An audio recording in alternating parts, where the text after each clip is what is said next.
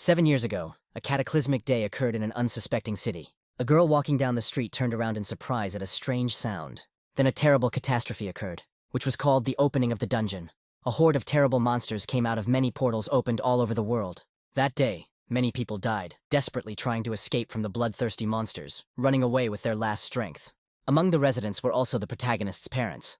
On that day, when in the blink of an eye he was deprived of the most precious thing, shedding bloody tears, the guy took an oath to definitely become a hunter and exterminate all monsters. And now, 7 years later, there are already people standing in the memorial park of the great cataclysm. Our main character is sitting on a bench in a dejected pose. He is cursing. He was kicked out of the hunter training center. His name is Harvey, and he is once again replaying recent events in his head with resentment. The elder turns to Harvey, saying that he won't beat around the bush. The former cadet may not come to this place anymore. The guy standing in front of the interlocutor politely asks again. He clarifies what the man means and asks the reason for his expulsion. Harvey's face expresses confusion and seriousness. The man rubs his temple, asking him to listen to these words and reminding him that usually a cadet needs to spend several months at the center to awaken his abilities and become a hunter.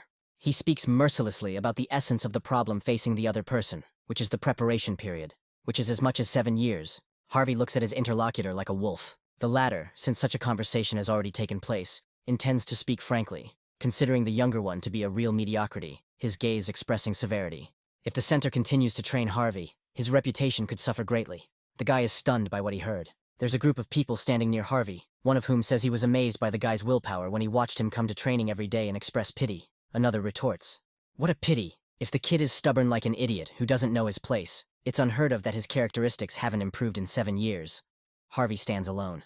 A man's hand furiously clutches a tin can of drink. Harvey is angry and bites his lip to keep from crying, not to mention unlocking unique characteristics and acquiring skills. It is impossible not to pick up even a single one. The boy hears a voice. A woman walking nearby asks her daughter if she has forgotten the story about how her father died. She sits in front of the child on her haunches. The little girl in a helmet with construction goggles decisively waves her hand. She knows and remembers everything word for word, ready to retell it.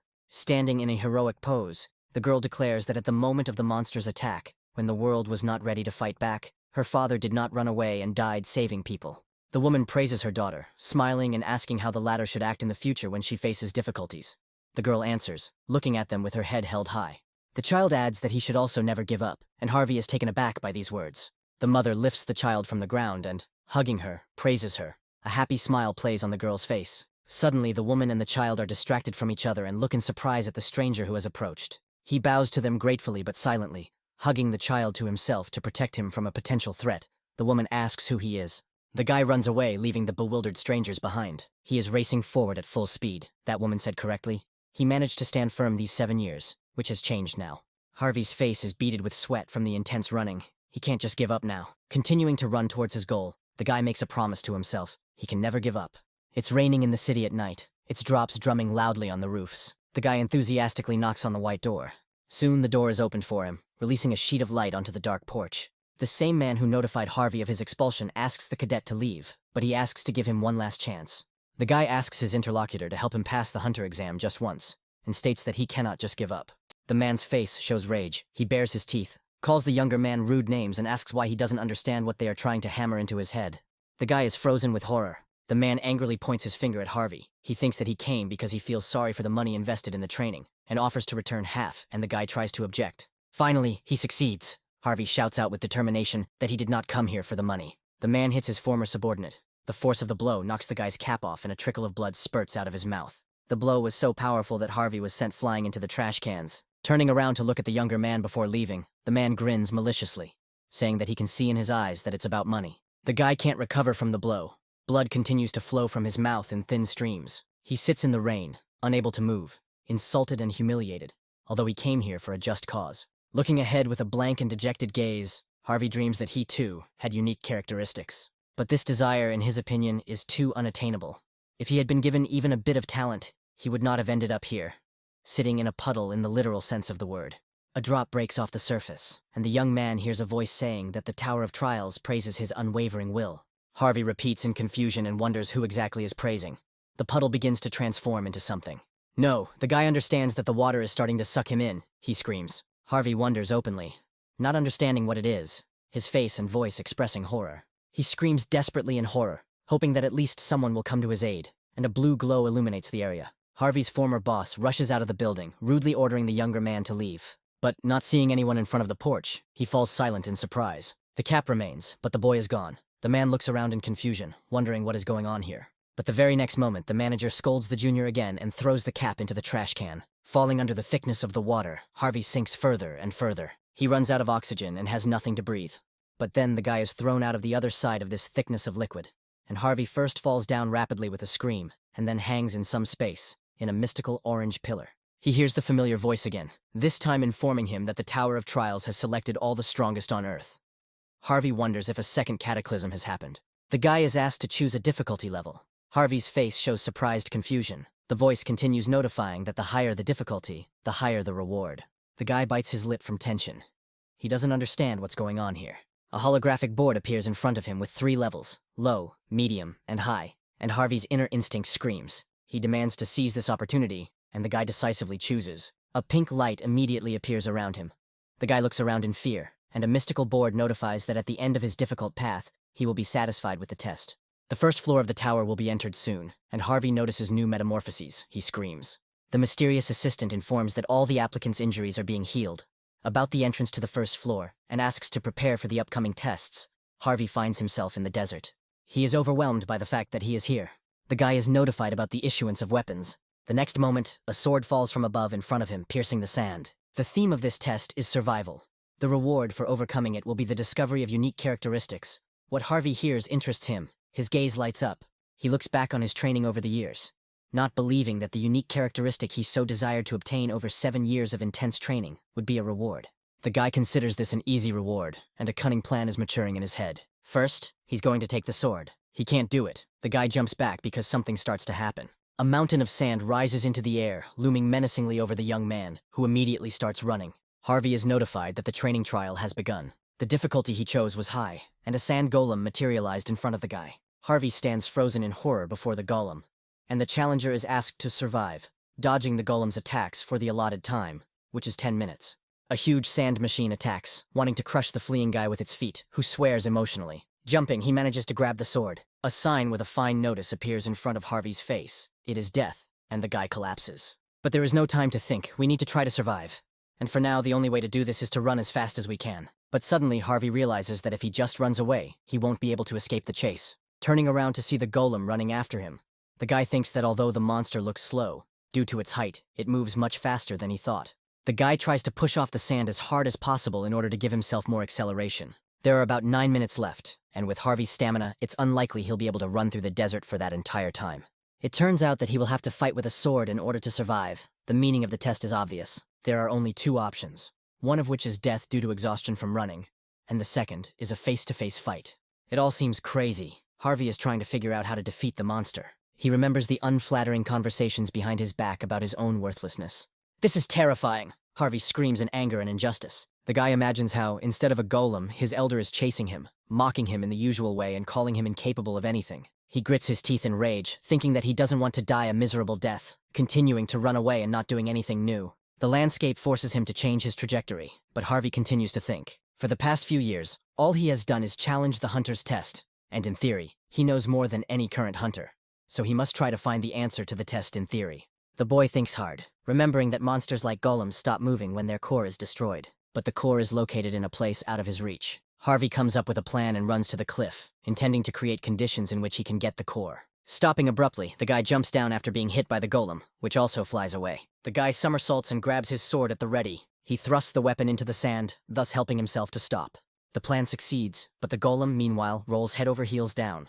Harvey descends towards the sandy carcass. His eyes are filled with determination, and his sword is in his hand, just in case. He pushes off the ground and jumps at the golem. And then one more time from the giant's body, he had a chance. Harvey swings his arm, putting all his strength into the blow, smiling mercilessly. He thinks only about what he has achieved. But as soon as the sword touches the core, something happens. The guy's eyes widen in horror and he raises his sword again. The core only started to crack. It turned out to be much stronger than Harvey had assumed. The golem rises, and the boy slides off the giant body. He is at a loss and horrified as to what to do now. Harvey manages to get into a comfortable position and swings again, only needing one hit. But no, the guy is grabbed by a sandy hand, and the spirit is knocked out of him along with the blood. Harvey screams furiously, a swarm of unpleasant thoughts swarming through his head. The imagination again draws a superior instead of a golem, who speaks of the inferiority of the younger one. And along with him come the offensive words of peers.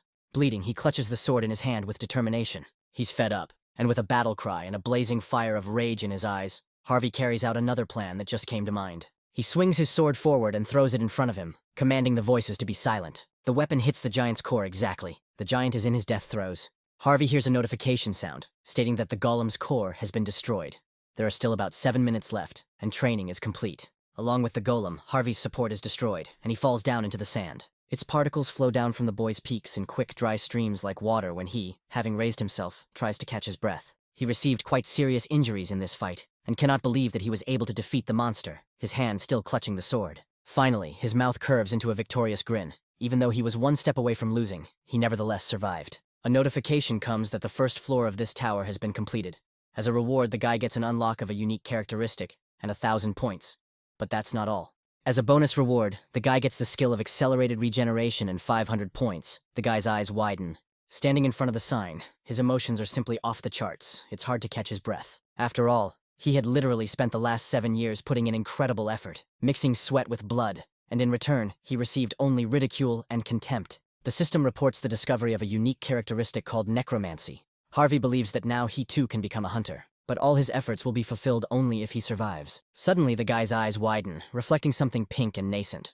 The next moment, it forms into an increasingly dense clot, illuminating the space around in scarlet tones. The guy asks himself a question. Holding his wounded shoulder, Harvey notices that a black mist has formed where the golem died. He carefully touches the black and red smoke with his finger, and at the same moment, a window pops up in front of the guy, notifying him of the ability activation and asking a question. The system offers to absorb the spirit of the sand golem. The guy understands that this black fog is its unique characteristic. Harvey agrees and is already enveloped in a black fog. The guy's face becomes surprised. The system reports that the golem's spirit has been absorbed and mastery has been increased by 7%. A black mist begins to swirl around Harvey's body. The guy looks at his hands in surprise. The haze gathers into a single tight ball and flies up to Harvey's chest.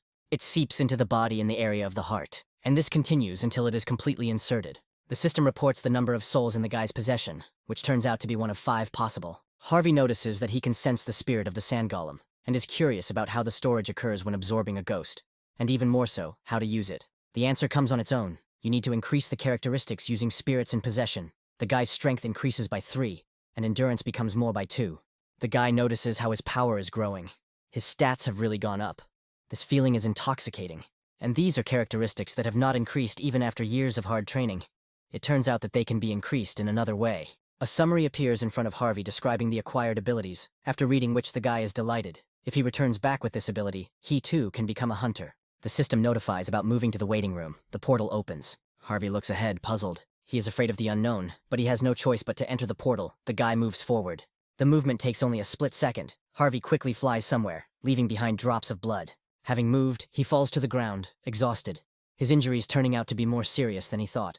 But then something starts to happen again, and Harvey is also amazed. He examines himself from head to toe and realizes that all the wounds have healed. Apparently the body has been restored after the test. As Harvey looks around the room, he notices that it is huge, and is surprised to find only one bed in it, although he thinks that is something to be grateful for. Harvey immediately walks over to the furniture and plops down on it. Lying on the bed, the guy wonders what he should do in the future, whether he will be able to get out of the tower, because it is not even clear for what purpose she called him here. A notification pops up in front of him. Now he can use 5 commands, which are information, store, community, inventory, and challenge. The command is executed automatically when it is simply spoken.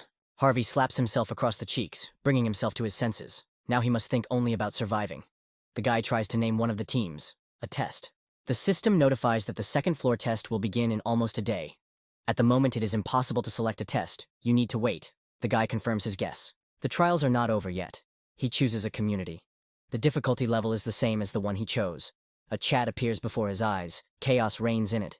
It turns out that there are also ordinary people in this place. A notification appears that an administrator has entered the chat, and at this point the correspondence becomes unavailable.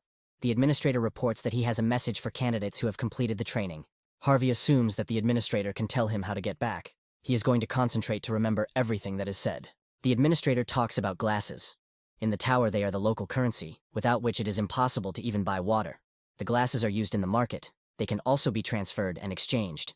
Points are only earned through trials. Harvey intends to adapt to life here, And this and the above means that trials are inevitable in order to live. The administrator announces the end of the message and leaves the chat. The ban on sending messages is lifted. Harvey suffers. If he came back now, he could become a hunter. The guy suddenly stops and looks to the side. He looks at the sword leaning against the wall. The fact that the guy is the only one with it doesn't make him happy at all. And then a revelation comes to him. Harvey calls the store. A shield appears in the guy's hands. He remembers the messages of the chat participants. The hunters who were drawn here lost all their stats due to the tower. But they should master the skills they were once trained in much faster. So Harvey shouldn't think that he is on the same level with them. He should train hard. If he doesn't, he will never be able to catch up with his rivals. After a hard workout, the guy collapses exhausted on the floor. After a few moments, he is healed. Harvey stretches his shoulder. Thanks to the healing effect of this room, he is able to devote enough time to training. I want to believe that the next test will be easy. The guy realizes that he is hungry. It is a pity that the waiting room does not cure hunger either. Harvey calls up inventory. While eating, the guy thinks he bought all sorts of things, but in the end spent almost all the points. If not for the additional reward for completing the training, he could not even dream of a shield. A lot of time passes during the training, and the system notifies that the test will begin in 17 minutes. Even in the chat window, where communication did not stop, there are fewer messages because of this. Harvey wonders if he can survive again, but uncertainty is replaced by determination. The guy is sure that he will definitely stay alive. Meanwhile, there are 10 seconds left before the start of the test. The countdown is underway. The system asks if Harvey is ready to begin the next test, and he agrees, immediately after which he is sucked into another dimension. The second floor of the test is located in a forest. The system notifies about the floor number and the difficulty level. Harvey is surprised by the location, and at this time he is informed that the theme of the test is murder. He needs to kill the orc chieftain in the allotted time. Angry figures flash before his eyes. The guy is amazed. He stands on the edge of a cliff and looks down. There is an orc settlement underneath it. Harvey is surprised, looking at the picture spread out under his feet, and begins to play out his possibilities in his head. It turns out that he must enter a settlement teeming with evil orcs. The young man's face reflects genuine fear. Orc warriors look terrifying, instilling fear with their appearance alone. Harvey carefully climbs down and hides in the bushes nearby. He reasons that in ordinary dungeons, if there is a sentry in an orc tribe, then it should be assumed that there is also a huntsman. And the guy is not sure that he can defeat even an orc ranger, let alone this entire crowd. To defeat the orcs, low-ranking hunters must form a group, so his chances of winning are close to zero. Harvey's gaze is focused. He wonders what he should do. The situation is not the best. At first, it would be a good idea to step back and think about the strategy, but the guy doesn't have time to think about what will happen next. He comes up with another plan. There is one way he can overcome this challenge. A victorious smile appears on the guy's face. A flame blazes at the end of the piece of wood. Harvey sits in front of the system window screen with a homemade torch in his hands, logs lying behind him. He notes to himself that he got enough. The guy looks into the fire and talks to himself about his plan. He moves the burning tree closer to the monitor, and the idea works. The inventory is replenished by one homemade torch. Harvey is pleased.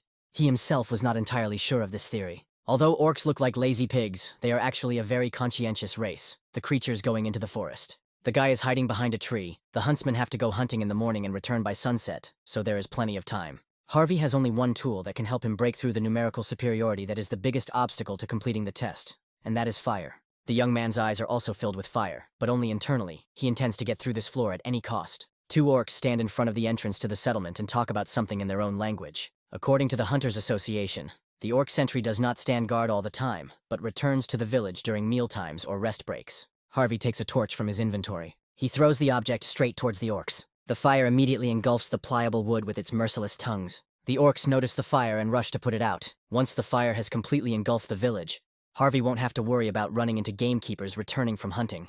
So before the flames engulf the settlement, he needs to catch at least 2 orc workers.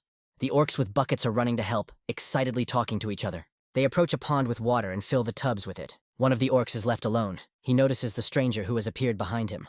The orc turns around slowly, worried. Harvey brings his sword down on him, plunging it into his back, causing blood to spray from the orc's mouth. The guy activates one of his abilities, necromancy. With a smile of anticipation on his face, Harvey absorbs the orc's spirit. This is what he was waiting for. After absorption, mastery increases by another 2%. Suddenly, an unexpected guest appears behind Harvey, an orc, clearly not one of the workers, looking angrily at the small man compared to himself.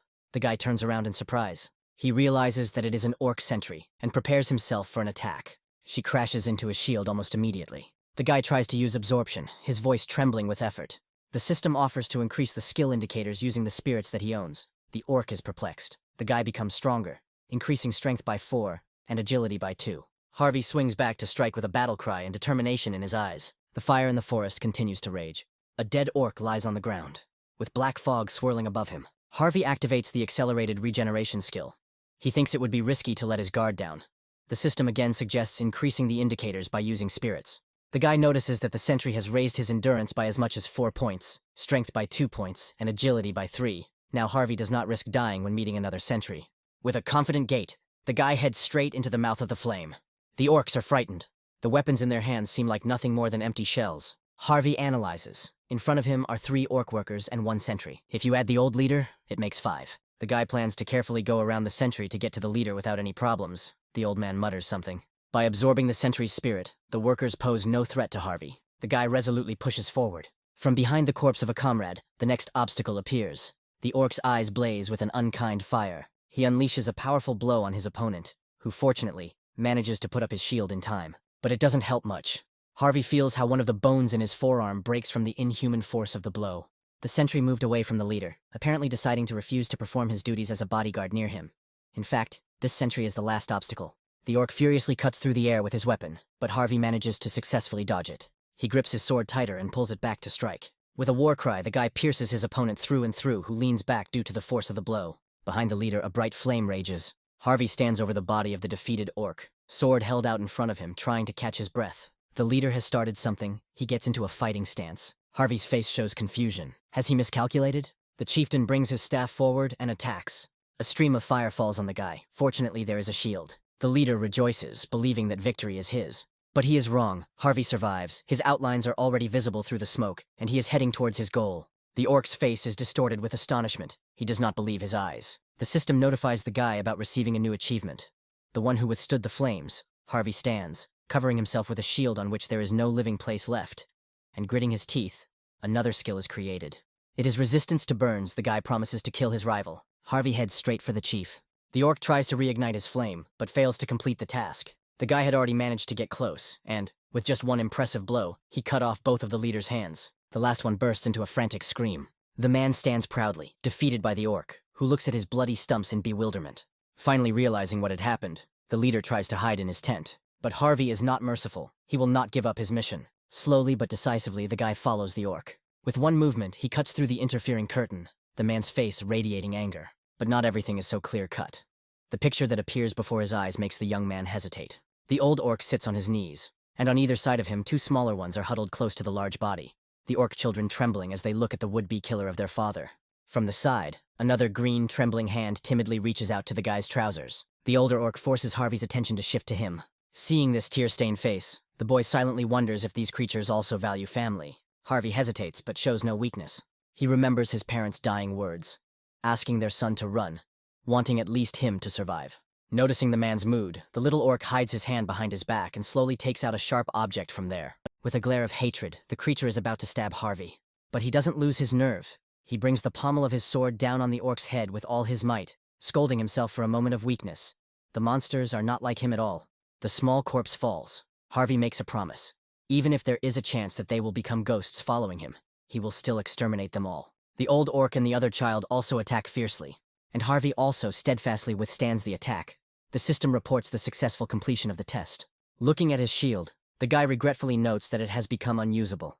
But it was thanks to it that Harvey survived. Standing in front of the system windows, with a serious expression on his face, the guy thinks that he is once again on the verge of failure. He is surprised to receive information that the number of applicants has been reduced by almost half. This is cruel. Suddenly his eyes widen. He involuntarily sees information that is very interesting to him. In the chat, someone writes that he has figured out how to return to Earth. Harvey would also really like to have this information. It would help him a lot. It turns out that there is a right to send a letter to the administrator with a question of interest.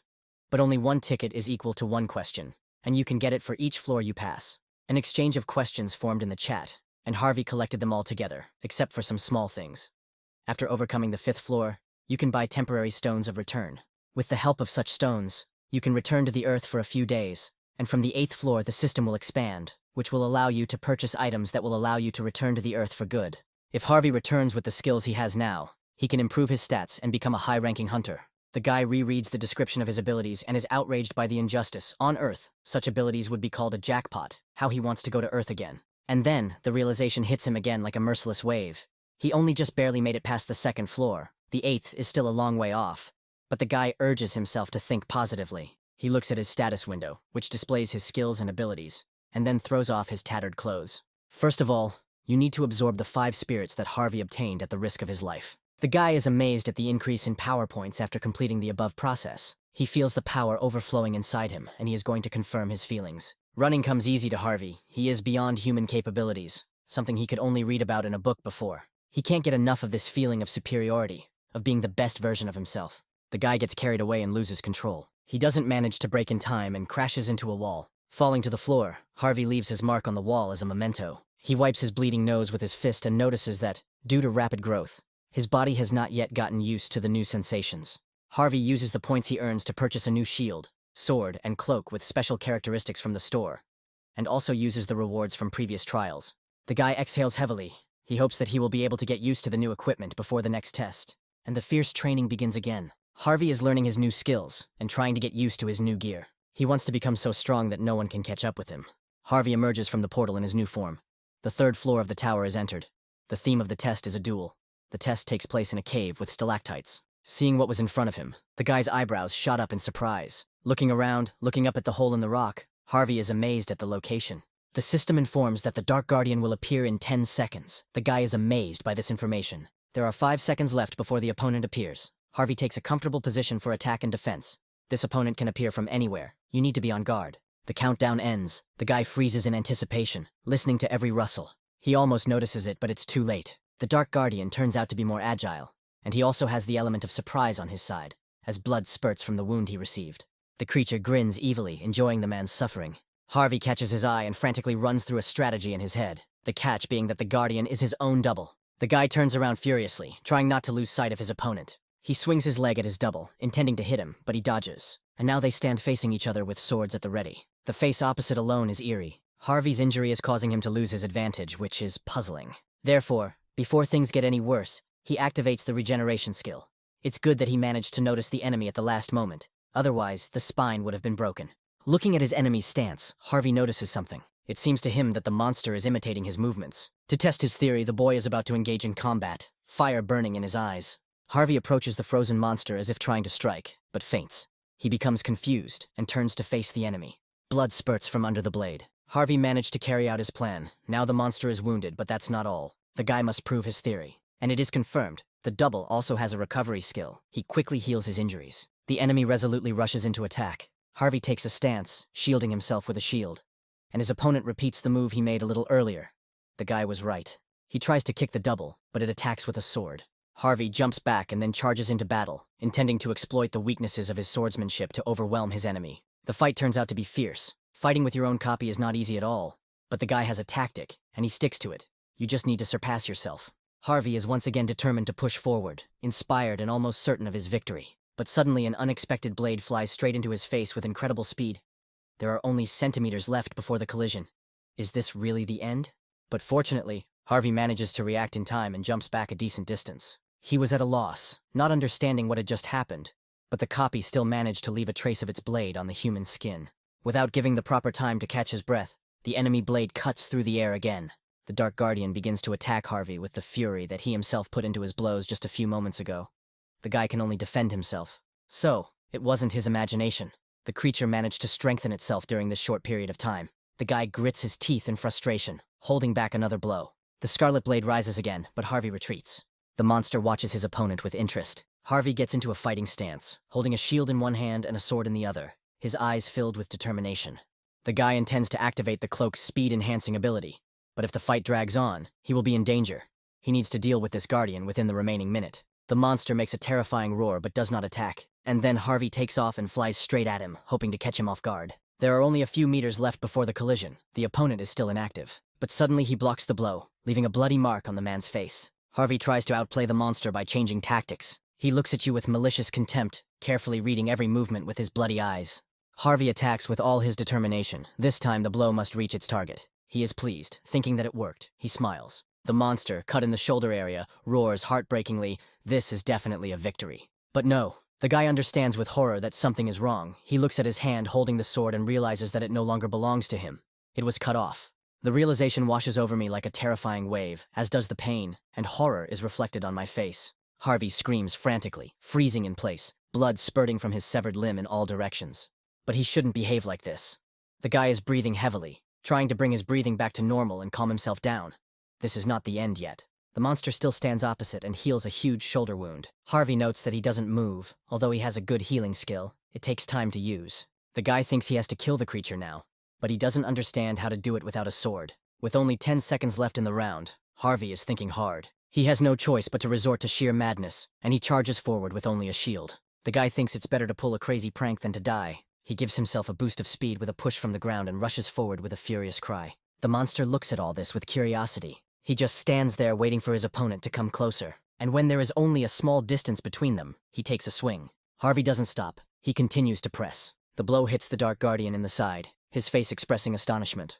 It flies away from Harvey an impressive distance, hitting several surfaces along the way. The blow was twisted, and at the last point the monster fell backwards, mangled, with a blood-like liquid flowing from its broken body. Evil eyes look at Harvey with hatred. The guy stands with his shield raised, also angry. He approaches his opponent, intending to finish him off, his eyes blazing with rage. He raises his shield again, only to bring it down with all his remaining strength on the prostrate monster. Half of the Dark Guardian's head flies off, leaving a spray of liquid behind. The system congratulates Harvey. He passed the test. Entering the 4th floor waiting room, Harvey is healed of all negative effects and injuries, looking in amazement at his newly grown arm. And then, checking, he puts it on the wall to make sure that his vision is not deceiving him. No, everything is really fine. The mistrust is gradually leaving the blue eyes, but not completely. But the guy wants to test his strength. To make sure once and for all, he raises his fist to strike. The impact leaves a huge mark on the wall, and even a wave is formed from the impact. Harvey smiles sweetly. The healing is flawless. The guy has one soul in his possession, the spirit of a double, acquired in the previous test. After using it, the guy is surprised to note the consistency, which is so dense that it cannot be compared to any of the monsters he has previously absorbed. The necromancy stat skill reaches 100%. Its rank increases. The description is updated. Harvey is amazed. Now he can absorb the skills of souls. Just like how he was only able to obtain accelerated regeneration after being on the brink of death several times, skills could never be obtained with the snap of a finger. In his entire life, Harvey never thought he would be given such a powerful, unique characteristic. And although the description does not include the word probability for nothing, the guy is going to test his luck. The guy enters the 4th floor community. This is his 3rd return to the waiting room, so he feels at home. Looking at the screen in surprise, the guy freezes. He saw information about the next test. There is a possibility that the next challenge will be a combined, cooperative, and team-based challenge, and there is a heated discussion about it in the chat. Since the competition will be between hunters, it may involve killing each other. Harvey is dumbfounded. So, in the next test, there is a chance that he will have to kill a person. The system notifies about the completion of the selection of candidates and the beginning of the 4th floor test, which will last for 24 hours. The condition for completing the test is the victory over the Goblin King. The condition for failing the test is the destruction of all candidates selected for the team, or the expiration of the allotted time. The penalty is death. Harvey is horrified. There are 2 people standing opposite him. The Trinity is in some kind of magical pentagram, judging by the appearance. One of the company is a swordsman, and the second is some kind of magician. Harvey feels awkward. Lately he has only been interacting with monsters. One of the interlocutors breaks the silence, saying that since they are now a team, how about introducing themselves? Harvey looks at his comrade. The girl introduces herself as Loya Holmes, holding a scepter in her hand. She says that she specializes in team support, and is a low-ranking hunter on the outside. Another member also responds, asking Loya about the specialization outside, and expressing the opinion that, in that case, the team is not a complete bunch of scum. The man introduces himself as Lawrence Scott. He is a close combat specialist, and on the outside he is also a hunter, but of a higher rank than the girl. Harvey is outraged by the tone of his potential interlocutor. He frowns. On Earth, hunters of his rank always behaved politely. The guy greets his comrades and introduces himself, saying that he also specializes in close combat, but is not a hunter, only taking a training course. Lawrence looks offended. He arrogantly refers to his interlocutor as a cadet and, calling him names, orders him to stay out of the way. Harvey's face shows rage, but the next moment he lets go. In a calm tone, Harvey says that he fights well and can handle the role assigned to him. The man smirks contemptuously. He does not consider the cadet a fighter. Lawrence, displeased, warns that if he decides that the guy is harming the team, he will kill him immediately. Harvey notes to himself that he has long been accustomed to such looks. He just forgot about that nightmare for a moment. He does not respond to offensive words out loud, but remains steadfast. Lawrence turns to him again, telling him to stay back and take care of the minor monsters. Not only is this big guy annoying Harvey, he is confident that he can defeat him.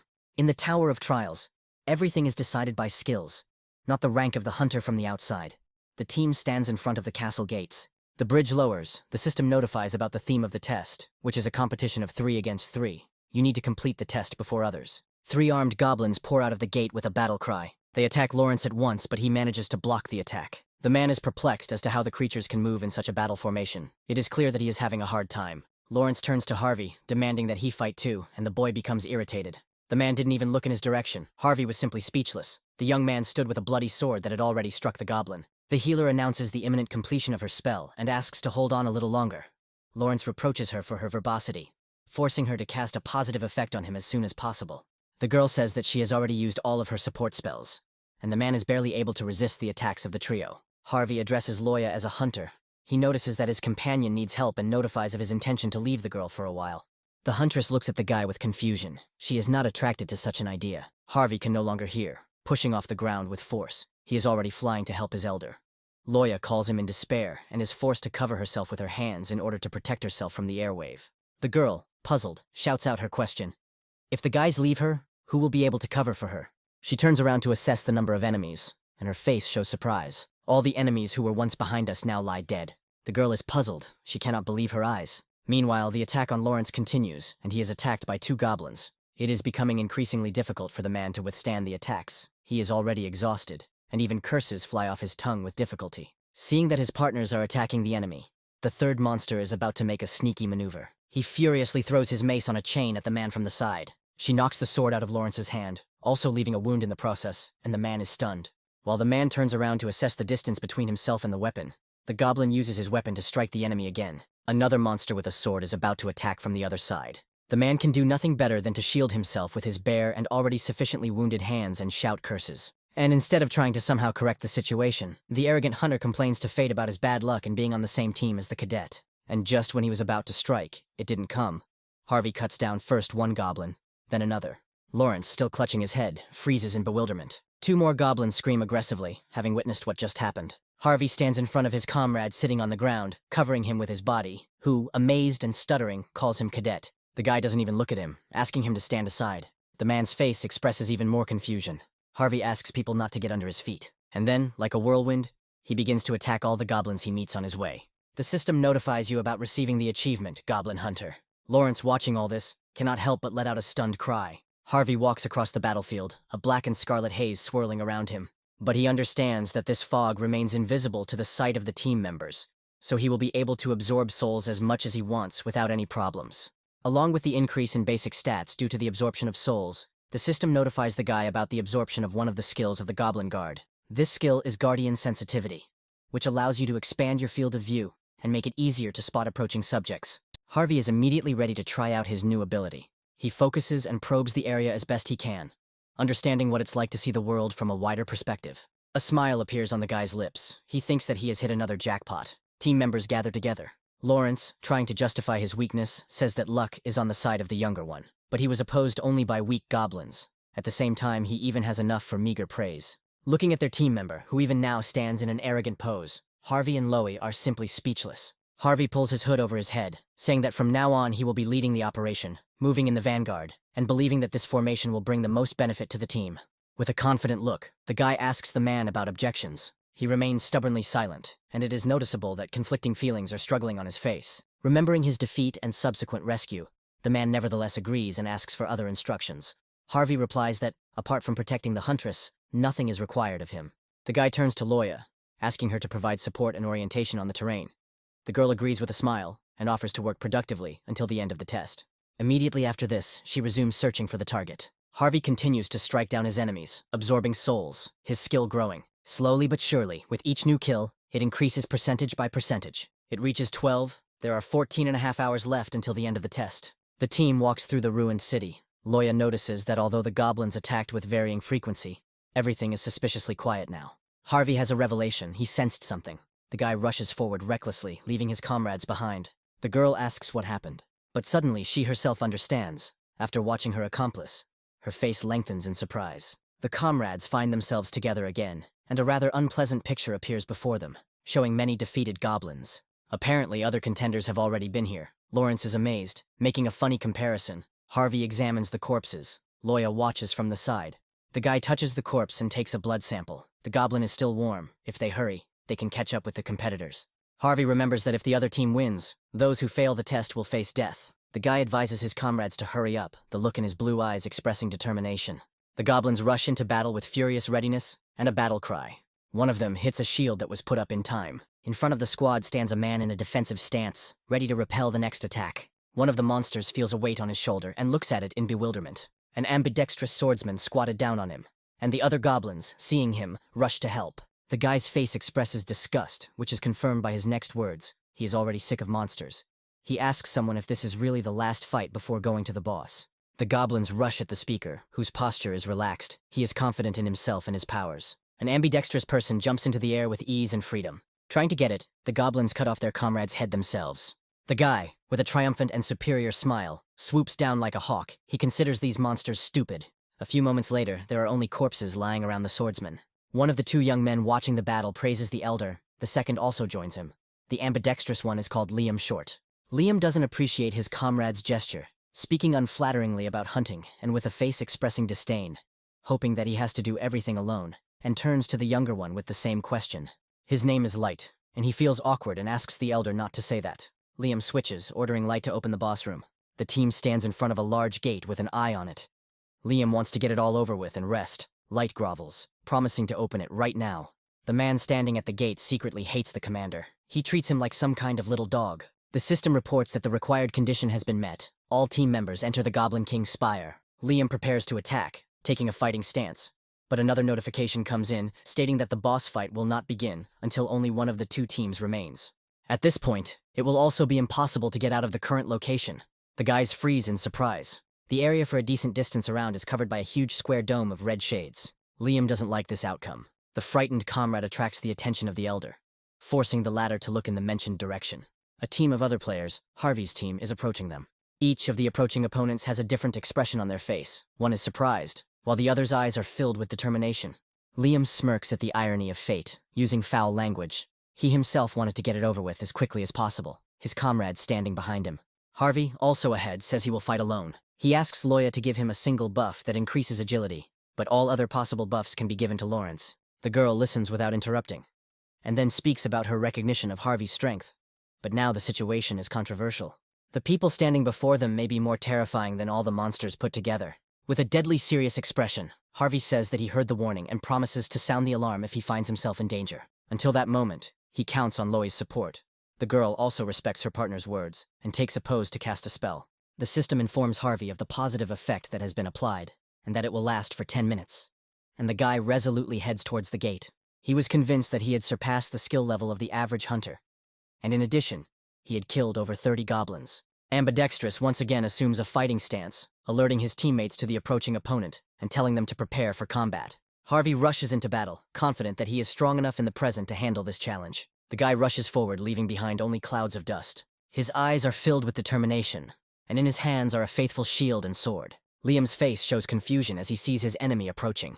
He orders his shielder to use the piece of equipment at full power, who accepts the order, stepping forward. Light immediately activates the defense. At that moment, he and his accomplices are obscured by a large golden rectangular shield. But Harvey doesn't even slow down, instead jumping up and swinging his sword at the barrier.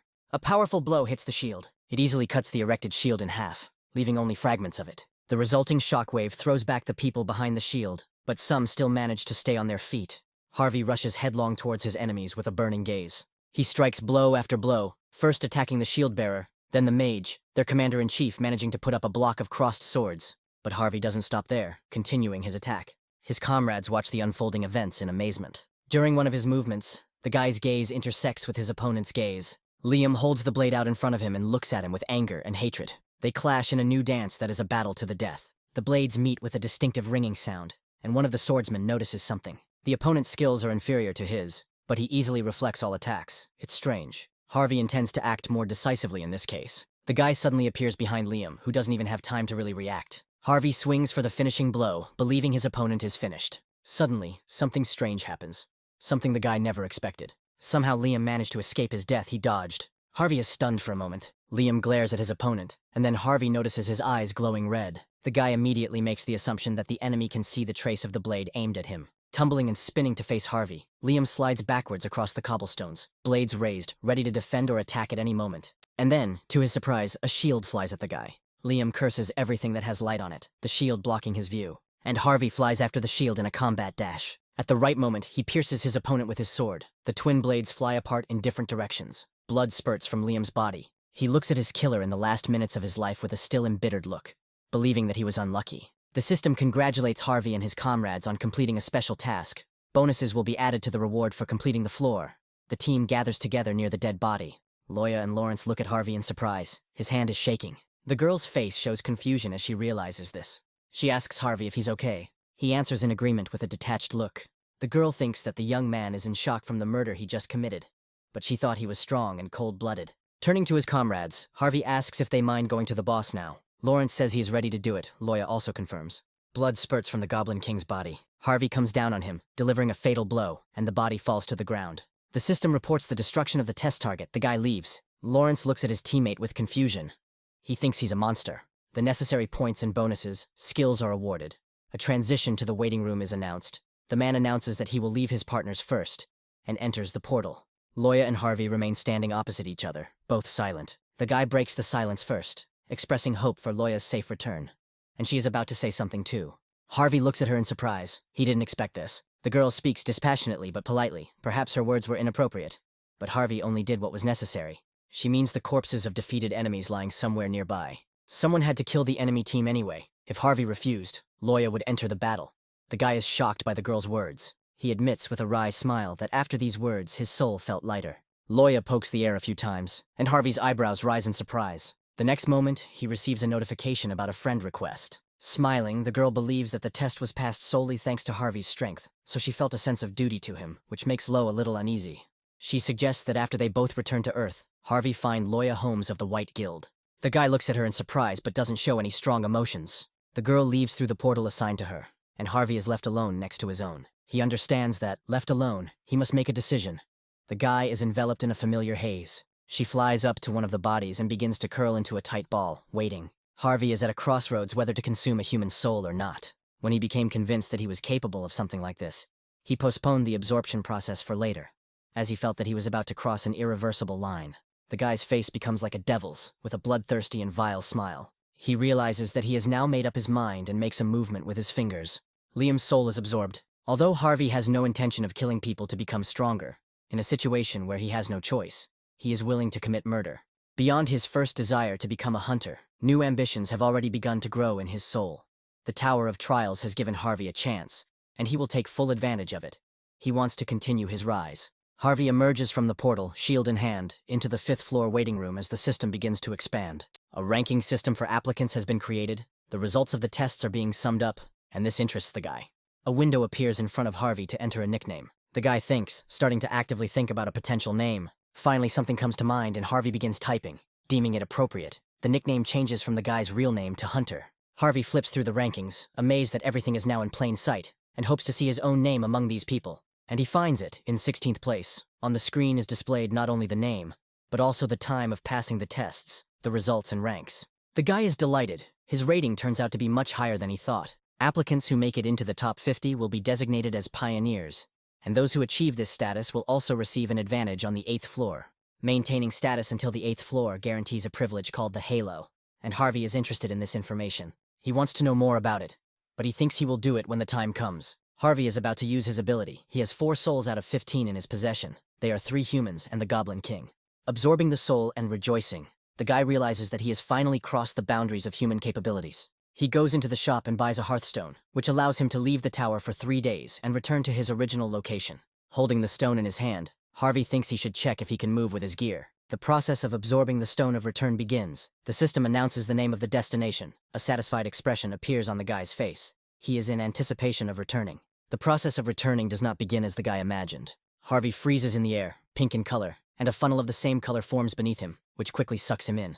He lies on his bed in his room, the wind from the open window tugging at the curtains. Harvey rises up on his elbow and looks around the room, wanting to make sure. Once he is convinced, he truly understands that he has returned. Harvey flops down on the bed again, the tempting thought of getting a good night's sleep first entering his head, since this one is much more comfortable than the bed in the waiting room. The boy sniffs the air, his face contorted in disgust. This unpleasant smell comes from him. Harvey intends to wash himself first. As he lowers his feet from the bed, he feels like he has stepped on something. Looking down, the guy realizes that this item is his good shield, and the rest of the equipment is lying next to it. He takes the weapon in his hands and smiles triumphantly. Harvey decided to check just in case. But he was right. Items from the test tower can really be taken with you to Earth. This means that other candidates can do the same. The guy encourages himself to act as quickly as possible. Soon the number of those returning to Earth will increase, which will lead to a sharp increase in the number of items and a drop in prices for hunters' equipment on the market. Harvey wants to get rid of the gear as quickly as possible, but the problem is that only those with the hunter qualification can sell items on the market. Harvey reasons that he originally only planned to apply for the hunter's exam and take it on his next return. But now he has a lot more to do than he thought. A man watches young fighters training through a large panoramic glass. His phone rings, causing him to turn around. A man answers the phone and introduces himself as the training center's instructor, Kudmers. Harvey identifies himself in response and asks the other person if he remembers him. The man rolls his eyes and says he remembers, suggesting he apply for a refund online. Harvey says that the deposited amount does not have to be returned, and the interlocutor is surprised. He asks if these words are true. If the guy will regret his decision later, he is categorical. He continues by saying that in return he will have only one request. HUD warns about the refusal of the previous request in advance, but Harvey voices the desired request. The man's eyebrows almost meet, and he is silent at first, and then offers to remind the young man of the results of the midterm assessment. Harvey agrees, but that was earlier. He clarifies whether HUD refuses to help him even despite the refusal to return the money. Then Harvey says that he can calmly change his mind, because money is never superfluous, and a smile appears on the man's lips. The guy resolutely offers his interlocutor to make a deal. All HUD needs to do is arrange an exam for him to obtain the qualification of a hunter. Remembering his promise, Harvey went to take a shower. While drying himself and his hair, he notices his reflection in the mirror out of the corner of his eye. Proportionate to his progress, his body changed greatly, but now is not the time to admire his body. He managed to arrange to pass the exam, so he needs to hurry. Harvey pulls his shirt over himself. Leaving the room, the guy notices his neighbor returning. He looks at the girl, thinking about the everyday life that he missed so much. He even enjoys seeing neighbors passing by. Harvey greets the girl, who is clearly surprised. She thinks of the guy as a neighbor who has been trying to become a hunter for a long time, and reluctantly returns the greeting. As Harvey passes by, he wishes his neighbor a good day, and she, surprised, opens the door to her room. Suddenly she notices his height. The girl doesn't remember this guy being so tall. Harvey tries to hail a taxi, but none of them stop, as luck would have it. Then an idea comes to his mind, and the guy decides to take extreme measures. Jumping from building to building while moving quickly, Harvey finds running to his destination to be just as good an option. This peculiar test of his abilities in real life makes the guy smile involuntarily. Pushing off the roof with force, the guy jumps high into the air. He will soon be there. Finally, he enters the building of the Hunters Association and is met by two people. One of them is HUD. The guy approaches his boss. A smile plays on his lips. Harvey smiles back as he greets the man. His smile widens, and he says that not much time has passed since their last meeting. With a provocative smile, Harvey replies that he has been through so much in the last few days that it feels like 100 years have passed. HUD looks at his interlocutor in amazement, who repeats the words he said earlier. The second man greets the guy. He holds his hands behind his back. HUD looks back at the one who spoke.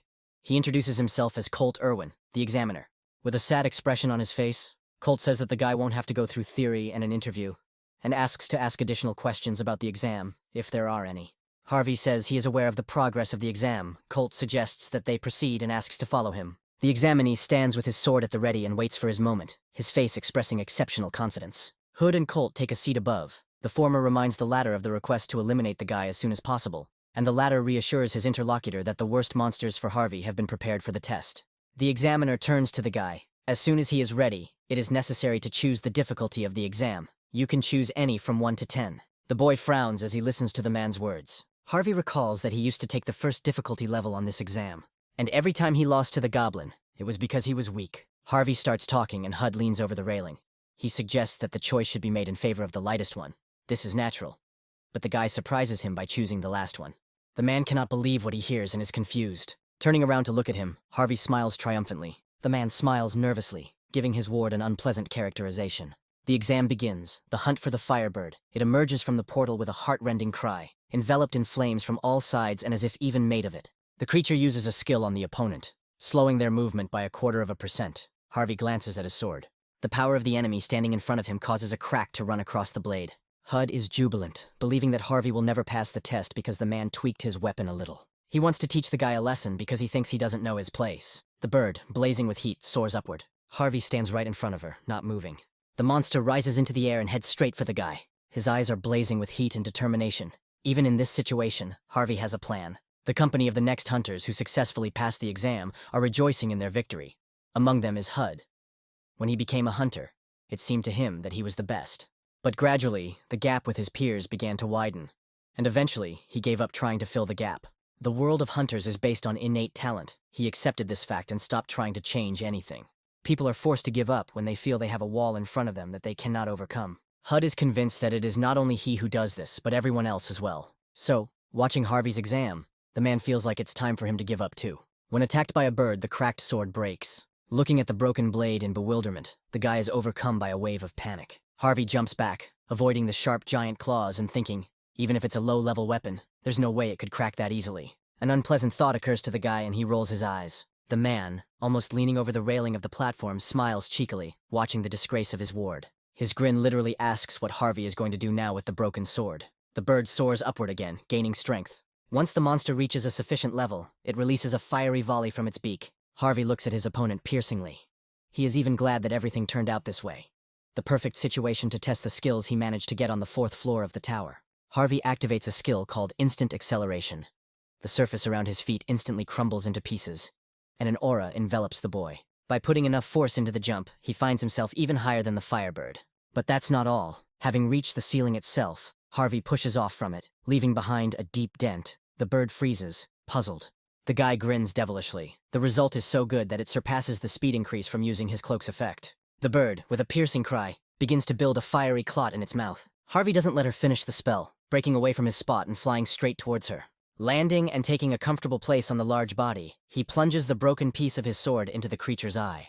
The blinded bird lets out a monstrous cry of pain and blood spurts from its eye socket. The guy lands on the floor. As expected, the sword is too short. A man's hand feels and picks up a slab that was torn off after using the skill. Harvey swings his arm and throws a piece of rock into the air with all his might, towards the monster. The target was identified correctly, and very soon a piece of tile tears the bird's head in two. The men miraculously manage to avoid a terrible fate, because after overcoming the obstacle in the form of the monster's head, the improvised weapon flies further, tearing apart the balcony railing. It burrows into the wall behind and between the men, who are in a state of extreme fear. Hud is bewildered and swearing, his eyes wide with amazement. When the bird falls to the ground, the test is over, and Harvey is congratulated on his victory. The guy stands below and looks at the two men with an awkward smile. He asks if everything is okay and admits that he didn't think the tile would fly that far. Hud is still puzzled. Harvey's gaze turns devilish again. A woman with a sweet smile on her face hands Harvey a hunter's badge and congratulates him on successfully passing the exam. The guy has a fairly high rank. His class is defined as close combat.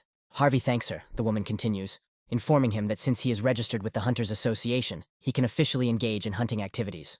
The guy asks if she means entering the dungeon and selling items, and she confirms. A man's hand slams down on the coffee table. Hud is furious. Sitting in front of the examiner Harvey, he demands an answer from his interlocutor to the question of how something like this could have happened.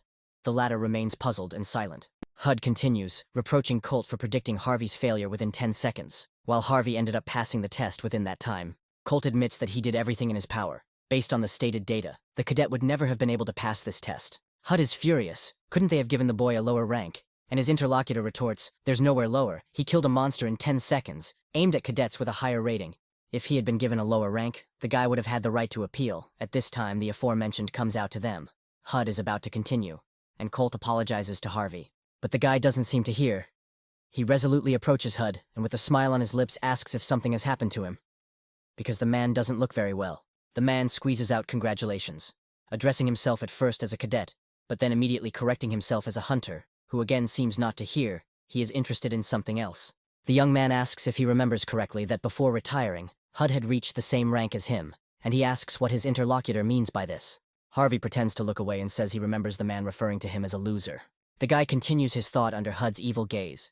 Suddenly he thought that maybe in reality this very insignificance is the man himself. He can't stand it, and using inappropriate language, rushes at the younger one.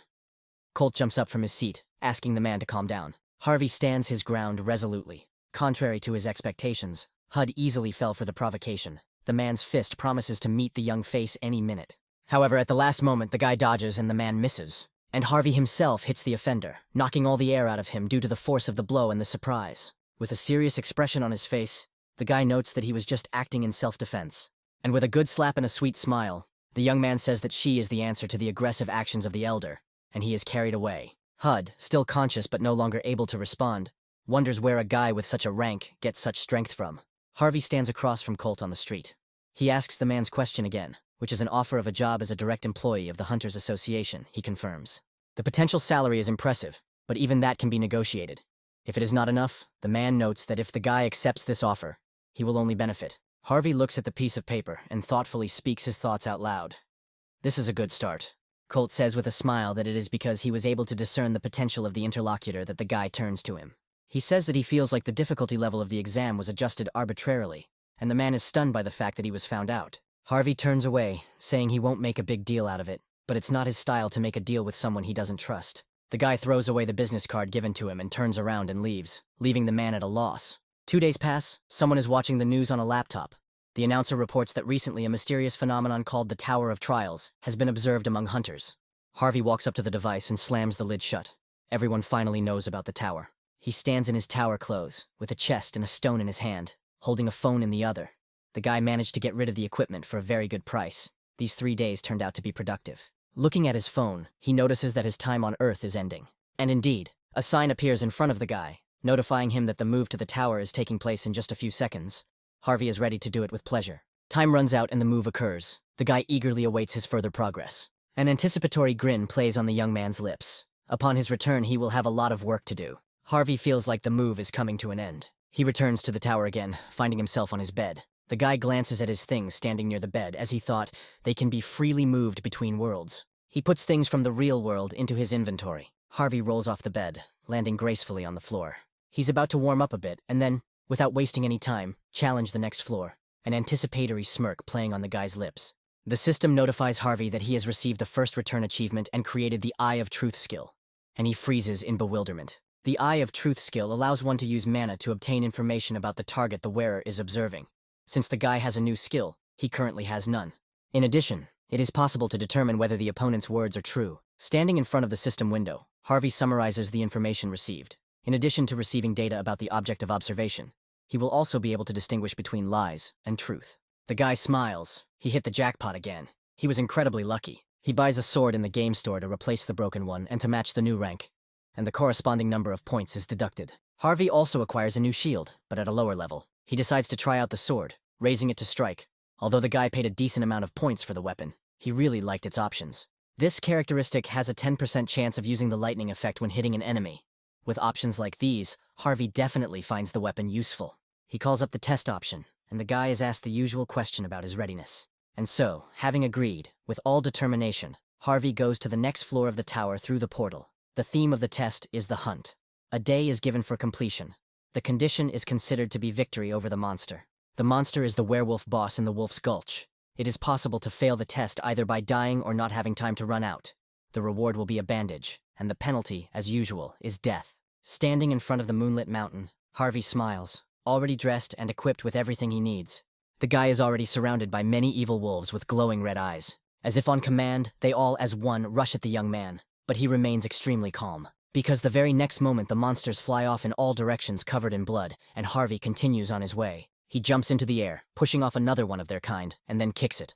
The wolf rolls across the ground for an impressive distance. Harvey is puzzled by the weakness of these creatures. The monster, which continues to slide, is stopped by a huge light paw. Harvey freezes, impressed by the sight of who is in front of him.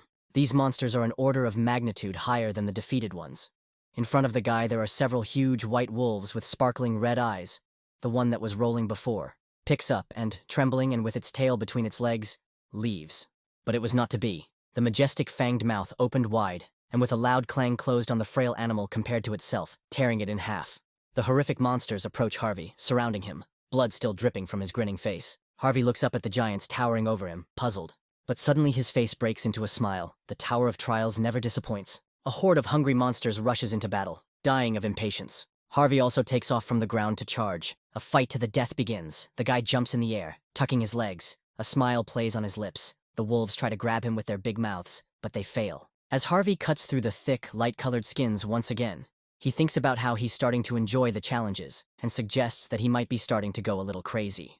Blood spurts from the mighty furry bodies, dyeing the fur red, and the guy continues to flutter like a butterfly, his mastery of the hunter's dagger skill reaching 100 in the meantime. He moves up a rank, accelerated regeneration also increases. Harvey lands on a hard surface, trying not to step in the nearest pool of blood. The guy notices that the hunter's dagger skill has almost reached its growth limit. He needs to learn a new fencing skill. Harvey is about to leave, but is attacked by 2 more white wolves. The guy is not upset. On the contrary, he is happy. He asks the monsters to continue attacking without stopping. A strong male hand firmly grips the sword. Leaving behind only corpses, Harvey extracts the souls of the fallen, enveloping the space in a thick black haze. While leveling up his skills, he notices that he has already managed to hunt 3 times, and it turns out that the sword's effect manifests itself even less often than he thought. Harvey notes that the mastery of the unique characteristic also grows steadily. If you give it your all, it is possible to achieve an increase in its rank. The guy continues to confidently move forward, realizing that he has already reached the middle of the wolf gorge. What he suddenly sees confuses him. With the bodies of the mad wolves strewn everywhere, Harvey wonders if there has been a conflict within the pack. But he doesn't stop for a second. Involuntarily, his gaze catches on one detail, and the guy sits down to take a better look. Judging by the clear cut, the blow was clearly dealt with a sword. Harvey also examines the area, and the marks left on the rock only strengthen the assumption. Harvey decides to use his new skill, the Eye of Truth. He begins to study the trace left on the stone. It turns out that it belongs to the aura. The rank of this trace is not bad. Standing in the middle of the carnage, the boy thinks, suggesting that aura is also one of the skills. There are too many nuances that Harvey can't wrap his head around, and he suddenly feels uneasy. Suddenly, a heartbreaking and space-shaking powerful sound rolls through the area. Harvey realizes that his source is somewhere nearby, and rushes headlong there. An entrance to a cave appears in front of the guy, and the roar comes from there. The next moment, something similar to the wolves encountered earlier flies out of the cave. The creature bounces off the ground several times in a not very successful somersault, and as he approaches, the guy notices blood flowing profusely from the body. He stops, frozen in indecision, his eyebrows crawling up to the bridge of his nose on their own. The next second, Harvey's guesses are confirmed. The werewolf boss, which is a condition for successfully completing the test, lies dead at the guy's feet. The system tries to figure out the reason. The analysis is finally over. Someone else has intruded into Harvey's test. The guy can already hear his heavy steps. It's hard not to notice such a colossus. And the system changes the goal of the test. It offers to kill the challenger from another dimension who invaded Harvey's test. They stand silently, but looking at each other, each head filled with their own thoughts. The guy is haunted by the fact that the one standing ahead has invaded his test from another dimension. The guy wonders if this means that the Tower of Trials exists in other dimensions besides Earth. Harvey is just about to ponder how this miracle ended up here, when he is pulled out of his thoughts by the voice of the person standing opposite him. Someone in armor reminiscent of a knight, several times taller than a human and with horns, says that he did not expect that a challenger from an underdeveloped world would be able to survive having reached this point. He assumes that Harvey is the master of the test, and then, calling him a barbarian, asks why he is silent, expressing a guess that the guy is paralyzed by fear of impending death. As he speaks, the intruder points a sword at Harvey, who happily accepts the challenge, believing that he, too, has gone mad. Standing in front of another contender, the guy thinks that he never even imagined such a development of events. But at the same time, he considers himself very lucky that the test was not failed. The intruder grins, asking about the silence of his potential interlocutor. He believes that fear is the reason, and taking his leg back, he takes an attacking stance. He intends to interrupt Harvey's suffering. Taking control of his emotions and focusing, Harvey prepares to attack. A purple aura appears around the demonic knight, and he charges forward with his sword at the ready. As he approaches, Harvey still stands in a defensive stance, planning a battle plan in his head. The maneuver is certainly not ideal, but it can distract the opponent, at least for a while. The guy grabs the dead carcass of the werewolf boss lying in front of him and lifts it up, covering himself. And then he kicks the dead body towards the attacker with all his might, giving it acceleration with the skill. This doesn't slow the knight down one bit. He easily cuts the werewolf into 2 parts. The intruder's reaction is good, because he also notices movement from the side. He attacks, but Harvey calculated this too. The guy approaches his opponent from the other side. His eyes are burning with the fire of determination. He is confident in the success of his attack. The blow actually hits its target, but something is wrong. Harvey's eyes widen. He becomes confused. It seems he has miscalculated something after all. The guy planned to cut the armor in half, but the sword met a strong barrier, hitting it with a characteristic clang. The knight surrounds himself with even more aura and raises his sword over the enemy. Harvey manages to put his shield under attack at the last moment, so the attack mostly hits him, and a bright purple flash illuminates the space. Unable to withstand the inhuman force, the shield at that moment cracks and sharply splits into several pieces. The invader throws Harvey back with a shockwave from a powerful sword. The guy flies an impressive distance and crashes into a rock, leaving behind a crater and deep furrows radiating from it. The guy is knocked out of his wits, but he clenches his teeth in rage. Separating from the surface, Harvey sits down on the ground and looks at the intruder with hatred. The guy's forearm is broken again. The alien admires the guy for being able to block his aura, but says that if he had allowed himself to be cut down, he would have met a quick and painless death. Finally, Harvey speaks up, saying that the system has recognized the alien as an intruder. He admits that he has never heard such a thing before, and asks why. The knight talks to Harvey, but speaks of him in the third person, calling him a barbarian. How could someone like him know about floor infiltration? The guy curses. He wonders why something like this happened in his test. The knight asks not to hold a grudge. The tower was initially unpredictable, but long conversations do not appeal to him now. He wants to finish them, as well as the work started. Harvey asks his interlocutor to stop, emotionally stretching out his working hand forward. The knight looks questioningly at the man. In a polite manner, the guy asks to share with him the knowledge about floor implementation. The knight is silent for a while, as if considering whether to answer, but then decides to answer. He agrees to tell, considering the person sitting opposite him to be dead in any of the outcomes. Among the options of the system from the 8th floor, there is floor implementation. If you buy a ticket for it, you can interfere with the tests of other people. Harvey has another question and asks it. The intruder called this place an underdeveloped world. Does that mean he came from another dimension? He asks again if the other person thinks that he came from another world. Harvey forces himself to stand up and agrees. He uses the eye of truth on the opponent. The system reports that the knight's words are true, and he seems to have felt the touch of the skill. Harvey is convinced of the authenticity of the words, and the knight points a weapon at him, saying that the action committed is extremely unpleasant, and asks how dare a person judge his words and actions. The guy looks at his opponent resolutely, without a shadow of fear. He says that he can't do anything about it. The knight is offended by this man's insolence, and is about to attack. Harvey says he's got some information and suggests that perhaps he should share one fact with his opponent, who stops. Thanks to the pain tolerance skill, the injured arm hardly bothers the guy. He held it all this time, not because it was very painful for him. If Harvey had let her go, the regeneration skill would have been activated. The guy confirms his actions with a specific example. The arm instantly recovers. The guy didn't do it because he thought that they would only share information with him when he looked pathetic. The intruder realizes his own mistake fully. His eyes widen in shock and indignation. He takes a fighting stance and asks if Harvey has tested his healing skills, but immediately corrects himself, saying that if all the guy's strength lies in the abilities he has shown earlier, death is inevitable. Harvey kicks his sword into the air and smiles provocatively. Gripping the handle more comfortably, he asks what he should do, since his strength continues to grow rapidly. All this happens thanks to the previously absorbed souls. The characteristics of skills are steadily increasing. The Demon Knight is surprised to see that in addition to the healing skill, the opponent has a unique characteristic. Harvey doesn't respond. Instead, he activates his cloak's effect, increasing his movement speed, with 1 minute left in the trial. Looking sternly at his opponent, the boy activates instant acceleration. The knight curses, wondering why the challenger from the 5th floor has so many skills. Harvey, meanwhile, quickly rushes into attack. A fierce battle ensues, intertwining purple with blue. The guy never stops attacking, exhausting the enemy, who tries to repel all the swift blows. The alien does not understand why the owner of the 5th floor has such outrageous characteristics. It becomes covered in purple light, also enveloping the sword. Harvey notices the aura in time and jumps aside. A strong blow hits the rock, but there is no time to relax. The knight does not stop there. He moves the blade of the weapon sideways, towards the opponent, thus cutting the stone as well. Harvey is amazed but doesn't get confused. Continuing to retreat, the invader makes a sweeping blow, Harvey thinks. Aura is a high-level skill and can cause serious damage. And yet, in terms of characteristics, the guy is ahead of the alien, so he can easily avoid critical hits. The real snag lies elsewhere. It consists of the Demon Knight's impenetrable armor, which is a high-level piece of equipment that cannot be destroyed by Harvey's current abilities. Harvey jumps into the air, landing several quick punches that hit the intruder hard. The guy has a plan, and now, finally, what he has been waiting for so long is happening. At the final blow, a bright flash envelops the knight's powerful body, sending a strong electrical charge throughout his armor. He doesn't understand what's going on. He can't even put a sentence together properly, and streams of blood are pouring out from the cracks in his visor. Harvey smiled contentedly. What was needed had happened. The moment had come for his Thunder Sword's 10% ability to manifest. The knight slumps down, blood continuing to flow from his body. When the guy approaches him, he also coughs up blood. Harvey thinks it's a good thing the intruder's armor doesn't have a lightning rod function. Otherwise, he would have had a hard time. Fortunately, the risk was worth it. The knight's body shook with tremors, and inarticulate sounds burst from it. Suddenly, he freezes, but even now there is tension in his entire figure. The knight says that he should have won initially because he is only a 5th floor challenger. He still thinks it is impossible, and asks where Harvey got so much skill from.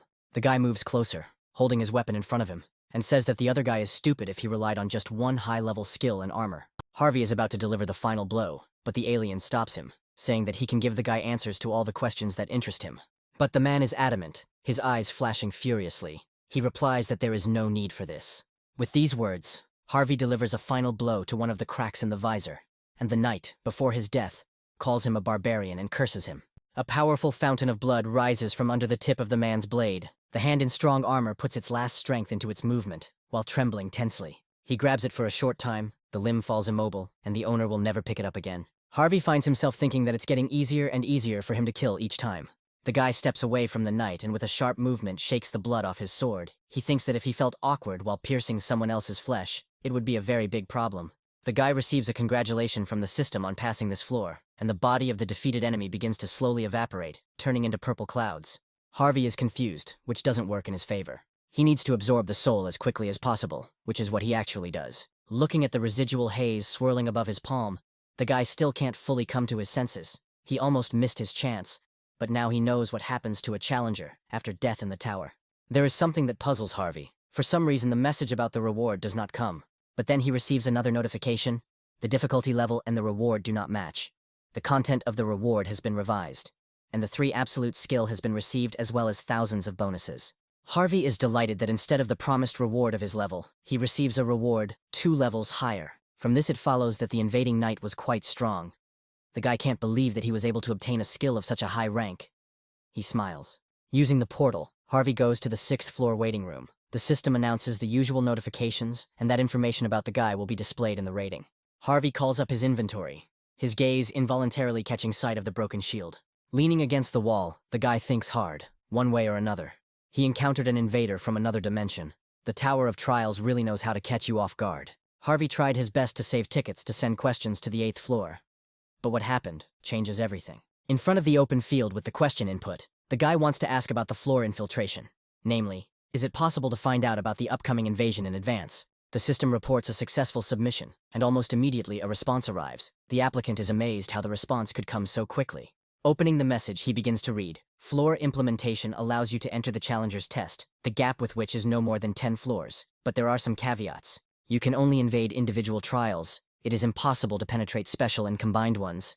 This system appears from the 8th floor. It is currently unavailable. Harvey is shocked. This intrusion looks like a ladder breaking to someone climbing. It is not possible to read further. The system notifies about the lack of access, however. Since the request was only half satisfied, the ticket will not be considered used. The guy is surprised. It turns out that the ticket for sending questions is not omnipotent either, and yet he is glad that his ticket remained intact. Harvey smiles. It's time to use the items he brought with him from Earth. He calls up his inventory again. The guy takes out a chest, a broken shield, and a stone that looks like a gem from his luggage. The system prompts you to use the restoration chest to repair the shield. When the item is fully restored, notifying about the exhaustion of the number of uses of the item, Harvey is delighted.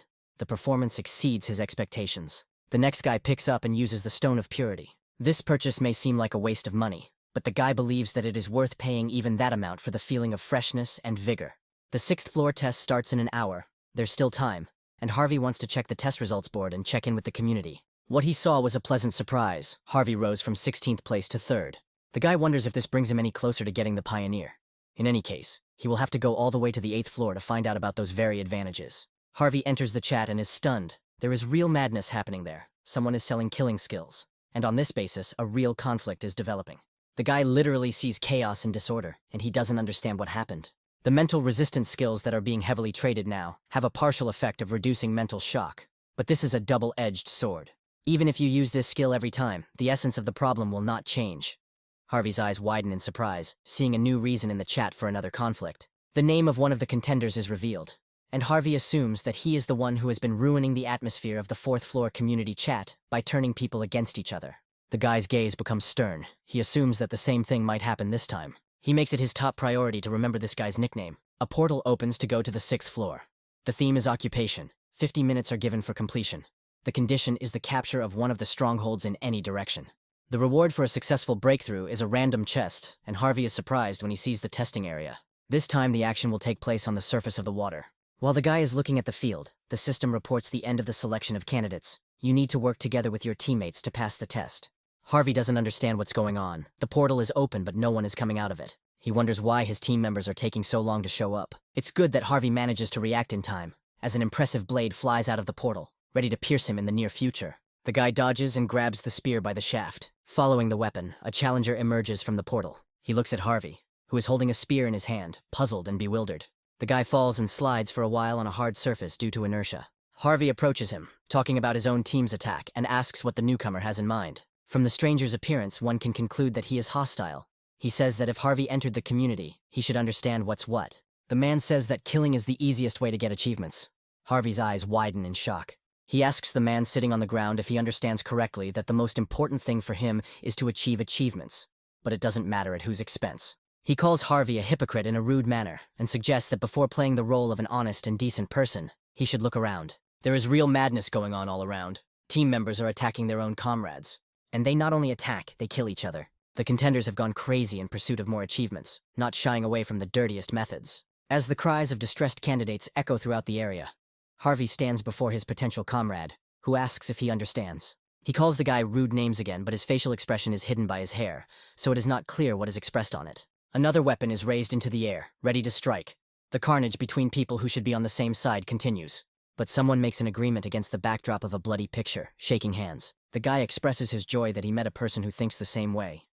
The girl looks at one of the fighting couples and calls what happened a disgusting betrayal. Her interlocutor, with a smile on his face, remarks that they should come to their senses. The girl, who continued to hold his hand, suddenly plunges a weapon into the stomach of her former ally, and he doesn't even have time to really understand anything. He sneers contemptuously. This man, without really understanding, shakes his opponent's hand without a drop of doubt, but nothing. Now he won't even be able to draw his sword. For such a vile move, the girl receives the Vile Killer achievement, and her durability increases. Harvey's potential ally, with a nasty grin, tries to get his interlocutor to admit that he also wants to get achievements, while he looks at his neighbors. The man sitting on the ground doesn't stop. He asks Harvey to stop acting like a saint. Seeing that Harvey is not looking at him, the guy equips a sword in his right hand. The next moment he is already rushing at the guy who is not paying attention to him with a blade drawn. The sword stops literally a few centimeters from the eye. Harvey coolly stabs his attacker with his own spear. Blood spurts from the mouth of the pierced man, and the last thing he thinks about is the lightning-fast movement of his opponent. Harvey gains the traitor achievement, increasing his strength by 1. For a guy, it means almost nothing. He doesn't understand why there are big names for tests like the combined or special, because chaos is happening. But Harvey considers what is happening his own test. Here, he will be able to increase his unique characteristics, and, if he is lucky, acquire several new skills. Do not hesitate, but he will not specifically attack for the sake of killing. Harvey decides to follow the test and fight whoever attacks him first. By raising his hand up, the person uses the skill to erect a dome around himself. With an intoxicated smile on his face, he believes that this test is perfect for him, since he has learned water magic. His attention is drawn to movement and sound from the outside. Someone is rapidly approaching across the bridge connecting his plot and the neighboring one. Suddenly he disappears with a powerful jump. Leaping into the air, Harvey flies straight at the water mage with his shield and blade at the ready. His face is serious, his gaze is full of determination, and his eyebrows are furrowed. The water mage looks at him in confusion, wondering who he is. Without hesitation or thought, Harvey lands on the dome from above. The sorcerer begins to laugh triumphantly, saying that the dome cannot be penetrated because it is iron. But he turns out to be wrong. Harvey manages to break through and he strikes his opponent with a kick. The water mage rolls across the court, leaving blood splattering in his wake. The dome shatters into pieces. Harvey approaches his defeated opponent, although his actions were a little cruel, but the main thing is the end result. People approaching this site, having witnessed what happened, decide to go another way. Harvey is considered a high-level monster and they run away, not wanting to deal with him. The guy notices that his actions can instill fear in his rivals. Everyone literally avoids his island. Although he wants to earn achievements, he doesn't want to kill people at all. Harvey sits at a captured point. The system tells him that he needs to hold out for 10 minutes without allowing his opponents to capture it. High-ranking candidates who immediately confirmed on the 5th floor to participate in the next test, without using return stones, should be located behind the 6th floor. The candidates around Harvey are supposed to be lower ranked, so the test should be easier than he expected. But the test makes him think about a lot of things, such as distrust of others. Such is the reality of a low-ranking challenger, and the darkness and gloom fostered by the Tower of Trials. But Harvey sees this fake sympathy as sheer hypocrisy. Even if he's managed to keep his rivals away by moving his attention to another stronghold, someone will still die. The guy receives a notification that someone has entered the territory of his island. The seizure is suspended. He looks around with curiosity. 4 candidates approach him with an extremely self-confident look. The blonde guy comments on Harvey's expression as confused, and asks if he wants to know what's going on, since teams in this challenge consist of 2, and there were 4 here. When confronted with his opponents, Harvey says that everything is obvious even without explanation. With a smile, the guy replies, "It must be 4 notorious scoundrels who got together and formed a squad of assassins to earn more achievements." The blonde praises him and says that his sentence will now be carried out. With a creepy smile, he says that he is going to kill the owner of the island. A massive bald-headed man and a swordsman rush into battle, bloodthirsty smiles playing on their faces. Harvey assumes a fighting stance, equipping his weapon and shield. One of the assassins is about to use the heart fusion ability on the opponent. His hands, folded into a triangle, begin to glow purple. Harvey doesn't have time to dodge. Realizing that he's been caught, confusion appears on his face. The purple cube enters his body at chest level. The system reports that this ability makes the connected feel the same pain. A man's hand raises a sword with a beautiful hilt. The guy stabs himself in the stomach, blood splashing everywhere. Harvey also feels this pain. The weapon falls out of his hands. Gritting his teeth in pain, Harvey activates his skill, Pain Tolerance, reducing all types of pain by 15%. Meanwhile, the bald-headed shield man approaches with a satisfied smile, preparing to attack. He throws liquid from an unusual-looking container onto Harvey. Harvey covers himself, but he thinks it's just seawater. The system reports that the 6th floor water reduces all indicators by 10. The penalty duration is 3 minutes. He didn't know that a fine was imposed for contact. Water was running down his face. Meanwhile, the remaining 2 opponents also rush into the fight. Harvey stands in front of the attacking opponents and tries to come up with a strategy. The situation is truly dire, but only for an ordinary player, which he is not. The guy's face breaks into a devilish smile. The 2 challengers who attacked first attack again, and judging by the expressions on their faces, they are clearly confident of their victory. Harvey stands stoically, not taking any action yet, as one of the assassin's blade flies straight at him. He admits that the strategy of depriving the enemy of weapons and reducing their characteristics is not bad. But these people made one serious mistake. Harvey reaches out to one of the attackers, who freezes in confusion. The guy grabs his opponent by the face and says that they chose the wrong opponent. With enough force, Harvey turns around and lowers the captured man onto a hard surface, then presses him down, creating a crater. The 3 remaining opponents have expressions of deep confusion on their faces, and Harvey earns the one-hit kill achievement. In addition, he gains the skill Contempt for the Weak, which, if the enemy cannot surpass any of the user's stats, increases strength by that difference. The bald-headed man nearby curses and attacks, intending to attack the defenseless back. All his stats are lower than Harvey's. A new skill is activated. The attack is powerful. Its owner thinks that he was able to achieve what he wanted. A victorious smile appears on his face, but almost immediately he realizes that something is wrong. His face becomes puzzled and serious. Harvey charges at his opponent, landing a knee to the face. The bald-headed man staggers back, coughing, blood spurting from his forehead, and Harvey twists in the air, all the while keeping his enemy in sight. Harvey doesn't give him time to recover, performing another powerful kick, this time with his heel, and earns the achievement Merciless Killer, which increases agility. The guy looks at the remaining rivals, barely containing his excitement. The body of the bald-headed man falls and rolls towards the feet of his former comrades, who stand there, disconcerted. On the blonde's face, fear is mixed with anger and contempt. Harvey is going after his soul. The guy who previously merged his body with Harvey asks his partner what they will do next, suggesting a simultaneous attack. He is scared. The blonde mercilessly strikes the speaker in the leg, and for the first few seconds he doesn't even understand what happened. But then the realization comes with pain. The guy's face expresses extreme horror. He screams heartbreakingly and falls to the ground. Harvey freezes, feeling the pain of the man tied to him. He drops to one knee but looks forward. Literally, they only share one pain between the 2 of them. There is no real damage. Fortunately, the problem is only that the pain limits the guy's actions. The wounded guy lies on the ground and screams hysterically, addressing his partner with words about his inhumanity. The blonde is there, plunging his sword into the body twisted in agony. The wounded man tells the blonde not to come closer and to stop. But he continues his actions again and again. All this time, Harvey tries to get to his opponents, but the feeling of pain paralyzes him. The blonde man turns to Harvey with a vicious expression, declaring that if he takes one more step, he will slit the throat of the man who is in agony. He stops once again. Thanks to his skill, he is able to move somehow, but the problem is that at such speed it is difficult to properly react to the enemy's attacks. Gritting his teeth, Harvey looks straight at his opponent. He has only one way out. He must kill the challenger who activated the fusion of hearts as quickly as possible. Harvey swings his arm and throws the weapon that comes to hand as hard as he can. It flies towards the man writhing in pain. The faithful blade reaches its target, digging in and thus cutting the human throat. He lets out his last sob. The remaining opponent looks on with anger. Harvey's body is seized by one big spasm. Incredible pain rolls through his entire body from his neck. A wheeze similar to the wheeze of a dead person comes from his throat. He clutches his throat and falls to his knees. The blonde attacks, believing that if not now, there will be no other chance. He approaches the kneeling, gasping man, threateningly raising his sword to strike. But his plan fails. Harvey gathers his strength and squeezes the blade between his palms, confusion reflected on the blonde's face. Still holding off the attack, Harvey admits that the feeling of having his throat literally cut permeates his entire being, and asks if his opponent is curious to know what it feels like. His face distorts into a terrible grin. He speaks unpleasantly about his opponent, but his body is shaking slightly.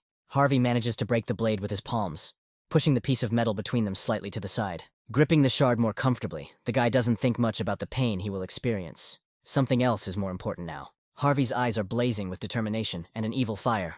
The last words the blonde head manages to utter are crazy, and at that very moment she separates from the body, doing several somersaults in the air. Harvey stands, still holding out his hand with the bloody blade. Blood flies past him, and the system notifies him of a new achievement, Cold-Blooded Slasher, awards points and announces the end of time. The point is captured, the test is complete. Nearby, the survivors who captured their posts are also rejoicing, enjoying their victory. Overwhelmed by emotion, some even manage to hug their partner. So it turns out that not everyone in this race was chasing achievements. Harvey wonders if it was someone's instigation that so many people were thrilled about the killing at the start of the challenge, since in the end, the winners were the ones who kept the team together. Harvey looks at what is happening, turning around. His face is stained with someone else's blood. His gaze remains serious. He looks at the guy, who is elbow-deep in blood, like a mentally ill person, mumbling that he did nothing wrong, because the one who couldn't dodge the blow is to blame for everything. There is a silent question in Harvey's eyes that he longs for an answer to. Looking at his own blood-stained hands, he wonders if he looks the same to the other contenders as this madman. The 6th floor is passed. Now you can go to the waiting room with peace of mind. Together with the other survivors, Harvey receives congratulations, a reward and points. And before that, of course, he collects all the dead souls. The mastery of the unique characteristic reaches 100%. The rank increases. When Harvey moves to the waiting room, the system notifies that a new feature, View Achievements, has been activated. This function shows all the achievements obtained, distributing them by class. Harvey is surprised. He even has an achievement from the very first one, which is the first return. He thought that it was not simple, and clicking on the screen, he is going to understand it in more detail.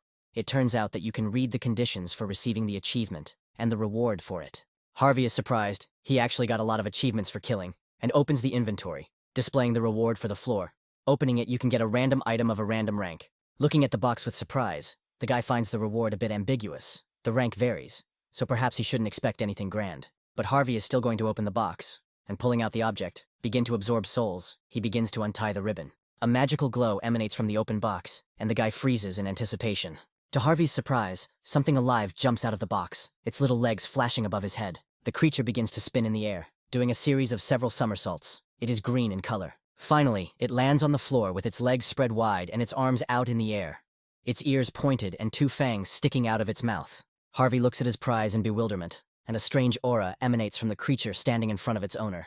The guy is still confused, and the creature looks as if it is angry or hostile. The boy leans forward and holds out his hand, spreading his fingers, intending to grab the creature. However, the baby nimbly dodges, making rotations in the air, similar to those demonstrated earlier. They move around the room in this way for quite a long time. The creature turned out to be very mobile and nimble. Harvey could not catch it. But finally, concentrating and grouping himself, the guy pushes off the floor and catches the baby in a jump. He finally succeeded. The jubilation is reflected on the applicant's face. He can't even restrain himself from expressing it out loud. But the creature is clearly not happy with this turn of events. It opens its small mouth wide, revealing a row of small but clearly sharp fangs. And then he bites into his master's hand, and an angry expression appears on Harvey's face. Suddenly, he begins to cry and scream in pain, and reflexively releases the creature from his grip. The creature uses its signature springy movements to jump back, landing deftly on the floor in a charismatic pose. Looking at the green-fanged face in front of you, a strange expression appears, exuding a devious aura. Harvey, with his arms outstretched in front of him in a ready-to-grab gesture, begins to approach, saying that the creature is quite cute, so he tried to be gentle. And with a cry that there is no longer any point in expecting mercy, the boy rushes at the baby like a cat at a mouse. Making a few springy movements backwards, he jumps high into the air. Harvey's gaze becomes piercing and determined. He is not going to give up so easily. He lunges and the creature is puzzled. Harvey jumps even higher than the monster, spinning in the air, and thus ends up behind his target. The guy raises his fist to attack, putting enough force into it, his gaze serious. The fist flies down rapidly, almost landing on the green crown, with only a few centimeters left before the collision. And the blow happens. The creature is flattened under its force. Several small airwaves fly apart in different directions. The creature falls to the floor. The place of impact is red hot and crushed, smoke billowing around from the heat. Suddenly, it breaks into many fragments, and inside there is some kind of pendant on a chain of a blue shade. The system congratulates Harvey. He pulled out an item of the highest rank. The guy's eyes widen as he calculates the class of the object he pulled out. Harvey examines the pendant, while the system gives it a stat. It increases the effects of metallurgy and swordsmanship skills by 7%. When mana is input, an exclusive effect, Steel Defense, is activated. And because of this, there is no recovery time. The guy takes the decoration in his hand. Looking at the pendant, he thinks even more deeply, and is intrigued by the steel protection effect. Harvey is about to test the item and fills it with his mana. The pendant starts to emit a blue glow, and the system notifies about the activation of the skill. It allows the skin to absorb physical damage by 10%. The glow envelops not only the artifact, but the entire body of the owner. The guy is amazed, analyzing the reward. It seems that he is incredibly lucky. Not only is the effect of the sword skill increased by 7%, it also absorbs 10% of physical damage. This pendant has much better stats than most higher class items, as it is equipped with both attack and defense. The stats of this item are similar to rogue ones. With a triumphant smile, Harvey is about to put the item on himself. Overjoyed, he expected little from this reward, but ended up hitting the jackpot. He puts on the item, however the effect disappears. The guy freezes in bewilderment. The system notifies about the complete depletion of the mana reserve and the effect being disabled. Harvey looks at the pendant with less adoration than before. This exclusive effect absorbs mana at the speed of light, and yet he does not remove the pendant. On the contrary, he hides it in his bosom and believes that he should save mana in order to use the item at a critical moment. Next on the guy's list to check is the status window of a unique characteristic, the rank of which was recently increased, but his plans change abruptly. The system sends a notification. Harvey glances in surprise at the window, asking if he's ready to proceed to the next test on the 7th floor. This time, there was no wait time allocated. If there's an opportunity to start the test faster, the guy does not see anything bad in this. He is interested. Others also lost the time allotted for waiting. He goes into the community to check. It seems like no one cares that the wait time is gone. No one is particularly interested in the benefits of being a Pathfinder, and there is an air of desperation in the community to get home. The guy suggests that it might be because most of them are low-ranking hunters, and notes that the manner of communication has changed compared to the 6th floor. The chat is discussing the maniacs from the last test. Harvey is sure that they have all gone quiet now. The next test is personal. By entering into a dialogue here, they will not win anything. One should also be wary of maniac killers who use the lives of their comrades as mere tools for gaining profit. Harvey believes that the most important thing is the need to develop skills that will not be shaken by any variables. He is still going to check the unique characteristic status window. While studying the skill description, the guy notices something that surprises him. Added more specificity to the description of the basic effect. Harvey recalls that the focus used to be on buffing stats. Now, he understands that souls can be used both as a magical power and as a protective shell. He was hoping that something like an increase in the probability of obtaining a skill would appear. But he pulled himself back. Anything could happen. So the ability to protect the body would never be superfluous. Harvey goes into his inventory and takes out his sword. With one deft and precise movement, he throws the weapon into the air, intending to test how effective the spiritual shield is. The guy stretches his arm out to the side, ready to take a risk because even if he cuts off his limb, the waiting room is equipped with a healing effect. The weapon, previously thrown up, spins incessantly. While descending downwards by its own inertia, the collision with human flesh becomes increasingly obvious. Harvey's skin and the tip of the blade are separated by mere centimeters. And suddenly, at the moment when the collision should occur and the blade should cut through the pliable flesh, Harvey is enveloped in the familiar black and scarlet haze. An invisible shield appears between the two matters. The spirit absorbs the damage, but disappears, leaving Harvey with 3 souls out of 30 in his possession. He grabs the sword with his hand and is amazed. The ability actually works. An anticipatory smile appears on the guy's face. The effectiveness exceeded all expectations. Harvey decides not to absorb all the souls at once, but to keep a few in reserve for his own protection, and then opens a board summing up the results of the trials. The guy dropped 1 position, which is a bit of a shame, but not critical, because to get the title of Pioneer, you just need to be among the top 50. With the window removed, Harvey begins to stretch. He is very tired while checking everything, but there is no time to rest. It's time to take on the next challenge. A portal opens. The theme of the 7th floor is proof. You need to pass 3 challenges in 40 minutes. The reward for the trial is the Wind's Grace skill. Harvey is transported to a dungeon, the corridor of which is illuminated by bowls of fire. The guy finds the atmosphere around him different from previous tests. Walking down the corridor, he becomes irritated by the fact that he doesn't feel anyone's presence around him. Harvey jumps up as a light appears at the end of the hallway. Suddenly it becomes so bright that the guy is forced to cover himself with his hands. The system reports entering the first test zone. You need to prove that personal fears have been overcome. Harvey finds himself in a sandy desert. The young man's eyes widen. He senses a catch, reinforced by a strange, persistent sensation. As he looks around the area, he becomes increasingly convinced that it seems very familiar to him. Harvey stands still, waiting, and soon an irrefutable fact appears, finally cementing the confirmation. The sand rises up in thousands of tiny grains, forming something that rises above the little man. It is a sand golem. The space is a reproduction of learning. It turns out that during this test, 3 tests that Harvey has already passed will be recreated, and he is confident that he can now defeat the sand golem with his eyes closed. The guy wonders if this means that he will soon find himself on the 8th floor, while the golem continues to transform under the man's focused gaze. And now he is rising to his full height, having completed the transformation, and making characteristic rustling sounds, Harvey suddenly notices one distinctive detail. He doesn't remember the golem being this huge to begin with. Harvey feels like the golem in front of him has tripled in size. He smiles. But at the same time, there is confusion written on his face. The sand golem slowly raises its huge fist into the air, sending sand particles flying as it moves. And then he quickly pulls back, swinging for a blow. His leg also slips, allowing the giant body to take a comfortable stance. But Harvey is also preparing for the fight. And the first thing he does is take out a shield and sword from his inventory. With an anticipatory grin, he is about to accept this challenge. The golem plunges its sand fist into the sand, and Harvey rushes straight towards it. Jumping up, he begins to climb up the giant arm with lightning speed. Due to the monster's large size, it takes some time.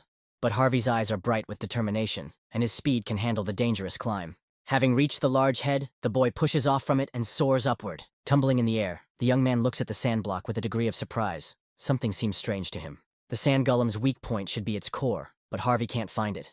He assumes that the more massive the golem, the deeper the core is hidden in its body. As if sensing the direction of the man's thoughts, the golem turns around briskly, its eyes flashing furiously. Harvey didn't expect such a sudden change in scenery. He's surprised. The golem stretches its colossal hand towards the man, spreading its fingers as wide as possible, wanting to grab him. And then his fist closes with a booming stone sound, spraying sand in all directions. It falls down, straight to the ground, resembling a liquid with its sandy streams. Suddenly, a blue glow begins to break through from the fist, and then it becomes covered with cracks from the first blows coming from the inside. The golem is perplexed. The sword strikes become more violent, smashing the hardened element into crumbs and dust. Soon, Harvey is released, and he has a new plan. Since he can't deal with him with one blow, the guy is going to cut the monster into pieces. Inspired by his idea, he begins to mercilessly slash the sandy body. Harvey takes a leap and lands gracefully on the ground, skidding slightly across the sand, his eyes full of determination. The attacked and disunited parts of the sand hand begin to grow together. The same thing happens with the giant head. Harvey expected this. He just cuts the sand like this over and over again. He needs to find and destroy the core. Having completely fused, the golem suddenly bursts into a furious cry. The guy admits his mistake. What is happening is the result of youthful tactics. The golem moves closer to Harvey and crouches, glaring at his small opponent. And the next moment, a huge fist comes down, and a small wave of sand is thrown out from under it. A small whirlwind of sand particles hits the young man, and he becomes confused. The sand golem raises both arms and a leg up, seemingly having its own strategy. The sand clouds grow larger, blowing around Harvey as he stands next to him. He is forced to jump aside, unable to contain the admiration that bursts out loud. Dodging the blow is not a problem for the guy. But the sand wave changes everything. The golem once again lifts its mighty limb, from under which even now a breeze begins to flow. Harvey decides to run away. It's too dangerous to be here. However, the sand wave partially overtakes him from behind, covering some of his field of vision with a veil of its particles. The next moment, a tall column of sand, like a spring from underground, rises up. It's as if a whirlwind is swirling around, making it impossible to see anything. The golem curled into a ball, causing the sand around it to rise up into walls. Harvey lies in sand that has swallowed up about half of his body, but still clutches his sword and shield. He laughs nervously, claiming to be furious. The guy is above the golem and resolutely slides down towards him. With his sword raised to the ready, the man, his eyes sparkling, looks angrily at his opponent. The giant's rage is slightly diminished. He reaches out his hand to the guy, intending to grab him again. Harvey activates the 3 absolute skill. It is needed to strengthen 3 sword attacks. The additional effect is to increase the cutting power of swords by 1.5, 2, and 2.5 times. With just one powerful movement, the guy cuts off the monstrous hand. Sandy looks back at the falling limb and the culprit of the incident. Harvey continues to relentlessly cut up the sand body. He himself was amazed at how he managed to cut off the golem's hand with one blow. He remembers the floor infiltration and how angry he was then. But now there is a smile on the guy's face. At this moment, he would like to thank that knight for invading the test. Although the golem is restored by sand, Harvey must continue to strike with his sword until he finds the core. They run towards each other, and the guy puts new strength into his blows. He cuts the monster one after another, intending to cut it into pieces. But the golem seems unfazed and continues to recover. And Harvey is already exhausted. He has no idea where the damn core could be. But then the guy notices something. He glances at the golem again to make sure. It seems that the sand that makes up the golem's body cannot be infinitely extracted from the environment, which is why it has shrunk so much in size. In that case, Harvey knows what to do next. A devilish smile appears on his lips. The guy takes a fighting stance, filled with new strength. The golem screams furiously, preparing for another wave of attacks. They rush towards each other again. The golem throws his fist forward, and Harvey turns slightly and raises his sword to strike. And suddenly, he repels the attack of the thug with his foot, the blow from which creates an impressive wave. Harvey doesn't give the giant a break, rushing forward with all his fury. He begins to cut and chop at the sandy body again, putting all his strength into the blows. The golem, cut into pieces, falls onto the sand, raising clouds of dust where it fell. Trembling and uttering something in its native dialect, the machine begins to come back together. Finally, Harvey notices the core that is visible from this angle. The golem continues to say something, but the guy's attention is now riveted to one single thing. The core is located on the monster's back. Its body was covered with a thick layer of sand, so it was extremely difficult to get to it. Harvey guesses that about 10 minutes have passed since their battle began, and the test is 40 minutes away, so he thinks it would be better to speed up. Suddenly, the golem's fist appears very close. Literally right in front of Harvey's face. The guy is amazed. But luckily, he manages to dodge, and the sand fist simply cuts through the air. The battle begins again, but something has changed after the golem has shrunk in size. It has become more agile, which amuses Harvey. Harvey says that he would like to play with the golem longer, but now he does not have time for it, and finds himself right behind the sandy back. The golem is surprised. With one sure blow, the boy pierces the burning scarlet core. The golem lets out a shrill howl. The core splits into several fragments of different sizes. The system confirms that Harvey has shown proof of overcoming his fear, and declares him successful in completing the first of the tests. All that remains of the golem is a small pile of stones, which crumble into sand under the guy's blade. Suddenly, a flash of bright blue light appears behind him, and Harvey looks around in surprise. He already activates the ability to capture the golem's spirit, but it doesn't work. Confusion appears on the young man's face. At the very moment when the soul extraction occurs, Harvey is sucked into a bright flash. He, trying to stop the process of his movement, reaches out with his hand to the remains of the Sandman, but in vain. The move still occurs, and the system announces a failed takeover attempt. Harvey is furious. Without absorption, he will not see an increase in skill. Meanwhile, the system announces the entry into the second testing zone. She asks the young man to prove that he has become wiser. The guy finds himself among the rubble, in a blazing building, with corpses scattered around. The guy frowns. It seems he knows where he is now. The location of the second test is an orc settlement. His guesses are strengthened, and the previous tests are repeated. Lifting the torn curtain with his sword, Harvey exits the building. His eyes widen at the sight before him. A small group of orcs stand next to the corpse of one of their own, one of them kneeling next to the dead man. Harvey assumes that these are orc rangers. Remembering that he destroyed the village, it turns out that what the guy sees now happened after. The orc sitting next to the body carefully strokes the dead man's face.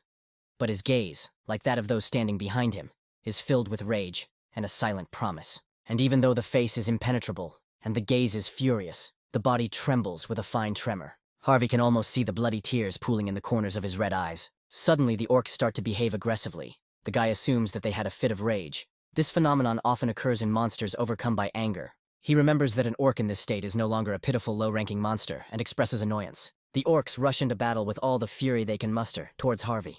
The guy stands motionless, assessing the enemies. His face also distorts in anger, believing that monsters should not show pain from losing a family member, and activates instant acceleration and the 3 absolutes. Harvey takes off from the ground and charges towards the horde of monsters with his sword drawn. The stricken orc falls to one knee, exhausted. Harvey stands in front of him, and the corpses and limbs of his murdered comrades and tribesmen are scattered around the area. The monster is saying something. Harvey asks the orc if it's a disgusting feeling, and he trembles slightly from helplessness, leaning on his trusty weapon to keep from falling completely. An angry, desperate cry comes from inside the monster. With his last strength, the orc rushes at the enemy, swinging a powerful blade. The guy stands motionless.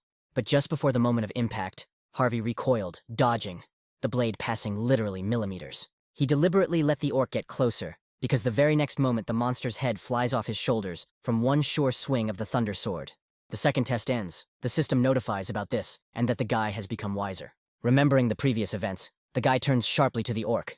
This time there is no time to hesitate, before it is too late. Harvey holds his hand out, about to collect the souls, and a black smoke comes out of it. The plan succeeds. The system reports the absorption of all the spirits of the orc rangers. The skill increases by 6%. The number of souls in Harvey's possession is equal to 19 out of 30. Now the guy is happy. His mastery of the hunter's dagger skill reaches its peak. The skill rises to the next rank. The same thing happens with instant acceleration. The guy enters the third testing zone. He must prove that he has overcome his doubts. Harvey is sure that this time everything will be even more difficult. The area also turns out to be familiar. He finds himself on the water with floating islands and bridges on its surface. It's absolutely clear that the 6th floor battle platform is spread out in front of Harvey. But something is alarming. Since the previous areas were reconstructions of the 1st and 2nd floors, he thought that the next one would be a double from the 3rd. The guy is surprised to notice that the layout of the tiles is different. He sighed heavily and pulled himself together. There was nothing to be surprised about. Since the previous test, which had been so ignorant, had been labeled as wisdom, it was foolish to expect to see common sense in the tower. Harvey calls up his inventory, intending to use the life potion, which, when taken, restores 20% of lost physical and magical strength. With a characteristic click, the cork flies out of the neck of a small bottle, and throwing his head back, Harvey pours its contents into himself in one gulp. The effect slowly starts to work. The guy remains satisfied, still holding the flask in his hands. That's better. He freezes in a stupor for almost a minute, looking around askance, the empty bottle still clenched between his mailed fingers. Well, with nowhere to go, Harvey throws it into the sea, taking the inevitable action of making a bit of a mess in the trial's tower. Suddenly, a tall column of liquid from the surrounding waters rises into the air behind him, and confusion appears on the guy's face. The pillar did not just appear in a random place, and it is not alone. Several similar ones also rise into the air, holding on themselves a certain number of planks representing a bridge. The guy makes excuses. He just threw a tiny bottle and activates his cloak skill. The next second, Harvey is already rushing forward, reinforced by the effect of the equipment, away from the raging place and thinking. The tests played so far have followed the existing rules, meaning that to pass this one, you need to find and occupy the red stronghold tile. He also remembers that until then, one should not under any circumstances come into contact with the water here. Looking back, Harvey notices that his speed is higher. At least the wave can't catch up with him. Pleased with the result, he is about to move in the same direction. But the next moment, the guy's eyes widen with realization and horror. The slab beneath him suddenly tilts, causing a few drops to reflexively touch him, which the system kindly notifies him about. Harvey curses to himself, and still in flight, he never expected such a turn of events. All characteristics are habitually reduced for 3 minutes. The tiles continue to fly into the air, pushed by a powerful vertical fountain of water. And the guy thinks, did he really think that everything would stay in place? The thought was a kind of hope that there was some common sense in the tower. Another nearby tile under Harvey flies into the air, but now he is ready. With the dangerous splashes surrounding him, he grits his teeth and gives himself instant acceleration. Having overcome the obstacle and jumped, our challenger resolutely rushes forward. The tiled bridge behind it continues to rise in tall, liquid columns fountains. There is tension all around, continuing to grit his teeth and move forward. Harvey says he never expected to die in a place like this. The water seemed to adjust to his speed, forcing him to continue jumping from tile to tile, fearing another contact with its toxic moisture. But then the cherished red target appears in front of the guy. He internally lets out a sigh of relief. Finally, he found it. She is already very close. There is only a little bit left to the stronghold. Will it really all end soon? Harvey does not believe his luck. Struggling towards his cherished goal with all his might, he is glad that this ordeal that has been so annoying to him has come to an end. But then the gaze catches on something new, nearby. The water is twisted into a whirlpool. Several more come to his aid, changing their essence and rising in the form of 3 tornadoes of water, rushing towards the guy who continues to fight with the tiles. It's getting harder and harder to dodge. It looks like the Tower of Trials has decided to go completely crazy. Harvey jumps, moves, somersaults, and, in a word, does everything possible to survive, avoiding contact with the ill-fated water. So far he's doing very well. The guy encourages himself with a smile and words of hope. There's just a little bit left. One of the water vortices is almost on top of Harvey, and another one is approaching from the left side, preparing to attack. The guy turns around only for a moment to assess the distance and the degree of potential threat. It was a mistake. A powerful stream mercilessly hits the young man in the back, causing him to lose concentration. The force of the blow knocks all the air out of the lungs, and the droplets scatter around, driving the person into its trap. Unexpectedly for Harvey himself, the system notifies about the activation of the exclusive effect of the pendant, Steel Protection. Now the protective layer will absorb 10% of all physical damage. The guy is enveloped in a black haze. One of the souls of the Orc Rangers disappears, having first absorbed the damage inflicted on the challenger. The second soul of the Orc Ranger suffers the same fate. The damage is again absorbed. Harvey turns around in confusion. He clearly felt the shockwave, but just before the blow could do any damage to him, the shield blocked it. By doing a distance roll, the guy moves a decent distance away from the shield that blocks the damage of the water vortex. Taking advantage of the moment, the guy continues on his way with all the diligence he is capable of. The respite does not last long. 2 columns of water, swirling into eddies, rush after him. The minutes allotted for the acceleration effect are running out. Harvey completely forgot about them during the chase. His speed returns to its original one. This is bad. Right now his mana is already at 0. If instant acceleration fails, it will be the end for him. Harvey creates a small swirl of smoke on his hand. He has an idea. The next moment, this very idea is sent into the guy's mouth. He replenishes his mana with the soul of an Orc Ranger. His strength returns to him. Harvey feels it. Whirlwinds dance very close by, a dance of their ruthlessness and bloodthirstiness, trying to bite into the human body. But Harvey is not going to give up. He tries not to pay attention to the water, continuing to move towards his cherished goal. She is very close, just a little bit left. He can almost feel himself stepping onto the red surface of the strong point. But imagine his amazement when the tile right in front of him is blown upward by a powerful stream. The young man involuntarily lets out a curse word out of frustration. Harvey finds himself in a rather unenviable situation, with a pillar towering in front of him and 2 whirlwinds pressing against his back. There is no choice. and the guy is going to put everything on the line, covering himself with his arms crossed. The plan is crazy, but there is no other way. With a furious cry, Harvey rushes straight ahead, into the water barrier that rises many meters into the air. He disappears into her entirely, and only a male silhouette reveals its outlines. Harvey manages to escape. He is surrounded by the usual black haze. The system reports the disappearance of the orc hunter's soul. But he breaks out not as he planned, on the other side, and from above, thrown up by the flow of water and breaking the tile located there, the whirlwinds entangle their fellow. The guy is above the target, upside down, and the great height causes an interjection to escape his mouth. And the very next moment the challenger flies down, awkwardly grouped, with an even more desperate cry. As he falls towards the rapidly approaching ground, Harvey screams in horror, not really wanting to crash in this test. The red surface of the platform is already close. Is this really the end? With a loud roar, the guy collapses to the ground, leaving behind a column of dust, surface material, and a wave of air from the impact. Another soul of the orc hunter is spent and disappears, leaving 12 in the possession. The dust from the stone chips gradually clears, revealing Harvey lying on the hard surface, his arms spread out to the sides, groaning with a pained expression on his face. Opening his eyes, he is amazed at the sight that appears before him, something he certainly could not have expected. 2 water vortices pointed their tops at the man, ready to attack, the man's hands slowly groping for his trusty sword. The trembling whirlpools approach the stern and tense face of the guy to match, leaving their glare on it. But then the system notifies that he has proven that he has overcome his doubts. The test is complete. Before crumbling, the tornado will right menacingly over the guy. And the next moment it falls on Harvey, bringing down all its water. He can breathe a sigh of relief. The test is finally over. But he wonders why he has to suffer until the last second. The system habitually congratulates you on passing the test and announces the rewards, among which speed boots are awarded as a bonus, and a portal opens leading to the waiting room. Before leaving this place, Harvey stops.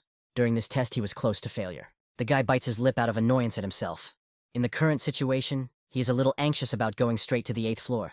He doesn't think that he will continue to be so lucky. Harvey gets electrocuted. The system reports that the number of applicants in the last test has exceeded 1,000. The system expansion begins, opening the skill store. The test creates a crossover point, makes permanent return possible, activates the floor infiltration system, which is what everyone has been waiting for.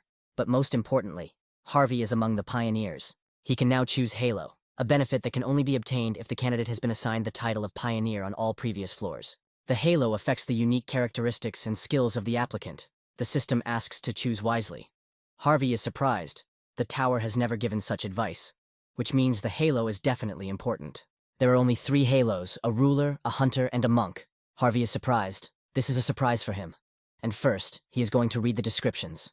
The ruler is dependent on the individual, is closer to a universal type than to a specialized one, and is closely linked to the unique characteristics of the candidate. Potential increases for combat, growth, support, and production. Unique power is skill synthesis. The system considers this Halo to be the best for Harvey. Hunter can suit anyone. It is related to characteristics and skills. The effect increases skill and characteristics. The unique power is level up. It also suits Harvey. The monk is strongly influenced by talent and perseverance. His strength depends on the level of investment. Without talent, he can be useless. His unique strength is the path of practice. Harvey is not recommended. The guy himself likes the first 2. He is about to choose between them, already raising his hand. He chooses the ruler. The special effect of the Halo triggers the evolution of the unique characteristic. The guy is surrounded by a golden glow. He literally feels the changes happening to him. The system announces the sorting of options in accordance with the abilities of the applicant. The first of these is the summoner, whose owner can use absorbed spirits to resurrect powerful undead skeletons. Next comes the magic swordsman, which increases talent for sword and magic, and the ability to acquire them is tripled. The creator rounds out the pack, increasing the talent for creating items as well as the ability to acquire production-related skills 3-fold. Now, after reading all the descriptions, Harvey knows what the ruler's Halo effect means. He reaches for the corresponding button without thinking. Everything is obvious. The summoner attribute is added to the unique characteristic, Necromancer. Some effects are modified, some new detailed effects are added, a new unique ability, skill synthesis, is created. A window of skills appears in front of Harvey, and before he can read it all, a new force seems to flow into him, which he feels with every fiber of his being, lifting him into the air. A little later, he can calmly lower himself onto the floor of the waiting room. Finally, he feels the Halo completing its creation. Harvey calls up the system window again, about to check the unique power, skill synthesis. Its effect is to select and combine 2 desired skills. The level depends on the skills. If the skill levels differ during use, the higher rank skill becomes the center of synthesis, so that new skills can be created by combining useless skills. Harvey immediately goes to try to connect something, opening his skills window, he thinks. The skills he doesn't use are Contempt for the Weak and Continue the Battle. The guy chooses them and continues synthesizing. Harvey is illuminated by a flash. The system notifies that a new skill has been created. This skill is Force Breakthrough, the effect of which is the ability to break through unknown forms of restraint such as skills and unique characteristics. But there is a caveat. The user's magic must be higher than the level of magic used to restrain. Harvey is amazed at how this could happen. The guy thought that when creating it, the skill would only be one step higher. But it turned out to be higher. Harvey is pleasantly surprised. A smile appears on the guy's lips. He definitely likes the skill. He wants to try combining the new skill again. This time the skills are Ranger Preparation and Burn Resistance. Anticipating something pleasant, Harvey smiles as he watches the process of creation and completion. The skill created is called Sharp Eye. It helps to provide some visibility even in bad conditions. The vision becomes sharper. Harvey reasons that the skill created now turned out to be only one step higher than those that were selected for synthesis. He wonders what could be the reason for such discrepancies. It may be that the skills you chose earlier were ideally combined with each other, harmonizing and complementing each other. The combination of the latter turned out to be not the most successful, because it is clear at first glance that they are incompatible with each other. Harvey closes the system window completely and collapses onto the bed, letting out a tired sigh. They've gone from holding the status of a pioneer to receiving the Halo Award. But for some reason, the guy feels a little strange. Harvey doesn't quite believe that he achieved everything through his own efforts. He suspects that he was simply lucky with a unique characteristic. Throwing his hands behind his head to make it more comfortable, the guy continues to lie on the bed and think, but this does not last long. The guy assumes a sitting position. He tells himself to stop lying around doing nothing, thinking about all sorts of nonsense. It's better to check the reward he received. The effect of the skill Grace of the Wind is to increase all speeds by 10% when the skill name is spoken. The effect can be stacked. The ability can be used up to 7 times, but once the limit is reached, the cooldown will be 24 hours. Harvey is stunned. This means that he can increase any speed by up to 70%. This arrangement is clearly to the guy's taste. He bursts into contented laughter. The plus side is that the skill does not consume mana. Sitting on his bed and clicking his finger on the system window, Harvey believes that Wind's Grace is a skill that has no weaknesses. He opens his inventory, remembering another reward he received. When putting on the boots, Harvey reads the description. Attack speed while wearing increases by 3% and movement speed by 5, with a certain speed increase. Sitting on his bed, happy and in his boots, the guy notices that all the awards on the 7th floor are related to speed, and this makes him incredibly happy. Now Harvey goes to the skill shop. Contrary to his expectations, the quality of the shop leaves much to be desired, and the prices are high. Seeing how much his skill costs, the guy becomes increasingly convinced that prices are too high. But despite the price, the guy gets the magic chain skill. He needs something related to magic. He also buys magic resistance. He recalls a fragment from the battle on the water. Now that he has magic resistance, he won't be caught off guard by something like Heart Fusion's unique characteristic. The magic chain skill has the effect of gathering mana into the body in the form of a chain, increasing the efficiency of mana usage. Magic chains are engraved on the user's body. Harvey winces as his entire body begins to burn. The guy's body itself glows, and a red glow emanates from it. The sheet of the bed on which he sits rises from the also emanating wind flow. This goes on for a while, but finally ends, and the guy lowers his legs off the bed. Looking at his hand, he notices with surprise that he feels an unprecedented lightness. After leaving the bedside area, the guy moves in the opposite direction. After moving a sufficient distance, Harvey stops. He looks down at his shoes, and then focuses on one of the distant points. Harvey lifts his leg, about to test his boots. Pouring power into them and causing the ability to activate, gusts of air begin to swirl around him. He lowers his raised leg to the floor, and several powerful waves emanate from it, causing the space around him to tremble. The waves are stronger than Harvey expected, so he is surprised. Judging from what just happened, the mana used randomly forms a chain and enhances physical abilities, leaving a dent on the floor. Harvey smiles, clenching his fist in victory. As he expected, the purchase was a success. The guy reads, he can use the spirit of the deceased to resurrect the nearest dead person. Its level will be proportional to the quality and quantity of souls absorbed. Harvey is very curious about this ability, but thinks it's right to get acquainted with it in practice. The guy closes the system window. With his hands on his hips, the applicant, standing at his full height, exhales. Now it is time to make a decision. It is whether it is worth challenging the next floor now or returning to Earth. During these thoughts, the young man's gaze remains extremely serious. The guy is sitting on a bench and, holding a phone in his hand, nervously biting the finger of his other hand. He doesn't like the fact that he hasn't received a single response to his ad. Suddenly, he notices footsteps approaching him and turns his gaze to their owner. There are 3 people standing in front, all smiling. The central one asks if this guy still can't get a team together. He believes that the permission to enter the portal, which is to his left, is now his. He is waiting for the person sitting on the bench to give him this permission. The argument is that if the dungeon raid doesn't start after the allotted time, the right to enter will be automatically revoked. So why not sell a pass? The young man continues to sit on the bench, but he gets tense.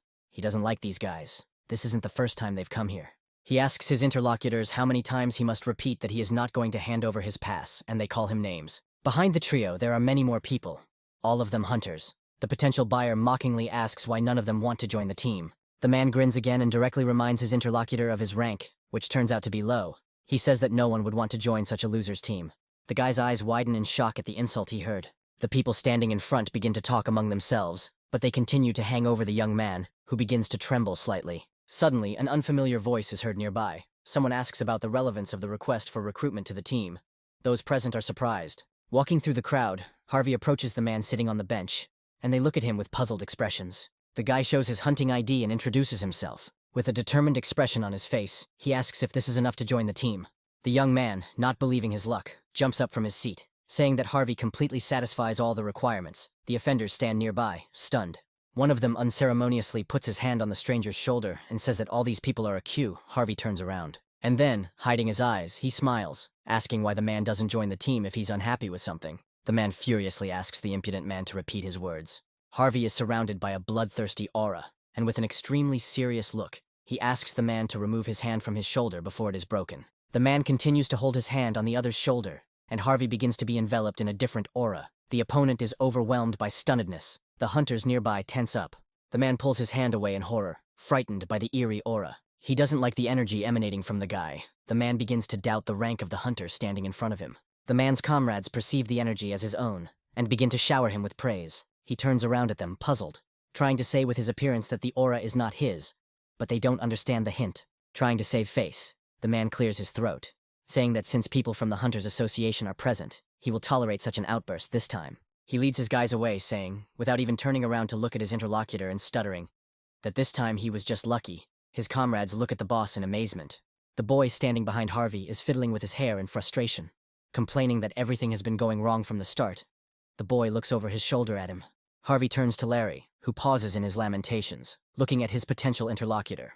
Harvey points out that it's unlikely that anyone else will want to join the team, so why not just the two of them enter the portal? The young man asks again, dumbfounded, pointing his finger first at himself, then at his interlocutor, his eyes expressing horror. The guys come out on the other side of the portal, fully equipped. They are in a dungeon, turning their heads from side to side. Larry still doesn't believe that they entered the portal together. Harvey tries to calm him down, saying that there is no need to worry about anything so much. He can deal with most monsters of a rank lower than his own. The young man looks at his new companion with bewilderment. He asks again if Harvey had said earlier that this was his first time in a dungeon, and Harvey pauses briefly, then confirms his words, but privately considers the tower to be a dungeon as well. Feeling awkward, Larry warns that his words may sound tactless, but the other person is obliged to listen to him. The young man asks Harvey what he thinks is the higher mortality rate of hunters in the dungeon, those like him or those like Larry. Harvey is slightly puzzled by the question. With a serious expression, Larry continues. At first glance, it may seem that the one with the lower rank will obviously die, but in reality, everything is different. Hunters of the Larry rank are extremely cautious because they know that they are weak, while hunters of the Harvey rank are confident in their strength. This is why the probability of a fatal outcome for hunters of Harvey's rank is extremely high. Larry draws a parallel with driving, saying that the more confident the driver, the higher the likelihood of getting into an accident. Larry finds the dungeon to be a more dangerous place than his partner thinks. If Harvey risked entering the dungeon without the vanguard and healer, the young man became even more worried about the self-confidence of his accomplice, who acknowledges the logic of part of what was said. Larry admits that, although he is a low-ranking hunter, he has a lot of experience visiting dungeons, and offers to take on the role of the group leader. Harvey looks at the man in front of him, serious and puzzled. He himself wanted to be at the head, but he agrees. Larry thanks the elder for understanding and explains that he is doing this purely for safety reasons, hoping that the offer did not spoil his partner's mood. The young man suggests continuing on his way, and Harvey also silently agrees to trust his accomplice for the time being. A monster appears before the travelers, who is a lizard man. He holds a spear and a shield in his hands, and outwardly resembles a mixture of a lizard and a man, standing on his hind legs and wearing clothes. Tensely and fearfully, Larry says that the lizard men are known for their skill in using different types of weapons. He thinks that they were unlucky with the enemy. The leader steps forward. He is going to draw all the attention of the monster to himself, and Harvey must attack as soon as the beast shows its back. The latter is approaching. Harvey agrees. He wants to see how an experienced hunter will fight a lizard man. The monster rushes into battle with a spear at the ready. Larry also rushes forward with a loud cry. The young man waves his sword, standing in front of the monster and shouting something in an incomprehensible language. The lizard stands still, looking at his opponent in bewilderment. Larry continues to swing, but his gaze is extremely serious, and Harvey has an idea. Standing behind, he suggests that the rivals are measuring their strength of spirit. Our hero looks at what is happening with bewilderment. The temporary return takes 3 days, and he has to waste time because of an insignificant lizard man. He can't watch this calmly. Approaching the battlefield, the leader turns around in bewilderment, hearing the sound of footsteps. Harvey apologizes, talking about his forced intervention. Larry tries to warn about the danger, but his partner does not listen to him. Harvey activates instant acceleration and charges headlong into battle. He mercilessly cuts the lizardman's body, then ends up behind. Larry's face freezes in an expression of deep bewilderment. He can't believe his eyes. Harvey, standing behind the remains of the monster's body, explains the reason for his intervention and thanks his interlocutor for his understanding. Larry expresses understanding, suggesting that the hunter may have his own reasons for this. Harvey announces his desire to put forward an assumption and asks him to voice it. The leader allows it without problems, and Harvey speaks of his desire to take on the role of leader. They are attacked by a whole crowd of enraged and heavily armed lizardmen. However, they all fall victim to Harvey's blade and fury, who scatters the monsters behind him as if they were nothing. The guy rushes forward and 2 monsters follow him. They attack, but the guy jumps into the air, leaving the monsters with nothing. 2 powerful blows hit the ground. From above, Harvey dives down on one of his opponents, plunging his blade into the monster's back, piercing him through and through, blood spraying in all directions. Larry watches the newly minted leaders battle with his mouth open, seeing the hunter punishing these monsters with his sword, leaving behind only splashes of blood. He considers what is happening to be a one-sided massacre. The second lizardman, wanting to strike his enemy, cuts off his kinsman's head while Harvey moves behind him. One correct move is enough for the head of the last beast to fly off from its scaly shoulders, sprinkling the ground with its blood. Larry is confused, thinking that perhaps he just got to see the battle of a super newcomer who will shake up the hunting industry in the future. After the battle ends, Harvey approaches one of the lizardmen's bodies and plunges his blade into the monster's chest. After this, the hunter extracts a stone from the corpse's chest, which is a mana stone, which, depending on its use, can provide great assistance in metallurgy and alchemy. Harvey adds the mineral to the others already resting in his partner's overflowing backpack. He apologizes with a guilty expression, believing that, apart from his role as a porter, he is of no use. Larry says that he won't be offended if Harvey asks for more profit for this, and the latter, since the conversation has already started, is also going to say something about this, but does not have time. Another lizardman rushes towards him from behind, hastily and furiously, pointing his blade right at the human's back and preparing to strike him dead. But it was not to be. Stopping speaking, Harvey very slowly and easily dodges the blow, his eyebrows frowning. The hunter re-equips his gear and swings his shield, moving it to the side for better balance, his blue gaze flashing with lightning. Harvey decides to use a different tactic on this lizardman, and with one powerful blow of his shield, he causes the monster to fly into the air. The attack is so powerful that the lizard not only flies up slightly, but continues to fly until it crashes into the ceiling of the dungeon, the weapon falling from its now motionless paw. Harvey still stands in his final pose, looking up and appraising his work. Larry raises his hands to his head in horror, shielding it from the falling rocks caused by the leader's attack. Harvey suggests talking outside. Letting down your guard could be dangerous. The young people could end up in a dangerous situation. Larry apologizes, and his interlocutor, shaking blood from his hand, says that he will do everything possible to protect him. Pretending to yawn, Harvey absorbs the souls of the lizardmen, his skill increasing, but only slightly. It's depressing. With such monsters, the hunter will spend a very long time improving the mastery of his unique characteristic. They stand in front of a portal, but its appearance is different from what Harvey has seen before. Larry is surprised that the 2 of them manage to reach the portal leading to the boss's room. Harvey makes a guess about the purpose of the portal. In fact, Larry hadn't even thought about raiding the boss, considering it a great success to get through at least half of the dungeon from the very beginning. Looking at the man standing in front of him and witnessing his demonstration of strength, the young man believes that he has the power to completely clear the dungeon. Harvey turns to his companion and asks if he is ready to invade the boss's room. The companion agrees, but suggests that the hunter take a break, to which he replies, there is no need. Then Larry suggests entering the portal. The portal teleports the young hunters to the boss room, which turns out to be a sight not much different from the previous ones. The exceptions are the skull throne at the far end, which is occupied by the boss himself, and the pieces of torn cloth on the ceiling. Seeing this whole spectacle and accordingly the Lizard King, Harvey finds confirmation of his words. Larry asks his partner what he is going to do, and they ask him for a little time to think. The questioner is dumbfounded, asking if the hunter really doesn't have a clear plan of action. Meanwhile, the large red lizard rushes into the attack with a roar, with a spear in each of its paws. A smile blossoms on Harvey's lips, just in time. The Lizard King rushes headlong towards those who dared to disturb his peace. On his back, Harvey notices an additional weapon, which is a cleaver. The guy's eyes widen from the swiftness of the onslaught. The opponents begin their dance, the lizard man attacks, and Harvey, not having yet fully thought out his plan, dodges for now, jumping back from his opponent. The hunter is impressed by his opponent's skills. For his size, he is surprisingly fast, and it is not that easy to dodge his attacks. And yet Harvey is faster. The guy's gaze becomes determined. The guy speeds up, and in one of his sliding movements moves behind the opponent's back. Harvey draws his sword and holds it forward, ready to attack. The Lizard King is not fast enough for the boy to match his fighting pace. But then the hunter is faced with something that had slipped his mind during the battle. The monster attacks the man with its tail, throwing him back. The attack is powerful enough that Harvey is thrown back a fair distance and crashes into the rock of the cave, leaving behind a loud crash and a pile of dust. Larry clutches his head in horror and starts calling for his partner. But Harvey is not so easily broken, and from under the rubble and stones that formed a blockage upon impact, a human leg appears. The guy emerges from his short-term tomb and, blazing with rage, walks towards his opponent. A black haze has gathered around him like a halo. One of the souls has absorbed the damage. The hunter grins evilly. It seems he found a good way to test new skills. Somewhere to the side, Larry rejoices through tears, breathing out with relief. He thought his partner was dead. The Lizard King looks at his opponent calmly, but steam comes out of his nostrils and mouth. Harvey teases him, wondering what happened.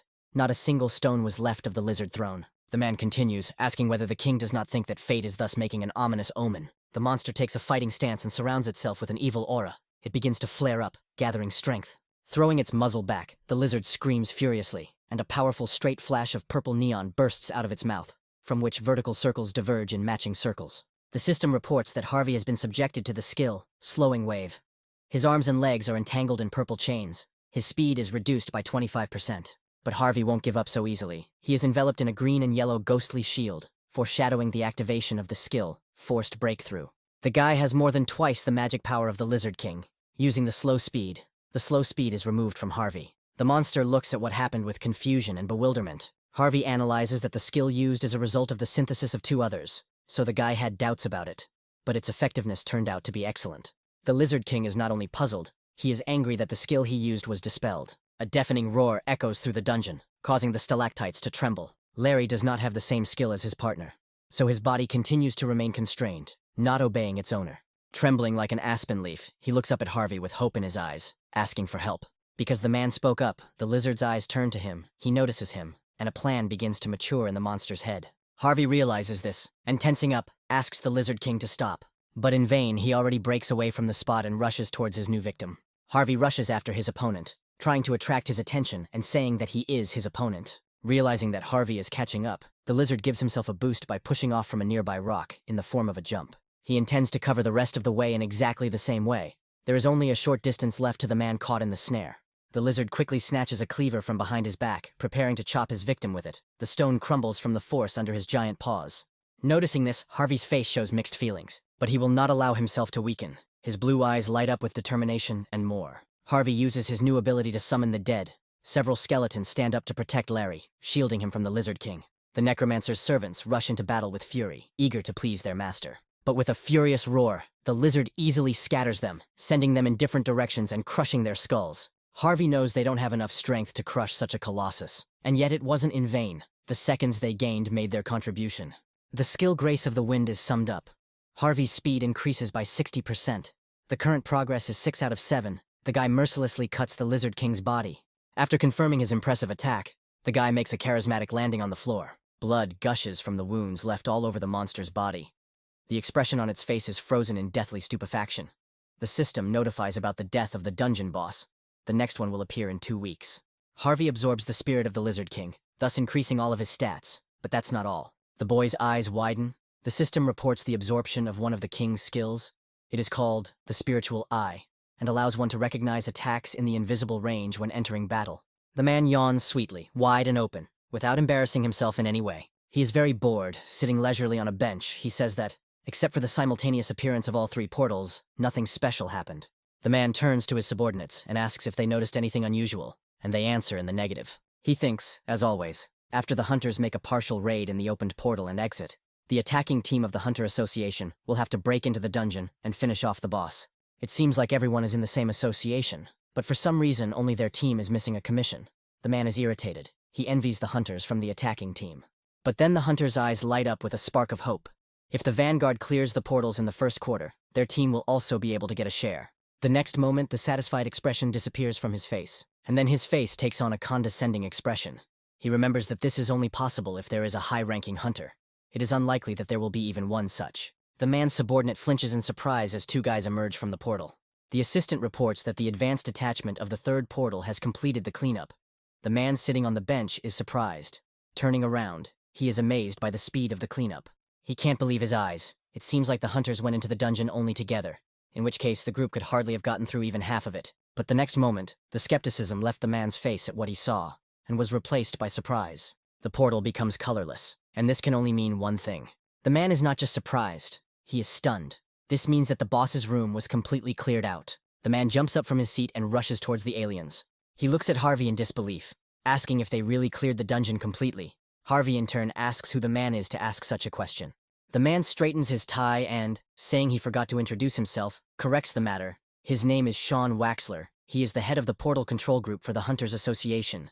Larry intervenes in the conversation. He clarifies whether Sean is here to buy the rights to occupy the portal. The man confirms these words, saying that he wants to make an offer to sell. Larry says that he is not the one who has the right to make a decision in this matter. The man looks at him in surprise. Larry informs him that Harvey has single-handedly taken over the dungeon, and a look of utter surprise appears on Sean's face. The man asks again and asks if Harvey is a top-ranking hunter, but he says he is in the middle. But he thinks that is not the main thing now, and asks to get down to business right away.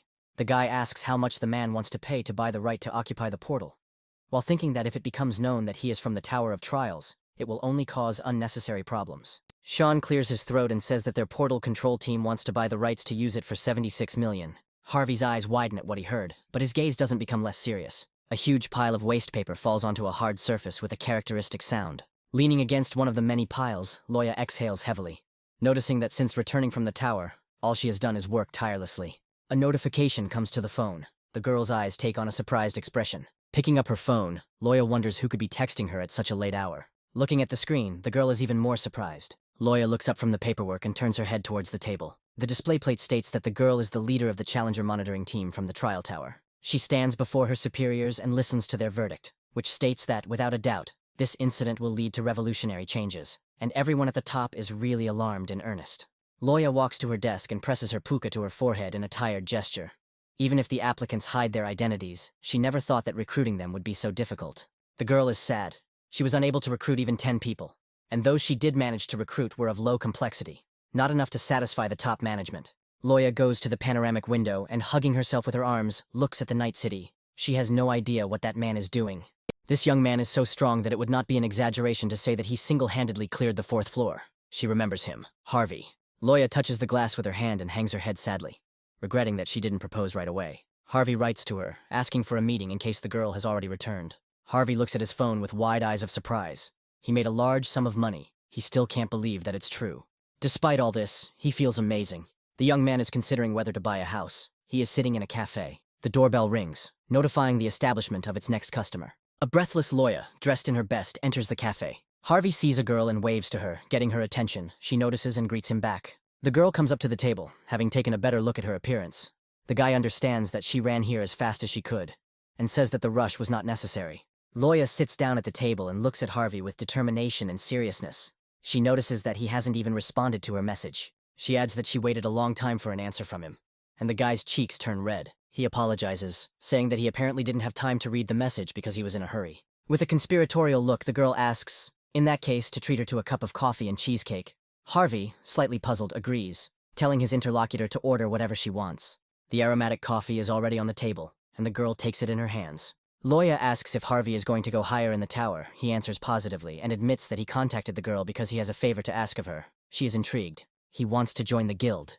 Then he will have the opportunity to attack dungeons during the short return of the Tower of Trials. The guy is going to name the conditions. The first condition he wants to reserve is the right to refuse the order to appear. The second condition is non-interference in his affairs related to the Tower of Trials. The last item Harvey wants is permission to use the guild's dungeons at any time. He asks his interlocutor if she knows of a guild that is ready to satisfy all these conditions. Looking at the woman sitting opposite, the guy is puzzled. The atmosphere seems strange to him. He wonders if he has gone too far. Finally, Loya turns to him. Harvey speaks out loud. The girl states that the conditions proposed by him are impossible to fulfill, because from the guild's point of view, she remains in the red. Harvey expresses understanding. Apparently he asked too much, and then a girl's hand covers his own. Loya sits up and intertwines their fingers, her gaze serious. She asks to join her guild, saying that she is able to make these impossible conditions possible. Harvey put his hands behind his head and looked ahead, puzzled. He is lying on the roof of a vehicle traveling along the highway. Yesterday, he had an extremely productive day. from raiding a dungeon to selling the occupation rights and joining a guild. Although to join the guild, it is necessary to complete a test task, clearing a dungeon of his class alone. He remembers a conversation with Loya. She talks about demonstrating abilities to make it easier to convince the management, because the privilege of free use of the dungeons is not available to everyone. Her words mean that this lucky guy must be either a rising star or a hunter who is highly anticipated. Harvey looks at his interlocutor decisively and asks to prepare everything necessary to clear the required dungeon of his class. With a handshake, which is a confirmation of the concluded alliance, the girl promises that she will do everything so that Harvey does not regret his decision. Sitting on the roof of the vehicle and surveying the area, Harvey considers starting his run from here as a warm-up. He lifts himself up and places his hand on the surface for support, and then he leans on it properly and moves his other hand back, bends over, putting his leg aside, and the very next moment he takes off and rushes along the route he has planned and built for his run. He flashes past ordinary people like lightning, so that they can hardly see the person. There are two people standing near the portal. A tent is pitched nearby, and Loya approaches the scene. She greets her colleagues with a smile and states the reason for her arrival: a reservation for the assault on the portal, which will take place in an hour. The girl shows the permit to confirm her words. One of the men checks the information on his tablet and confirms the attendance. The employee says that there is still enough time and offers the girl to sit down, taking a place under the awning. She thanks him. Loya feels a vibration in the air and turns around to see Harvey standing next to her. He notices his potential colleague and says hello. A strong, gusty wind appears behind the guy, and he wonders what the reason could be. This wave continues, overtaking everyone else, the tent, and the area. People try to stay on their feet, covering themselves with their hands. Harvey runs to the canopy, trying to stop the flying chair, and, embarrassed, apologizes to those present, suggesting that the shockwave may be a result of his fast running. Loya is puzzled. It is difficult for her to believe that such a strong wind arose because of fast running. But out loud, the girl notes that the guy came too early. In the background, one of the men is perplexed. Harvey makes excuses that he had nothing better to do, and the huntress wonders what kind of person is in front of her. She says that she has already gone through all the verification procedures and asks to notify her when the guy is ready. He replies that he can start right now. He doesn't care. Young people are approaching the portal. The girl suggests attacking the portal to prove their efficiency, and when they come out on the other side, they find themselves in a golden field. Harvey inquires about the area. The girl stands nearby on the left hand. The guy turns to Loya, asking her to let him know if she is in danger. The girl reassures him, saying that she will be okay. Placing her hand on her chest, she explains that she wears an artifact that was given to her by the guild, the Empress's necklace, an item that has a shield function and a weak invisibility effect. After all, if she attracts the attention of the monsters, then to some extent, she will help Harvey, so she will try to stay as far away from the fight as possible. The guy likes this idea. As he moves further and further across the field, he thinks that he can now fight without worrying about anything. The spiritual eye skill is activated, which causes Harvey to be surprised by its suddenness. He remembers that this skill was given to him by the Lizard King. He sees himself as if from the side as a purple light, and three more or less the same ones are approaching him, leaving a trail behind them. He fully senses the presence of enemies invisible to the eye. This is the ability of the spiritual eye. But even without skill, the guy sees 3 crushed ears of corn ahead, and gradually approaching paths. One of them suddenly begins to push forward more and closer to the hunter. The guy jumps up and 3 monsters jump out from below, following him, opening their mouths wide and hoping to grab him. They look small but bloodthirsty, with slavering mouths of frequent and sharp fangs. Loya rushes forward in shock. She can't believe that these monsters called poison fishermen could be here in a middle-class dungeon. She screams at Harvey, knowing that the voice in this situation will catch up faster than the girl herself, and asks him to take care of himself. This dungeon is breaking the rules. But the boy is not particularly scared, entering into battle with the fishermen, endlessly striking them with his sword. A second or two later, the monsters are already falling apart in different directions, drenching the ears of corn with blood flowing from open wounds, and Harvey stands in the middle of this mess as if nothing had happened. Loya freezes, her eyes wide open and wondering what she just saw. What kind of madness has happened? The next moment, a satisfied smile lit up her face. The girl knew that she had made the right choice. Harvey cuts off the head of the first poison fisher to attack him with 2 sharp movements in the air, with 2 more approaching and preparing to attack after him. Leaning forward, the hunter cuts the next one in half, making 3 almost continuous movements, drawing a zigzag line in the air. The third monster is hit in the stomach while in flight, which even creates a small shockwave behind the body. Harvey's sword glows yellow, which is puzzling. The appearance of the lightning effect is such a rarity that the guy completely forgot about its existence. In the middle of the battle, there is no need to be distracted. One of the monsters attacks the hunter from behind, announcing its attack with a nasty grinding sound, thanks to which the guy notices it. Strong jaws close dangerously close to Harvey's face, drooling. Harvey grabs the monster by the tail and squeezes hard, getting a better grip on his fingers. Afterwards, he runs for some time and hits the poison fisherman on the ground with all his might, the blow leaving behind a dent and a characteristic airwave. The boy stands up and proudly straightens up to his full height, the sword still in his hand and the shield equipped. Having dealt with the monsters, Harvey waves his hand to his mentor, attracting attention and saying that he has brought some kind of order nearby. Now she can calmly approach. The girl is confused. This guy got to the portal leading to the boss room in less than an hour, and even alone. But the most surprising thing is the fact that the dungeon breaks the rules. The poison fisherman is not to be taken lightly. He is one of the monsters that is recommended for group attacks even for Harvey-ranked hunters. So Lo still can't believe that the guy dealt with these monsters so easily. And standing behind this man, the girl is sure that this is far from the limit of his height. She has no idea what she might show Harvey in the future. At the same time, he increases his characteristics by absorbing souls, shrouded in the black fog of his skill. Entering the portal, Harvey believes that at this level, even the boss won't pose much of a threat to him. With these thoughts, he goes to the boss room, overcoming the portal. Harvey and Loya are walking through a dungeon that is a boss room. Almost all the space around is made of stone, with unknown trees woven into it in some places. The girl raises her head and looking at the sky breaking through the intertwined snags, says that she finds it a little strange. They have already gone very far, but the presence of the monster is still not felt. The young people do not see it yet, but something is rapidly approaching them from above. At the very last moment, they both notice, raising their heads up in shock. Harvey is stunned, finding it hard to believe that the monster managed to get to them so unnoticed. And it already lowers its powerful paw to the ground at breakneck speed, crushing the hard surface into crumbs. The next moment, the monster tries to digest the information that its prey has just escaped from under its nose. Harvey manages to pick up the stunned girl at the very last moment and avoid the blow. The guy's gaze is focused. He can't be distracted now even by something insignificant. Loya still can't come to her senses. The boss, finally realizing what is happening, opens his mouth wide, showing his victims rows of razor-sharp fangs and preparing a gift in the form of a cluster of energy for the attack. It doesn't take much time to prepare. The fisherman releases a powerful column of pure energy, glowing blue at the people. Loya turns to the monster and points her finger at it, warning her savior of the attack, who also turns around and is horrified. The energy charge hits the place where the hunters were just, leaving behind destruction and clouds of dust, mixed with an airwave. But he's out of luck again. Harvey, still holding Loya in his arms, makes a high jump upward, breaking out of the pile of chaos. The guy finds a safe, hard surface with his eyes and lands. He sits down to make it easier for Loya to descend, and says that he moved her here without her consent, because the monster looked extremely dangerous. He hopes for understanding. The girl is not at all offended, on the contrary. Now she considers herself indebted to Harvey. The young people remain sitting so as not to reveal their location to the monster.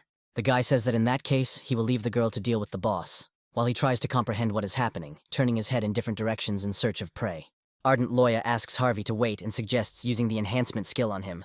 Personal abilities can be tested later. Harvey refuses without question and jumps down towards the monster. He promises the huntress that he will return soon. Flying like a stone down into the very mouth of the volcano, the guy thinks over a strategy in his head, but his face does not express a single emotion.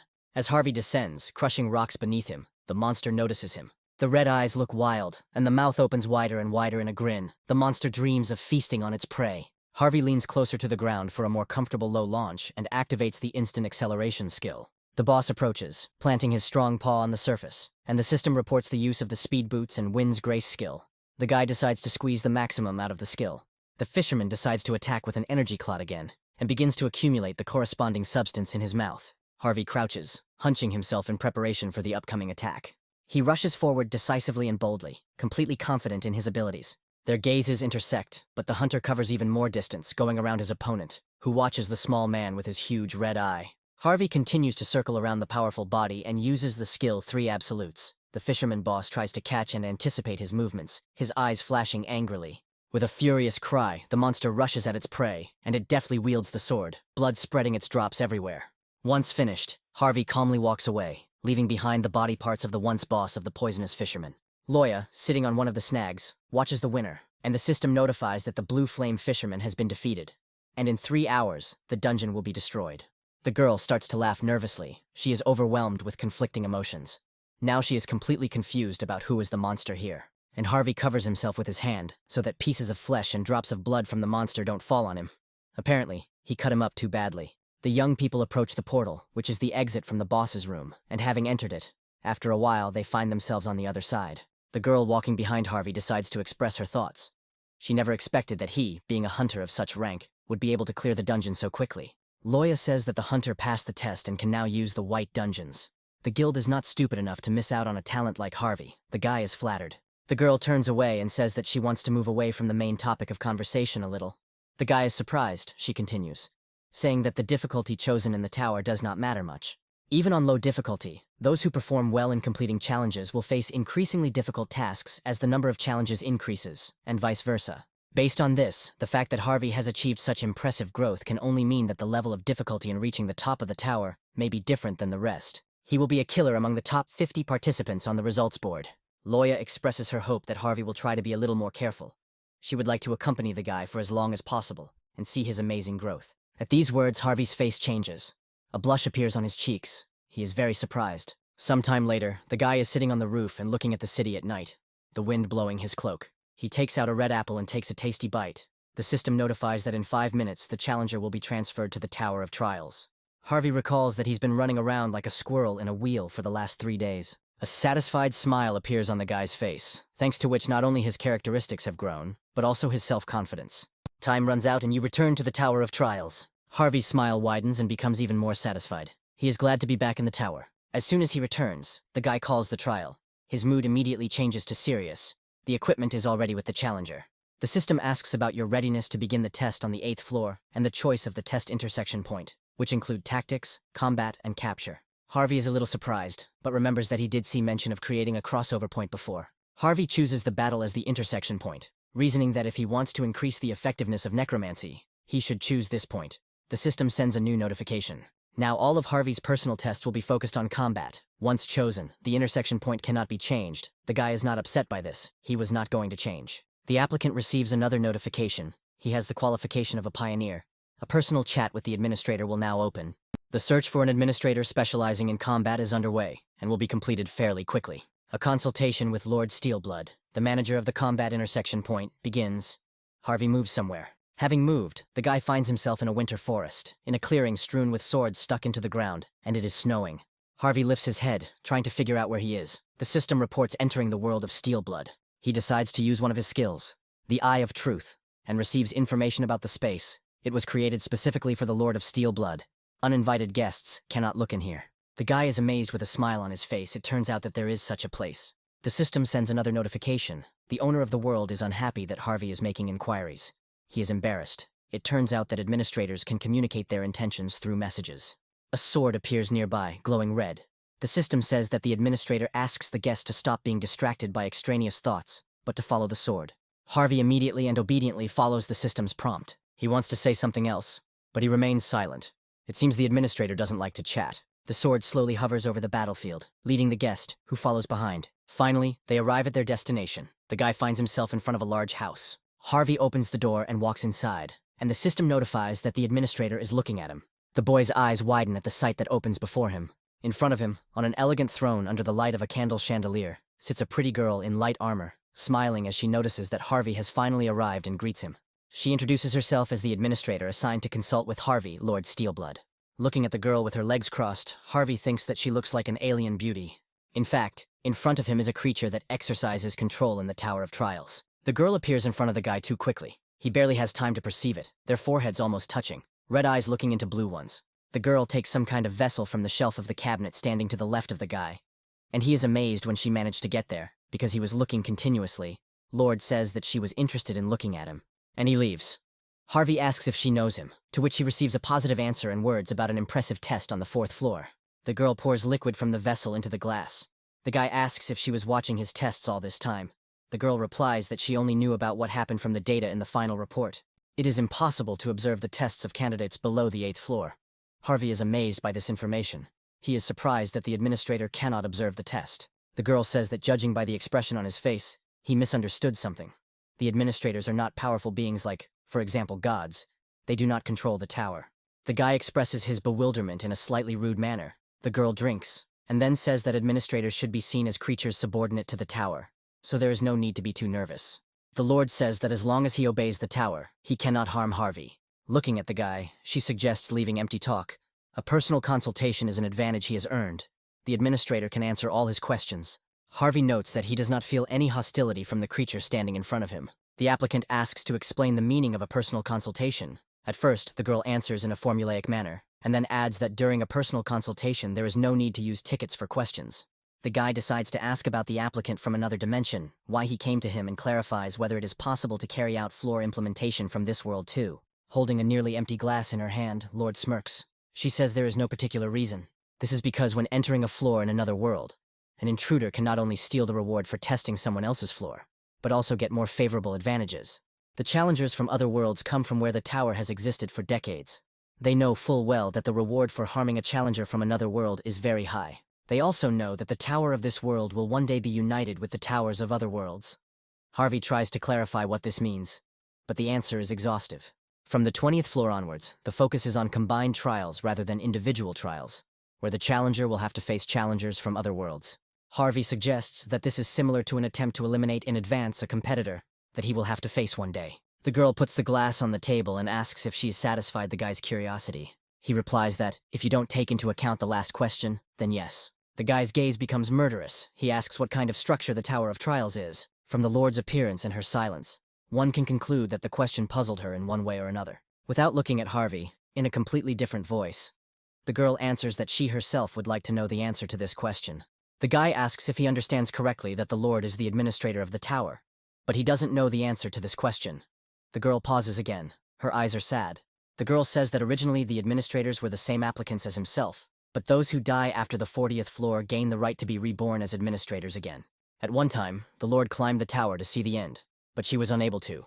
All the administrators died before reaching the end. Harvey clenches his fist. He can't believe that all the administrators are former applicants. The guy is upset. He hoped that the girl still knows something about the top of the tower. The girl turns her gaze to her interlocutor, and he becomes angry. In an instant, she appears right in front of him and, grabbing the guy by the chest, slams him into the wall, the force of her force creating 2 dents where his feet were. Looking at the boy furiously, Lord says that he shouldn't say words about the summit so frivolously and carelessly. Harvey's eyebrows rise as he looks at the fragile girl who dangled him in the air by the neck and said those words. Suddenly a smile appears on Lord's lips. She notes that the guy is not particularly puzzled, and asks if he is not scared. Harvey, looking away, says that it is because personal consultation is an advantage to him, and he does not feel any hostility from him. And also, he says and focuses the force in his left hand, which causes a dent to form in the wall. The surface behind the guy breaks, revealing a decent chunk of open space, and he, sliding on the snow, finds himself outside the building, takes out a sword from his inventory. The Lord freezes with his hand outstretched. Harvey says he has no intention of letting the girl hurt him so easily, his blue eyes blazing with determination. The Lord's eyes widen as she sees the sight before her and hears such bold words. The girl bares her teeth in a dazzling smile. She notices that she has been living for a very long time, but this is the first time she has seen someone destroy the administrator's residence. But his actions have convinced her. Harvey looks at his interlocutor, puzzled but still serious, waiting for her to continue. The Lord continues with the same dazzling smile, calling the boy by name and offering him a patronage contract. Harvey's eyes widen, not to say he's not surprised, to say nothing. The system reports the entrance to the 8th floor waiting room. Harvey finds himself lying on his bed. He opens his eyes and, as soon as the transfer is completely completed, sits up. Swinging his legs over the edge of the bed, the guy opens an exclusive store. He can't believe his eyes. Besides the skills, strength, and items, at the very bottom of the store there is a category called Contractor, and Lord Steelblood's name is listed in it. He didn't dream it, he really did sign a contract with the administrator. In the memory, the girl says that she can't miss out on a candidate who is both talented and brave. The system asks about signing the contract. Harvey agrees. Because of this, an exclusive store with special glasses will be opened. The bonus is an increase in all characteristics by 1. Harvey opens the category of strength in the exclusive contractor store. It consists of Purity of Mind, Steel Soul, and King of Winter. There is even a level of this category of the store. The guy wonders if there is a difference between the power and the unique power obtained on the 8th floor. But first, he is going to check the other pages. There are not enough rights to view yet. They will appear in the waiting room on the 10th floor. It turns out that at this stage, only the specified 3 powers are available. Reading the descriptions of each of the powers, Harvey finds them ambiguous. He thinks hard and decides to accumulate more special points. But then he changes his mind and gains the power of Purity of Mind. It allows you to think rationally in any situation. Status anomalies such as anger and confusion during combat are halved, and combat immersion increases. Harvey figures it's better to raise his survivability bar this way than to not prepare for anything at all, because there's a chance he'll be facing a floor invasion right now. Harvey summons a trial and enters a portal. The theme is destruction. To successfully complete the condition of the passage, you need to kill the lich that summons skeletons. The guy stands on a cliff and looks down in shock, his face illuminated in purple and pink. Below, under the rock on which he stands, there is a hollow completely filled with resurrected skeletons. There are just tons of them. With an impartial expression, Harvey suggests that this is an attempt to overwhelm the enemy with numbers. The dead, with their heads raised, look at their potential enemy, waiting for him to descend. Well, the guy doesn't keep you waiting long, running down the cliff. Finding a suitable ledge on the go, Harvey climbs onto it, and then, pushing off, soars upward, above the horde of skeletons. Without hovering for long, the guy rushes down like a stone, diving into the thick of things, and simultaneously destroying some of the opponents with a blow, and some more with a shockwave from it. The challenger rises to his full height, but does not raise his head. The revived corpses surround him more closely from all sides. And now the first one is already rushing into battle, hoping to hit his opponent with a sword, and others are already lining up behind him. Harvey stands idle, arms outstretched, punches raining down on him from all sides, but none of them reach their target. He tested it, and the test was successful. As the guy expected, the undead couldn't penetrate even his basic armor. And now he himself begins to swing his sword left and right, punishing his enemies, and this happens with unprecedented ease. But the skill awarded for such efforts is insignificant. One shouldn't expect more. As Harvey continues to fight, he slowly reduces the number of enemies and increases his skill level at the same time. He begins to slowly run out of steam, and believes that improving his skills in this way is a waste of time. An unfamiliar, loud voice reaches the boy's ears, asking who he is and how he dared to desecrate the sanctuary of the owner of the voice.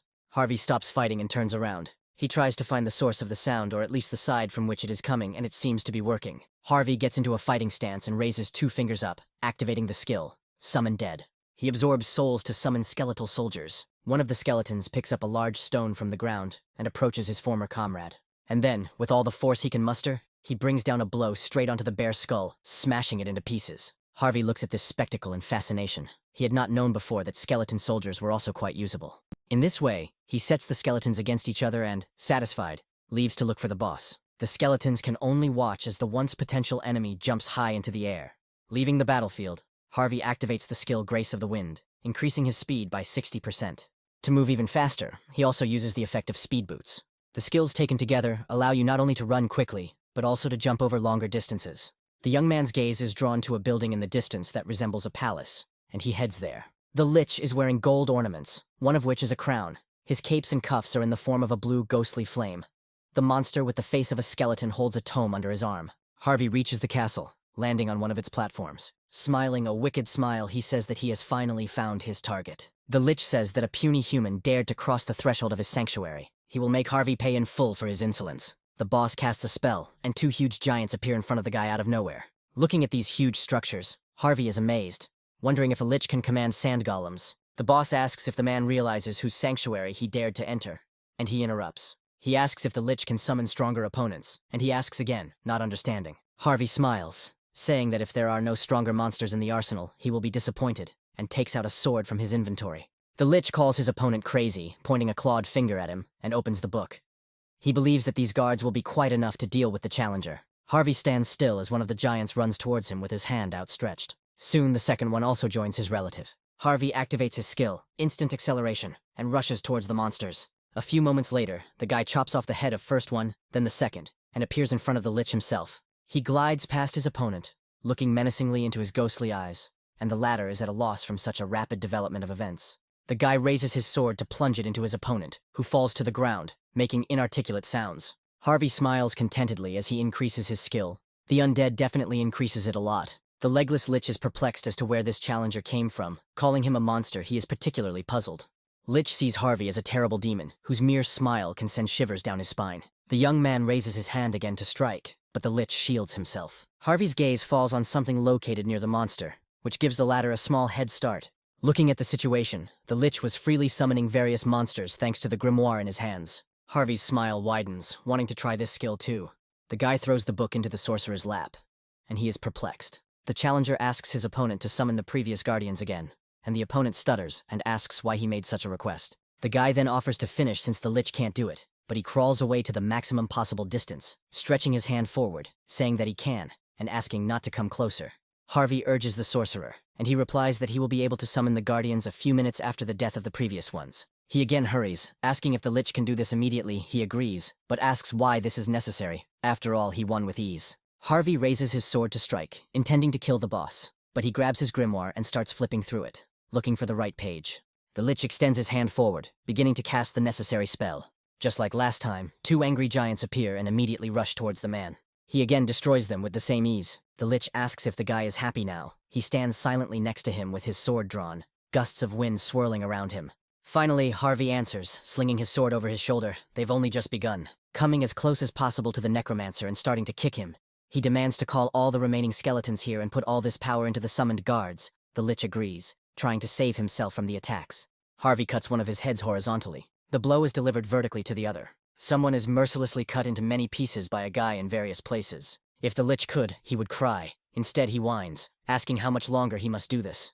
And Harvey is ruthless in his battle and in his request. He continues to destroy the newly summoned guardians. The guy's smile is bloodthirsty. He says that everything will continue until he tells it to stop. The giant's fist is getting closer, and Harvey stands motionless. The guy with a determined and firm, stone-like gaze stretches his hand forward.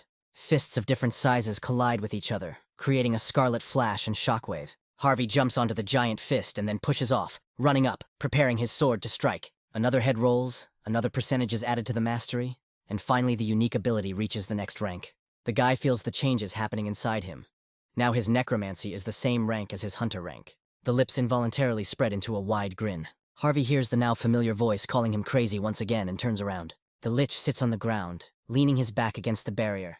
His ghostly robe and all other parts are noticeably exhausted. It is noticeable from his appearance that he is tired. He promises to curse Harvey after death. The guy looks at the boss. His whole body is covered in cracks. And with each new time there are more and more of them. Harvey assumes that the Lich will soon die. The guy comes closer and swings his sword. He wanted to use the boss a little more, but apparently it won't work. The Lich's head flies into the air, uttering his last words. He considers their meeting disgusting. Harvey gets the achievement Man More Terrible Than Demon. The guy absorbs the Lich's soul. Agility increases by 1. Mastery increases by 17.4%. The 8th floor test is completed. Upon entering the waiting room, Harvey receives a notification that the system has been expanded. Moderators can now observe his tests, and the restriction on the ticket with the question is removed. Reading the description of his updated unique characteristic, Harvey grins. Now when absorbing a skill, he can also absorb its mastery. The chance of obtaining a skill is 20%. Although the 8th test was quite easy, there is no guarantee that the 9th will be the same. The guy must prepare well for the next floor. The challenger examines the sword and concludes that it is still passable. But he now has a problem with defense. Opening the hunting dagger skill window, he concludes that he needs a new fencing skill. The old one is already developed to the limit and goes to the skill store. Harvey is meticulous about choosing skills, but the thing is, there aren't many of them for a sword anyway. If you don't have many skills, you can create a new one, and it buys Sword Mastery Basics, which increases all sword skills. Standing in front of the system windows, the guy reasons that in order to increase the rank of the hunter's dagger, it is necessary to take into account the compatibility of skills. Among what is available, the option is the best. Harvey chooses the skills, Hunting Dagger and Sword Mastery Basics. Their levels are not the same, so the synthesis will continue to be based on the former. The synthesis percentage is 75. The system asks about continuing the synthesis, Harvey confirms. And a little later a new skill appears. It is called Demon Slayer, and has the effect of increasing knowledge of sword basics, as well as increasing cutting power 3-fold. However, this effect does not stack with others. This skill also has an additional effect of increasing attack speed by double when fighting against non-humans. Harvey notes that this skill is simply made for hunting monsters. A smile appears on a man's face. The synthesis of skills is a very useful thing. The guy got excited and wondered if it was worth synthesizing the rest of the skills. By reaching his finger towards the screen, he promises himself not to create a skill, but only to test compatibility and the likelihood of synthesis. By synthesizing iron blood regeneration and pain resistance, it is possible to create a skill that surpasses both the first and second ranks. Harvey is interested in this. He is puzzled. Rapid regeneration can not only become 3 times stronger, but also reduce pain. Squeezing the handle of the sword, the guy thinks that there is a regeneration effect in the waiting room, so it will not be possible to check it properly. The system notifies about the effect being disabled. Harvey holds his hand out with a serious expression, about to check. He has used up all his souls so the shield won't activate. He swings and brings the blade down mercilessly on his own forearm. The hand, having described a semicircle in the air, falls to the floor. But after just a few seconds, she is back in place. The guy is amazed by the effect of the new skill. He looks at his hand and can't stop being happy. This ability is amazing. It's as effective as the treatment in the waiting room. Since he has such a healing skill and a shield, nothing else is needed. Harvey decides to use the sword until it breaks. He likes it. Having entered the community, the guy notes that there is nothing special there, which means that nothing is holding him back anymore. He calls the trial and enters the portal of the 9th floor. The theme of the trial is battle, which takes 24 hours. You need to kill all the monsters in the area. The reward is the skill Beast Instincts. The guy's face takes on a stunned look. The system notifies of danger. Another player has invaded the world. The goal of the test changes. You need to kill the intruder. Seeing the spectacle spread out before him, the guy falls into a stupor for a few seconds. In front of him stands a player from another world on monsters fallen on top of each other. The old man says, "Finally, Harvey has come." The alien introduces himself as Bard Sky, the leader of one of the leagues. Harvey repeats to himself the name of the man who introduced himself and that he is from another world. The guy looks at the old man sternly, and he asks the name of his opponent. Harvey asks why he needs to know his name, and Bard says he gave his own, and neither opponent changes their position. The owner of the floor notices that the uninvited guest has invaded here with ill intentions. So why should they get acquainted? The man replies that this is the respect between swordsmen, and says that the other man is narrow-minded. Looking at the stranger, and remembering the past, Harvey wonders why all players from other worlds are so strange. The opponent suddenly takes his sword in his hands and gets comfortable. He is unable to force the opponent to name himself. The man takes off from his place very easily, as if he weighs nothing, and self-confidently. His graceful sword glides through the air in slow motion, leaving a trail behind. Bard points it at Harvey as he dives down at a tangent towards him, the latter taking a fighting stance. He activates the Wind Blessing skill and increases his speed by 30%. The Bard begins to attack the owner of the floor, delivering devastating blows from all sides, and Harvey tries to fight them all off. Both opponents move back in different directions, and Bard is surprised by this. The surprise is pleasant. He didn't expect that there are such strong people like Harvey in this world. A smile appears on the old man's face. He apologizes to the younger one for his arrogance, but the younger one remains silent. Only heavy breathing comes out of his mouth. He is already exhausted from this skirmish. The guy asks his opponent to stop pretending to be noble, and he is amazed. Harvey notes that Bard came here to kill the guy and collect the reward, and not for any other purpose. The young man does not understand why his opponent is trying to be polite. He considers such behavior disgusting, and his eyes speak even more eloquently than words. Finally, the old man opens his eyes, which until then had always been closed or squinted, and he gives an explanation for his behavior. All because Harvey is from another world. And the man raises his sword into the air, filling it with golden energy, and a dark purple haze spreads out from below in all directions. Soon the clouds grow and envelop the entire space. Bard says goodbye to Harvey, calling him an unknown swordsman. The guy tries to stay on his feet, blown away by fog and a gust of strong wind, and the system reports that he was deprived of vision for 5 seconds due to the Sword of Light ability.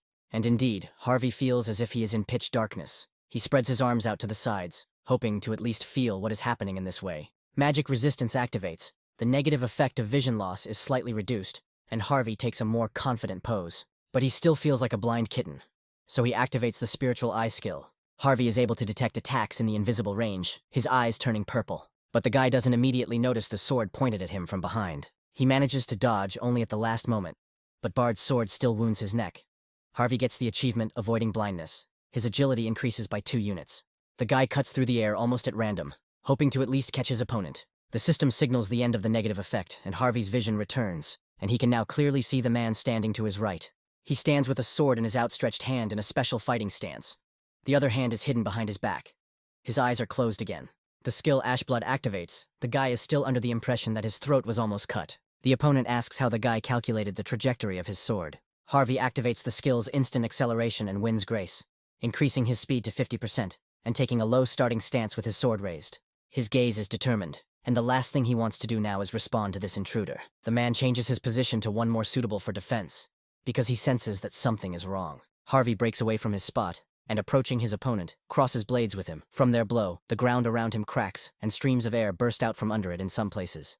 The confrontation between these two blades is truly impressive, as if neither one wants to give in to the other. Harvey turns his body, preparing to strike, but keeps his eyes on his opponent. And the next moment he attacks using his leg, but Bard blocks the blow with his knee, flying into the air. The man's face is distorted. It is clear that he is putting in a lot of effort, but now he raises the blade, intending to bring it down on the young man's outstretched leg. Harvey spins around, successfully avoiding the attack, and swings his weapon himself. The old man blocks the boy's attack again, but this time with his hand. Harvey uses his free leg to kick the man's sword-holding hand. They freeze in this position for several moments, both partially immobilized and unable to move. The man says he noticed Harvey using some strange techniques, and the young man is puzzled, despite his incredible height. Their characteristics are approximately on the same level. Finally, they release each other, and this movement also creates several shockwaves. The man promises to be serious now and opens his eyes, frowning.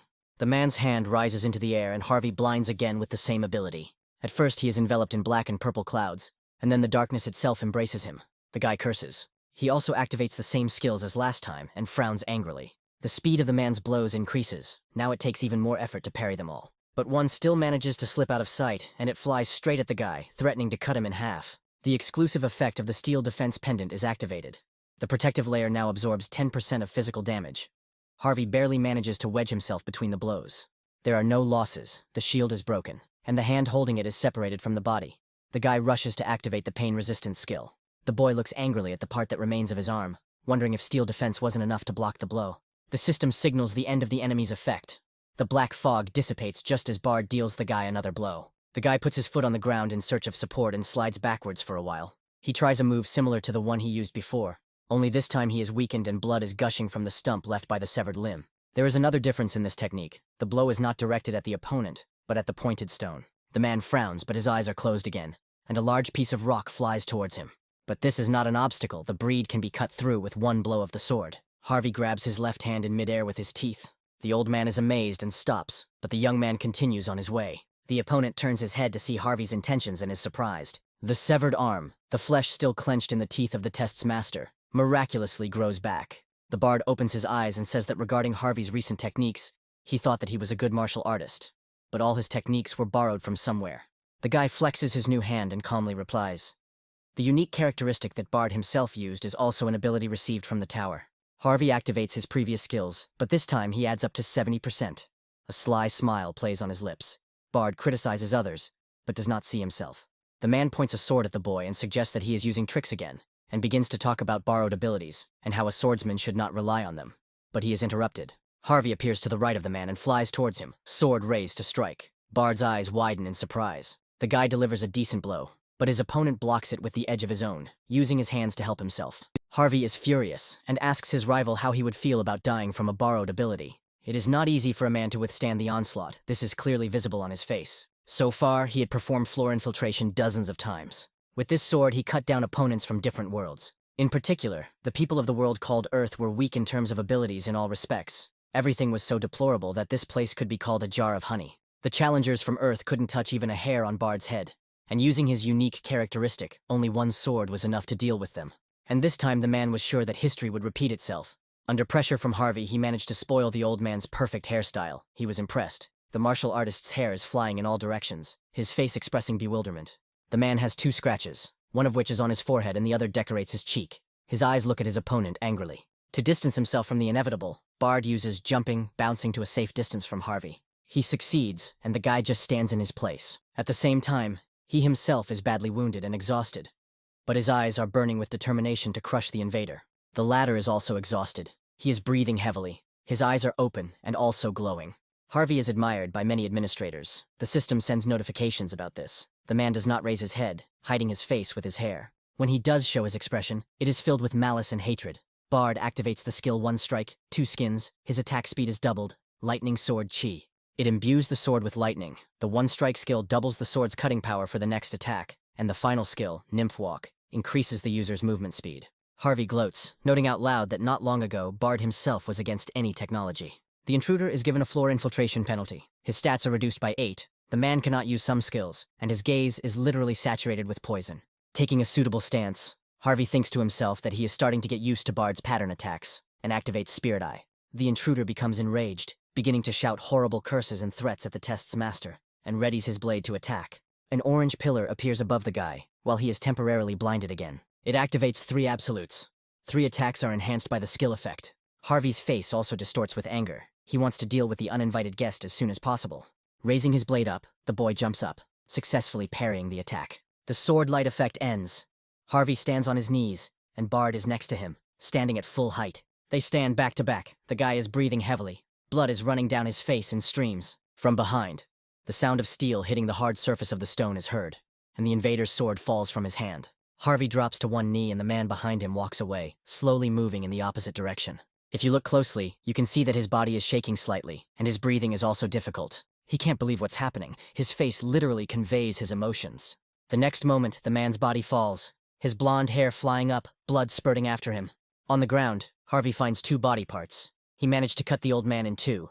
The guy slowly rises, trying to straighten his disobedient legs. A malicious smile appears on the young man's face, and the system congratulates him on completing the 9th floor test. Harvey absorbs his opponent's soul, increasing his skill by 27%. He is surprised by such a figure. This has never happened before. The system notifies that the reward does not correspond to the difficulty and will be revised. Harvey gains the 6th sense skill and tens of thousands of points. He heads towards the portal leading to the break room. intending to find out more details there. Just before entering, he receives several notifications of approving reactions from the administrators, and the young man stops. He recalls that administrators can now watch his tests. The guy smiles. Most were impressed. He is a little proud, because in essence, he was recognized. Lord Ironblood also takes the initiative. She is unhappy with the increased interest in her contractor, and tells Harvey not to be charmed by the other administrators. The next notification leaves him completely confused. The administrator of the White Crane Master wants to add his will to Harvey's exclusive store. The system asks if the guy accepts it. He becomes wary. The Lord reluctantly says that Harvey can accept it, and explains that they give abilities so that the player remains in debt. The young man is interested in what the administrators get out of this. That is, they will meet again. Master White Crane laughs and says that this will happen often. Lord says she won't be very strong, so don't worry. But Harvey is puzzled. She's not very strong, but they want something in return. As a result, the guy accepts the gift. The will of the White Crane Master is added. The Chi Sword Master is added to the exclusive store. The Master, smiling, says to remember his kindness. Harvey accepts. When the guy enters the waiting room on the 10th floor, the system expands and he can enter the public arena. He wonders if the administrators can watch here too. He asks if they are watching it. No one answers. The guy stands in silence and proud solitude. Embarrassed, the guy clears his throat and opens the store. Goes to the category, Will. The Master's will is indeed added. Harvey clicks on it to find out a detailed description. This is a key sword that only martial artists can use, transformed into will. The blade can be strengthened using mana, ki, and other energy. The consumption depends on the duration. Administrators said it was just a will, but Harvey thought it was pretty strong. He notices that he now has the opportunity to view other pages, and immediately goes there, starting to read the descriptions. After reading everything, Harvey finds the abilities incredible, but now he has few points. On them, he can get only 2 of them, one of which is bone reconstruction, which allows him to rebuild his bones to master any technique and increases his characteristics by 2 points. The second of the available abilities is Chi Sword Master. Harvey is in thought about whether to keep the glasses or to purchase one of the abilities. He slowly raises his hand up. His last opponent was very strong. Harvey resolutely presses the screen. In order not to die, he must buy freedom. He buys the will of the White Crane Master. It is activated. The guy gets into a stance and starts practicing. The triple slash skill also uses mana, but the feelings are completely different. In triple slash, mana enters the sword as a wave. In the Sword Master, chi and mana enter the sword like a river. Using the skill, Harvey concludes that for every new minute, mana consumption increases by 2%, which means that in 50 minutes, he will spend it all. Harvey disables the Chi Sword Master's will, but still holds the sword in his hand. He must carefully monitor his mana. Standing in front of the system window, the guy remembers that the rewards included the 6th sense, and finds this skill. It improves instincts. The guy thinks, if you can count on a 6th sense, it's quite useful. Harvey logs into the community to check for messages about the public arena, and there are a lot of them. Scrolling through the chat further, the guy finds something interesting. Someone writes that he was offered to exchange wills. This information may be useful. Harvey did not know that wills could be exchanged. He is attracted by the place where he can meet many players and make deals with the administrators. Armed with a satisfied smile, the guy wants to check it out himself, and at the same moment moves. The public arena looks unusual for the tower, as if it were a mixture of the Middle Ages and modernity. It all starts with a teleportation circle, and at that very moment, 2 candidates find themselves in it. One of them turns out to be a nice-looking young man who, finding himself in this place, admires the girl standing behind him in a nun's outfit. The guy remembers that he used the tickets to ask and found out everything. He wants to get as many advantages here as possible and come back. The couple is walking through the forest. The boy looks cheerful and full of enthusiasm. He encourages himself by actively moving his fist upwards. They are walking through the forest, and someone is standing in the bushes and watching. These people look like bandits, and their bloodthirsty smiles only emphasize this theory. One of them speaks of the guy as being of high rank. His companion says with a nasty smile that he is irritated by the fact that these foreigners call themselves a country with strong hunters. The smile becomes even more sinister when he asks if it is okay to kill other people here. The guy follows the nun, but lags behind by a decent distance. Suddenly, 3 negative effects are placed on him, and due to partial paralysis, the guy falls to his knees, wondering what is happening. He tries with all his might to move at least one of his fingers, but it doesn't work. His body only trembles unpleasantly from the effort. An unpleasant and evil laugh is heard from behind. The young man turns his head as much as he can in the current conditions. The same trio approaches him. The boy, stuttering, asks the men not to do anything to him. The leader takes out his blade and licks it ominously. The companions stand behind on the edges. The central one begins to mock the nationality of the immobilized one. The guy thinks to himself that his end has come, although this place is not even a test, and assumes that these guys are just looking for profit. The man with the gun comes closer and squats down in front of the paralyzed man, who with his last strength asks him to stop. A nun enters the conversation, asking if they will cope with the consequences if the bandits do not stop now. She will tell the whole community about their behavior. Looking at the girl, the leader's face becomes bored. He gets up and says, okay, but it's not that simple. A man with a lustful smile offers the girl to undress.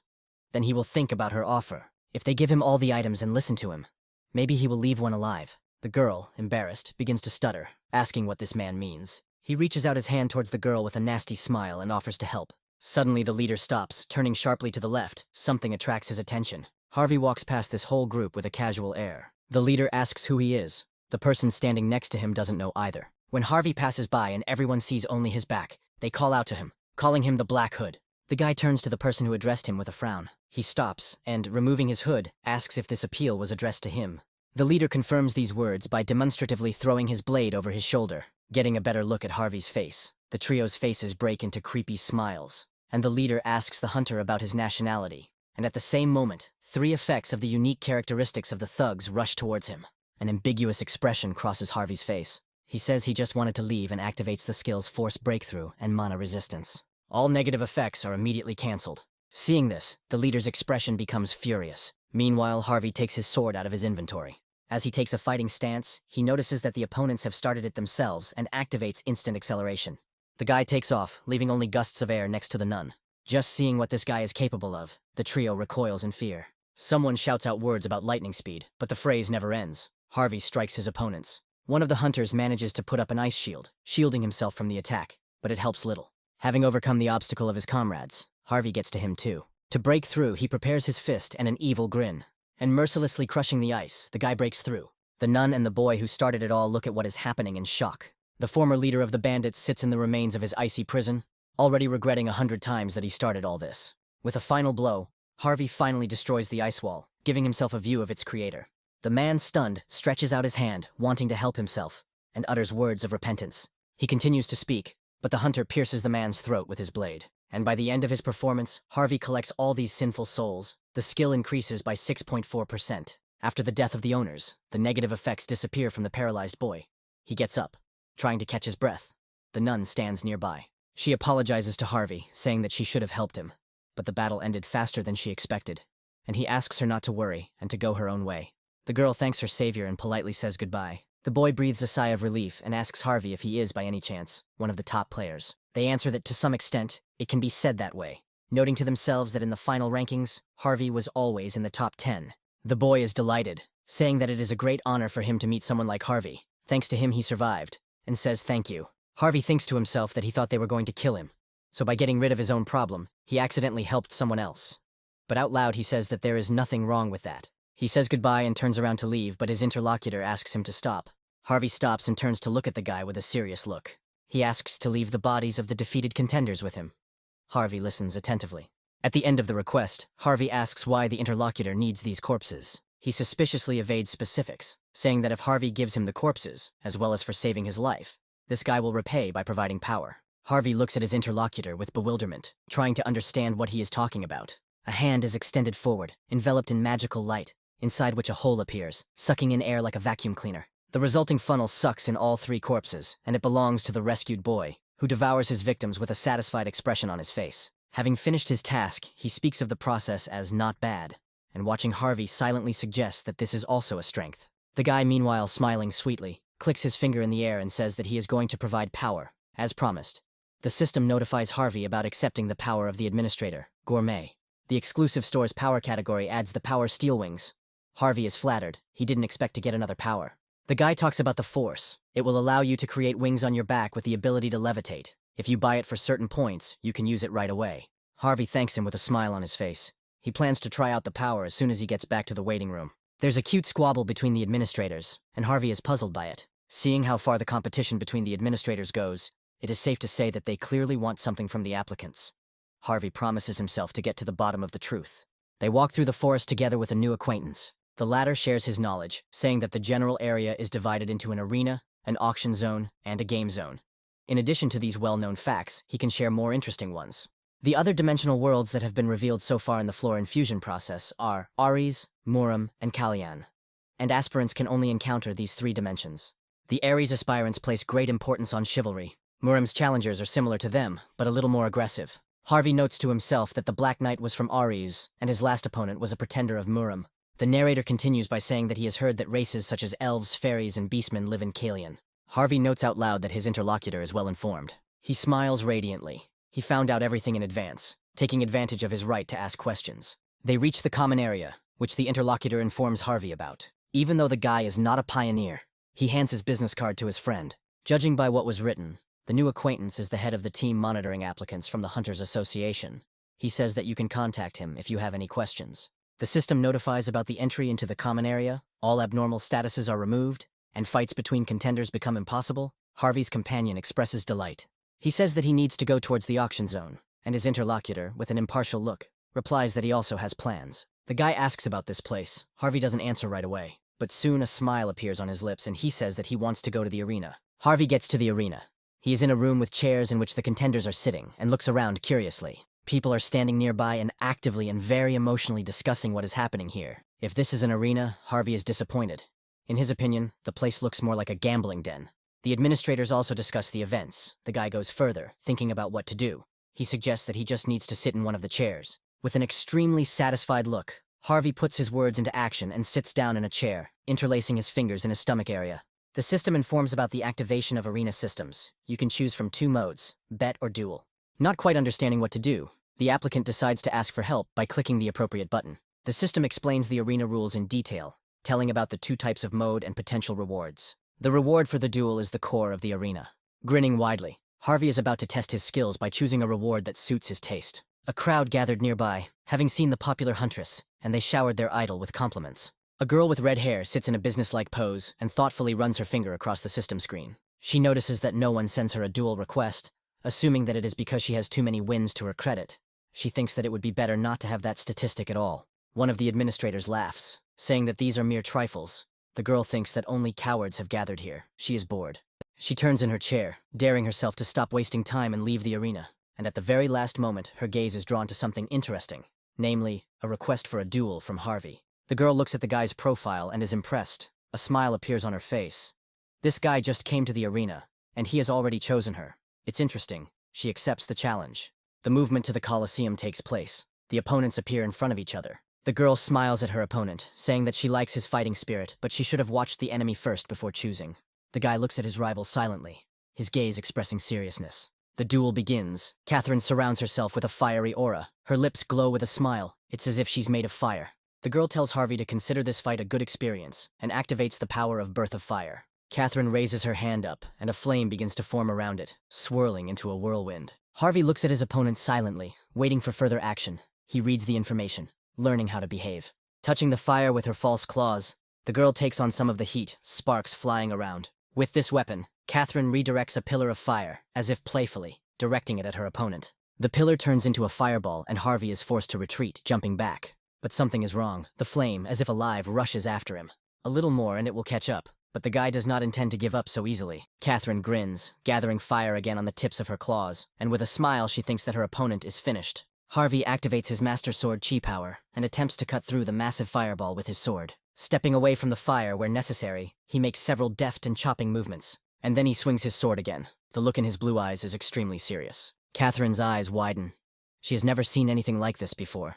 Somehow this guy managed to not only cut the single ball, but also put out all the fire around it. The arena is smoking from the aftermath. Harvey turns to the girl, hitting her with his own words about a good experience. Her face expresses bewilderment. The guy points the tip of his sword at his opponent, grinning as he says that he is giving it to her. Somewhere in a bamboo grove, bamboo rustles, swaying in the gusts of wind. The courtyard is so quiet and empty that nothing disturbs the peace of the person inside. He sips tea from his cup, enjoying its rich taste and aroma. This woman sits in front of a portal that looks like it's made of water, with a bird sitting on her shoulder. The girl sees Harvey fighting with Catherine in her magical eye. She didn't expect that he would already have control over the released Qui energy. The girl grins, scratching the bird. She thinks she made a great move when she sponsored such a talent. She wants to enlist Harvey's help before anyone else.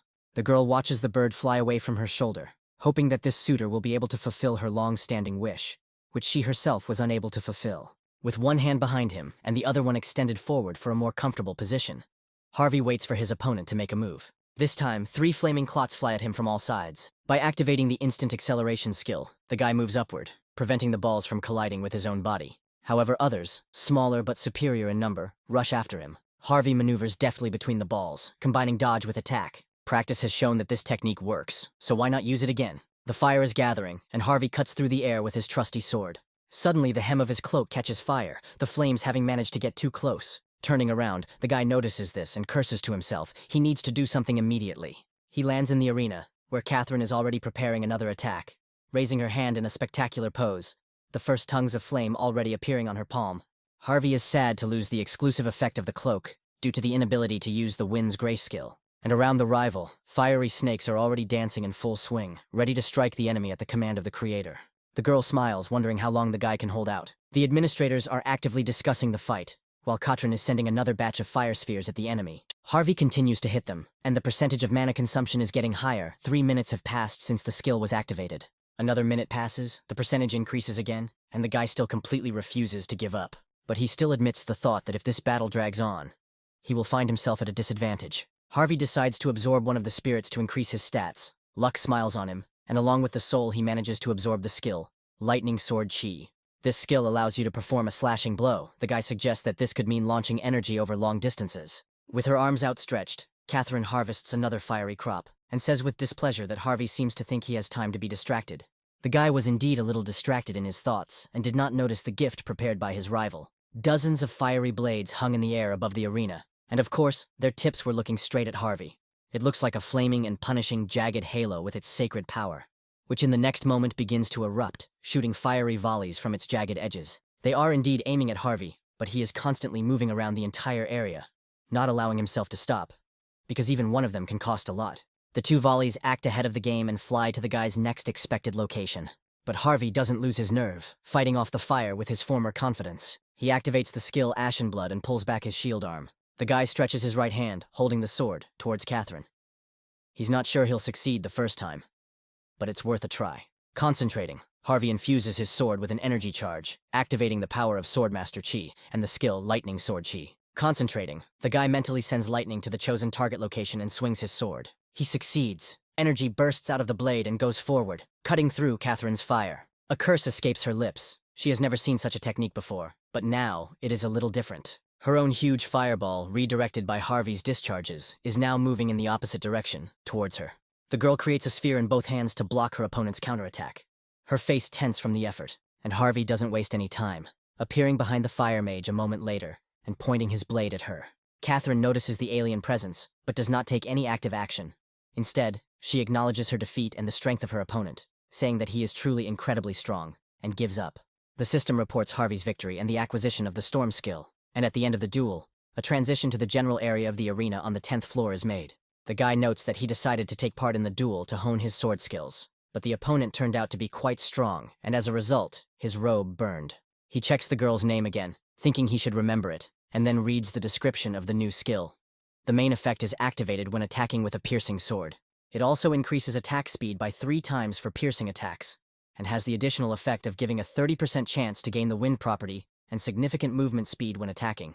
Harvey feels cheated. He thought he would improve his fencing skills. The statistics summary shows only 1 win, and the guy intends to actively grow. He appoints a new duel. After moving to the Coliseum, an opponent, Eugene Austin, appears in front of the guy. He occupies 11th place on the server of another country. The system announces the beginning of the duel. The man holding the spear says that since Harvey is ranked 3rd on his server, he was looking forward to the fight, but is now disappointed, thinking that his opponent looks like a beggar.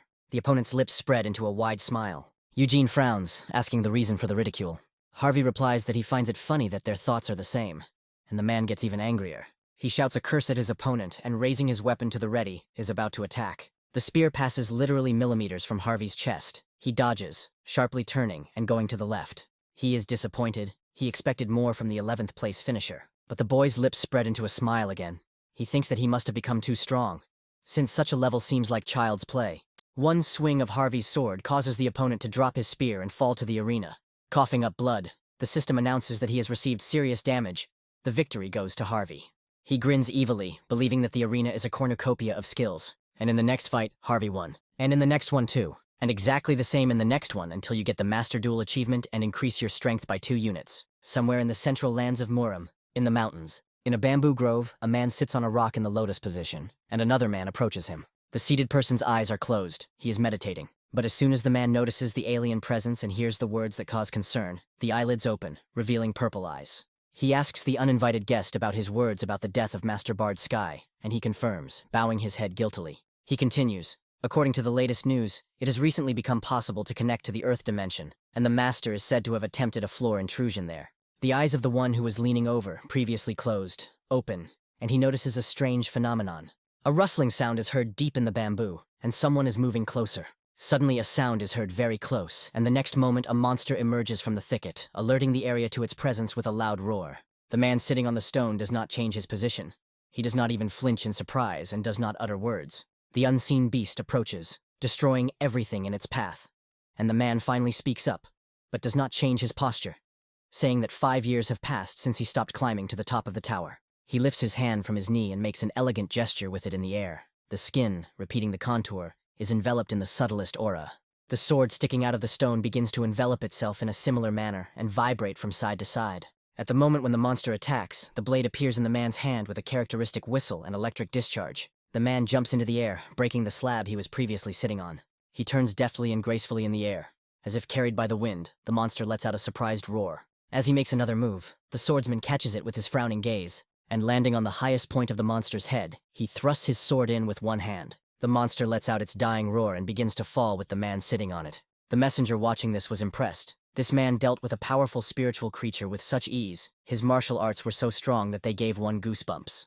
The man stands on the head of the defeated creature. He repeats the phrase, "The earthly dimension." It interests him.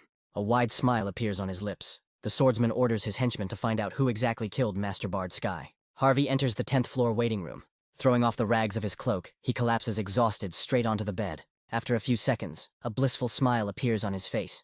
Thanks to this place, all the fatigue has disappeared as if by magic. Harvey opens the system window. With a smile, he recalls that he received a new will, Wings of Steel, which allows him to create wings of steel using mana, which gives him high flight speed. The wings are controlled through mana. If it runs out, the wings will also disappear. As soon as Harvey imagines this, he feels that he is already happy. The problem now is the balance of points. And since this is the case, he is going to engage in synthesis, opening all the necessary system windows in front of him. Once he gets the hang of it, Harvey develops many new skills. But then his eyes widen and his face takes on a puzzled expression. After an hour of work, the guy receives skills for defense, counter shield, and for movement speed, hidden shadow speed, and also a skill for attack speed, chaotic sword. Harvey holds his hand out to try out the new thing, one of the skills even a rank higher than his own. The counter shield skill is activated under the applicant's fingers, and the space around it turns translucent red. Harvey remains impressed by the power of his newfound skill. The challenger enters the 10th floor. The theme of the test is teamwork. 3 hours are allotted for completion. The condition for completion is to stop the release of the darkness-eating monarch. The reward for passing the test is a potion of skill mastery. 4 portals open at the edges of a special pentagram, from which 4 candidates must emerge, respectively. The system notifies about the selection of the team by ranks. The ranks are distributed in order. The first is awarded to Carol Sally. The second is considered to be Oswald Chain. The third rank place is given to Harvey. And the fourth rank is received by a person with the nickname Princess Sandra. The team is given half an hour of time of mercy. It is not included in the total time of passage. The system prompts to prepare for battle. Number 1 is not thrilled with teamwork. In fact, he is irritated by it. Oswald Chain rushes to number 1, delighted that he is also passing the tower. The remaining 2 candidates are inactive. Harvey thinks about it, noting that they are first and second place here, and it seems like they have met before. He moves closer to his teammates, who are already chatting pleasantly about something, while number 4 continues to stand aside. Suddenly, a long, loud sound breaks the silence, and the trio turns around in bewilderment. The princess, pointing her fingers at one of the applicants, says with horror that she met him on the 4th floor. Harvey is surprised to realize that the guy is talking to him. Carol asks again if the two have met, and notes that, judging by the reaction of the person who approached him, everything did not go smoothly. The princess begins to tremble wildly, hugging herself with her arms. He confirms the above and repeats that they met on the 4th floor. He continues by saying that Harvey decided to level up through killing. For this person, who goes by the nickname Princess Sandra, lying is a daily occurrence. He turned everyone against each other and took the reward, using this tactic for survival. She worked in the Tower of Trials, because the laws there are different. Administrator Clown of Deception laughs with a wide smile at his contractor's deception. Princess Sandra laughs to herself too. He notes looking at Harvey that he is stunned by the look on his face, and considers whether to add more. Harvey politely, trying to remain calm, says that his comrade was wrong, and the latter, again pointing a finger at his opponent, adds that he brutally killed his partners. Harvey starts to get worked up, asking what the hell this guy is talking about. One of the team members takes out his weapon from his inventory. Carol says he'd rather have 3 good members than 4 disparate ones, and the Tower of Trials is in trouble. He grips the hammer handle tighter, and asks who is telling the truth, for the liar will be destroyed immediately. Harvey considers that if he had to fight 3 opponents at once, that would be the worst possible outcome. The guy's face becomes serious and focused. Oswald raises his index finger, politely asking his comrades to cool down. He recalls that Princess said he met Harvey on the 4th floor, and asks dispassionately if this is true, which the final number immediately confirms. Then Oswald says that in that case, the princess must know the real name of the comrade, because the nickname system opened only on the 5th floor. So if the princess reveals Harvey's real name, the conflict will be resolved. He begins to speak, stuttering. The given name turns out to be incorrect, but the princess gloats to herself, since it is impossible to prove your name here. Oswald asks Harvey, using his fake name, if he has anything to say, and he replies that it's not even funny. Harvey reaches into the collar of his shirt and grabs the lace. The very next moment, a hunter's license is flaunted in his hand, which the guy boldly shows to his teammates, and to himself he breathes a sigh of relief. It's good that he accidentally grabbed this badge. He gives his real name and allows his accomplices to take a closer look at the license. Princess Sandra breaks out in a cold sweat. He never expected such a turn of events. Carol's hammer is engulfed in magical light, and the man understands who needs to be eliminated. The princess takes an uneven step back. The clown of deception is displeased with the contractor's clumsiness. The administrator's master of duels, seeker of deception and observer of darkness, laugh at the challenger's mistake. He understands that he is finished. Suddenly, Harvey stands in front of the first and, covering the liar with his body, extends his hand in a stopping gesture. He apologizes, saying that he would like to get even with him himself. A bloodthirsty aura appears around the guy. He says that he is now very angry. Carol agrees and says understandingly that he will leave that to his teammate. The princess is surprised that Harvey decides to go against him alone. His face twists into a grimace, despite the hatred of his potential comrades towards him. If he defeats the third, there is hope, because it will be difficult for 2 to pass the test for 4. Harvey stands in front of his opponent, saying that he told a very interesting story, and asks if he can take responsibility for his words. He says that he does not know such a word. The princess ominously says that all he cares about is survival, and a book appears above his outstretched hand. He notices that Harvey isn't the only one with the power, and extends his other hand out in front of him, towards his opponent, an ornate rune appearing under his fingers. A swamp vine entangles Harvey's legs, but he activates mana resistance, and it disappears. Harvey rushes forward, charging at the bewildered enemy. The guy flies towards the princess, raising his blade to the sky, an expression of deep severity frozen on his face. He raises his hand forward again, expressing his irritation and noticing that the opponent has mana resistance. Harvey's blow hits the purple shield, which not only covers the creator, but also extends over a decent distance. The impact causes the ground to crumble and reaches all the way to Oswald and Carol, the latter noting that it is better to keep their distance, while the other expresses his pleasure at the battle. The elder one grabs the second one by the collar and drags him away, saying that it's better to be careful, and he almost cries, thinking that the front row simply has an excellent view. Meanwhile, the princess once again raises her left hand, pointing it at the enemy, and orders him to die. Several energetic light spheres fly out from the rune that appears, aiming straight at the person standing opposite. Harvey makes skillful turns and easily avoids attacks. Having overcome all obstacles, he approaches his opponent and raises his hand with a shield to strike. Harvey deals a decent amount of damage by hitting the princess with a shockwave, causing the latter to stagger back. But then the face, drenched in sweat, twists with malice. The owner notices that it seems that the hunter himself has become the prey. Harvey turns around, confused, wanting to understand what his opponent means, and he sees that behind him there are several spheres, feeding their energy to the central one, which is about to be ready, and rumblings periodically arise around it. Harvey is about to run to a safe distance, starting to put his plan into action right now. Periodically he glances at the spheres, remembering that these are the same ones that the princess released a little earlier, and a blue glow envelops him. But it's too late. The central sphere has absorbed all the others, and, having accumulated sufficient charge, releases it. The blow comes down, straight towards Harvey, and the next moment he is blinded by a great blue flash. The guy reflexively covers himself with his hands. Holding her wounded side, the princess rejoices. He says that the opponent pretended to be God knows what, and now he is reaping the fruits of his bragging. But then his face is disfigured by anger mixed with bewilderment. Harvey raised his hand and activated the windshield skill. An additional effect of this skill is that 25% of the damage taken is reflected, and Harvey points a mystical shield at the opponent, saying that this is just the beginning. The princess's face distorts with anger. He is perplexed at how the enemy was able to block his blow with such ease. Harvey, meanwhile, moves in his direction, getting closer with each passing second. The princess flips through the pages of her grimoire, looking for a suitable attack, her face expressing anger. A few moments before the collision, an obstacle appears in front of Harvey in the form of stones rising from the ground, covering their creator. But this does not stop the attacker. Holding a magical shield at the ready in one hand, the second challenger swings his sword, filling it with his strength and energy. Under the onslaught of powerful attacks, the stone crumbles, unable to withstand such power. Watching the fight from the sidelines, Oswald turns to the elder, asking if he knows who the challenger Harvey is. They stand on a hill. Carol replies that he has never seen the high-ranking hunter mentioned. The interlocutor concludes that it seems that he was a civilian then.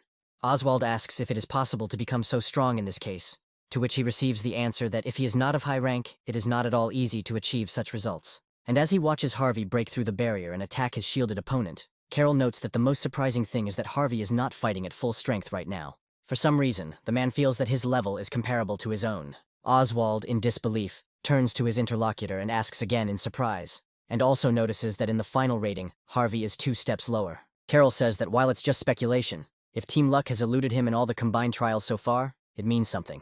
Namely, that there is a high probability that he was underestimated compared to his initial skills. Harvey delivers another devastating blow, looking for his opponent's weak points. He cuts the princess's hand along with the book, and she screams in indignation and pain. The blow leaves a long, drawn-out line from her wrist to her shoulder, and the princess clutches her blood-splattered hand, screaming ever louder. He collapses to the ground, grimacing. Carol expresses his surprise to himself that Harvey did not kill his opponent, although he could have, but suppressed him with his superiority and did it as if it cost him nothing. Screaming hysterically, the princess asks her opponent to stop, holding her healthy hand out in front of her. He says that if Harvey kills him now, maybe no one will be able to survive this test, and asks the one hanging over him to think carefully, because the test involves the 4 best. Clinging to his last hope, he continues by asking if the tower can give such a simple task that only 3 out of 4 can complete it.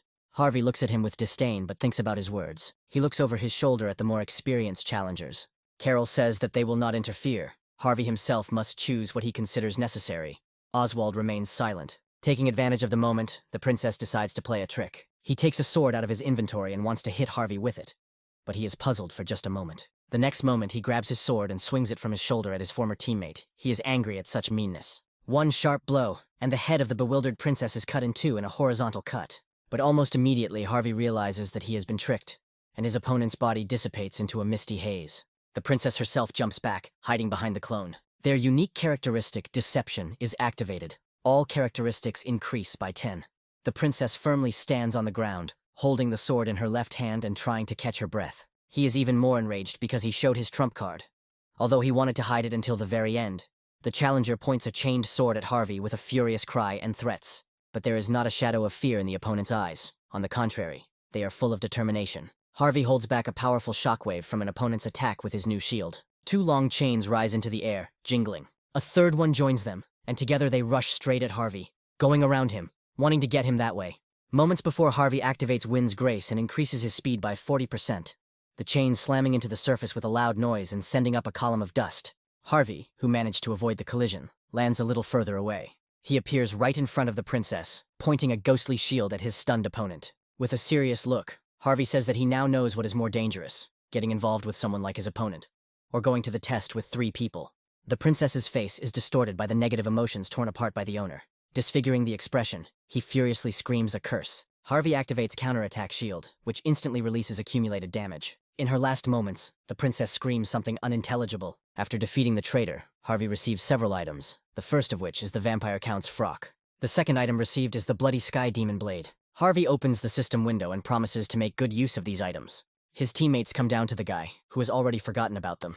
The princess's lifeless body lies in the wide hole left by Harvey's attack, her arms outstretched. Oswald gives his accomplice a thumbs up and says he was great. Carol expresses hope that all misunderstandings have been cleared up.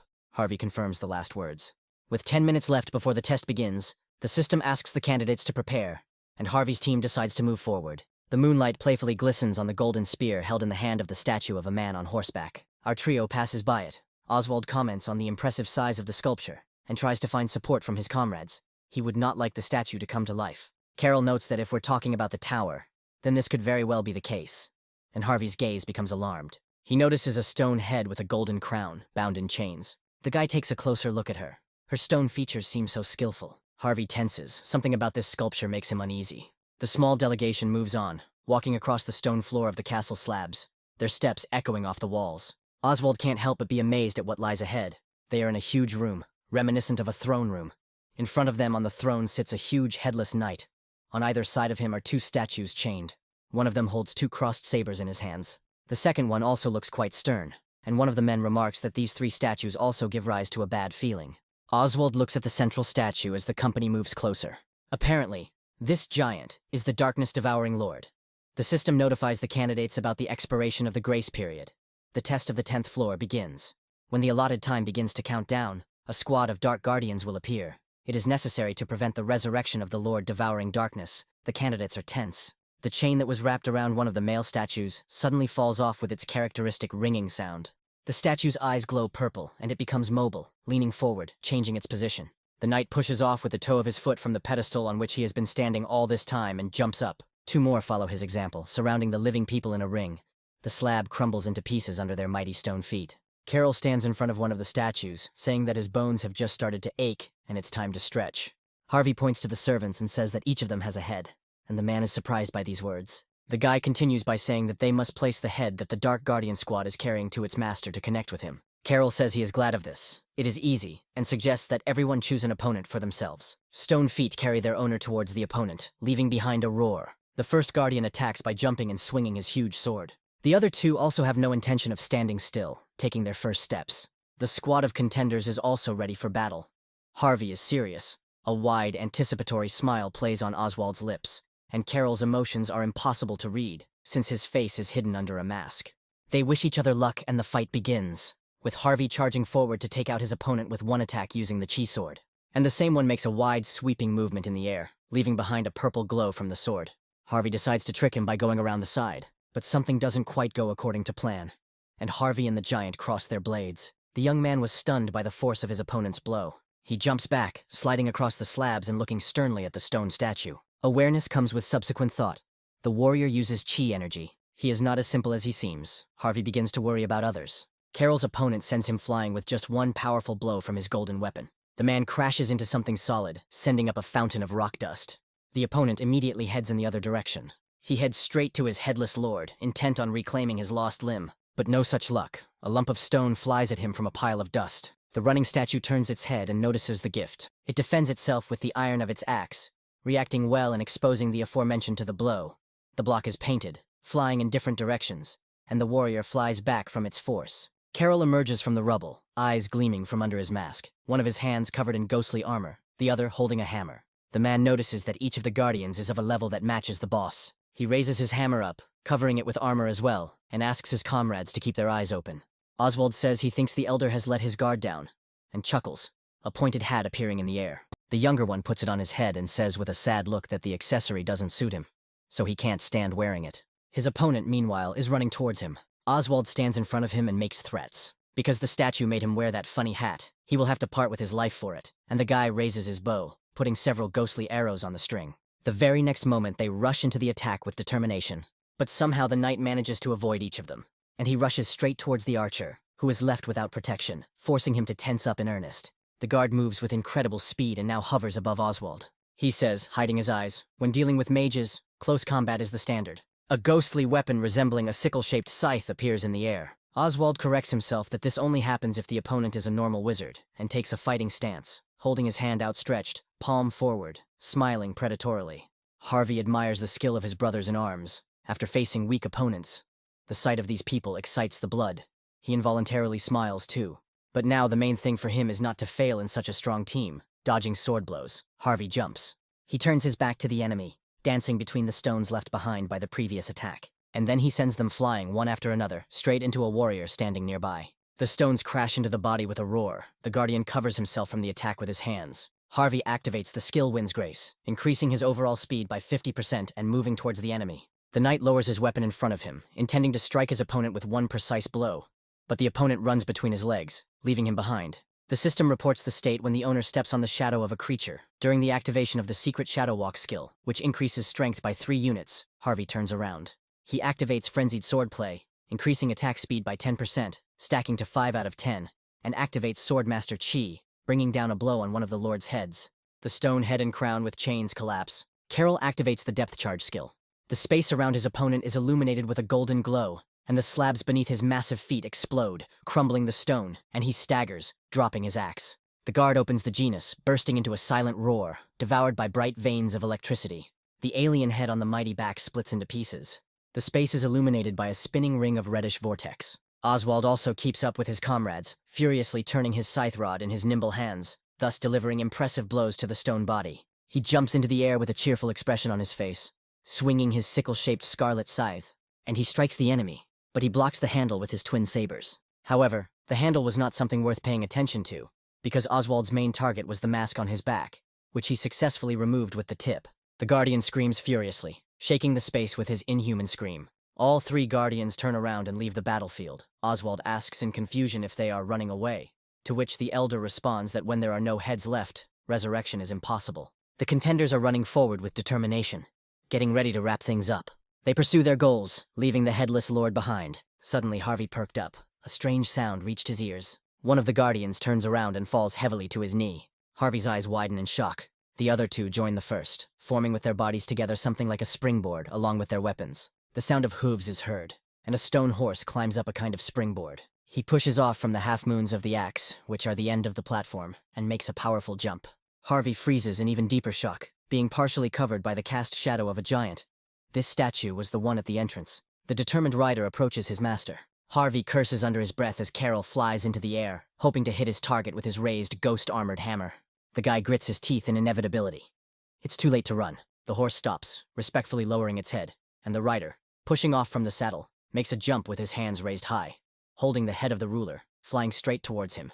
Harvey decides to take desperate measures and swings forward with all the force he can muster. As he throws, his face contorts with anger and tension. Finally, the challenger launches his projectile, silently praying that his plan will be successful. He flies with incredible speed and fury. It simply cannot be otherwise. The stone head almost falls onto the neck. No more than 10 centimeters remain before contact. And at the very last moment, a bright blue flash illuminates it, leaving behind a crackling sound and clouds of air. With purple eyes blazing, the Guardian still holds his hands near his master's neck, and the golden crown falls to the floor. An inarticulate sound comes out of the mouth of the statue. The stone knight looks at the people who are small compared to himself in bewilderment. And the next moment, a terrifying, trembling scream bursts out from within him. Oswald clenches his fists in joy, shouting out a jubilant phrase. Harvey lets out a sigh of relief. But something is wrong. A stone hand reaches for the golden crown. The knight places it on his own head. Afterwards, his hand decisively intercepts the golden shaft of the spear. And with the same desperate determination, the statue selflessly cuts off its own head, spitting out an almost human sound. What he sees horrifies Carol. Early and like his teammates, they rush headlong, weapons drawn, towards the enemy with all their might, with the firm intention of stopping him. The knight raises high the head that was taken from him by his own hand, in the hope of fulfilling his mission at any cost. Harvey's team is also doing everything they can to try and rise above their weight. The hands place the crowned head with flaming eyes on the long-awaited body, and the space is illuminated by a pink glow. There is a loud roar, similar to an explosion, and the clouds of dust formed by it also turn pink, throwing the contenders in different directions. But even through the haze, the outlines of a dark silhouette are visible. The clubs disperse and a giant appears before the team. The condition is fulfilled. The Dark Devourer Lord has risen, leaving Harvey and Carol indecisive. The guy's eyes widen. Fear appears on his face. He takes a universal stance and curses to himself. The system reports a special task to destroy the Overlord. Any damage is nullified by the power of inviolability, and challengers with higher stats than the Overlord will be able to deal damage. Harvey is confused. He has never heard of monsters being able to use the Force. The Lord raises his hand, calling upon his sword in a commanding manner. As soon as the weapon touches the hand, it is enveloped in pink energy. The Lord, without hesitation, delivers a sweeping vertical blow of incredible power. The slabs crack and crumble under the pressure, and the contenders are forced to run to the sides to avoid contact. Harvey stops mid-slide, greatly perplexed by these incomparable abilities. If dealing damage on their own is impossible, then they can do absolutely nothing. The Lord advances towards his victim, his eyes flashing. Harvey tries to get as far away from the giant as possible, but the monster doesn't give in. A powerful blow cuts through the air with his sword. Harvey dodges but is still hit, leaving a deep scratch. He heals himself with the skill, and scolds himself for the fact that they were unable to complete the mission. And then the realization comes. The idea that came to the guy's head may well work. Silhouettes of other statues appear behind the Lord. They are looming menacingly. The comrades run to help Harvey. Oswald asks if everything is okay with him. A proposal is put forward to come up with a plan and hit the Overlord, but first deal with his guards. Harvey asks his interlocutors to detain the Lord for a short while. Carol reminds them that they can't damage the boss, and asks if it wouldn't be more efficient to clear out his guards first.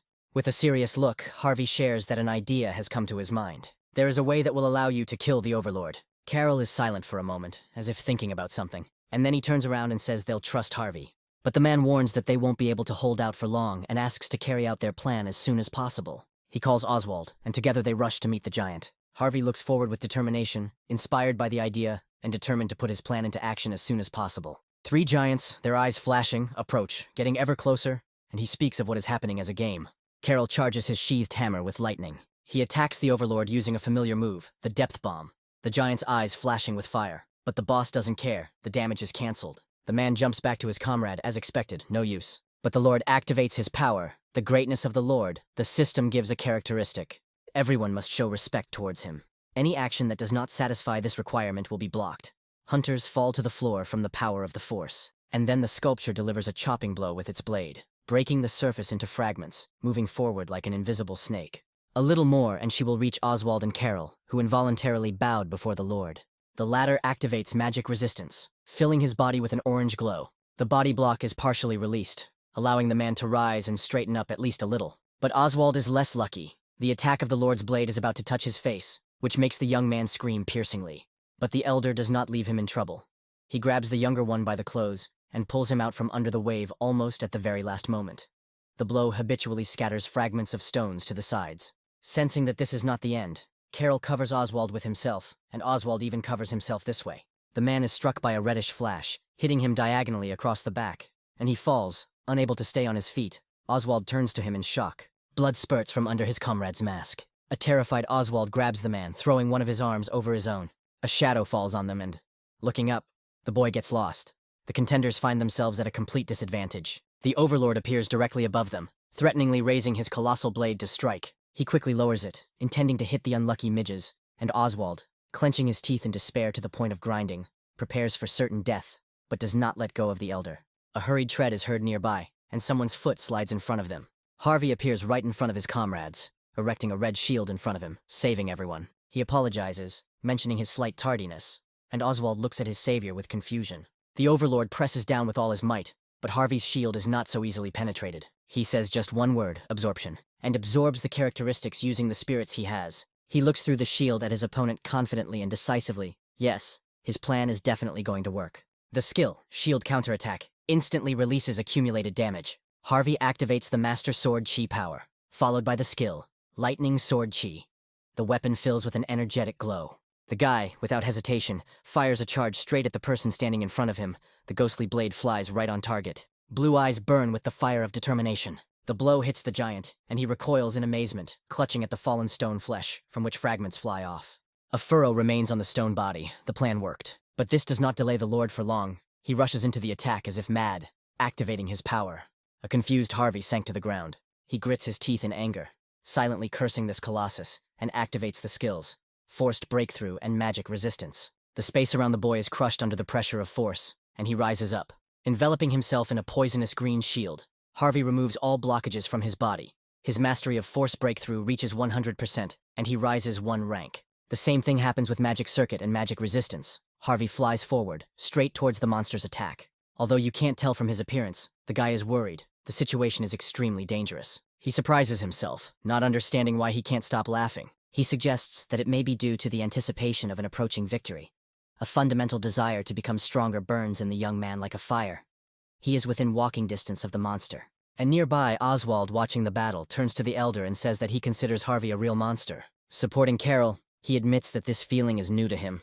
The guy never thought that he would ever look at someone's back. The man is also watching. He agrees with the words of the younger one, but nevertheless, he considers it necessary to congratulate Harvey. Because now the first place in the ranking belongs to him, Oswald smiles.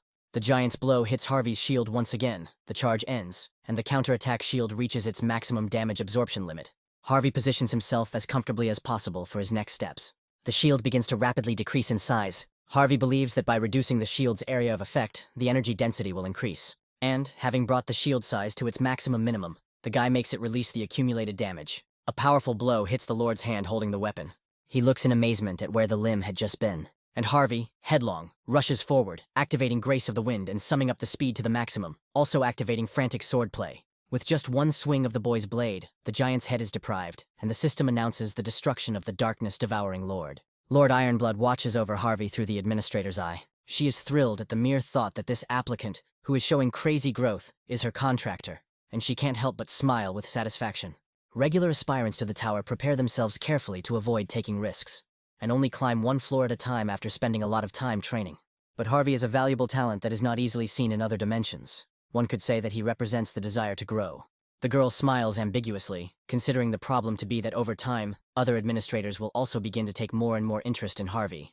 She intends to establish a closer relationship with this contender before others do. The picture changes to another. And now Lord Steelblood is no longer standing in the middle of the snow, but surrounded by flames, with corpses lying around.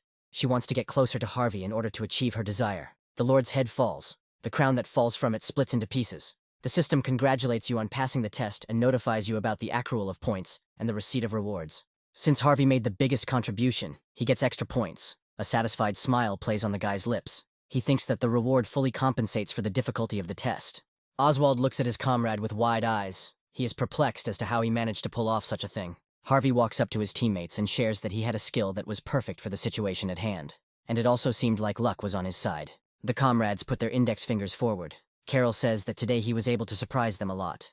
So he suggests talking in more detail in a private chat, adding each other as friends. The portals leading to the waiting rooms on the next floor open, and the young people say goodbye. The system reports that over 1,000 applicants have successfully completed the challenge and notifies of an expansion, creating a category in the store, dimensional travel. Harvey assumes that this means the ability to travel to other dimensions like Ares and Murim, and wonders if this is tantamount to suicide, the function being useless. The Earth Administrator's observation area is expanding. Communication in the waiting room is possible. His area of intervention is also expanding. An additional contract with him is available. The same as the transition to the personal possessions of the Administrator, however.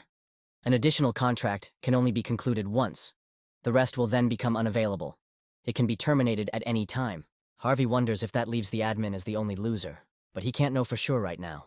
He wants to sort out the rewards first. The Potion of Mastery Increase was created by the tower specifically for creatures with skills. When taken, it can arbitrarily increase the level of mastery of one of the skills by 20%. Harvey takes out the potion from his inventory and immediately drinks it. The system prompts him to choose a skill to increase. Wiping his mouth with his sleeve, the boy chooses Wind's Grace. The skill mastery increases, reaches 100%, and increases by rank. Harvey reads the description and is surprised the recharge time has disappeared. When the owner calls the skill, all speeds increase by 10%. The effect can be combined. The ability can be cast up to 7 times, and when it reaches the final one, 1% of the total mana will be spent every minute, and it will proceed to the next step. Harvey uses the absorption of the Overlord's spirit to increase his stats, and at the same time, one of his skills is absorbed. When the guy sees its name, he can't help but be surprised. This skill is called Mana Management. It allows you to remove most of the restrictions associated with mana management. Harvey thinks, now he can control mana like someone with innate talent, but just standing and watching it doesn't make sense. 2 invitations appear in front of the guy. He is invited to their domains by 2 administrators at once, Lord Steelblood and Master White Crane. The guy's eyes widen in confusion. He doesn't understand why the invitations were sent at the same time. The system notifies about the transfer to the world of Steelblood. Harvey again finds himself in a snowy world with swords. He walks through the snowy snow, and then the administrator's residence appears. But something is wrong. The door swings open and Lord Steelblood steps out of the building wearing only a thin towel wrapped around her torso and slippers, hands on hips, laughing heartily. Pleased, she says that she knew the guy would choose her, but he silently looks at the girl half-turned. Lord says that thanks to Harvey, she won the bet, and now the winnings are in her pocket. He looks at his sponsor, puzzled. He wondered why the invitations were sent at the same time. They walk somewhere through the snow hand in hand. Harvey asks if his interlocutor is cold. She answers, not a bit, and wonders why the guy doesn't ask any questions. He, taking advantage of the moment, asks about the mana management skill. Interest flashes in the girl's eyes. She replies that the applicant has received a powerful skill. An anticipatory smile appears on the Lord's lips. She notes that they came out quite successfully, and promises to tell her everything briefly before returning to the hut. She prompts Harvey to use the skill to maximize the magical power in his body, and the boy concentrates. But then his face takes on an angry tone. The mana control skill activates and greatly affects the magic circuit in the youth's body. The magic circuit skill is forcibly increased by the mana control skill. Harvey feels this power within himself. He suffers from shortness of breath, but at the same time the guy feels as if his physical characteristics have increased several times. He goes to test his sensation and punches the ground through the snow under his feet, creating a shockwave. It is so powerful that Lord Ironblood is forced to cover herself with her hands. The towel that was wrapped around her body is only hanging by a thread due to the gust of wind. But it is only a light fabric, so it is blown away in just this way and carried away, swirling, towards the hut. Taking a casual glance in front of him, the guy's expression becomes stunned. There are sweets and tea on the table. A hand takes one of the cups, and Lord Steelblood notes that she could not even imagine such a thing. Namely, that Harvey is a person capable of pulling off such a trick. The guy chokes on his tea and hurries to assure his interlocutor that what happened was a misunderstanding. The girl giggles, noting her charge's confusion, and recommends activating mana-using skills from time to time using mana control. After all, this is a great opportunity. No matter how the understanding of mana management changes, this skill, like a chain reaction, will be able to stimulate the growth of each skill. While drinking tea, Harvey wonders why the Lord called him. She asks if he received a notification about the system expansion upon entering the next waiting room. The guy confirms that it was thanks to this that he was able to come here, bypassing the tower. Lord says that the expansion is not limited to just the interference zone. The real goal is to make sure that the administrator can seriously cultivate applicants. Harvey is surprised, asking what this means, and the girl demonstrates by snapping her fingers, from under which a magical pink lightning comes out. Notifications from the system appear. Lord Ironblood transfers power to the contractor using the interference zone. A new power is engraved on the soul of the applicant, the Ironblood sword, and imprinted in the soul. The guy is amazed. He asks if the administrator could not simply give power before. She replies, "Nothing of the sort." Harvey is interested in the implementation of the process. They sit at the table opposite each other, and the interlocutor informs them that she has already paid the appropriate price to the tower. Harvey remembers that the additional contracts feature is now also open, meaning that another bidder could have been found in his place, so why him, and asks the question out loud. The girl honestly admits that she sees a huge opportunity in her interlocutor, and he clarifies. Lord explains that administrators are rewarded for developing candidates, but that is by no means the end goal. Everyone, as one, invests in one or another candidate to fulfill a long-standing desire. The young man's face looks surprised, and from his look one can say that he is trying to comprehend the information. The master of the White Crane begins to actively invite Harvey to his domain, sending many requests, and he, sitting at his patron's table, becomes even more puzzled. Lord Steelblood seems to notice this. With a predatory smile on her lips, she says that for those too impatient, she will end her story here. Besides, she has safely transferred the force. Harvey says goodbye to the mentor until next time, and accepts one of the invitations. The transfer to the master's domain takes place. The guy enters the bamboo forest. As he walks through the clearing, he notes that it looks perfect for training. He is just curious to master the method that Lord taught him. How well everything turned out. Harvey activates mana control, and, taking a fighting stance, cuts through the air with his sword. The 3 absolutes mastery increases by 8%. Instant acceleration is forcibly increased. Instant acceleration. Rank is forcibly changed to a higher rank. The challenger summons counterattack shield, the mastery of which increases by 7%. Harvey is pleased. He is also going to increase the power of the chi sword mastery, taking out the latter from the inventory. But something is wrong. The guy freezes in confusion.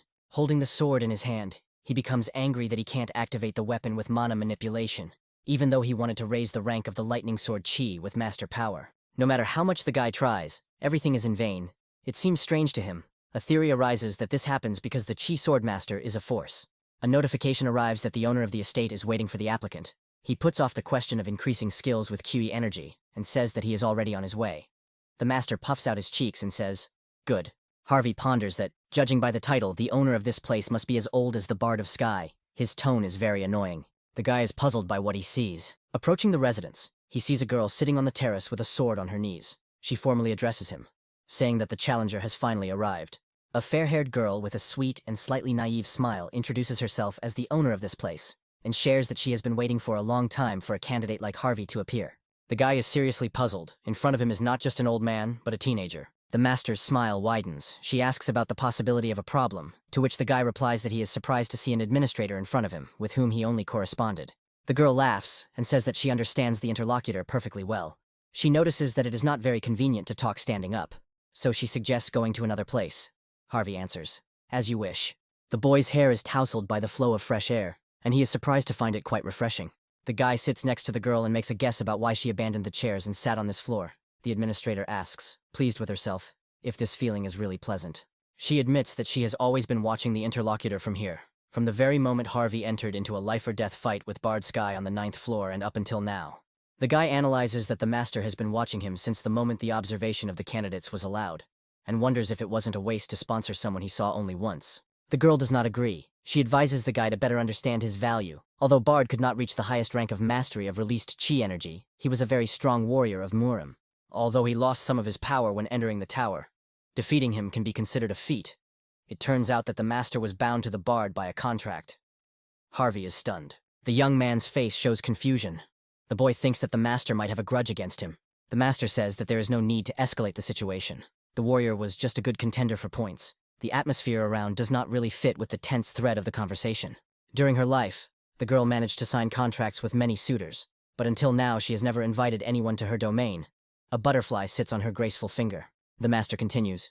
All this was until she saw Harvey thanks to Bard Sky. The guy looks seriously focused. Suddenly the girl adds aggression to the tone, saying that she believes that Harvey himself understood what was going on, so she will be straightforward. The master politely asks to conclude an additional contract with her. The guy is cautious. He asks about the benefits he can get by agreeing. The girl replies that if the applicant does this, she will be able to make him her apostle, and he again asks about the benefit received. In the tower, this title is given to a candidate who enters into a special relationship with the administrator, who can only bestow this title on one person in a lifetime. And only the candidates who become apostles can acquire all the powers of the administrator.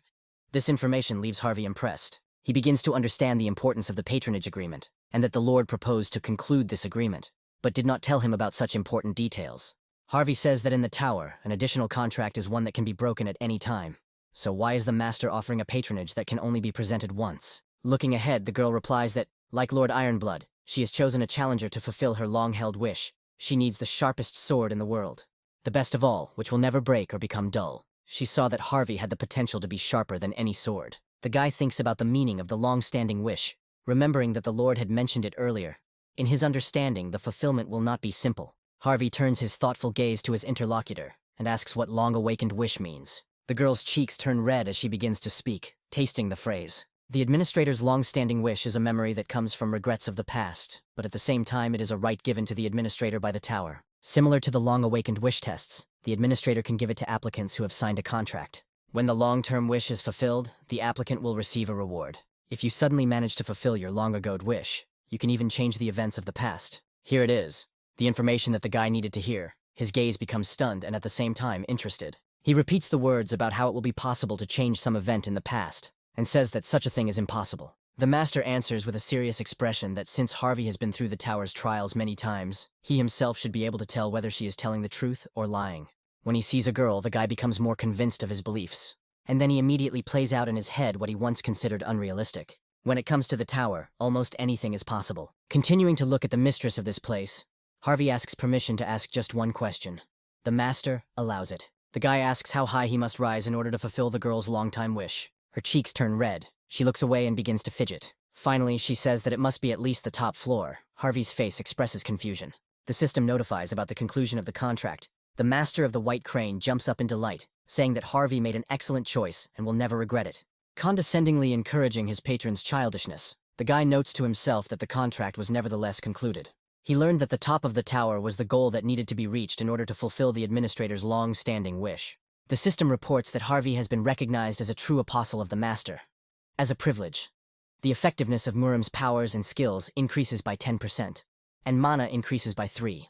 Now Harvey is an apostle of 2, so his agility increases by 3. He cannot miss these advantages, and the challenger also received an unexpected gift from the master. The girl asks Harvey if he has heard anything from Lord, and he looks back at her with confusion. The administrator continues, saying that the applicant is being sought by a creature. The guy, still in surprise, says that he did not hear. The girl wearily puts her hand to her head in an elegant gesture, saying that she wonders what her colleague was thinking, and notes that it seems that this woman has complete faith in the powers of her ward.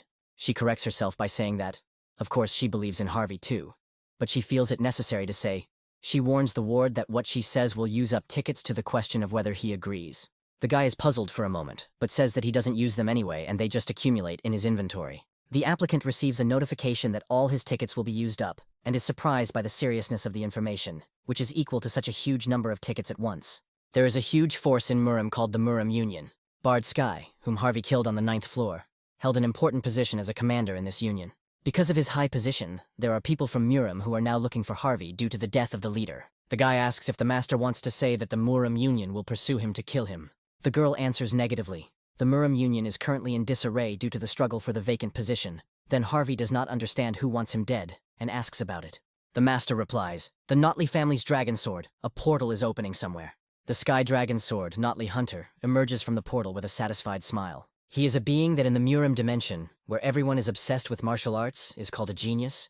Hunter's smile turns into a grin. He searches for Harvey, using revenge as a pretext.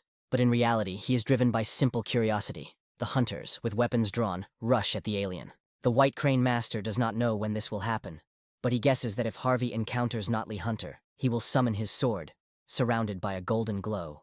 One swing of his sword causes hunters to fall dead. The man's eyes are filled with bloodlust and anticipation, and the master says that Harvey must be prepared to risk his life. Moving to the waiting room, Harvey, lost in thought, takes off his coat. He ponders a potential opponent, Notley Hunter. Clicking on the system window, the guy concludes that he is being sought by a psychopathic killer from Murim, and going to that dimension himself seems completely absurd. He buys the power, the steel wings, and the Hearthstone. Yes, the challenger has learned something new, but it doesn't change much. He has no choice but to become stronger before the dangerous meeting. Harvey absorbs the return stone and travels to Earth, and after he is moved, he jumps out of bed, and the first thing he does is pick up his phone. Looking at the smartphone screen, the guy is surprised. He has a lot of missed calls and unread messages from Loie. She tells the guy to immediately head to the Hunters Association as soon as he reads the messages. Harvey is puzzled, wondering if something is wrong. The hunter activates the power of steel wings, which immediately appear behind him. Translucent, the guy decides to change his clothes. Thanks to his wings, Harvey moves around the city with lightning speed. The expression in his eyes is extremely serious. Dozens of the most diverse people emerge from the wide-open doors of the Hunting Association. One of them is glad that it was not a forced mobilization. The other agrees, judging by the video, that man is really ruthless and bloodthirsty. What will happen now? Hearing some strange sound, the interlocutors raise their heads up. A moment later, Harvey lands on the ground nearby, slightly altering the landscape and causing a dusty mess. He turns to the people, sensing their presence, and asks for forgiveness with a good-natured look. And then he hurriedly runs into the doors of the association, leaving the bewildered crowd looking at his back. Someone is amazed, asking those around him if this person really flew, while the person standing next to him does not understand what he is talking about. Harvey smiles at Larry in the suit. He says that he is glad to see the hunter again and assumes that he has been through a lot of hardships in the tower. Loia stands next to the boy, greeting him in a similar manner. The guy waves his hand at both of them and asks what happened, why he was asked to come so urgently. The girl, putting her hand on her heart, says that a serious incident happened in one of the countries. She was worried that Harvey would go there alone, so she contacted urgently. Larry thinks that talking is unnecessary and turns on the TV. It's better to see everything with your own eyes. Harvey looks closely at the screen.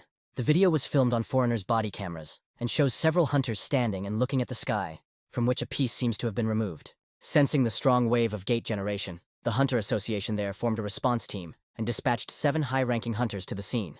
A man emerged from the portal and shockingly killed 6 hunters in just a few seconds, suggesting this is the first invasion of Earth by a pretender from another world. Harvey picks up on this thread and has an idea. He wants to talk about the hunters who are now gone, asking if the leaders have tried to recruit a team to support an allied country. Larry says that in this situation, almost all countries have focused on protecting their hunters, preventing the outflow of hunting resources in the country in trouble. The same goes for their own. They do not recommend providing support to someone else.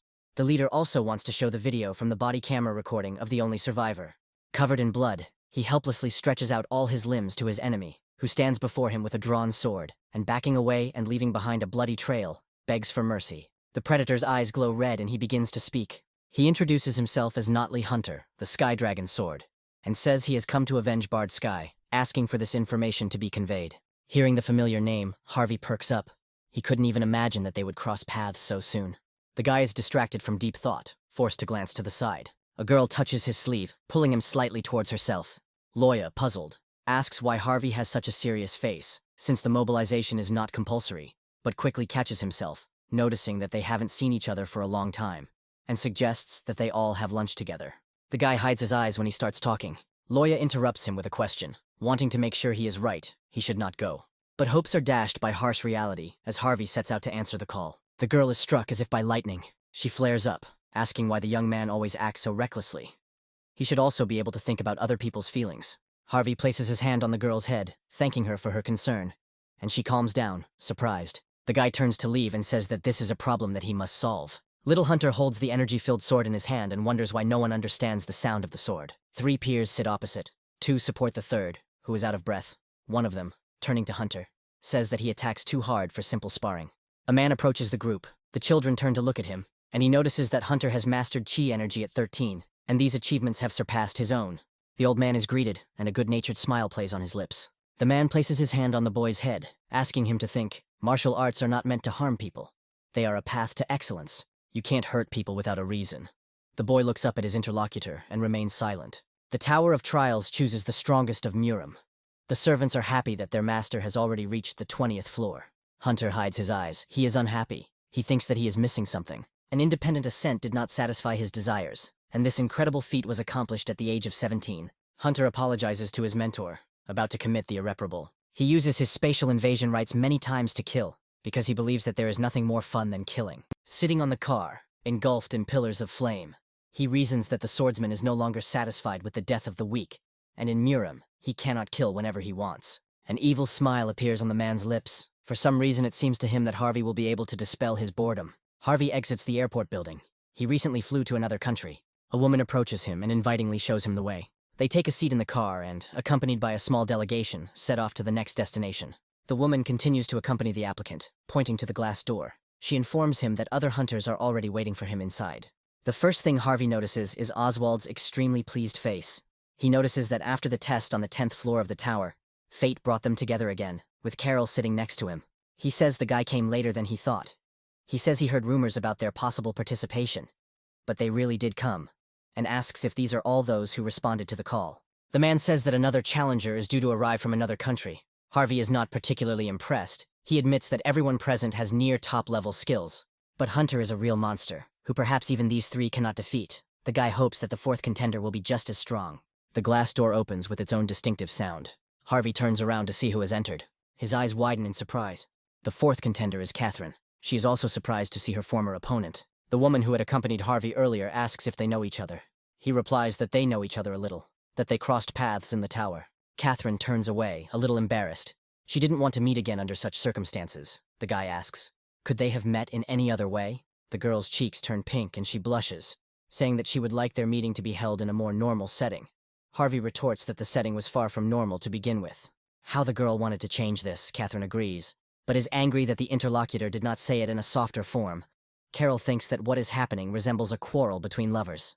The girl flares up, denying. Harvey also categorically refuses. The woman who invited them says that everyone is finally here, and she apologizes for the late introduction, introducing herself as Irina Chelsea, president of the local Hunters Association. Harvey is surprised by the woman's position when she came to meet him at the airport. He thought she was a staff member. This must mean the country is in despair. Irina says that no other support is expected. The situation turned out to be more serious than expected, so other countries are carefully monitoring the sending of their hunters. Oswald is perplexed, even if it is about strict control. How could only 4 people come from all over the world? Catherine also speaks out. The situation is much worse than she thought. Irina's hand is shaking. At the moment, no one wants to help her country. The woman bows low before those present in a gesture of supplication. She is sincerely grateful to those present, because they responded when no one else came. Harvey carefully lifts the woman by the shoulders, politely asking her to raise her head. Now is not the time to bend your back. Behind her stands a stunned Catherine. She thought this guy was insensitive. The guy asks the woman to give the assembled people a higher reward as an alternative, and Catherine becomes even more puzzled. Putting his hand on his chest, Harvey asks to double the promised reward, in exchange promising to actively support the country to solve the problem that has arisen. Catherine returns her opinion. The guy thinks to himself that he is not here to be a hero or to show humanism. He is only interested in the reward and growth that he will receive by killing Notley Hunter.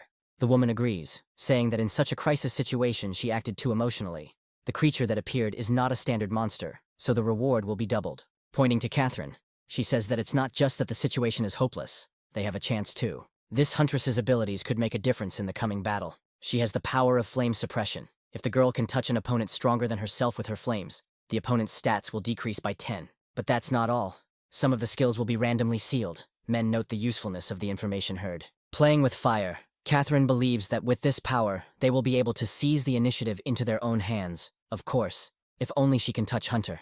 Harvey begins to understand that they must create a situation in which the girl will have a chance to realize her plans. The helicopter cuts through the air with its powerful propeller, delivering the latest news. A high-ranking hunter from a friendly country who went alone to confront the intruder just now came face to face with him. They both don't move, but from the outside they look like they are talking.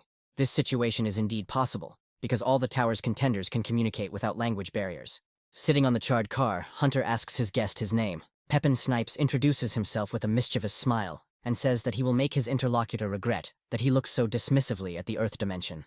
Hunter doesn't even look at his opponent. He wonders why the one he's waiting for doesn't come, which can't be said about weak opponents. Pepin lunges forward, his face distorted with rage. The man strikes the foreigner with his fist, and the latter is taken by surprise and does not have time to react, exposing himself. He calls the technique applied to himself fist technique, and a smile appears on Hunter's lips, and his eyes sparkle with purple lightning. He becomes interested. Pepin's eyes widen as he looks at his opponent, a grimace of horror frozen on his face. A powerful explosion occurs at the scene, lifting a tall fire into the air. Oswald and Carol look out of the helicopter. The archer informs the others that Pepin has gone solo. Harvey sits with his arms crossed. The situation is far from ideal. Harvey approaches Catherine, asking if she could land properly if she was in the air. But she doesn't understand what the guy means. He says that he had an idea. The girl remembers that she has a skill called Purity Jump. It makes the user immune to all damage from falling. The interlocutor says that this is enough.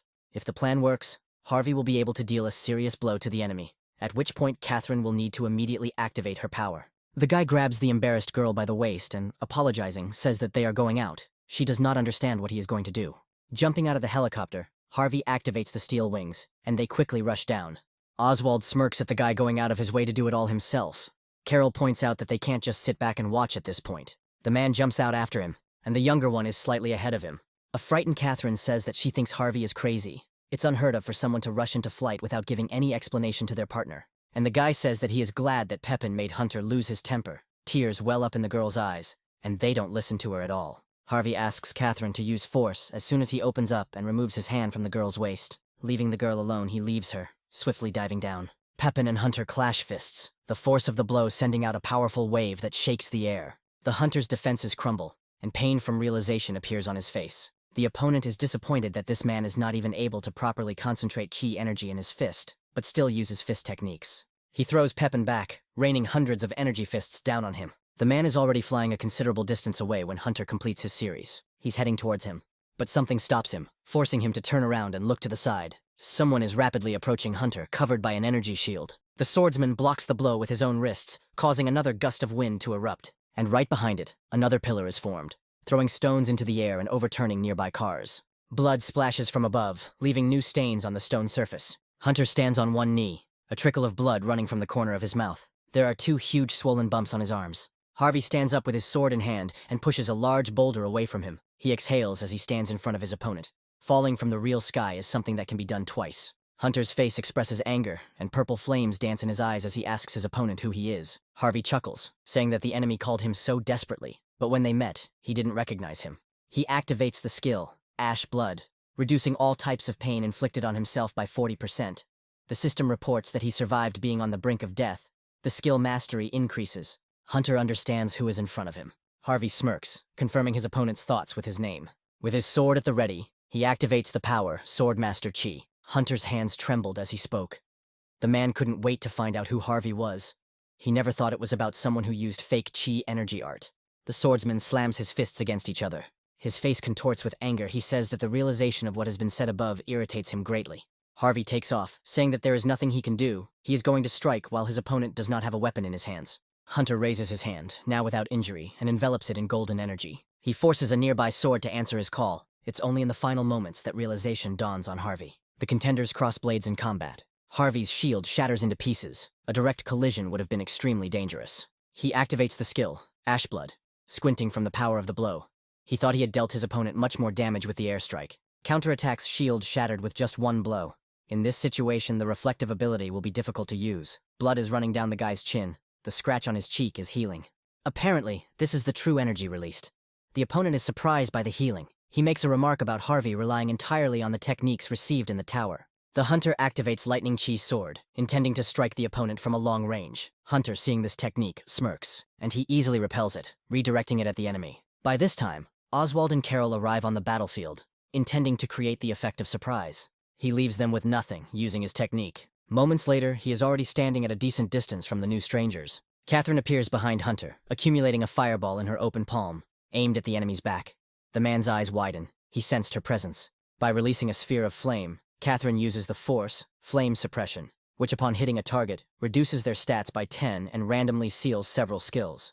When colliding with an object, a large explosion occurs, spewing tongues of fire in all directions. The girl is stunned. Her power has not activated. Oswald points his index finger at the man standing above and addresses him. Hunter stands on a lamppost, raising his hand up. Something is glittering in it, giving off a glow. Smoke is swirling around the man.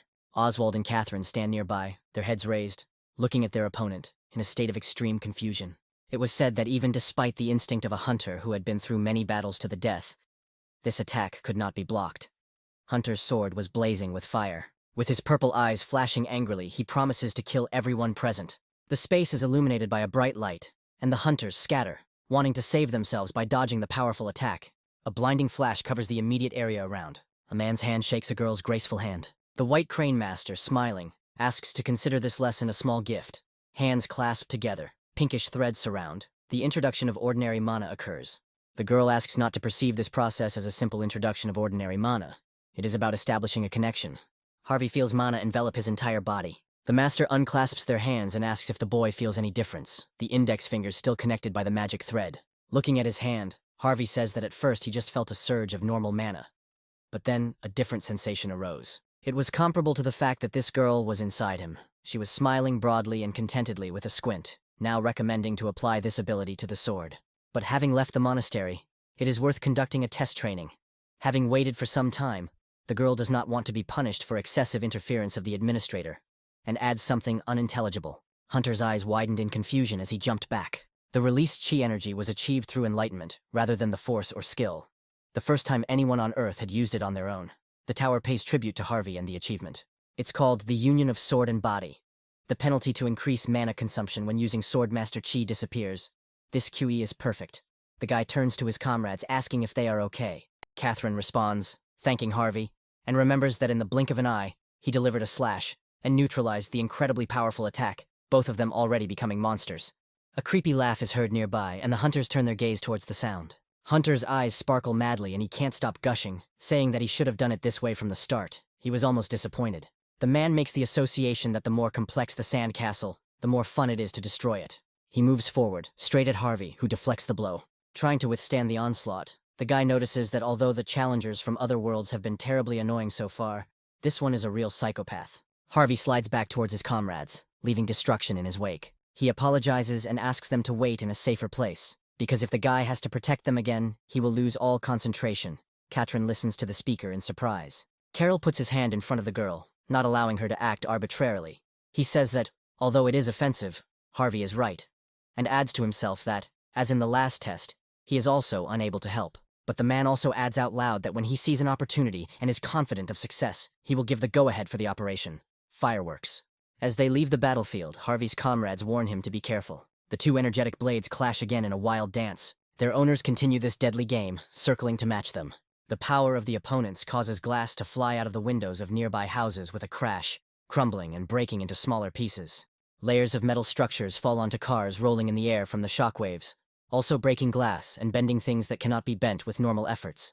Even if you don't know the origin of this colliding energy, it is quite possible to see its beauty. Clouds gathered over the city, which was calm from a distance. A bright fire, derived from the fiery sphere, illuminates the space below. The comrades watching the battle from cover themselves with their hands, because the heat waves reach even here. Oswald speaks out for everyone, saying that he now understands why Harvey said to leave.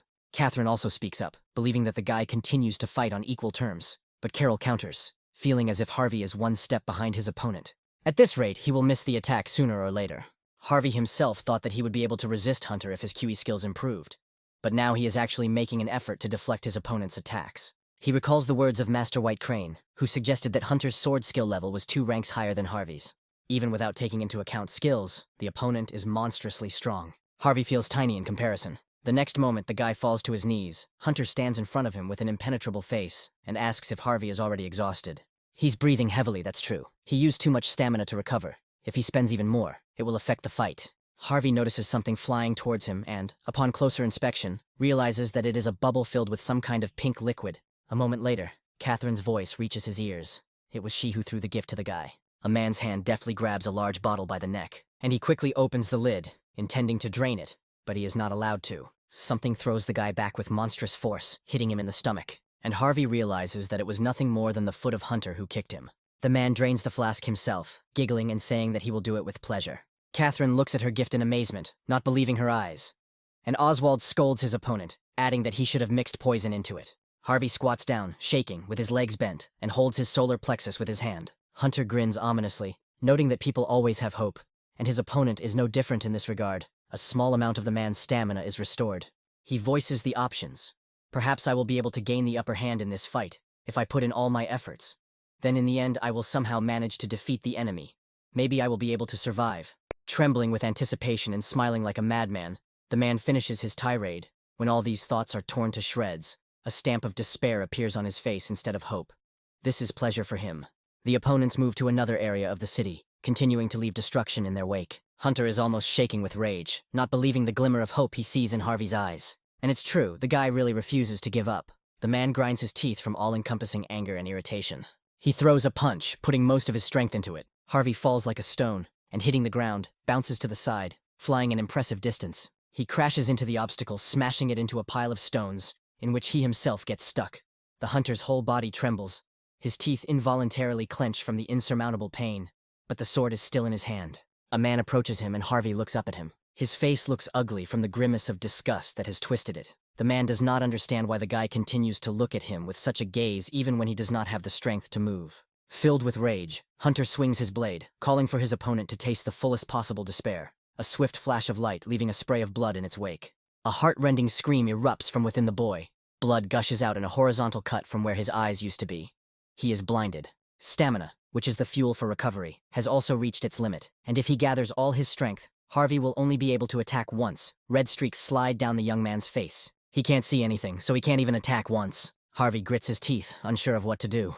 Having witnessed what happened, comrades rush to help on the battlefield. Harvey believes that if they get any closer now, they will die a miserable death. He throws his hand forward in a desperate gesture, ordering them not to come closer. The man standing nearby calmly exhales a sound. The next moment his face becomes demonic. He savors the phrase with delight. "These are your comrades." That's why there's an irritating expression frozen on your face. Katrin rushes forward, stretching her hand forward and releasing a sphere of fire from it in midair. Hunter appears next to him in an instant, his purple eyes flashing and his blade drawn behind his back for the upcoming strike. In an instant, the man appears behind the sorceress and strikes the girl's back with one, but sure, vertical cut, causing the victim to scream and blood to spill. Carol rushes to the aid of the wounded woman, shouting her name. He attacks the enemy with one of his moves, illuminating the nearby area with a bright flash, but the enemy easily avoids it. Something falls on the man's head. Hunter, pushing away from the hunter, with just one movement forces him to fall, pressing him into the stone. Harvey, hearing all these sounds, screams and voices, is tormented by his own helplessness and cries bloody tears. Hunter grabs Catherine by the hair and pulls her towards the blinded man with a devilish smile. The girl breaks free, demanding that he let her go. However, the man deliberately plunges a sword soaked in qi into the girl's flesh, and a scream involuntarily escapes from the fire mage's chest. Hunter tells Harvey that he can smell his comrade's burning flesh, and the latter rushes forward, angrily calling his enemy a crazy pervert, the pyromancer's body trembling with tension. The monster does not calm down. With a vile smile, he blissfully notes the expression on his opponent's face, referring to it as wonderful and laughing madly. Someone is approaching. A man's hand charged with energy flashes nearby. Hunter frowns as Oswald appears at his right hand, preparing a spell between his palms. Finally, having finished his preparation, he throws one of his hands forward, calling for help from the ice shackles, which immediately covers the man's hand holding the girl with a corresponding crust. While the attacked person tries to cope with the negative effect, the young man snatches the victim from his hands and runs away with her. Katrin needs urgent help from healers. Hunter's face contorts with anger, and he causes the ice to crack with just his mind, speaking unflatteringly about Oswald. A second later, he breaks free, shattering the cold crystal into dozens of pieces. The man is surrounded by a monstrous aura. He leaps into the air like a hawk, pouncing on his elusive prey. The magician conjures a blue sphere, plunging Katrin, who has been thrown into the air, into it, both of their faces expressing horror. The sphere moves forward with a springy jumping motion. Oswald has thrown it as far as he can. That's the most he can do, and now he needs to hide again. The mage activates concealment, making himself invisible, and turns around with a tense face to check the situation. The skill doesn't have time to activate completely. The monster is already standing nearby, and the next moment it mercilessly grabs the guy by the head. He delivers a devastating blow with the QE sword. Oswald somehow manages to protect himself with an ice shield. Everything is exactly the same as on that day 7 years ago. Gathering his last strength into a fist, Carol tries to rise on trembling hands. Harvey, grimacing in hopelessness and powerlessness, puts his hand to his blinded face. He again cannot protect anyone.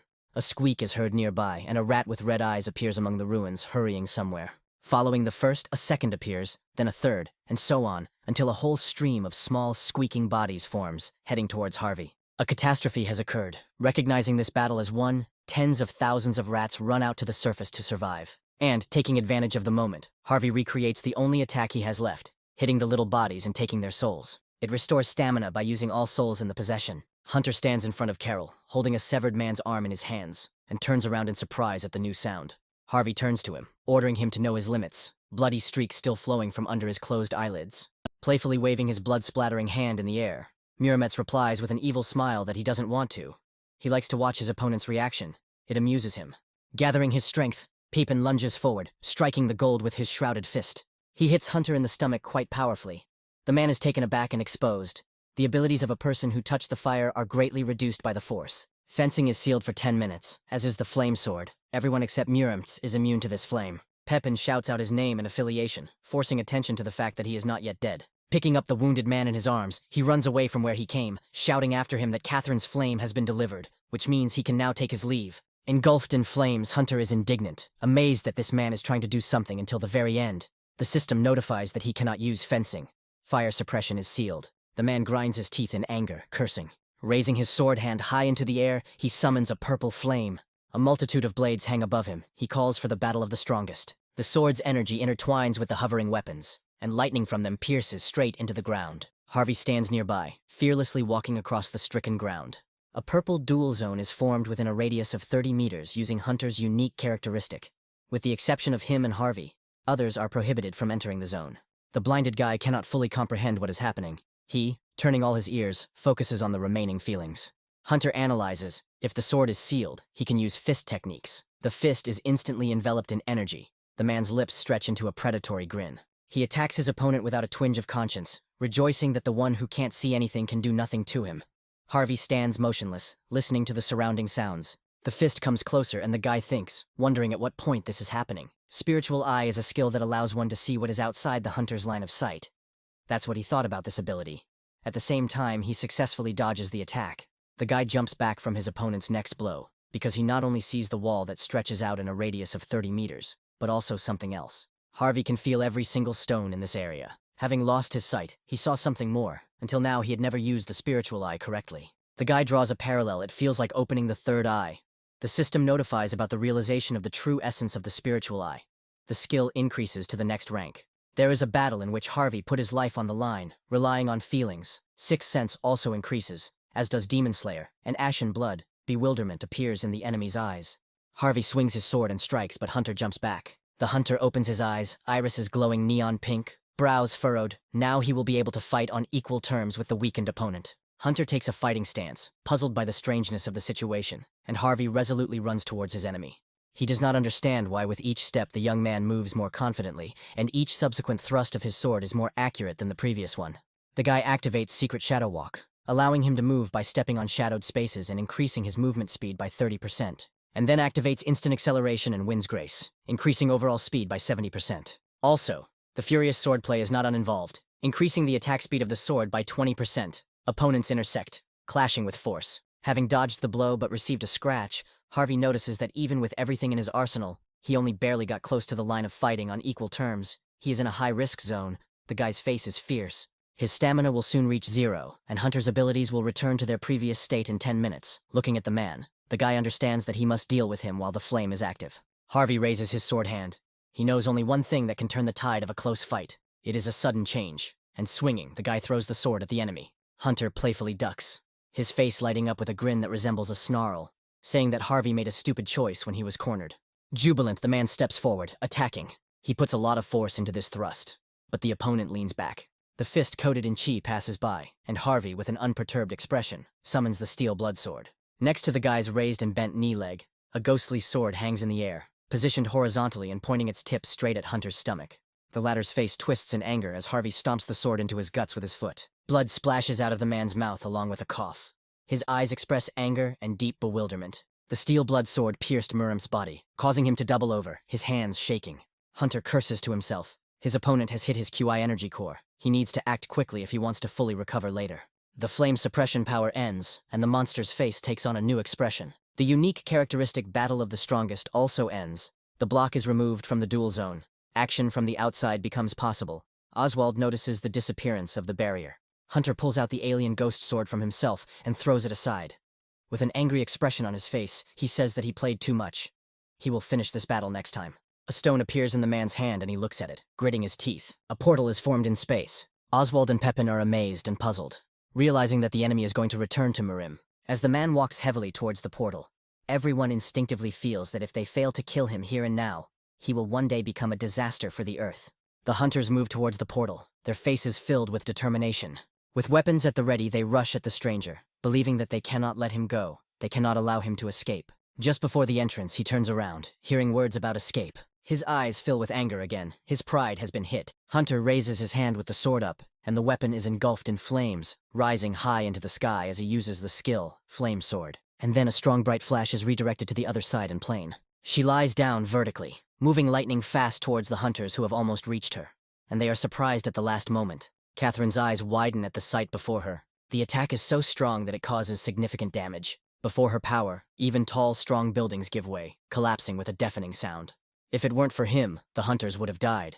But Harvey saves his comrades by appearing between them and the light, and cutting through the brightness of the energy. Harvey grits his teeth and glares at the spot where his arm used to be, leaving only a splatter of blood in its place, the counterattack shield being disabled, making it impossible to reflect the accumulated damage. Catherine desperately screams his name, and with tears in her eyes notices the absence of his left hand. Harvey tells them to ignore her. The enemy is still in front of them, and Oswald rushes to heal his wounded comrade. The guy turns around at the angry voice calling him by name, his whole body trembling with hatred, which is clearly shown by his eyes. Hunter angrily remarks that he could have killed his opponent with one blow from the start, and asks if he really wants the man to go all the way. Harvey is incredibly angry, but he can't respond, instead continuing to grit his teeth in helplessness. Throwing a stern look at his opponent, Hunter promises to return soon and turns away. Just one step and he leaves the earth. Harvey falls to the ground, exhausted, and his comrades rush to him. Hunter exits the portal on the other side. Entering Murim, 2 servants rush to him, congratulating him on his return. The man falls to one knee. A large amount of blood comes out of his mouth right at his feet along with a cough. One of the worried servants rushes to help, demanding a doctor. Wiping away the red moisture with the back of his hand, Hunter makes a promise to himself, his red eyes flashing angrily, to drive Harvey to despair. In one of the hospitals near the capital of the country where the hunters arrived, Harvey looks ahead with tired eyes. Arena runs up to him, emotionally asking about his well-being. The bandaged guy tries to sit up, asking where he is. The woman helps him, answering and notifying him that he should not make any sudden movements. The president of the Hunters Association states that the boy is badly injured. His left eye is also bandaged, and his arm on the same side is missing. The woman bends over a little, avoiding looking into the eyes of her interlocutor. She doesn't even know what to say in response to his enormous sacrifice. He begins to remove the bandages. He activates the skill, Ash Blood. The missing limb instantly grows back. The president can't believe his eyes. The guy removes the remaining bandages, notifying that he is fine, and he is not joking. The strong man really is healed. Harvey asks where the rest are. On the wall to the right of the door to the ward, there is a plaque with Catherine's name. Harvey bursts inside, throwing open the curtains and asking how the girl with the fever is feeling. The girl sits half-turned towards him, naked to the waist. A nurse is treating her back, and embarrassment appears on the women's faces. A loud, indignant cry reverberates through the ward. Oswald moves along the hospital corridor on crutches. His leg is broken. He laments his bitter fate. When he sees Harvey, his face lights up with a friendly smile. Seeing a trace of a woman's hand on the cheek of his interlocutor, the archer asks about the source. The guy, avoiding unnecessary details, explains briefly. Harvey notices that Carol was not in the room and asks if Oswald knows where he is, and he says that he himself only saw the man in the morning, and then only briefly. He suggests that Carol is currently in a depressed state, and for good reason. A man has lost his right arm. He stands on the roof of a building and looks at the city at night. The wind blows his empty sleeve. Harvey comes out to him, and the man turns around and says that the ghost of the sword has appeared. The guy doesn't understand what he's talking about. The interlocutor glances at the restored hand and asks whether it was restored with the help of the skill. The answer is positive. Carol is amazed, calling the skill unimaginable. He rolls up the sleeve of his hospital gown and says that, as Harvey must have heard, his arm could not be saved. He apologizes, and the man looks at him in bewilderment. Harvey says that if he had been just a little bit stronger, perhaps these consequences could have been avoided. The man activates the skill and asks not to worry too much about it. Thanks to the skill, the deficiency does not particularly interfere with his activities. Harvey leans his hands on the surface and, looking down, says that he climbed the tower like a madman only for his own height. Carol freezes with an unlit cigarette in his hand.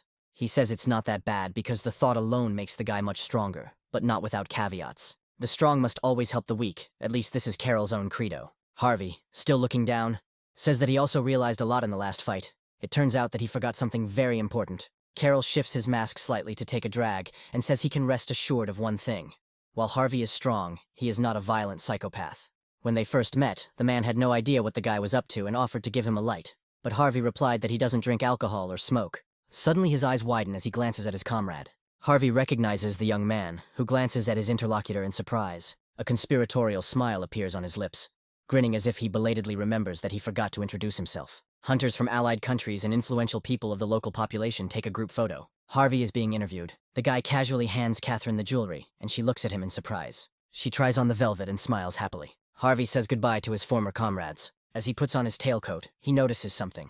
It seems like the design of this thing has been slightly improved. Looking at his pieces of equipment, Harvey realizes that they have been extremely well looked after, and explains that, from this country's perspective, they prevented a disaster.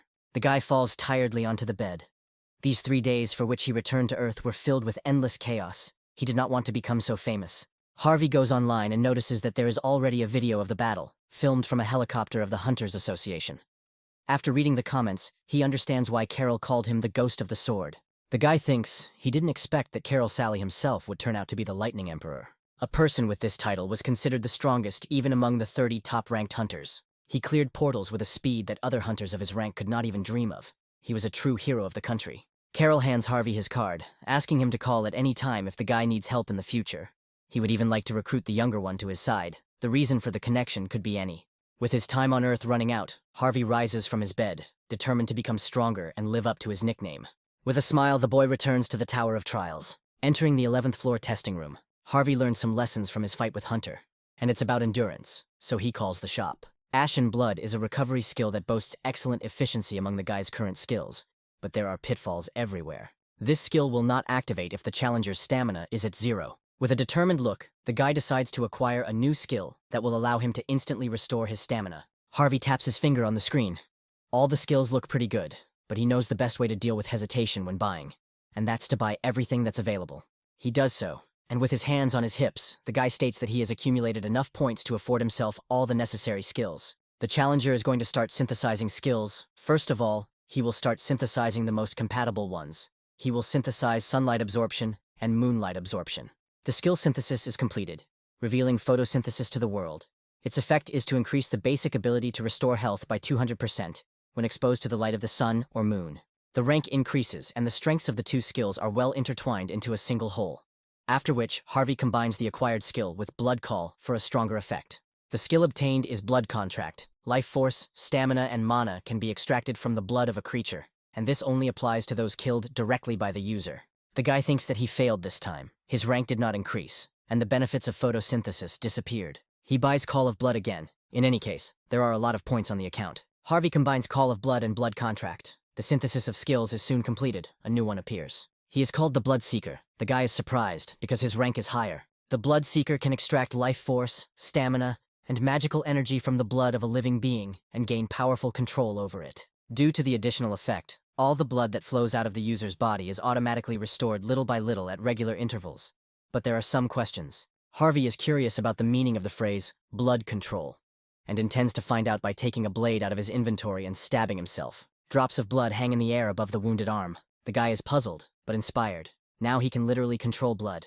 He begins experimenting, gradually realizing that he can shape the blood into any shape, starting with recreating a spiked ball, and even ending with a red blade.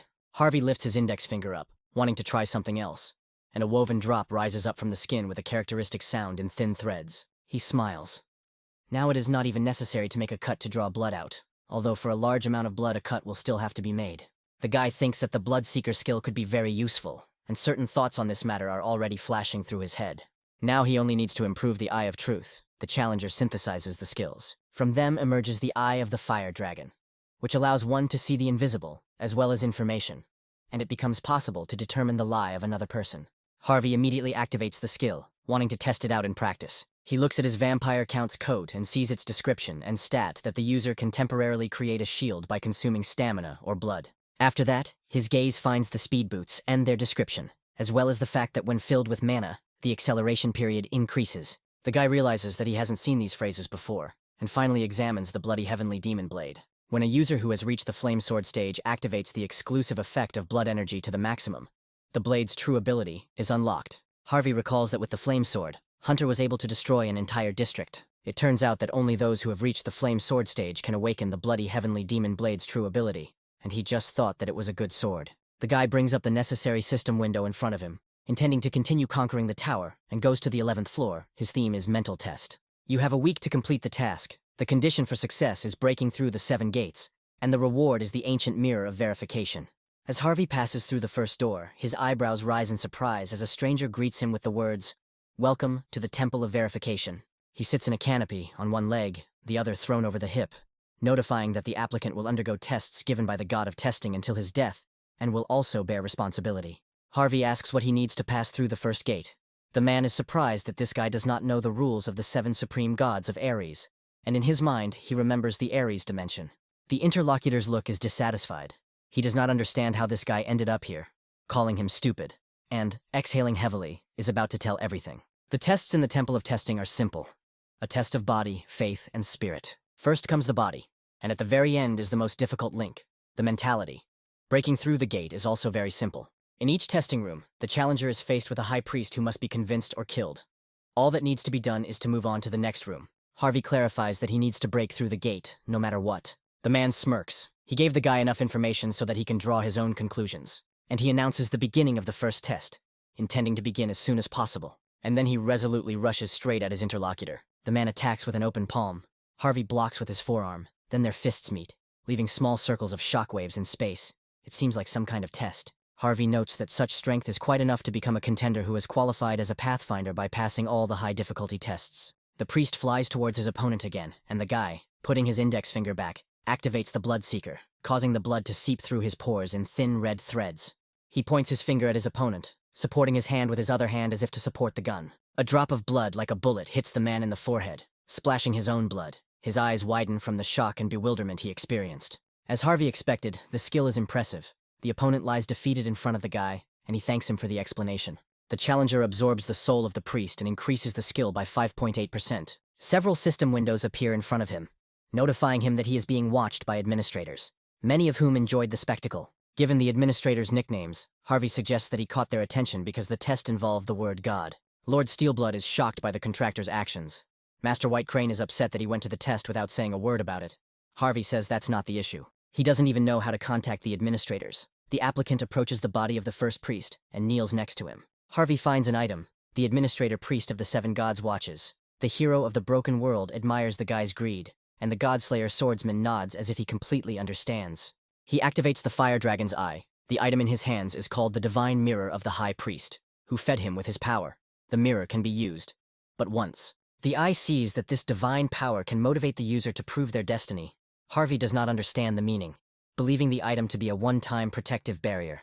He moves on, thinking that he would like to receive more similar items during body checks. A door appears in front of the guy. He puts his hand on it and presses, wanting to open it. He is greeted by a female voice, saying that its owner did not expect that the adventurer, whose name is unknown to her, would get to this place so quickly. It seems that the glory days of the first are already in the past. In front of Harvey sits a girl dressed in a nun's outfit, but more revealing in appearance, a smile on her face. He asks if she is the priestess in charge of the second trial. The smile becomes sly, but the answer is positive. The girl's name is Jane. She is indeed the priestess in charge of the second test, and she leans her hand more comfortably on the armrest of the chair she sits on.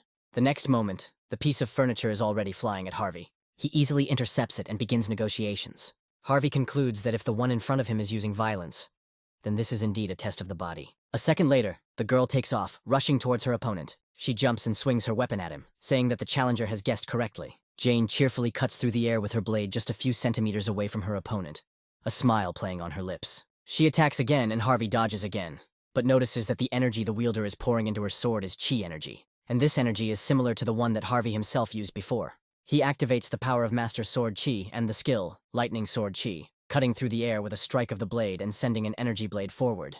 Jane's eyes widen in surprise. The space is sprinkled with splashes of blood. Gasping for breath, the girl leans on her sword, not believing that an ordinary adventurer has mastered a complete aura. With his blade at the ready, Harvey asks if Jane can use her. What's stopping him from doing the same? Jane says that divine power is granted by the god of verification. Priests receive it and use it. The girl was surprised that the technique of a guy who has no hint of its presence is so powerful. Harvey is a little confused as to what this is all about. Jane heals her injured arm, and then, like a cat, he jumps on his opponent. This must be a fatal blow, because divine power always reaches its target. The guy deflects the blow without much effort, with the first priest saying that there is no requirement for death to break through the gate. Harvey asks if he is convincing enough in his actions. The girl smiles, her gaze expressing malicious joy. She says that most likely this will become possible if the applicant acts as if he is not inferior to God in anything. He asks, after checking the body, how many more gates he has left to go through. Jane says that the more she listens to him, the more impudent she thinks this guy is. She thinks that Harvey is very relaxed, and asks if he really thinks he has won yet. The priestess advises, asking such questions only after he defeats her and rushes into battle again. Harvey stands, not dodging, until almost the last moment, and then activates the skill, instant acceleration. Jane's sword arcs through the air without the skillful hand of its owner. The challenger grabs the priestess by both wrists and presses them hard against the wall. Leaning forward, she screams in surprise. He looks down at her with a serious expression and says that he has won. The girl flares up, denying and not understanding how he managed to do this, and Harvey asks, as promised, to tell about the verification process. Jane's cheeks flush as she asks if Harvey is going to take her by force or something. The hero of the broken world waits for an answer. The Lord watches with narrowed eyes, and the white crane sword is worried about the sudden question. Harvey says that he is not into such things. Jane laughs, relaxing.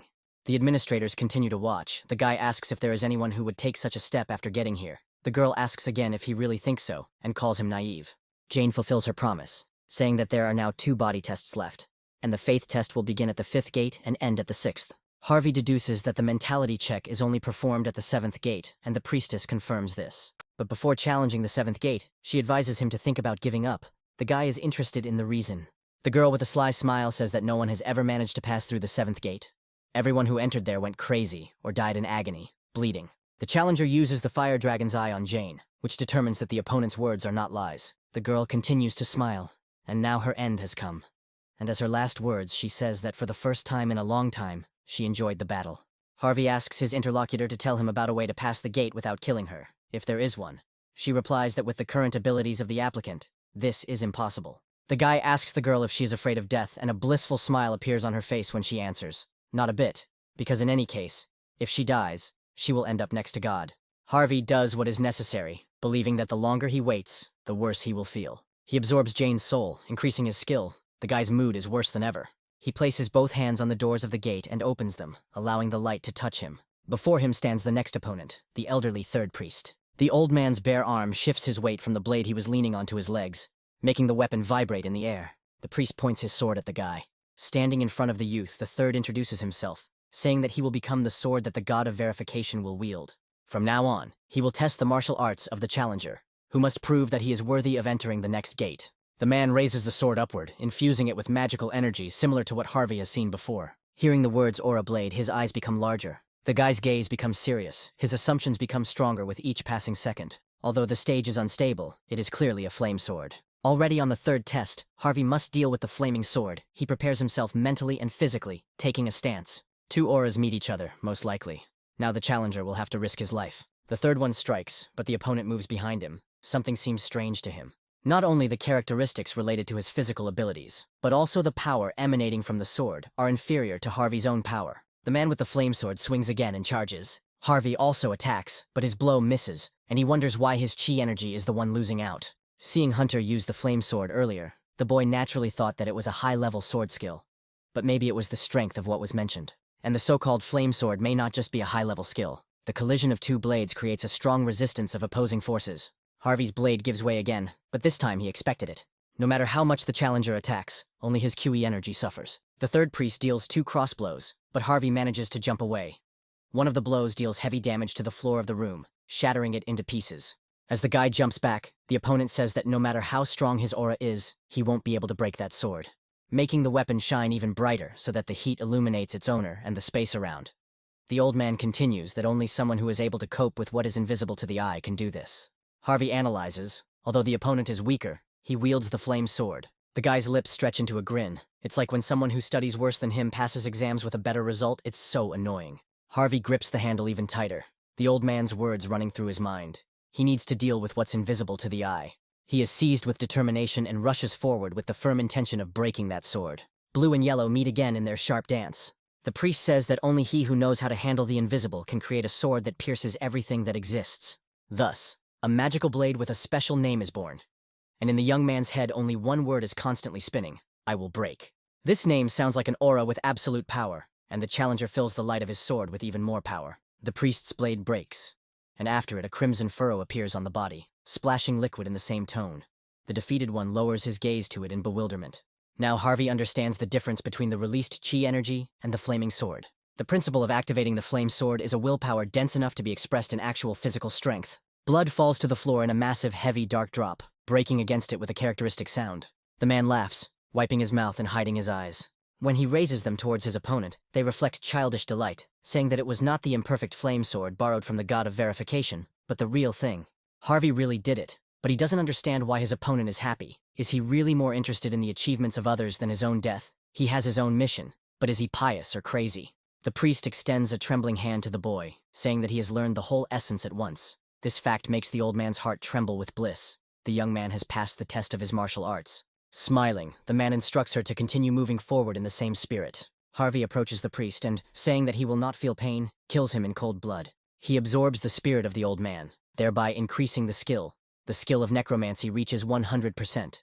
The rank of the unique characteristic increases. Harvey is at a loss as to what ability he will be adding to his arsenal this time, and soon gets his answer. By absorbing the soul of a stronger enemy after evaluation, you can get the ability to extract power. The necromancer never disappoints when he levels up. The applicant is happy. The current level of the characteristic is not the limit, and such huge opportunities have already been revealed. He is curious about what awaits him at the 2 higher ranks. Looking at his status window, the guy notices that even all the other characteristics have reached 3-digit numbers.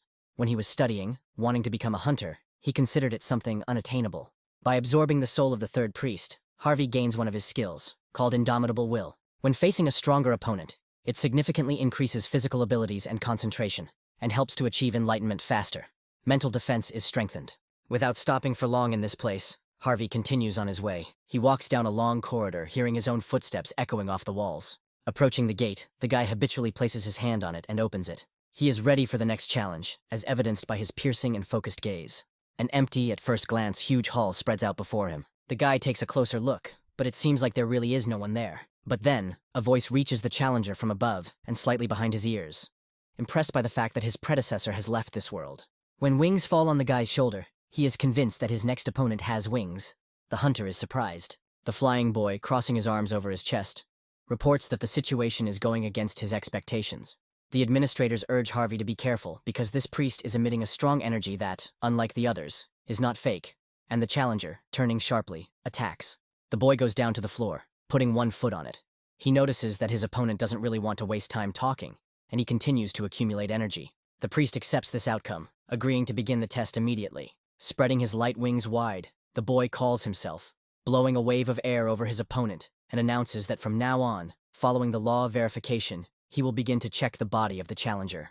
Harvey faces a powerful opponent that he will have a hard time dealing with, and as he activates his indomitable will, he notices that the 4th's power is immense and is incomparable to the previous ones. A translucent shard resembling a blade appears in the small hand. It then takes on a more weapon-like form and lights up with a bright glow, the angel-like boy pointing the blade at his opponent. At that very moment, the light bursts forth in a swift flash, extending its entire being towards the challenger. He manages to react in time, moving to the side. But, an unprecedented thing, the magical light hitting the surface, according to its trajectory, ricochets and, according to the laws of physics, seems to be reflected several times from the walls.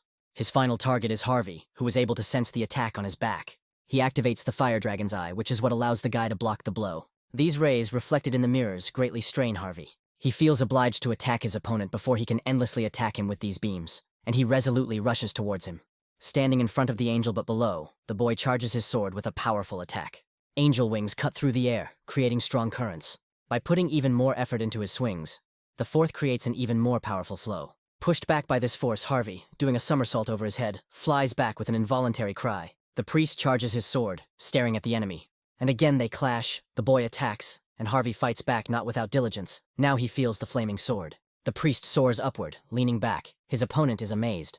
Keeping a close eye on his opponent, Harvey figures out that this is likely his guaranteed method of winning, attacking with a beam from a distance.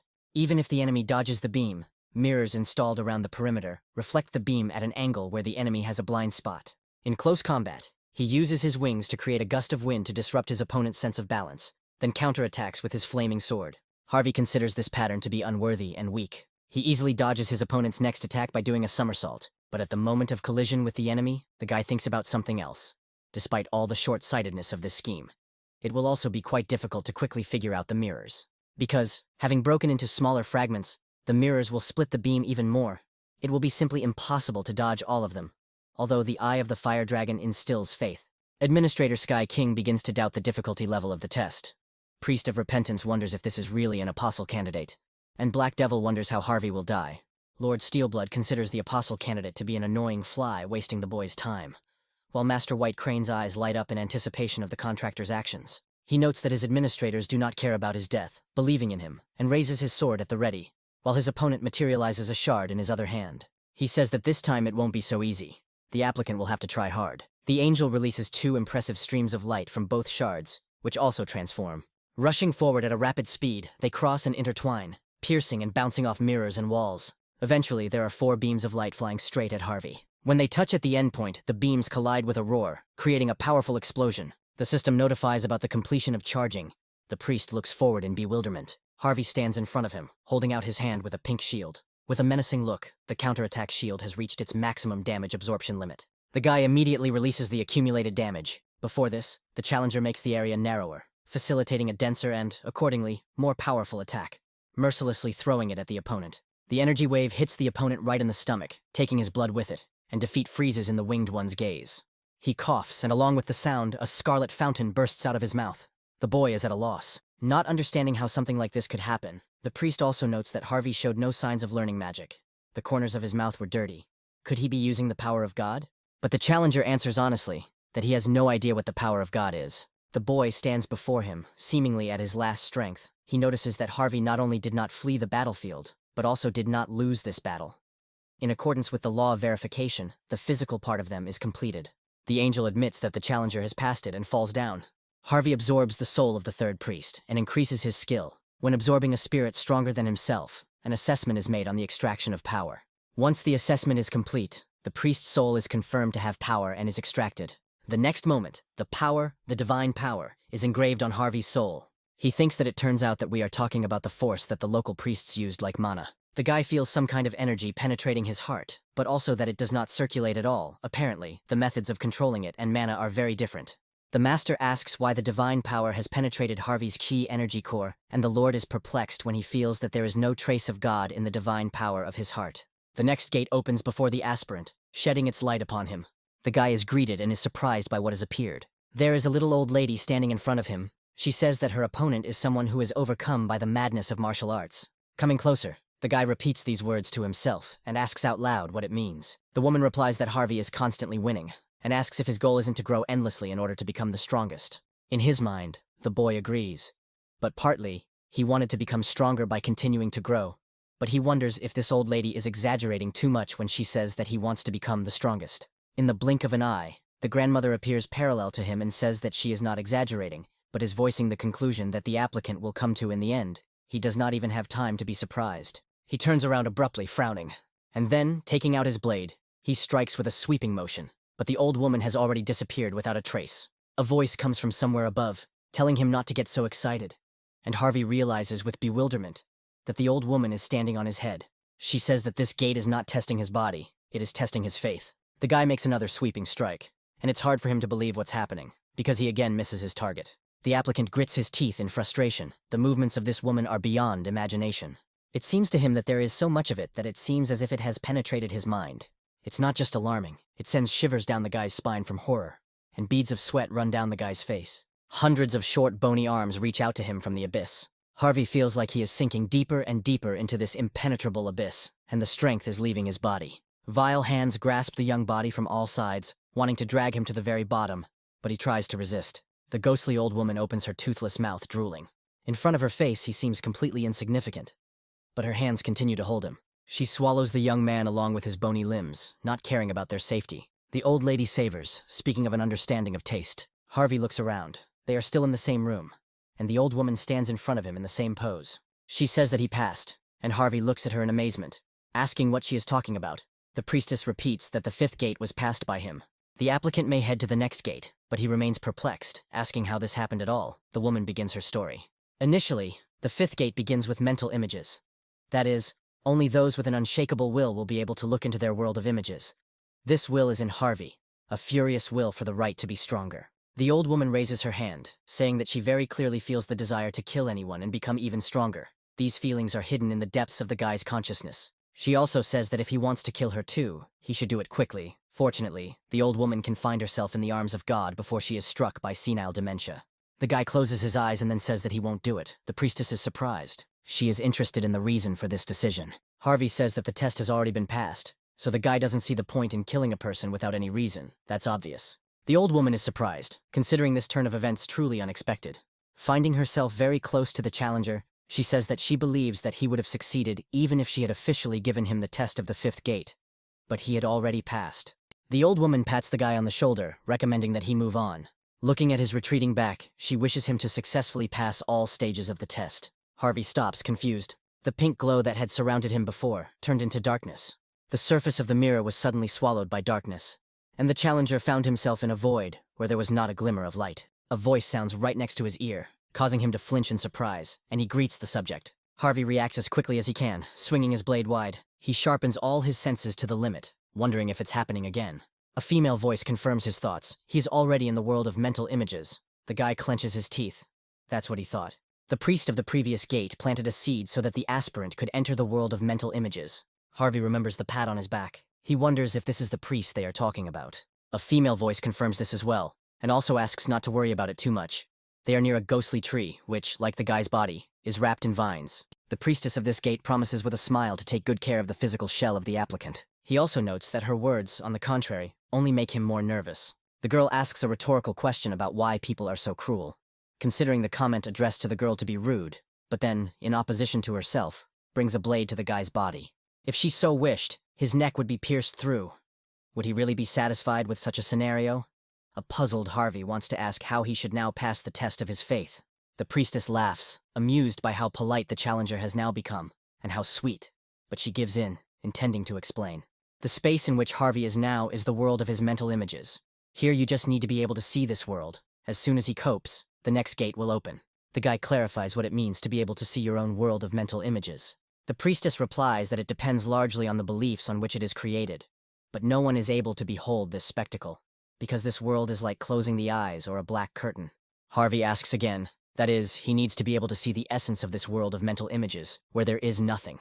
The girl agrees again, responding with a satisfied smile. This priestess's name is Eileen, and she announces the beginning of the 6th trial. Harvey, who had been standing calmly on the water until now, realizes that something is changing and glances down at his feet. That's right, because the guy immediately goes underwater with his head, as if into an ordinary liquid in the ordinary world. It descends to the endless bottom in a spiral motion. Oxygen in the lungs in this world also feels like it does in the real world, because Harvey is already beginning to feel an acute shortage of it. In the hall, Eileen grabs the arm of the applicant's body, and looking into his face and noting surprise, says that the pain will be like real pain.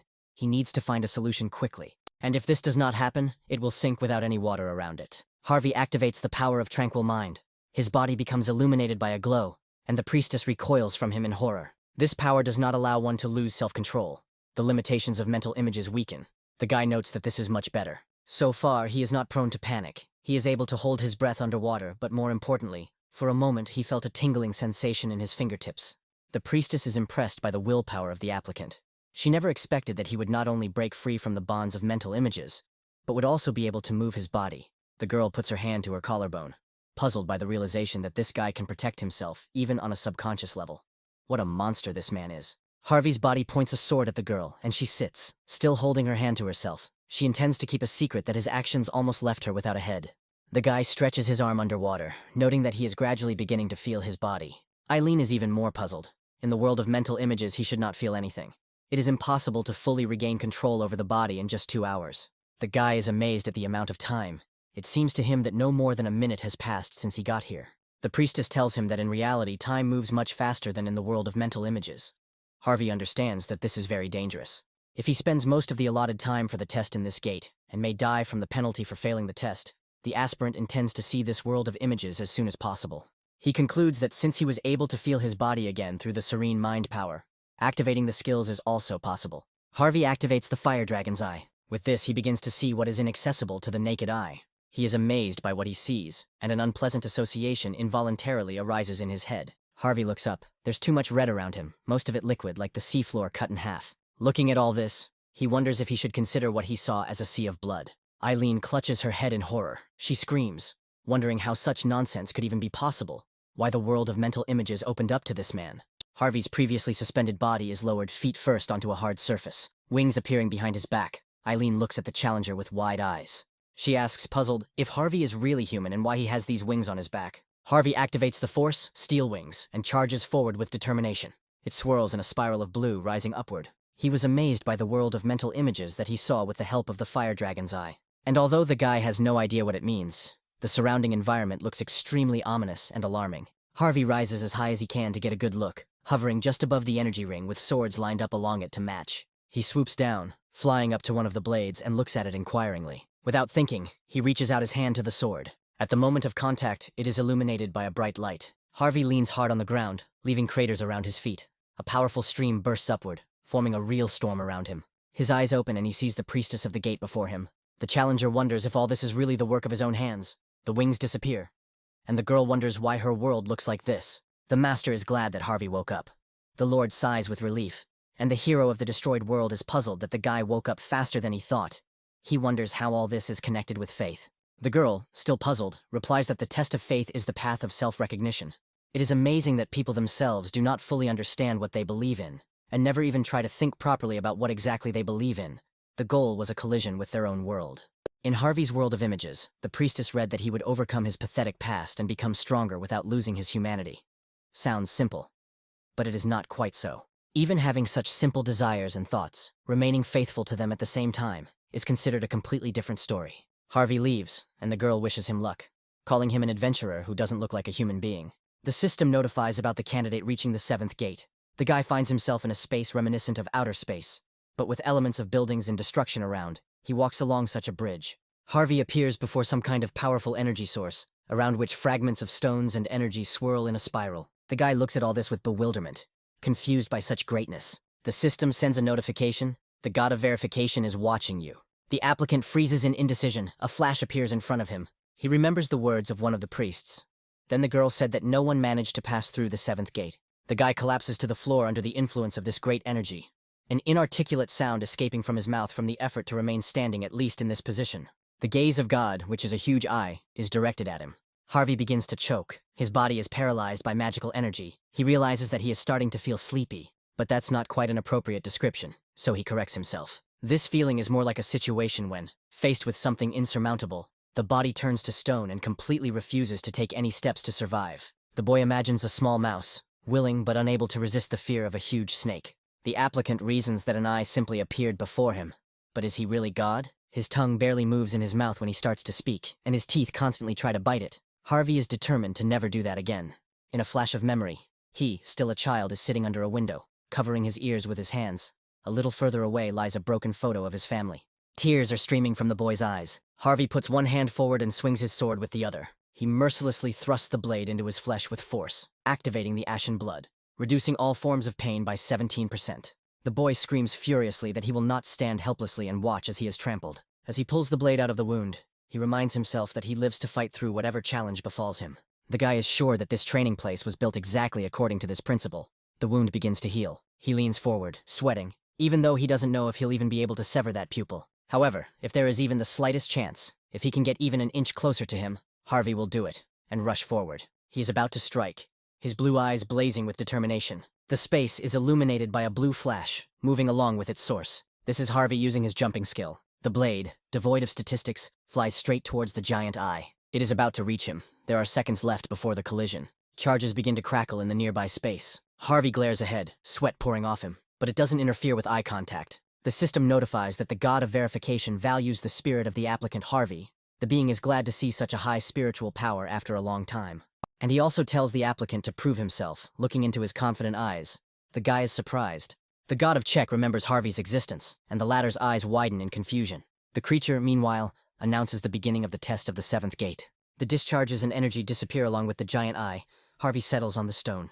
He is still sweating, still in awe, because this could mean that the so-called god actually exists.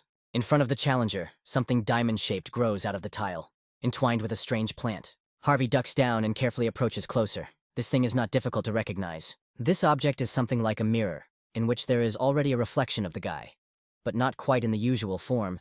The system asks to establish contact with yourself in the future and start synchronization. Harvey extends a finger towards his double, who repeats the motion. A flash of light illuminates the space, and Harvey frowns in surprise. The mentality test begins. The speed of assimilation with Harvey inside the mirror slowly increases. A huge mouth opens in its depths, trying to swallow the guy. The applicant must pass the most appropriate mentality test to prove that his beliefs will not change in the future. Harvey lets out an involuntary cry and falls out of the window into a place that resembles a temple due to the bright stained glass windows. On the floor, turning his head in despair, stands a familiar figure on all fours, asking the crushed one where it is. Harvey remembers him. This man is the priest of the first gate. He is crying, wailing, and looking for his mirror. The guy feels something starting to happen behind him. He looks around and is stunned to see the opening space of the stained glass window. Snowflakes touch his hair. Looking around, he realizes that the place is familiar. Hanging in the air above the city and its inhabitants, the guy notes that this place is similar to his home country. Suddenly, he notices his future self, whom he saw earlier, and wonders what is going on. He from the future walks into an alley and cuts his forearm with a sword. Harvey arrives in time to notice this. The latter's eyes widen in horror. He guesses what future him wants to do. The guess turns out to be correct. People nearby, who had just been happy and cheerful, die with wild screams at the hands of a bloodthirsty man. Harvey screams, frozen in a stunned stupor, horrified by the man's madness. The speed of assimilation with him inside the mirror is forcibly increased to 10%. The body pulsates with a short but strong flash, forcing it to freeze. The guy's chest is torn apart by pain, as if someone is tearing pieces of flesh off him alive. And inside there arises a disgusting whirlwind of mixed emotions, such as guilt, madness, and anger. The first priest suddenly places his hand on the young man's shoulder. He knows who took his mirror. The young man's eyes widen. The first one places both hands on the applicant's temples, and he is enveloped in several energy hoops, causing him to scream in pain. The rings quickly begin to shrink, tightly wrapping around Harvey's head and squeezing like a vice. The system notifies that from now on, all skills and powers that interfere with the spirit of the applicant will be sealed. A young hand with a backhand sharply cuts off the top of the stunned man's head. Even though his mouth is split, the guy somehow manages to discern the words. The priest, in the last minutes of his life, speaks about the mirror. Harvey holds his head, wrapped in hoops, during a mental check, where psychic protection is especially important. The power of the serene mind was blocked. The guy finds himself in the sky again, turning towards the familiar dark clouds. He from the future, smiling selflessly and eerily, absorbs the soul, saying that if he had known about this from the very beginning, he would have immediately crossed the line. Harvey's assimilation rate inside the mirror is forcibly increased by another 20%. Due to the unbearable psychological shock, the challenger suffers from an abnormal condition called chi intoxication, and blood spurts out of the guy's mouth like a fountain. He wipes his lips and chin with his hand, not understanding what happened. The guy is surprised that future him would do something so disgusting. He admits that he is obsessed with power, but believes that he would never go that far. If the intoxication fails to be removed, the magic circuit mastery will drop to 10%. It is already starting the process, and Harvey feels that the skill is working at its limit. The picture changes, suffering from intoxication. He sees a man walking forward in clothes similar to Muram's, and the world is very similar to him. Standing in front of an armed crowd, Harvey from the mirror orders that the head of the Muram Union be brought to him immediately. Then at least he promises to save the lives of those who are here now. A man comes out to the alien, saying that he heard that someone who calls himself the Ghost of the Sword has appeared in Muram, and now, having seen him in person, he can say that he is worthy of his nickname. Murametz comes closer and introduces himself as the head of the union. His eyebrows are slightly furrowed. He asks the name of the person standing opposite. Only instead of introducing himself, the sword ghost rushes into battle, his evil eyes blazing. The leader places his fingers into a groove, preparing the basis for the spell and taking a fighting stance. Warriors clash in the sky above the city, lighting up the space with waves of their power. On the ground lie dead people in pools of their own blood. Their weapons, which once served as truth and faith, lie nearby. This inhuman picture extends its path far ahead, right up to the place where, having collapsed from exhaustion, there is a man in white clothes, near whom blood is also splashed. A warrior slowly approaches him. Muramet says he is speechless. The man towering over him killed all the members of the Union, although he promised that he would not harm anyone, and asks if the stranger feels even a drop of shame. He indifferently exhales just one word, not at all. He considers the defeated weak. They were only fighting resources for him, which do not make him tired or sick, and no longer represent any value. A movement, and a swing of the blade. The head of the Union flies up, severed. Harvey coughs up blood again, the assimilation rate increasing to 30%. At the time when the location in the mirror changed dozens of times, he, having become infinitely stronger, destroyed dozens of enemies.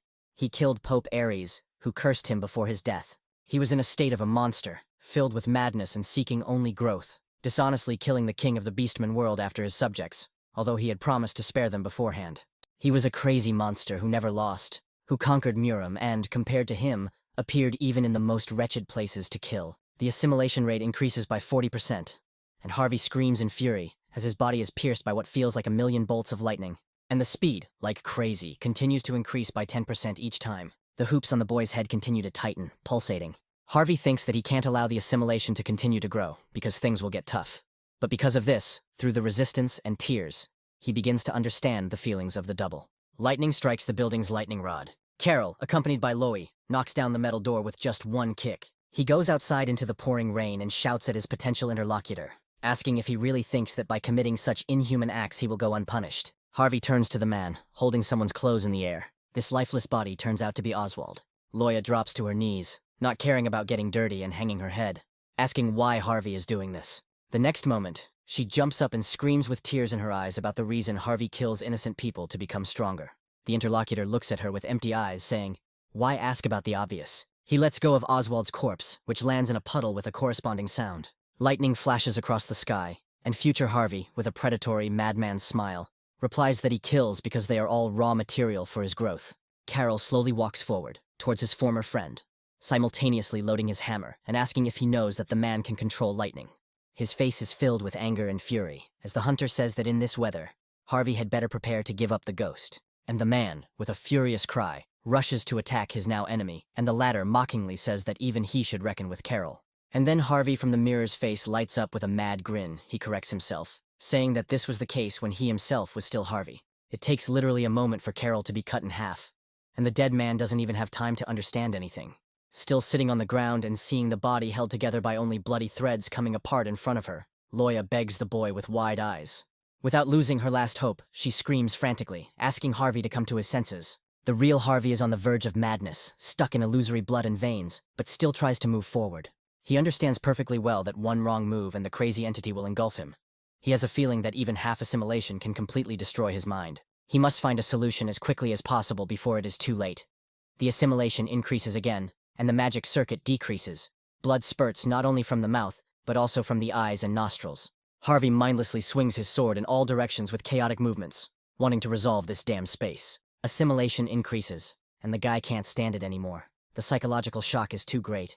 He has reached the point where he can't understand whether it's painful or pleasant for him. He feels like he is lying in a pool of blood and gives in, thinking that he feels good. The wet space engulfs Harvey, forcing him to sink lower and lower, and so on until only circles begin to spread across the water. The first priest places his hand on his shoulder, suggesting that Harvey is the one who stole his mirror. The guy remembers that this really happened. Above the bloody surface rises a hand holding a mirror, because it can be used to create a divine shield, but only once it can help restore mentality. The next moment, the entire Harvey appears above the surface, the divine shield surrounding him, dispelling all levels of clouding of the mind. A man's hand mercilessly tears off the remains of the head's shackles. Abnormal status. Spiritual instability is cancelled. Future Harvey stops literally one step away from killing the girl sitting in front of him, and is dumbfounded. From the middle of his head, hands emerge, firmly grasping the edges of the skin, and the real Harvey breaks his bloodthirsty shell with a wild cry, revealing himself to the world along with the pink light. He screams furiously, asking if he thinks the boy will let himself be consumed, and gains the Steel Spirit achievement, increasing his stamina by 1. The roof of a tall building is illuminated by a red flash, and the rain continues to fall. Harvey stands in front of the diamond-shaped mirror again, but it is no longer a mirror, but a frame with shards. Since the rest of the surface has broken, he managed to prove that his beliefs have remained unchanged. The mental test ends. The guy is puzzled, realizing that he was standing here all this time. Lord is relieved that Harvey passed such a difficult test. The hero of the destroyed world laughs. He didn't expect the challenger to use such a method. The master is very glad that the contractor's condition has stabilized. The god of verification is satisfied with the result and wishes to see Harvey in person, forcibly summoning the applicant to the Holy Land. He, moving, scared and desperately trying to figure out what was happening, the god of testing temporarily concentrated power in his hands, using divine power in the Tower of Trials. All administrators associated with Harvey will be forced to cease surveillance. The tower allows it on the condition that the safety of the applicant is ensured. He enters the abode of God. The guy screams wildly due to the rapid acceleration. His face is covered in profuse sweat. Suddenly everything stops, and Harvey finds himself in a space that resembles the sky and a mirror surface. He is illuminated by a bright flash of golden light, mercilessly beating its rays in all directions. Soon, a dark-skinned man with light hair appears in front of the challenger, levitating in the air. He asks in an unreal voice, and as if not even out loud, who Harvey is and why he feels divine power in him. And the guy understands that the creature that appears before him is the god of testing. God says it is not necessary to drill him with a glance. But in any case, he will not see anything now except outlines. Now that they have met, it is clear that the interlocutor is not homogeneous. God asks Harvey if he is a pseudo-deity. He does not understand what this means and voices his thoughts. In the tower, they are called administrators. God asks if the guy has received quasi-divine status under a contract with the tower, and he counters by saying that he is an ordinary applicant. The interlocutor says that in fact Harvey is different from other pseudo-deities. He has his own divine power. The guy is perplexed. God says that he hasn't looked into the tower for a long time, and many interesting things have happened there, and asks if Harvey understands that it is impossible to create anything real with this power. But at the same time, being an apostle of a pseudo-deity, he still created a real thing. God says that he understands that the guy is not an ordinary being, and he, watching the monologue, is perplexed. It sounds like he did something great, but in reality he accidentally received divine power after killing one of the priests. He asks about the importance of the power. God notices that the aspirant himself extracted divinity and asks, then does he not know? He carried out the process of extraction, erasing the traces of God. Did he not know everything? He can tell from Harvey's face that the guy doesn't understand the force, and he confirms, saying that he got it by accident. God puts his hands on his hips, repeating the words and saying, even if it is a fake, it can only be obtained from the divine power given to the future apostle by God, and then asking how he erased the trace of God. Even if the actions were unconscious, the extraction of the force was not an accident. God feels that there is a cause and effect relationship. Harvey is surprised. God knows the Tower of Trials expects a lot from the challenger, which makes it even more overwhelming. He doesn't understand how the tower can place its hopes on the average applicant. God says that he made a mistake, feeling the wrath of the tower. It is safe to say that this information cannot be disclosed. He is going to say goodbye and says that he will definitely watch over him. Harvey tries to stop him, saying that he still has many questions, especially why he became such a monster in the future. And what kind of divinity? And what did God mean by causality? But the guy falls to his knees, clutching his head with his hands. God suggests that the guy may have looked too deeply into his future. When you look into emptiness, emptiness also looks into you. It is always looking for a gap through which it can penetrate the mind. This is something the challenger should be wary of. Harvey is already on his feet, but still holding his head. God is levitating in front of him. He says that soon the guy will return to where he came from. Harvey asks if they can talk a little longer, but God gently retorts that their conversation is over. No matter what God is in front of him, the tower is a being that is not easy to deal with. There is nothing that can be done about it. If Harvey visits the Temple of Ares in the future, he might learn more. Finally, God gives the guy advice not to trust other gods. Now they will consider him an enemy. The system congratulates him on completing the test, awards rewards, and moves him to the waiting room.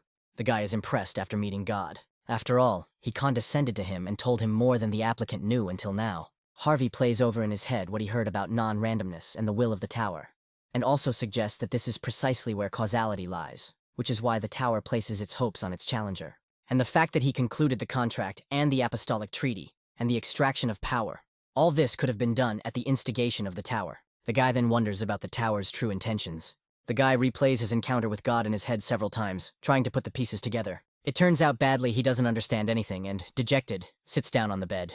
He is somewhat consoled by the fact that, even if the other gods are hostile towards him, they cannot touch the boy as long as he is under the protection of the tower. The system is expanding. Earth is registered as an official dimension, due to which those who attack there will be fined, and the restriction on observation is lifted. His administrators, seeing the contractor safe and sound, sigh with relief. The blissful smile disappears from the applicant's face at the memory of the administrators being called pseudo-deities. One very curious thing follows from this. If the administrators are indeed pseudo-deities, and the gods want to harm Harvey, can the former be trusted? The applicant bites his lip hard. In the current situation, no one can be trusted. The situation he finds himself in is disgusting. Harvey enters the world of steel blood and heads across the snowy field to the Lord's residence. She runs out to meet him, emotionally asking if he was badly hurt. But the guy suddenly attacks the girl, sharply pointing the sword at her, but she deftly dodges. She looks at her contractor, addressing him by name, puzzled. Harvey begins to speak and his voice is like steel. When he looks at the Lord and asks if the administrators have conspired with the tower and are using him as well, his eyes are soulless. The girl tenses up, beads of sweat run down her nervously smiling face.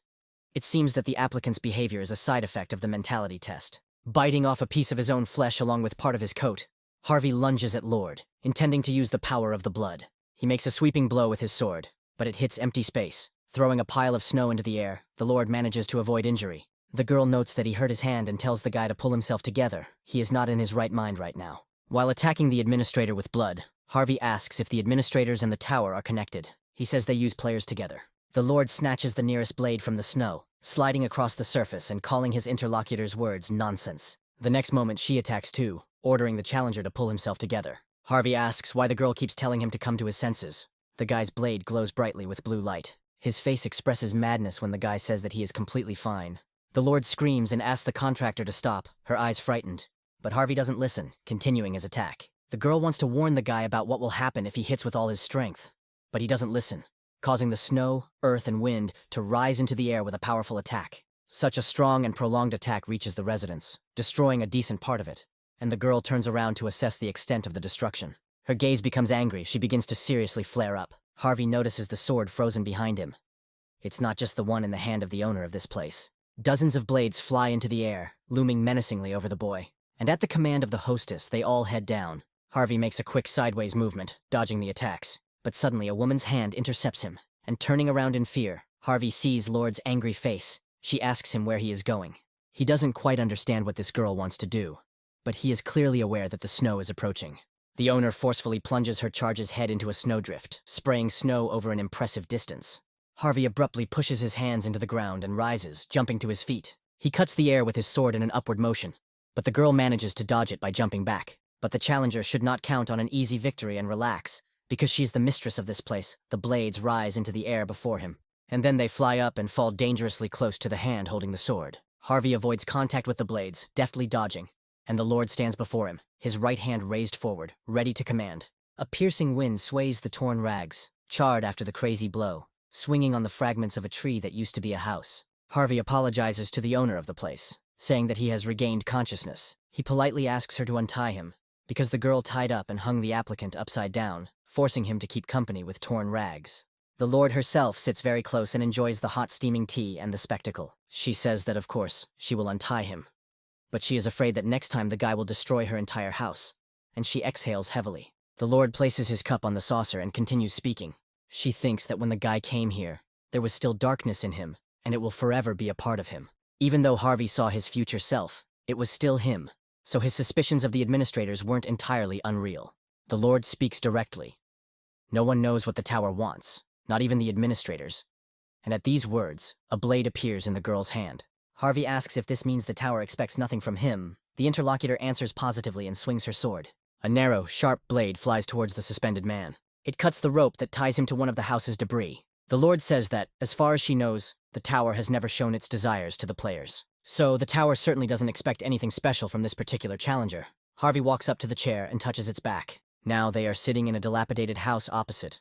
Lord assumes that, judging by the guy's doubts, someone told him about it. He agrees. He shares. The god of testing told him that the tower expects something special from the challenger. The Lord's gaze becomes stern at these words. The girl smiles, but this smile is tense. She repeats the words of her interlocutor to herself. That is where the reason for the doubts lies. The Lord rises from his seat when he says that he is subordinate to the tower. Harvey drinks tea, thinking that everything is as he thought. But is there anything else he can learn about the tower? The girl smiles. She is glad that the guy liked the tea. It is very rare, because it is made from the urine of a black dragon.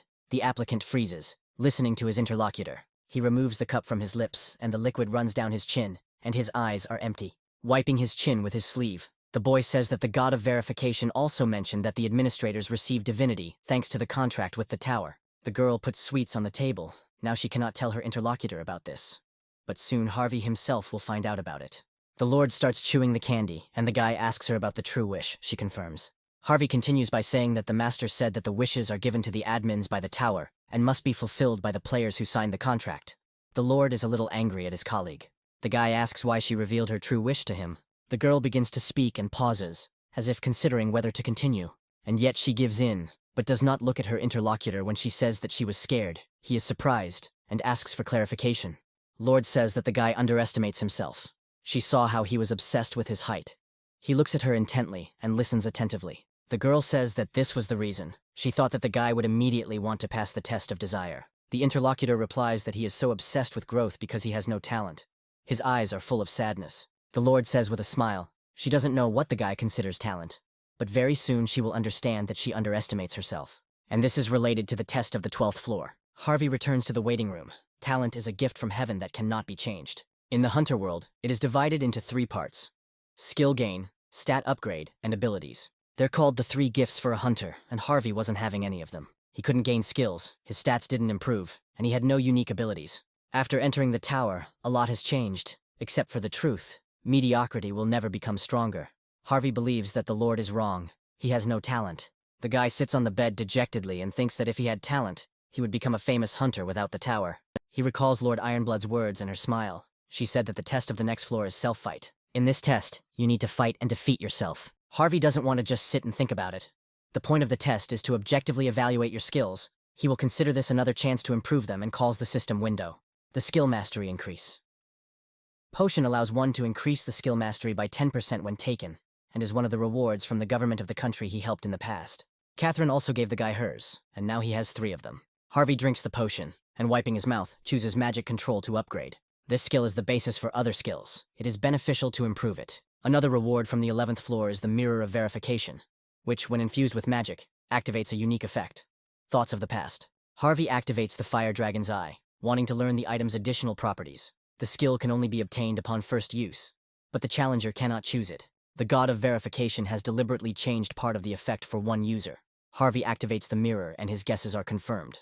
The applicant gains the skill, Concentration in Battle. The combat skills of Thoughts of the Past are sealed within him. Mastery increases. Harvey reads the description and likes it.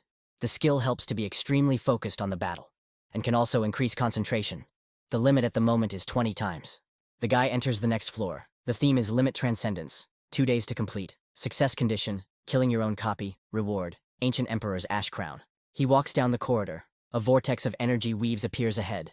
The blessing of the God of Darkness senses the stranger, and begins to create guardians. You need to think about how well you know yourself. A copy with red eyes emerges from the darkness, wearing the same tailcoat as Harvey, and the system tells him to kill the double. The guy remembers the Lord's words. She said that the copy would be perfect. It would even have the experience of the challenger. In other words, this copy would know all of his techniques.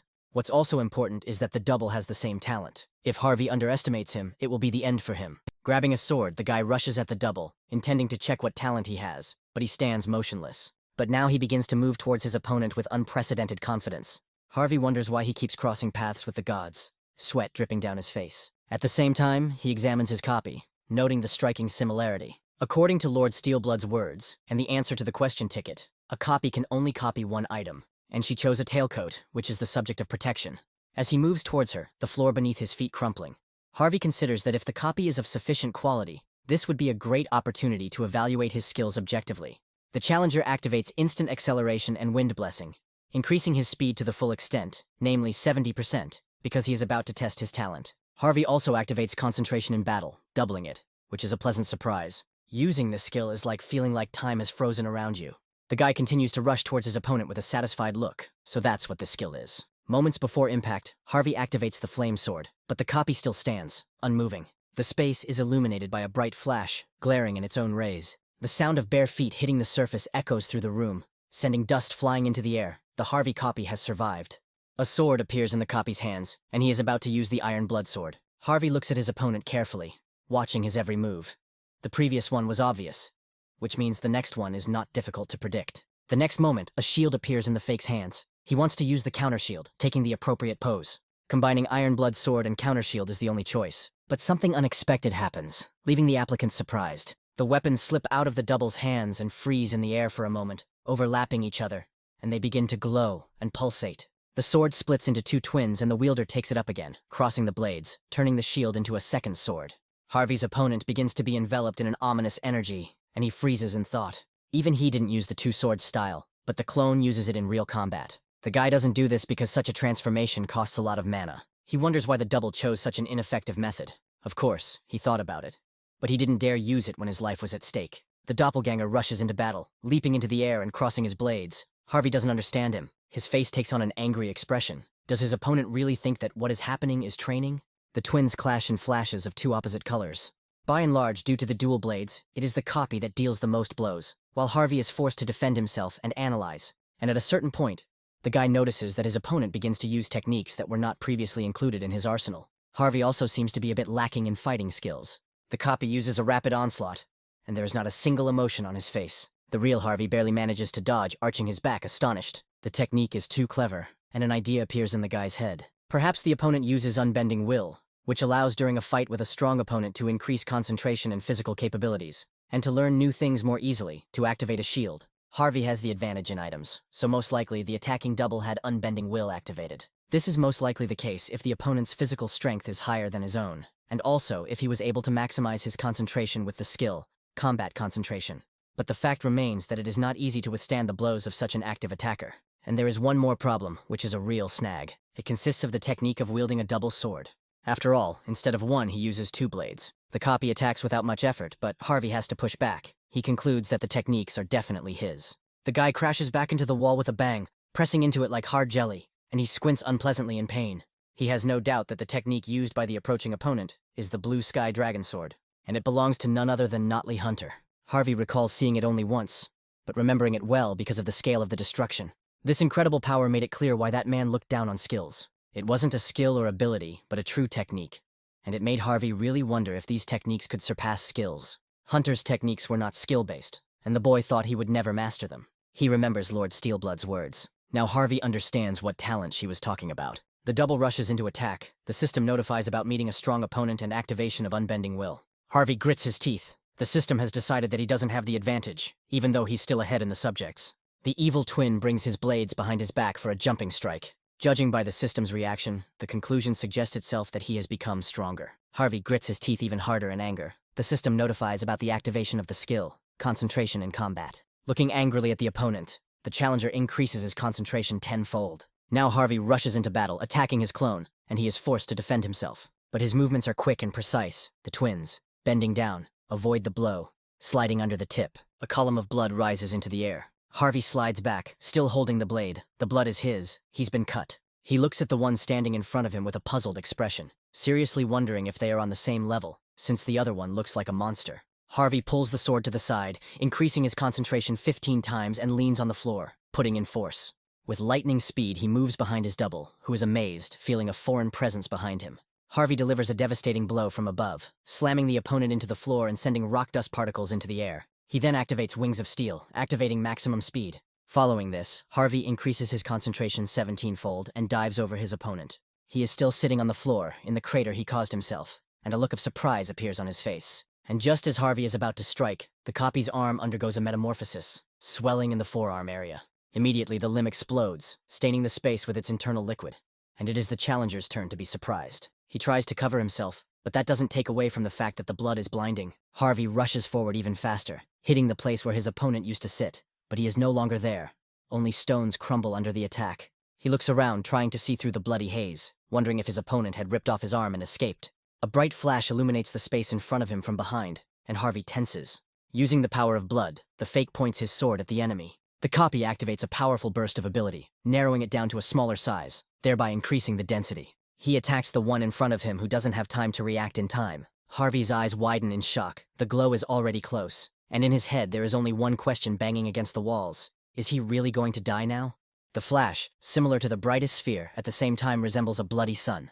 Harvey falls backwards, throwing his head back and letting the magical light pass in front of him. The challenger slowly hovers in the air, and the system reports an increase in concentration by 20 times. He exceeds all his limits. Time seems to freeze again, and Harvey quickly and precisely lands on the floor in a fighting stance. His face and hands are covered in bruises, and the guy, putting his hand to his head, notes that he feels terrible. The copy looks at its opponent with surprised curiosity. Harvey rises to his full height and says he almost died. A predatory grin appears on his face as the guy asks how a pathetic copy dares to interfere with him. Demonic sparks dance in his eyes, and a mental recoil occurs due to the superiority of the limits.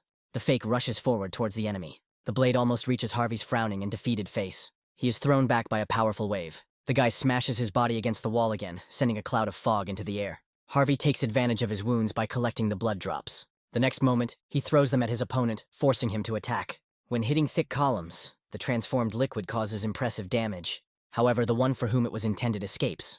And yet, a few drops manage to touch him, and the fake glances over his shoulder in surprise. Now he goes flying towards the stone surface, crushing it with all his might. Harvey grins, asking his opponent how it feels. The fake jumps out of the rubble, eyes flashing, his missing hand already in place. Harvey stands in the same position, hands extended forward to attack, but notices a foreign presence above him. The space of the spacious hall is illuminated by a bright pinkish flash. One of the opponents flies away from its epicenter. The other only moves back a little. The fake heals his shoulder scratch with the appropriate skill. Harvey notes with a grin that he is incredibly strong. Lord Steelblood sits in front of the surveillance screen. She abruptly puts the cup down on the saucer, spilling tea. The girl puts her hand to her head and exhales dejectedly. She feels awkward about what happened again, and she also wants to help her contractor, because she can't just watch, but she can't openly.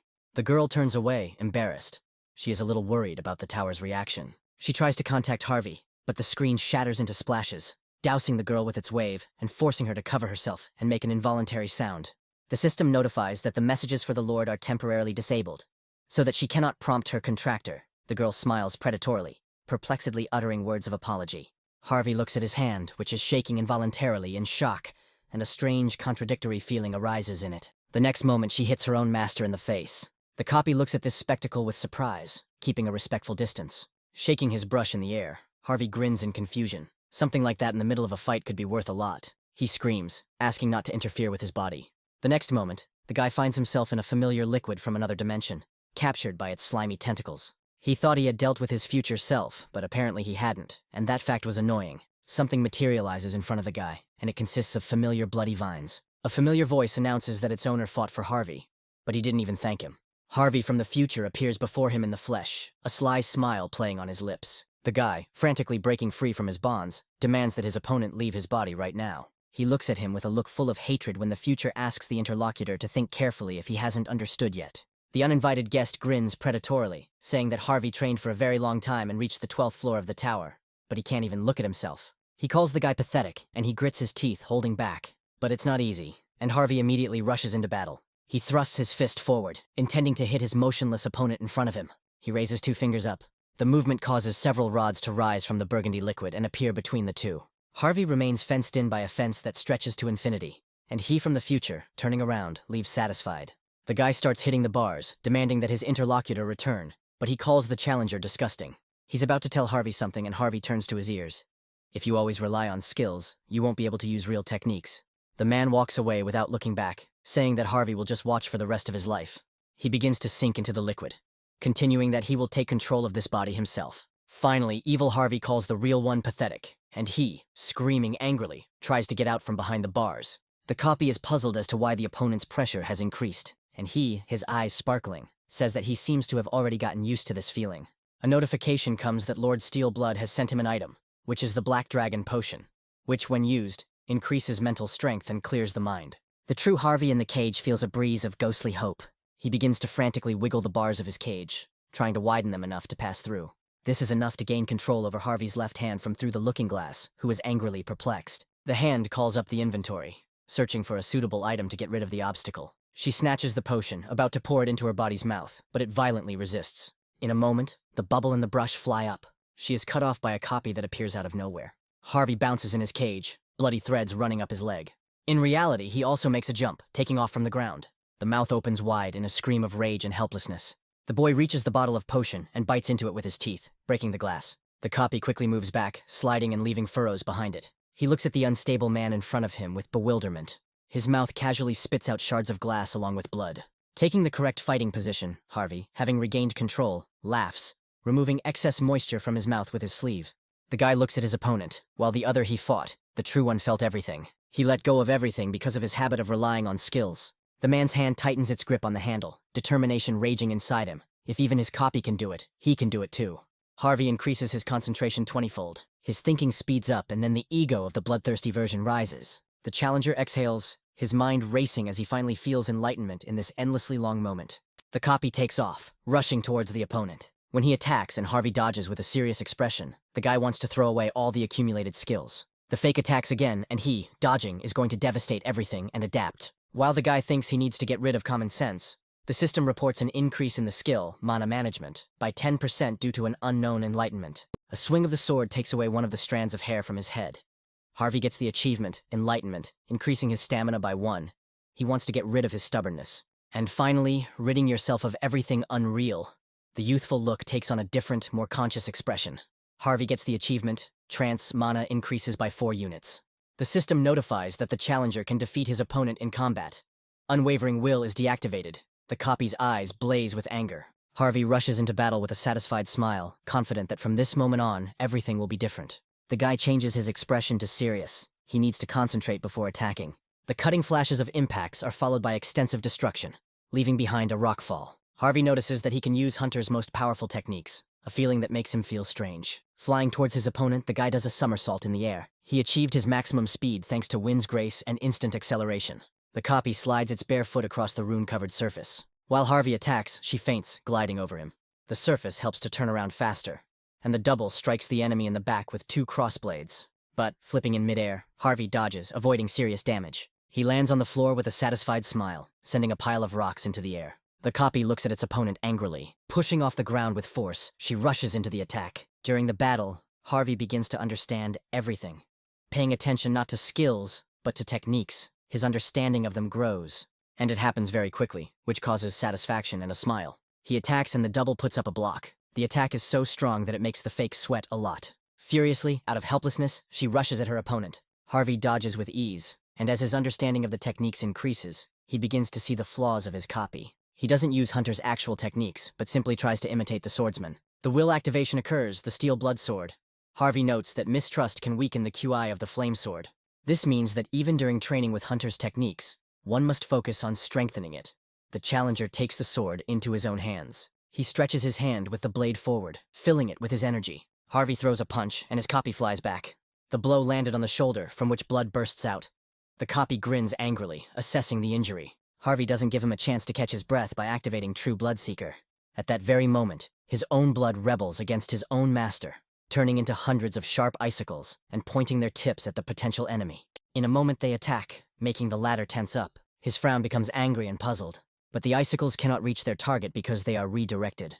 The doppelganger attacks Harvey with his own technique, and at the end of the trajectory, the blades of blood collide, scattering in an explosion.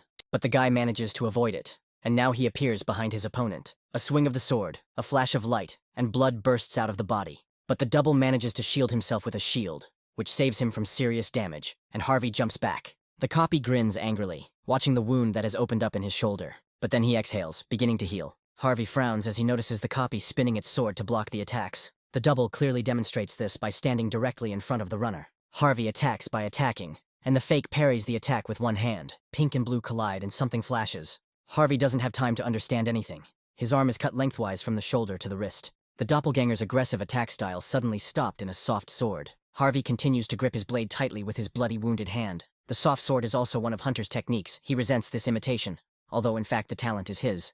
The challenger throws one of the swords aside, preparing to take the risk. He activates the skill Counter Shield. The double looks sternly but surprised. Harvey asks him with a smile what he's so surprised about. This should be expected since they have the same skills. Harvey swoops down on his doppelganger on the ground, who is still inactive. But then they clash, and after a series of attacks, the copy is forced to retreat. Harvey catches up with her, and they meet again. The crosshairs of the blades create a flash that illuminates the opponent's. Harvey finds confirmation of his suspicions. The opponent's sword reloads faster than his own.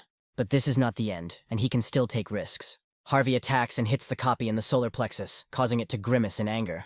The force of the blow sends the enemy flying back a decent distance, but he is not going to give up, attacking with a moving blade in flight. The blow is quite powerful, and Harvey wants to avoid it by retreating. He was impressed that his opponent had turned the counter shield into a sword, but the guy himself was no slouch. The wave still can't be avoided, and Harvey tries to put up a block. The blade crumbles in his hand, and the challenger finds himself thinking that he could have died if this attack had hit him. He throws away the sword without even looking at his loss. If the copy is him, then now that the opponent uses windshield and the strongest attack disappears, he will think that this is his chance. And indeed, the clone rushes at his opponent with an anticipatory smile on his face. He lunges at Harvey, trying to slam him into the floor, but so far only succeeds in making more small rocks. The challenger, drenched in sweat, rejoices internally. He is incredibly strong at maximum strength. The doppelganger strikes his opponent in the solar plexus, just as he had previously struck him, and Harvey flies back. He hits the floor several times before coming to a stop. But then, finally, the guy freezes, making a quick movement with his hand behind him. The copy jumps on him like a cat on a mouse and delivers an energy blow. The applicant does not accept anything, waiting for a convenient moment. His tactic worked, his lips stretching into a satisfied grin as the boy held his hand out in front of him. With just one movement, he pierces his opponent's chest, sending blood spraying into the air and causing a stunned expression to appear on his fake face. The attack was carried out by Harvey's ability. Turning around, the doppelganger sees a bloody hand clutching the traitorous blade. It is the steel blood sword that Harvey threw away earlier. It was precisely this moment and his opponent's impatience that played into his hands. These two factors were the only ones needed by the contender, who had a winning grin on his lips. And now he approaches the kneeling challenger from behind, wanting to deliver the finishing blow. But the pierced one does not want to give up so easily. He rises to his feet, crushing the stone under his feet and growling furiously. Harvey pauses, puzzled. The double turns half of its body, sharply increasing in size and taking on a terrible appearance with a wide-open mouth. A huge hand with elongated and sharpened claws, just like a predator's, hovers over its victim, intending to kill. Harvey manages to avoid the blow and rushes away, scattering rocks behind him, the monster rushing after him. The guy runs as fast as he can, trying hard to keep his cool, because a moment of weakness could cost him his life. The monster is noticeably slower, so it decides to take extreme measures. It bites off its own fingers. And then he spits it out in the direction of the fugitive's back, wanting to use this method to gain momentum and catch up with his victim. But Harvey doesn't let himself be caught. The places where the clone parts are stuck explode with a rockfall, glancing sideways at his opponent whenever possible. The challenger considers him a monster, and is a little confused by the fact that his tactics have changed dramatically. Looking back at the wrong time and then looking ahead again, Harvey realizes that there is a rapidly approaching wall in front of him. Putting his hands out in front of him to protect himself and closing his eyes tightly, he punches her with a bang. The giant hand is already close, the tips of the claws almost touching the victim. But suddenly she becomes illuminated and seems to move away. Something happens that Harvey can't explain. The flash becomes so blinding that the guy involuntarily covers his eyes to avoid going blind. The monster stops, crouching, and looks ahead in bewilderment, raising a glowing green clawed paw. Harvey stands below, protected by a shield, dusty air billowing and rocks rolling around him. The guy approaches the blade hanging in the air. Fortunately, the recovery time of the counterattack shield has expired. He catches his opponent with a frowning look, asking if he is going to attack. It was as if she was expecting this, because at that very moment she rushed at her opponent. The monster attacks with its foot, and Harvey, jumping back and defending himself, thinks that the first one has finally lost his mind. The monster rushes into the very hearth, and the guy attacks from the side with a sweeping movement of the sword. The explosion tears off the copy's arm, and while it is regenerating, he uses the other one, causing his own body to explode. Harvey finds himself thinking that, as strange as it may seem, as a surprise attack in close combat, such a move could be quite effective. Just because he's lost his temper and keeps making explosions, ashen blood is draining too much stamina. Bare feet shake when walking. When stamina drops to its critical point, the attacks will stop. Harvey mercilessly cuts off his opponent's arm. Looking at him with a determined look, he says that there is no point in dragging things out any longer. The monster growls angrily, refusing to give up. But apparently, he develops his own tactics. He retreats and leaps. Harvey doesn't accept this option, asking where he's going. He confidently heads after his opponent. But having overcome the obstacle, his gaze widens. Bloody swirling streams are drawn towards the monster from all sides. One of them attaches itself to the monster's hand, merging with it into one, and it attacks. Harvey manages to activate the shield just before the attack, and the blood splatters against it. The onslaught is powerful, causing deep furrows, whirlwinds, and destruction, and forcing the enemy to retreat, gritting his teeth. Harvey, looking at the enemy and smiling, is angry. But still, in some way, he is grateful to him for such an ignorant use of this power. The shield charging is completed. The counterattack shield reaches its maximum damage absorption limit. Harvey feels that the accumulated energy of the item is filled to its limit. He mercilessly spits words of death in the face of his opponent, but his own is serious. The clone growls disgustingly, throwing saliva in all directions. A sphere appears in front of Harvey and he makes a slight flick of his wrist, tossing it up. And then he swings his sword, bringing the blade behind his back. He strikes the sphere with his weapon like a bat hitting a ball, sending it flying in a powerful blast. The magic ball hits the monster in the face with incredible force, causing it to fly back. The pink flash blinds the monster, and the energy and force put into the blow breaks bones. Harvey releases energy along with the damage stored inside. An incomprehensible explosion occurs, the wave from which destroys everything in its path, blinding the space with a flash. When the energy slowly dissipates, and the outline can be seen through the still bright light, the monster's body is left without a head. The floor's test is completed. Harvey receives all the promised rewards and increases his skill proficiency. Shield of counterattack. His rank increases by 1 level. A relieved smile appears on his youthful lips. Skill, combat focus deactivates. System reports imminent rebound of focus exceeding user's limit. Harvey's mouth fills up. Even before he spills the contents, he understands what it is, because the metallic taste cannot be confused with anything else. Burgundy blood splashes onto the stone of the platform. Harvey activates ash blood, as expected. It doesn't fail, the guy believed until the end that it would heal and bounce. But unfortunately, it didn't happen. The challenger wonders if he didn't have this skill in his arsenal, he wouldn't have been able to get so far. He looks into space, diving deeper into himself and wondering when he will be able to climb the tower with a calm soul. Whether it is even possible. A dark red haze begins to swirl over the fallen body, heralding the activation of a unique characteristic. Harvey is amused by the fact that one can absorb the spirit of another him. The system notifies that the administrator's messages, which were limited to prevent advisory measures, will soon be activated. The guy is stunned.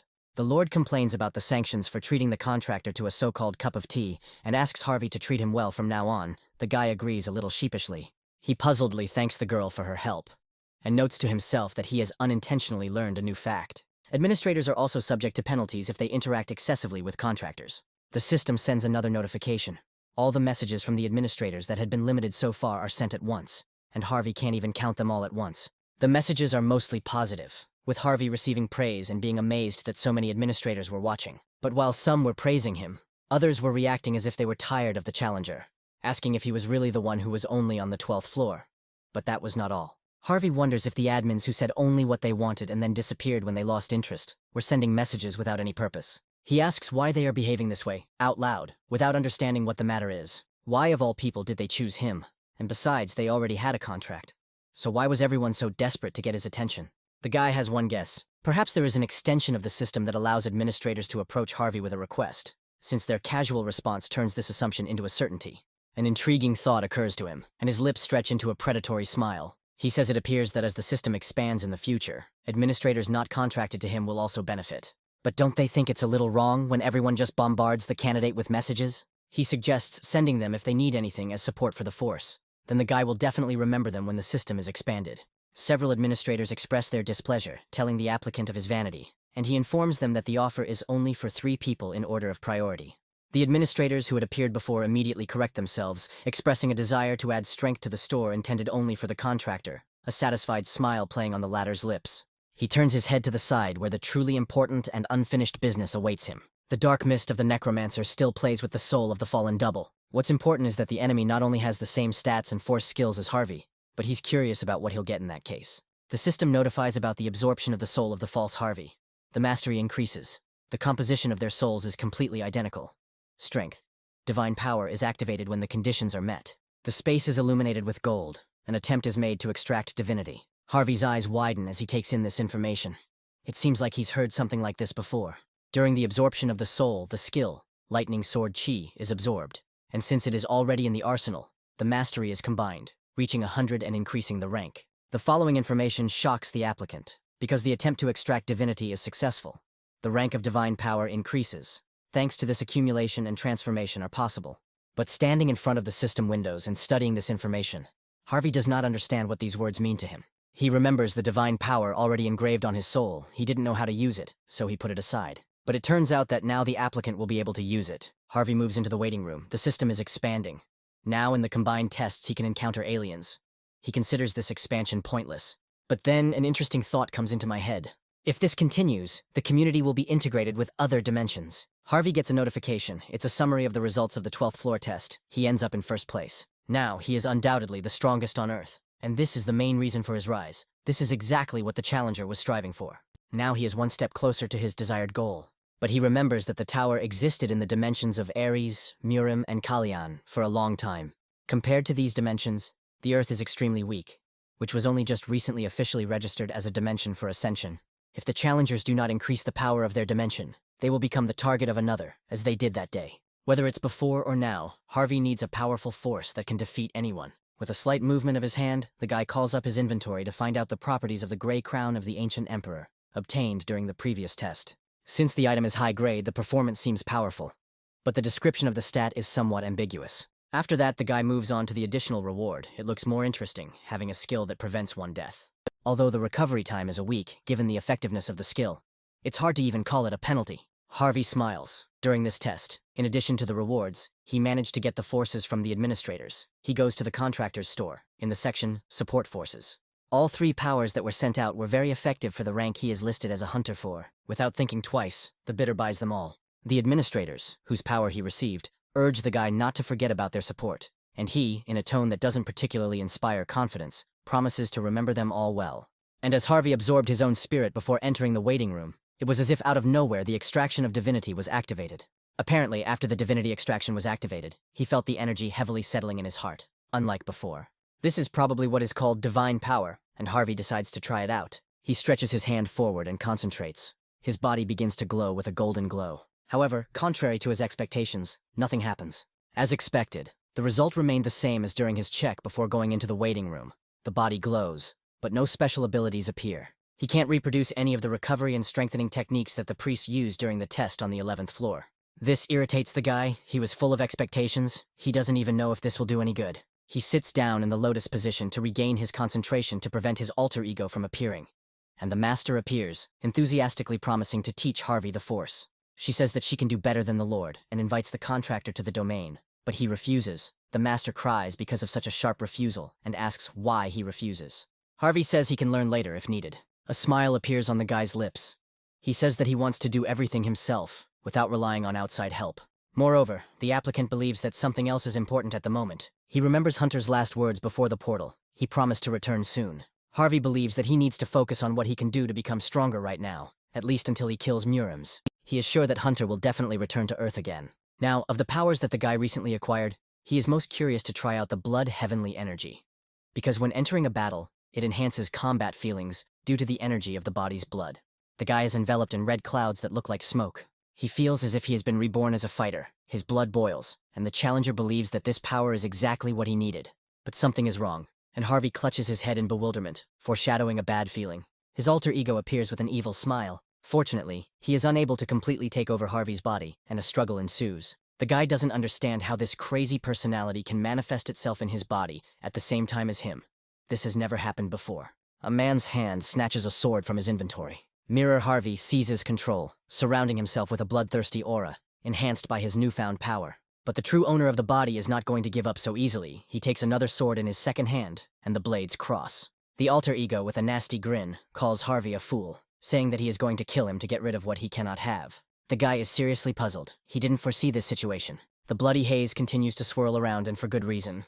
The sword absorbs the blood energy generated by the Blood Heavenly Energy. Harvey uses the Fire Dragon's Eye to learn the hidden properties of the weapon, and when the flame sword is opened and the blood energy is fully activated, the sword's true ability is revealed. He grabs his sword by the blade, cutting his hand, and then he moves the blade to the side, restoring its mobility and thus implementing his plan. The guy furiously plunges the tip into his right shoulder. Alter ego grins with displeasure, and the next moment he curses the real Harvey and growls in pain. He continues to curse, clearly feeling the enemy blade in his wound. When the conditions are met, the true abilities of the Sky Demon Blood Sword are revealed, and the item's name changes to Sky Demon True Blood Sword. A special slot for blood is created. Harvey is amazed. He is already completely himself and heals the wound with a skill. The weapon level increases. An exclusive effect is created on the sword, Bloody Feast. The guy is amazed, seeing the system window with a slot for blood. It activates the Fire Dragon's Eye. Reaction speed and attack speed increase by 15%. When the challenger kills an opponent, Blood Feast absorbs blood into the blade. Due to this, the overall effectiveness of the item increases and random skills are imprinted.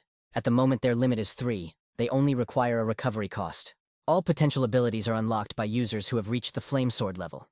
Harvey can activate Blood Feast. He admires such possibilities. It can be said that this is a superb object of a magnificent type that the world has never seen before. Harvey enters the next floor's challenge. The theme is strategic combat. The completion time is 2 weeks. You need to kill the vampire count and his comrades. Harvey is puzzled, and has only the most unpleasant memories associated with the combined tests. And yet, the reward for successful completion is the random skill book. Seeing a reward with such a rank even improves the mood. The map of the 13th floor opens, marking the location of the vampire count in a city occupied by vampires, and the selection of team members for Harvey begins. Harvey stands near his portal and waits for the other 3 members of his team. He thinks about notifying the system to search for priests, considering it more successful to kill the vampires themselves. With the abilities he now has, the guy is capable of destroying at least 1 city. He thinks he is capable of it. Someone's leg appears from one of the portals, followed by its owner. Other team members also appear. The selection is complete. For convenience, the nicknames of the candidates will be displayed automatically. The red-haired man with a stern look says that he wondered why the system was being expanded. But it turns out it was a combined test. His nickname is Tarkovsky. The second to respond is the legendary ninja, who greets them politely and says that he is glad to see everyone. And the last member of Harvey's team, not counting himself, is the Wizard of the Clock Tower, who is an elderly man with a pipe and blonde hair. He also says hello. The guy remembers the player's rating and compares it with the nicknames of his comrades. It turns out that they are all high-ranking. The old man takes a drag and looks around gloomily, commenting on the place. He says it was completely reeking of blood. One of the team members assumes that this place is a vampire's dining hall, and they are watched by an upside-down silhouette emerging from the darkness. Suddenly, 2 vampires appear behind the wizard, confirming the guess and baring their fang-filled mouths in bloodthirsty smiles. They immediately pounce on the applicant with the words, "The dessert has come to them on its own. They will eat it with pleasure." One of the bloodsuckers is grabbed by the head by a man's hand. Behind the second, a challenger also appears with lightning speed. Tarkovsky cuts off the head of a short-haired vampire with one sweeping movement. The ninja kills the female just as mercilessly. He says that he had such a thought, but Tarkovsky is in fact the head of the best guild of one of the countries. The man does not pay attention to the compliment, but he still responds, saying that he didn't intend to hide it. and then confirms his comrade's words and introduces himself, also naming his guild. The boy twirls the weapon in his hands and then suddenly thrusts it into the floor, saying that it means he was not mistaken, and introduces himself as Sam Martin, a hunter for the country association that Harvey had previously helped. Tarkovsky smiles, saying that the body of his interlocutor is more valuable than his own, because the ninja is the only one among his relatives who occupies such a high rank. He smiles amiably, accepting the praise and asking to be called simply Sam. He approaches his interlocutor. Harvey is standing next to him, and asks if his comrades are ready for battle. Vampires can sense the death of their relatives, so they will appear here soon. The last member of the group approaches them and says that there is no need to worry about this. Since the wizard has set up a barrier in advance, the monsters will not be able to sense anything. Sam looks at the old man with admiration, considering his judgment correct and making it clear that he is interested in the true name of his interlocutor. Smoking his pipe in his usual manner, the man says that his name is David Taylor, a humble wizard belonging to the clock tower. The young man remarks that the tower is considered the best of all the magical ones in their world. Tarkovsky suggests that David, an archmage on the verge of retirement, but the tower called him, is unlucky. The old man, smiling, on the contrary, considers this a stroke of luck that has befallen him in his old age. Mysterious entities such as the towers are an interesting subject of study for wizards. All three turn to Harvey, hoping to hear the story from him too, and he begins to speak. The guy states his country and hunting rank, his eyebrows drawn together. While observing the monsters, someone shares with others the information they heard from the administrator about this trial. Even a weak vampire's skills can easily surpass the skills of a Harvey-ranked hunter. The vampire count has the highest level of skills, putting him on par with the highest rank hunters. His special ability is physical regeneration. It will not be easy. As indicated by the tower, the key to the test is to save the priests. They hide in different places, and when found, it is necessary to enlist the help of priests. The team discusses the plan while sitting by the fireplace. Vampires are wandering all over the city. Entering inside is problematic. Walking blindly is dangerous. The monsters will be extremely aggressive towards the applicants. If Sam uses the stealth skill to bring in a small group first, the man will put up a barrier to block their presence, after which the area will be cleared together. While his comrades assume that they will complete the test in about 10 days, Harvey watches from the sidelines in bewilderment, believing that he will not receive an additional reward so slowly. He finally makes his presence known by heading towards the company, when a guy leans against the backs of the candidates' chairs, trembling, politely suggesting that those present might not quite understand something. It is extremely ineffective to pass the test like this. David looks at his new interlocutor sullenly, asking about another way. Harvey smiles, claiming that there is, even one that can boast of the highest efficiency. The old man is interested in this information and asks about its essence. Tarkovsky also becomes curious about what could be more effective than the plan he has already come up with, while Sam suggests with a smile that Harvey, as the first in the top, must have his own secret for passing. Hit and run, he answers. The ninja asks again in surprise. David repeats the latter's position. Harvey takes a sword out of his inventory and tightens his grip on the hilt. He makes a sharp, sweeping movement across the locked door along all edges of the perimeter. The man's hand flies into the air and, with some effort, slams his knuckles once on the surface behind him. The heavy piece slowly falls, revealing a picture on the other side. Hordes of red-eyed creatures stand behind Harvey on the street, ready to attack their victims at any moment. The companions look at this dubious plan with puzzlement. Harvey, with a sly smile and the approaching monsters, remarks that if the comrades stop ranting and attack, they will have the opportunity to kill all the vampires and pass the test. The monsters are surprised by the sudden appearance of a man, their scarlet eyes flashing. Others, not intending to waste time, but intending to feast, attack without much prelude. Harvey's companion is horrified, wondering if he has gone mad, intending to finish them off. The same one grins in anticipation, announcing the start of the breakout operation. The vampires rush inside and people tense up with their whole bodies. One of the potential victims of the monsters suddenly disappears, leaving right under the nose of one of them. He is puzzled. Freezing with a bloody scythe raised, Tarkovsky holds Sam back. One of the vampires notifies his brothers about this, and the other warns about the use of magic by humans. David creates a barrier of invisibility by putting his hand forward and answers Tarkovsky's silent question. Group concealment is difficult to maintain for long periods of time. Grinning angrily, the old man wonders to himself why during every combined test there is always someone who wants to cause a commotion. It really pisses him off. Someone speaks, to his chagrin, of excluding Harvey and making a temporary retreat, with a horde standing in front of the said one, and dozens of bloody blades hanging menacingly above him. The boy is surprised by the monster's abilities, assuming that they have abilities similar to his Bloodseeker. They do not answer him, frantically rushing into battle and expressing a desire to make the man a tasty meal. The blades as one rush straight at Harvey. Sam, running away with his comrades, turns to look at his former partner, silently wondering why he made such a reckless choice. Suddenly his eyes widen in surprise. He desperately calls on his comrades to turn around, and they obey. Harvey stretches out his left hand and raises it up, activating the skill, Seeker of Fresh Blood, and red mists begin to swirl around him. The vampires are dumbfounded, not believing that a human uses blood manipulation, because if he is able to control blood, then he must be one of them. They are deeply impressed by this ability, because it surpasses their own. Harvey smiles triumphantly, continuing to command the blood. One wave of his hand causes bloody arrows to pierce the vampire bodies, the owners of which are slain and burnt to the ground. The monsters think Harvey is a monster and are going to call the Count. When faced with such an extremely powerful enemy, it makes sense to go with a plan, as such an ignorant method simply cannot work. But this guy did it. David freezes, disarmed.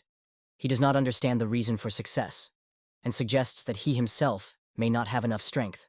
This wizard is a high-level battle mage who has been fighting on the front lines for a long time. Moreover, he has an exceptional mind. Even in the Tower of Trials, thanks to strategy, he achieved high results and was able to pass many floors, reaching the top. On this floor, he also came up with an excellent strategy. It would have been difficult to come up with something more effective. However, it happened. Harvey overtook him, and the wizard still can't believe it, looking sternly at the one standing in front. To solve any problem, you need a strategy, and it is not created overnight. It needs to be carefully thought out. However, this guy just destroyed David's perfect plan with his words, and the most offensive thing is that it worked. Harvey gets bored of using the same ability over and over again and rushes into battle with his sword in hand.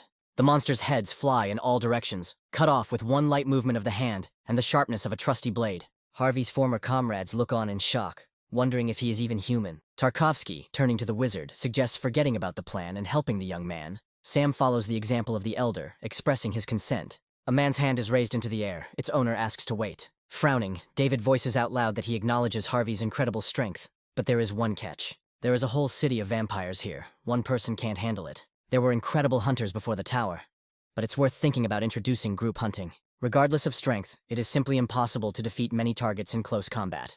Tarkovsky and Sam look at the elder, waiting for him to continue, thinking about what has already been said. Harvey, meanwhile, continues to mercilessly and selflessly chop down vampires. But the young man's hand holding the sword is grabbed by several others belonging to monsters. Her twin will suffer the same fate. Several vampires fly towards the crucified man, wishing him a quick death. But the guy's gaze, despite the situation, is serious and focused. A plan immediately appeared in his mind, rising from within in bloody bright veins. The young hands quickly swell, tearing the fabric of the clothes and turning into a pair of huge balls of human flesh. The vampires recoil in horror. A powerful enough explosion throws the monsters' bodies back, and while they fly off in all directions, wounded and killed, the guy has time. He uses it to activate the skill, Blood of Ashen, and heal himself. Using this method, you will have to constantly heal. Body explosion is a good skill, but expensive. The wounded vampires are perplexed as to how a pathetic human can do such things to his body, how he can use the power given to them by the god of war. One of the monsters begins to tremble. Clutching his head with his hands, he repeats just one word, student. His fellow monsters look at him in bewilderment. He says that the god who protects people sent the disciple because the gods are angry that the vampires killed all the people in the city. The monsters begin to pray to the god of war to help them. Harvey looks at his enemies with puzzlement and skepticism, believing that such behavior is a characteristic of this species to invent things that do not exist. A huge clawed hand hits the vampire on the head, calling him a weakling, and he collapses with a painful look. The huge humanoid monster points its index finger forward with a grinning smile, calling on its fellow creatures to look in that direction. Pointing at Harvey, the vampire says he's out of breath. This means only one thing: the man is tired, and the monsters' faces show glee. They all as one rush at the challenger on command. Harvey generates a blood clot in his hand. The vampires look at what is happening with bewilderment. 3 more of the same appear after one, which Harvey squeezes between his fingers. Intending to share the plan with his enemies, he smiles. The man opens his mouth wide and sends 4 small scarlet balls into it, shading them with a misty haze. Harvey clenches teeth in a show of force, crunching the balls into crumbs and swallows them, flashing a scarlet glow and opening up a new breath within himself. The guy says that they were vampire relatives. Thus, he restores mana and stamina. The guy smiles wickedly as he announces the end of his recovery and the start of the second round. The vampires recoil in horror, inertia covering themselves with their hands. Tarkovsky, David, and Sam watch as Harvey crushes and shreds everyone in his path. The latter expresses his understanding of why the contender takes first place in the overall rating, and notes that the guy's specialization is close combat. Tarkovsky agrees. He notes that the boy does not look tired, and is even getting stronger, and is about to help. Sam turns to David, saying that he considers safety important, but also wants to help. Harvey continues to increase his stats and stamina with Vampire Soul mana. If you compare the growth rate, this option is more effective than absorbing a copy. The challenger smirks. If he kills the vampire count too, it will be even better. He notes that the administrators are not only watching him, but also continue to admire him, considering such attention never unnecessary. but then he notices someone approaching. Looking at his interlocutors, Harvey says he thought they had gone after the priests. David apologizes, saying that from now on, they will listen to him. Sam agrees, and Tarkovsky admits that at first he doubted the young man, but realized that it was stupid. Harvey says his comrades have realized the effectiveness of his plan, and they look at him with confusion. The challenger activates the sixth sense and turns around abruptly. He clearly senses a giant wave of blood nearby, and this wave is rapidly approaching, rising above the city several times. An anticipatory smile appears on the guy's lips. He understands that this is the work of the vampire count. Covered by the shadow of a large wave, Tarkovsky is surprised that the count can use great magic. David assumes that it is just an ability, but still he is strong for an analog. Sam asks what they should do, since their deaths are only a matter of time. Harvey looks at his comrades in confusion, mentally noting that now those he admired before need his protection. He became so strong that the guy politely asks his comrades to leave and, having found the priests, to bring them to this place. The candidates look at him in surprise, not expecting such words. Sam asks about the priests in confusion, thinking that the plan has changed, but Harvey interrupts him, wanting to be brief. Against the backdrop of a wave approaching ever closer, he speaks bluntly about how, if his comrades stay here, they will only get in the way, and notes to himself that he will not be able to protect 3 of them. But there is one more nuance. You need to kill the count yourself to absorb his soul. The greater the contribution of others, the less the chance of absorption. Tarkovsky says that they will listen. Although just recently he had a different opinion, the wizard also confirms, saying that they will bring priests. And the trio quickly runs away in the opposite direction from the wave. Harvey, however, facing danger, believes it's time to start. He activates the skill, Combat Concentration, increasing the stat 5-fold, and Will, Heavenly Blood Cultivation Technique. Putting both hands forward, the boy activates the skill, True Blood Seeker. Will begins to interact with all the blood within the radius of action. The wave is already very close, ready to crash onto Harvey, but holes are starting to form in it. The vampire count sits on his throne, emitting a scarlet aura. Flashing scarlet, he asks how a pathetic man dares to resist him. The count is so angry that when he squeezes the armrests of his chair, they crumble into crumbs. The vampire says he wanted to use this city, but now his plans have changed somewhat. Now the count is going to put him to hell. A wave of powerful water, creating splashes, falls upon the settlement along with drops of blood. Harvey is amazed. The vampire turned out to be stronger than he expected. The guy's eyes glow red and he laughs nervously, saying that he doesn't think he can block the punch. He's done for. Little people hold a huge plate with equally huge grapes while a giant hand plucks a grape from the bunch. The hand puts the berry into the gigantic mouth and eats it. The vampire count sits in his chair with a relaxed look. He doesn't know when it all started. He just fought again and again. Climbing higher and faster, the battle became the essence of his life. This often happens to those who are desperate for more, and when he came to his senses, he was already standing on top of a mountain of countless corpses, and soon his thirst reached the heavens. The god of war appointed his candidates as apostles. The greatest desire of their species was the destruction of the 4 impregnable allied powers of humanity. 3 powers were destroyed, and so many people were killed that the fountain of life, which was the root of the 4 allied powers, turned red from the blood spilled. If the count completely conquers the last country, the god of war will recognize him as a true apostle. And the culmination of all this will be the recognition of the count as the king of vampires. A subordinate comes running to the count, reporting a great misfortune. The forces under his command were killed by 1 man. The count's face distorted with anger. They bring him a magic mirror. With his help, the count sees with his own eyes what Harvey has done. With one movement of his sharp claws, the vampire kills the lackeys holding the tray nearby. He was sure that he had killed all the contenders for the role of heroes, and is interested in the country that sent them. The henchman trembles at the mere sight of the Lord, muttering that these people appeared out of nowhere. The count is outraged that his precious subordinates were killed by someone who appeared out of nowhere. He is beside himself with rage as he says that the sudden appearance of this man among so many eyes is absurd. Due to the force of the count's anger, blood bursts from the mouths of his servants, and bloody tears flow from their eyes. The vampires helplessly clutch their throats, begging the leader to cool down a little. He, seething with rage, says that if he had conquered this city, he would have been recognized as an apostle. But now all his plans are destroyed, and asks how any man dares to resist him. The count had intended to preserve the infrastructure of this city for future use, but not now. Harvey tries to escape from the onslaught of a huge wave. Looking back, he concludes that since things have turned out this way, the city should be forgotten, and he should focus on saving the lives of the team members. His comrades stand ahead, hidden by a magical dome. Driven by the wave, Harvey hurries straight towards them. He stops in front of his comrades and, turning around, puts his hand forward with his fingers wide open. Harvey activates a huge shield covering the team members, who are amazed. The wave hits the barrier with furious force and splits in 2. Harvey puts in a considerable amount of effort to withstand this attack. He forces himself to hold on a little longer. Suddenly the shield shatters into pieces, and an expression of deep surprise freezes on the guy's face. He is thrown back, and in midair, the challenger somersaults with a shrill scream. The wave continues to flood what has not yet been absorbed by its wet tongues. Blood is visible on the stones, with the fortress as a background. The wave recedes, leaving behind evaporation. Harvey is lying on the shards, surrounded by a scarlet aura. Blood is visible here and there next to him, spreading in red spots on the stones. The guy's comrades run up to him, asking about his health from afar, and he stands up, answering the question in the affirmative. Harvey asks them about their condition. All three smile. David answers for everyone, and Sam with a bright smile extends his hand to the hunter. They manage to survive thanks to Harvey's shield. But the trio becomes alert and, as if on command, turns their heads. The Count lands heavily nearby. He straightens up to his full height, the vampire surprised that anyone managed to survive such an attack. So it was not a simple coincidence that these people killed his subordinates. The vampire analyzes what he saw. One of the invaders is a weak and barely alive boy, and next to him are three completely unharmed fighters. He suspects that they are the key figures. The Count crosses his arms in front of him, and a scarlet aura begins to flow around them. It moves onto one of the hands, taking the form of a bloody blade. The Count grins angrily, opens his mouth wide and says that people are like bugs, and he will tear them to shreds. Harvey's comrades are puzzled and tense, but then he himself gets up and steps forward, asking the others to step back. He is going to fight the vampire on his own.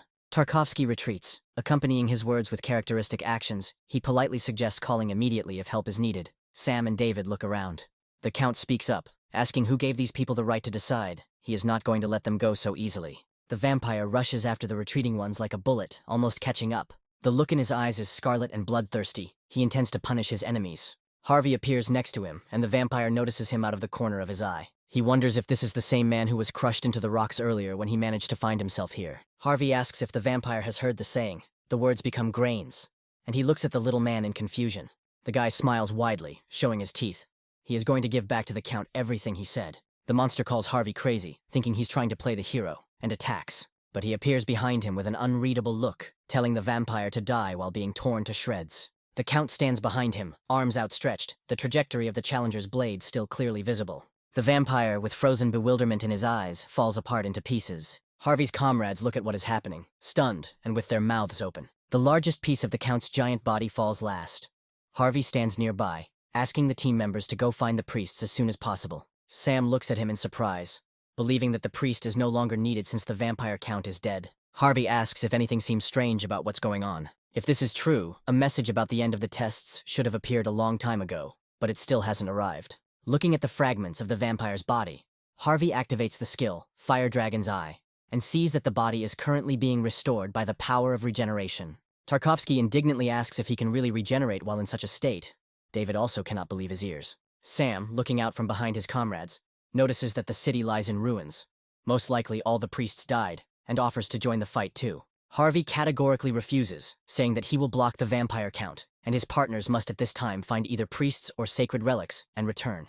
The wizard listens to Harvey, and Sam echoes him, saying that searching is his specialty, so the ninja will try to find everything as quickly as possible. Meanwhile, the Count's body begins to undergo metamorphoses. After a few moments, the vampire comes back together, as if he hadn't been cut into many pieces just seconds ago. He is furious, screaming at Harvey and wondering how he dared to desecrate a vampire's body like that. The guy concludes that the approaching Count has incredible regeneration. It couldn't be more obvious. His blood restoration and control skills are more effective than those in the challenger's arsenal. And he, not intending to hesitate for a second longer, takes off from his place and rushes towards the victim. But in terms of combat abilities, Harvey has the advantage, easily dodging the vampire's attacks. The Count rages, calling his opponent pathetic and swinging his arm for another attack. Blood, taking on a physical shell, envelops small stones with its red tentacles. With a commanding gesture, the vampire sets them on a trajectory, the final destination of which turns out to be Harvey. He looks sternly at the bloody but strong fragments that are dangerously close to him. The vampire made them not just move in a straight line, but bend at an almost acute angle. And this left Harvey, who was unsuspecting of anything, in a stupor. That is why all he manages to do now is a block with his hands, which should save at least his head from serious injury. The pain from these stones is blinding in every variation of the word. The Count is quite interested in the boy's well-being, boasting that he is the best in blood control techniques. But Harvey is no slouch either. He has his own techniques that he has mastered well, and he appears behind the vampire. He manages to catch movement behind his back, but does not have time to turn around, the scarlet eyes open wide. Smiling, Harvey says that he acknowledges his opponent's words. Thanks to him, the guy has mastered another way to use this technique. The vampire turns around only when his body is illuminated by light. A multitude of small furrows cut across the large face, and the monster emits a wild roar from its mouth. But this time the attack is not fatal, and the parts grow back together, And this despite the fact that Harvey this time cut the vampire into smaller pieces. This sight gives you goosebumps. The puzzled challenger wonders if he really cannot be killed without the priests, or if the test was originally intended to be impossible. And now that the city is in this state, it will be even stranger if even one priest turns out to be alive. The pieces of the vampire's flesh continue to grow together with an ominous sound. After the regeneration is complete, the Count appears before the man as if he were even more enormous, with a wide and bloodthirsty smile stretched across his face. Harvey stands before this giant, motionless and outwardly confident. But inside him a seed of doubt has already been sown, sounding the alarm and making him think about defeat. The Count grins predatorily, asking the man in front of him if he thinks he has the strength to kill the vampire, and calls the challenger's actions absurd. Harvey answers calmly, "It is not prohibited." The opponent is surprised. Now a bestial grin is already appearing on the man's lips. He is very interested to know how many times a vampire should be cut to pieces so that he finally dies. He looks at his opponent angrily and slightly puzzled. The vampire glances at his hands shaking with fear, and can't believe it. The Count snaps his teeth angrily, forbidding Harvey to underestimate him. He raises one of his arms up, towering over his opponent, and both of them are enveloped in bloody clots. Harvey cuts the vampire's body open for the third time. It already habitually falls apart into pieces and comes back together again. The Count, clutching his head, tells Harvey not to think about winning just because he hurts the vampire. The hunter, not allowing his interlocutor to finish, chops him up for the fourth time. As he grows together, the vampire laughs madly. This activity is useless, because he is immortal. He cannot be killed even for the fifth time. The Count disintegrates for the sixth time, saying that man cannot escape the laws of his own body and will soon pass out from exhaustion. For the seventh time, the challenger cuts off the Count's face and head. The vampire, merging, points a finger at the attacking Harvey and asks if he is the legendary challenger. And for the eighth time, the Count falls to pieces, and the guy gets the achievement, Battlefield Artist, creating the skill, Art of Torture. Watching the vampire come together, Harvey ponders how to chop him up next. However, he is unable to make a final decision, and the Count flees from the battlefield. He considers this man a complete monster, and is going to hide from here as far as possible. Harvey catches up with the enemy, and reminds him of his promise to return every word in full. Taking his blade out of his inventory, the guy smiles and reminds the vampire of his own threats. The scarlet gaze on the pale face is stern, but the Count is frozen in fear of the monster before him. And Harvey cuts him for the ninth time, and the vampire manages to offer his opponent negotiations and a deal before that, promising to do everything that will be voiced. But the challenger mercilessly cuts the monster's body once again, despite his words. But the vampire stands his ground, offering to give his opponent wealth and glory, and fulfill any of his wishes. But this still does not save him from dismemberment. Chunks of flesh fly through the air behind Harvey as he makes a sharp turn. The 12th time a vampire begs a person for death, he can no longer do this. The fanged maw screams that Harvey is no hero at all, but merely a brutal killer rotten to the bone. The challenger earns the achievement, Inception of Madness. The guy crosses his blades after another blow at the moment when the skill, Pain Enhancement, is created. The vampire cries from helplessness. He asks his tormentor to stop. He gives in. He is going to give him everything, and the tormentor offers his victim to simply die. He begins to get bored with resurrection. Suddenly, Harvey's eyes widen. The next moment he laughs, leaving a predatory smile on his lips. He beckons the half-recovered vampire with his finger. He obediently obeys and runs to the man with tears in his eyes. Harvey tells the Count, who has taken a strange pose and is trembling, that he has a plan, and if he cooperates, he can grant the vampire the blessing of death, and then asks for his opinion. The monster specifies what it needs to do, and the challenger activates counterattack shield. A red column rises into the air, destroying stones on the ground. Harvey calls this a modified version of the counterattack shield, called the counterattack effigy. Something similar to a cross in its shape appears between him and the vampire, and the guy tells the Count to attack him until he asks him to stop. The vampire looks at the man with confusion, not quite understanding what they want from him. Harvey looks at his interlocutor sternly, asking why he doesn't attack.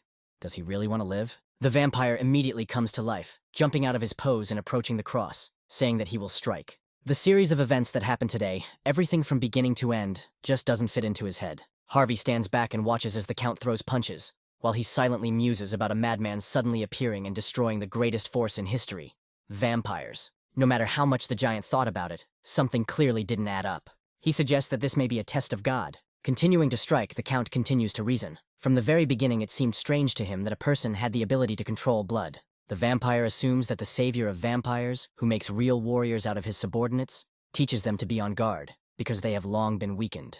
A pillar of light in the color of his tone rises into the air from the cross. The shield counterattack skill has reached the state of reflecting accumulated damage. The Count is surprised. Harvey approaches him, asking him to stop. The vampire looks with interest at the guy who starts to speak, waiting for his further actions. He towers over him like the devil himself, saying that it is time to die. The Count still mentally takes back his words about the savior. Threads emanating from the shield rush towards the man, stretching out their ghostly tentacles, and he is perplexed. Soon a ball forms around him, lifting the vampire into the air. Harvey throws his sword straight at his opponent. The weapon plunges into the energy sphere, causing it to pulse through the air. A bright flash illuminates the space, and the counterattack shield instantly releases accumulated damage. Now the Count must disintegrate into atoms, to such an extent that not a single piece of flesh will remain of him. He hopefully shouts out words that he will finally be able to die. An incredibly high red column rises upward, from the epicenter of which several shockwaves radiate. Blood splatters in all directions, and Harvey looks hopefully at where the vampire's body used to be. The next moment the system congratulates him on completing the test. The promised points and additional points for the breakthrough are added to the challenger's account, and the promised reward is added to the inventory. The guy's face lights up with a smile. He managed to kill the Count. Blood Feast activates and begins to absorb the blood of the defeated enemy. When absorbed, the item's level increases and the absorbed blood is imprinted in the blood slot. The imprinting skill is Blood Enhancement, which allows the blood in the control area to be enhanced. When mana is used to enhance the blood in the blood control area, the durability and control are enhanced.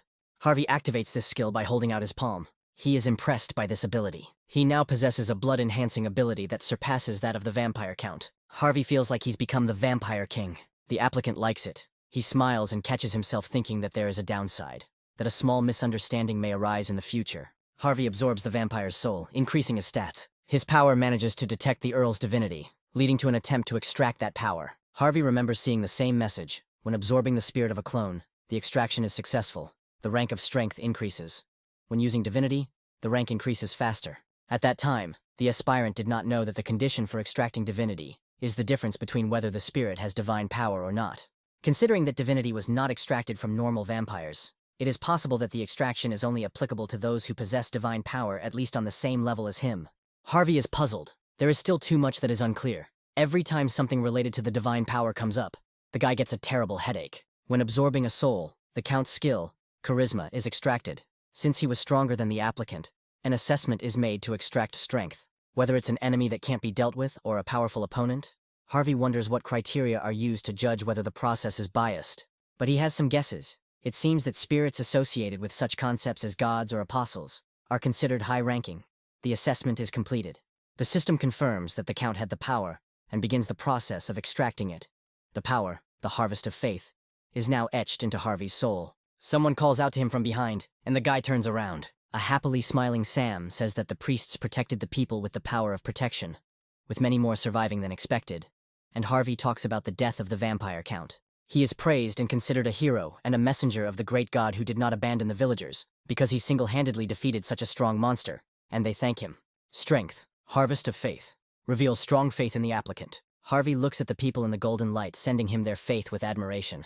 He thinks it seems that faith sent under the influence of delusions is also considered as faith. Smiling, the guy is going to make good use of the opportunity that has come his way. Harvey gets into a pompous stance and activates the skill, Charisma. His weight in the eyes of others increases, and other people become more susceptible to his influence. However, he has never lied, so he receives the corresponding achievement, increasing his mana. More powerful effects, Faith Harvest and Divine Power, are activated, and the myth is calculated based on the actual results compared to the faith of the believers. The myth Vampire Slayer is completed and activated. Divine Attack is given the effects No Regeneration and Exorcism.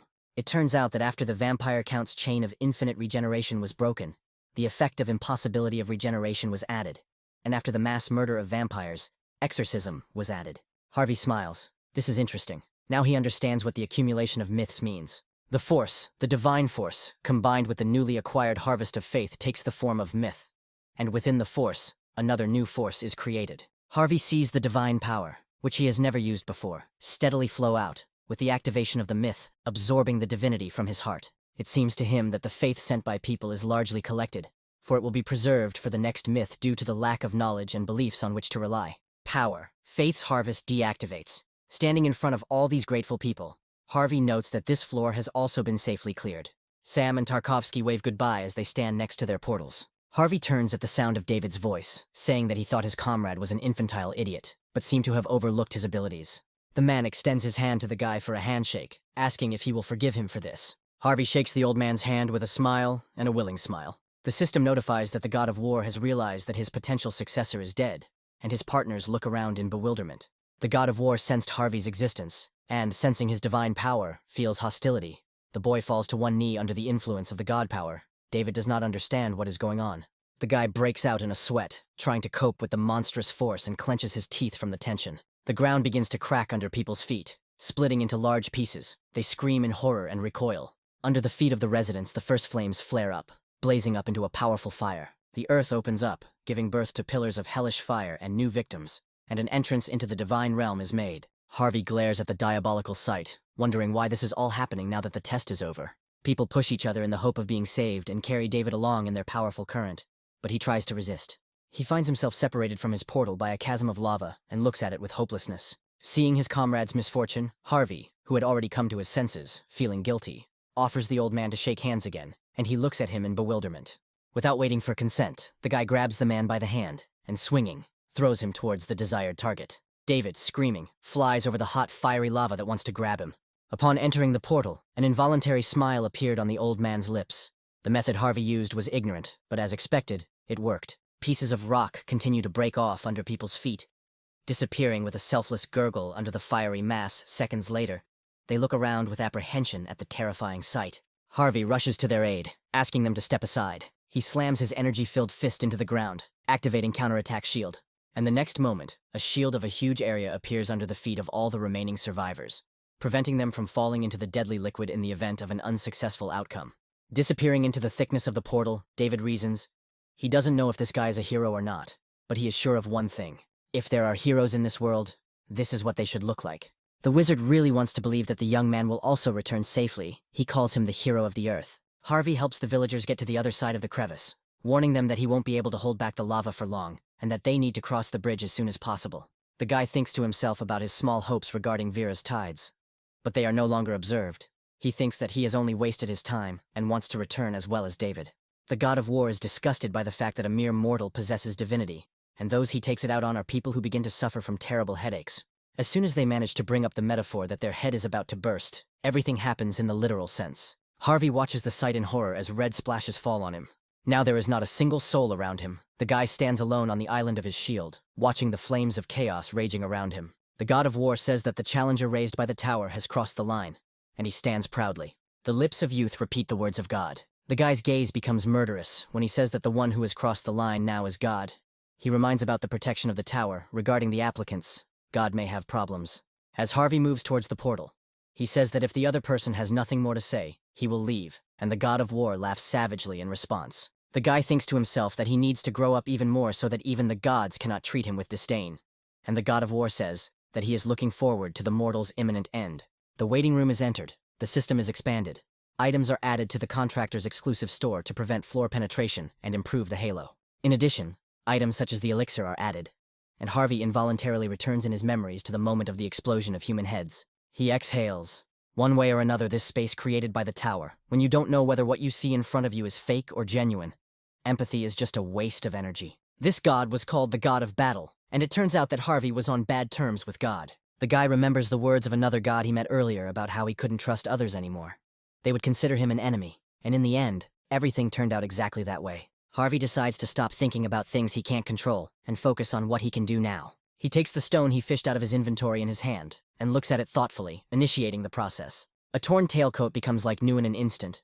Harvey goes to an exclusive shop for a contractor and buys the power, the Way of the Sword Ghost, which allows him to develop his own skills. The system notifies about entering the forest. Harvey walks towards the master's residence with determination but without haste. Seeing the guy, the girl notes with a slightly tense smile that they haven't seen each other for a long time. Harvey sits down next to her. The master says that she heard from the Lord that the contractor's enemy is a child of the Notley family. The guy doesn't look at his interlocutor, agreeing and saying that it just happened that way. But the girl, on the contrary, looks at him. She voices her guess that it must be because of Hunter that Harvey used the special glasses to buy the master's power. And he answers honestly. The girl says that in that case the applicant made the right decision. He is surprised. She argues that, in everyday language, Harvey is a genius because, even without knowing about the paths of enlightenment, he learned the forms of swordsmanship instinctively. And now, one can say, he has already completely gone beyond the scope of simple imitation. And in the test of the 12th floor, he studied the will of the sword and improved the technique of wielding a sword to the technique of a double sword. Harvey notes to himself that he is simply good at copying. And the girl continues that the very fact that he has acquired some knowledge of the Hunter family's techniques and improved on them is indicative. He says that the applicant has the qualifications of a great master. He is surprised. The master says that it would not be surprising if Harvey founded a sword sect. The guy is again surprised by the level of his power, and the girl continues, praising him for the right choice of the force. Now everything he learns and realizes will be transformed into abilities approved by the tower. The master promises to teach Harvey everything, but on one condition. The girl's cheeks turn blushy on the last few owls.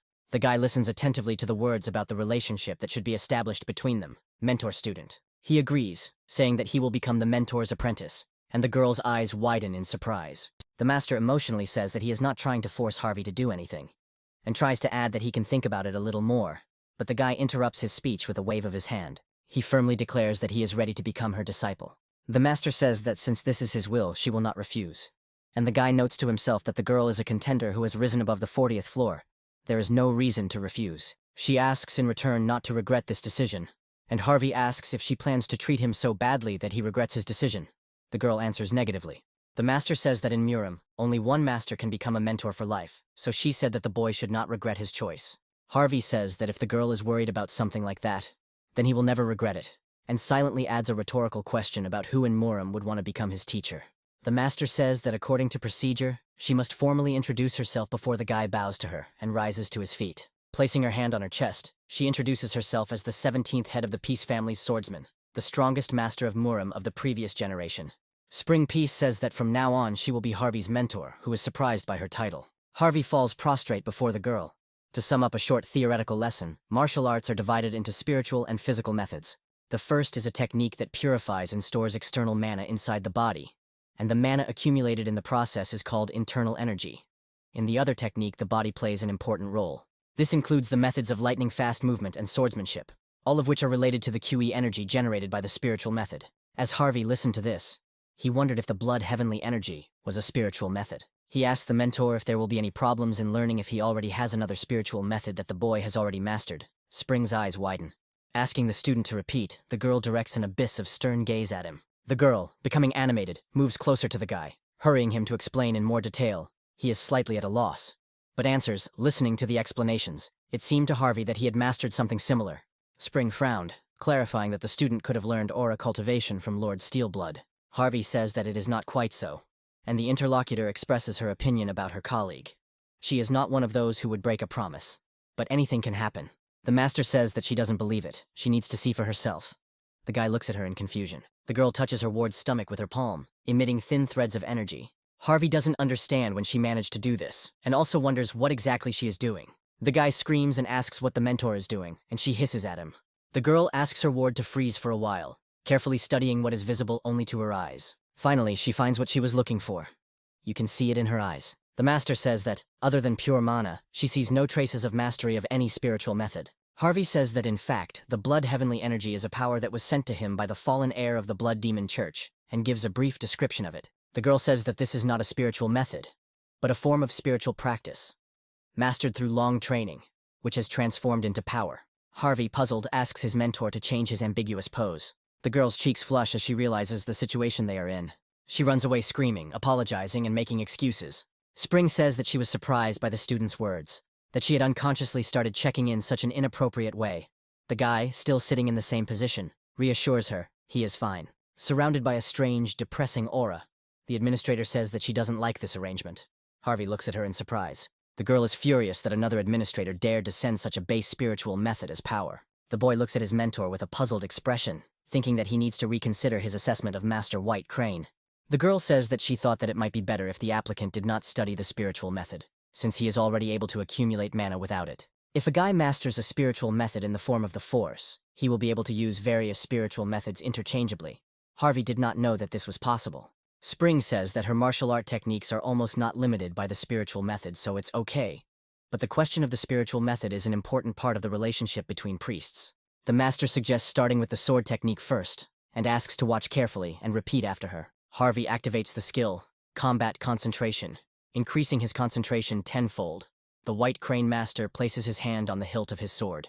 She draws her sword from its sheath, filling the blade with magical energy. And then he makes a few demonstrative movements. Watching the master in admiration, Harvey notes that he only saw her soft appearance, so he had no idea what she was like. But as expected, a warrior is a warrior. The ferocity he saw earlier confirms this. With the weapon held out in front of her, the girl is about to demonstrate the first technique of her 7 white sword technique's sword method, the white sword that cuts the sea. The blade makes one measured movement in the air, sliding its sharp edge upward. The space around is distorted as the girl makes a sharper swing from the required pose. Harvey watches every movement carefully, noticing every little detail. The girl catches herself, saying that perhaps the guy wasn't able to see everything properly, and apologizes, informing him that the speed currently shown is the minimum. Harvey approaches the master and assures her that everything is fine. He thinks he can do it again. During the repetition, the guy gets the feeling that space itself is tightening and cutting, so that it is impossible to avoid the blow. Even after the blade's mark begins to cool, space is distorted for some time. During the strike, the distortion becomes stronger, and the guy notes to himself that he seems to have understood the essence. Turning to his mentor, he says that he tried to do everything exactly as she did, and asks about his mistakes.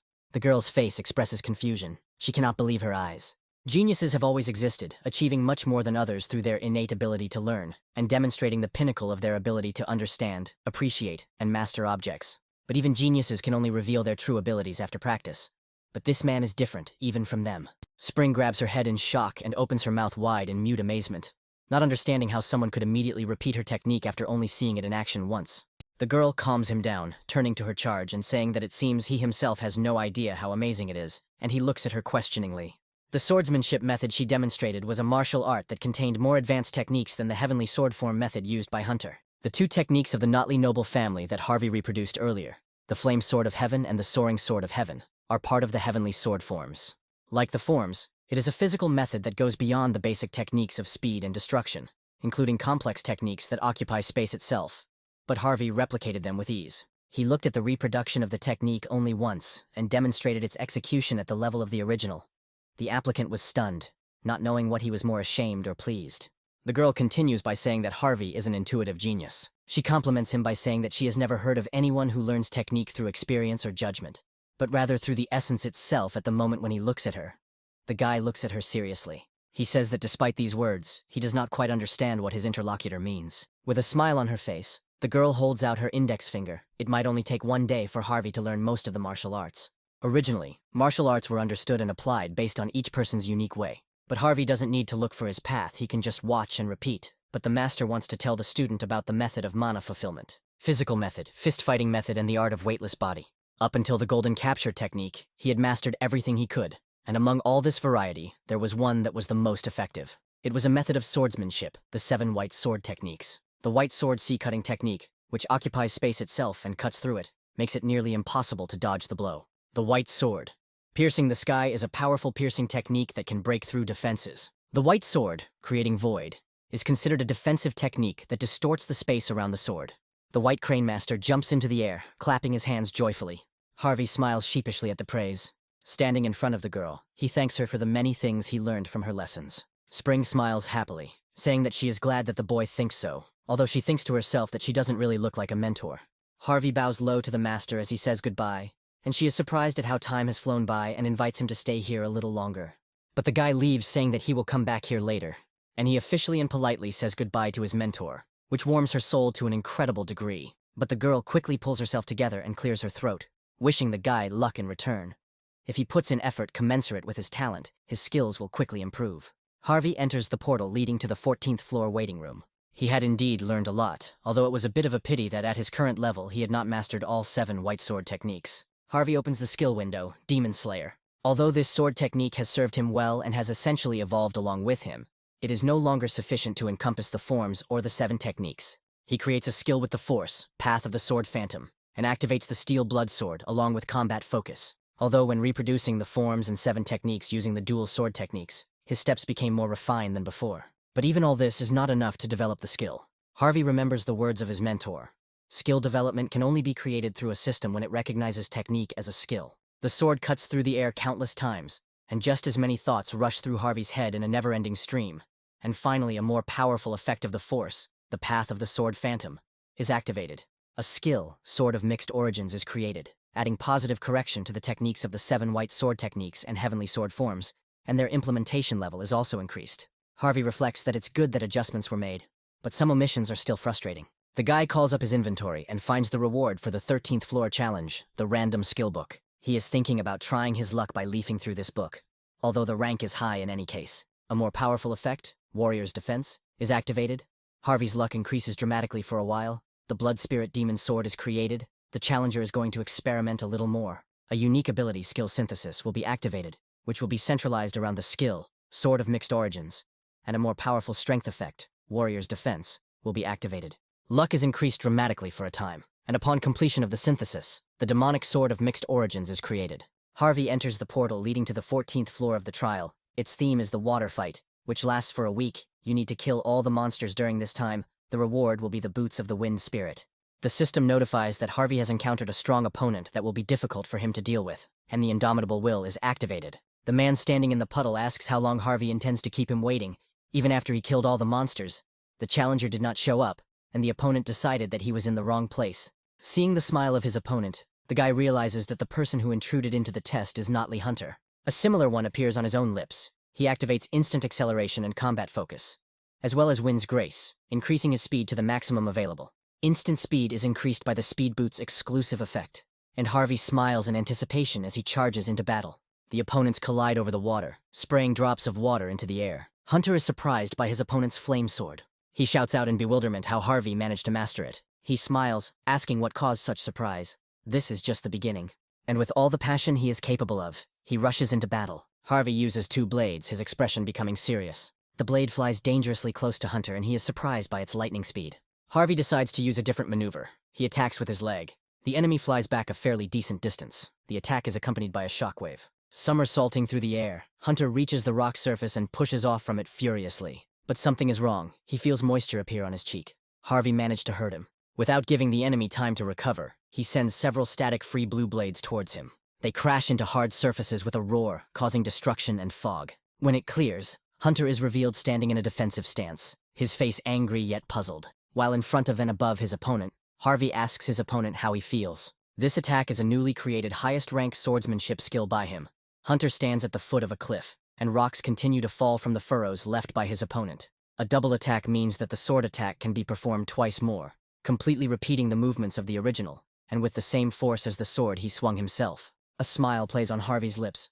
He considers this to be some kind of cheating, and yet the wound on Hunter's cheek will torment him until he dies. The look of a man looking at his opponent is murderous. He holds up 2 fingers, and a pale pink flame appears on them. He shines a magical light on his cheek without changing the expression in his eyes, and says that it's just a scratch. The man rushes into battle at his opponent, leaving only splashes behind him. They come together in a dance of battle, striking and parrying blows at each other. Hunter notices that the techniques Harvey uses are clearly from the Murim world, and asks why the boy hid the fact that he knew martial arts earlier. He replies that he did not hide anything. At that time his heart was pounding with fear, and he tried in every way to save his life. He learned all this yesterday, in one day. The man's face distorts into a grimace of astonishment, his eyes widening. He rushes into battle with renewed ferocity, saying that even though they haven't seen each other for a long time, Harvey is just as impudent. Muramitz accuses the boy of daring to say that he mastered martial arts in just one day, and attacks with a wave of flame. Harvey smiles contentedly as he slips away from the attack. 2 blades, 2 opposing forces meet again. Harvey shares with the man that he was called a genius. When he clashes heads with his opponent, he says he has one more trick up his sleeve. The guy starts a series of several attacks, forcing the enemy to retreat. Seeing and evaluating these strikes, Hunter understands that they belong to martial arts. The man's teeth clench in anger and he curses in frustration. Muramitz asks, demandingly and angrily, how Harvey dared to steal his family's fencing skills. The guy grins, saying that he actually created it, diligently repeating his opponent's attacks, and asks if it is his fault that, having seen it once, he can repeat any technique. Rather, the problem is that Hunter's fencing techniques are primitive, and his face is distorted by his intense anger. He lunges at Harvey in a fit of blind rage. He smiles as expected. He is magnificent. The fencing and movement techniques, as well as the unconventional lunges, are great, but Harvey finds it amusing because his opponent doesn't know about something. It just so happens that he is now giving the guy an advanced masterclass with his attacks and style. Harvey smiles, thinking that he needs to remember everything well now, and then hit back. The man raises his hand, preparing a new attack. Standing in the water above the corpses of defeated monsters, he summons the Battle of the Strongest with purple lightning. Harvey's face takes on a concentrated expression. Around the entire perimeter of the opponents, purple swords matching the lightning are thrust into the ground, forming a kind of arena. The duel zone is formed within a radius of 30 meters through a unique characteristic, Battle of the Strongest.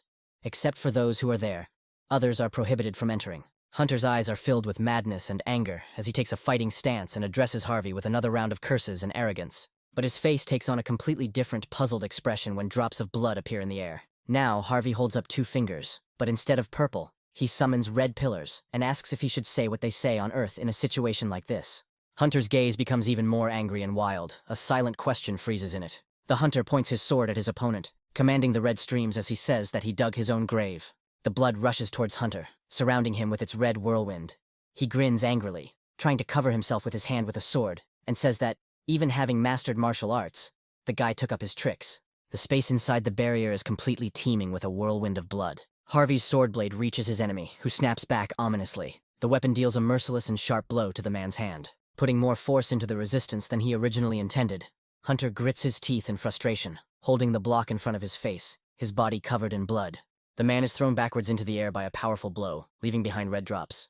The expression on his face is a perfect mixture of many deep emotions. He curses as he notices the purple barrier behind him and forcibly deactivates the battle of the strongest. The energy arena disintegrates into many tiny particles. Hunter tries to stand firmly on his feet when he is stunned by the sudden presence of another presence behind him.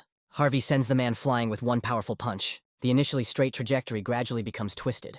Hunter falls to the ground, sliding along it for some time and loosening the surface. It leaves behind a huge furrow and dozens of fallen and broken trees. Harvey rushes towards his opponent with sword in hand. He rises, trying to bring his breathing back to normal, and hears the calm voice of his opponent saying that such floundering does not correspond to Muram's title of genius.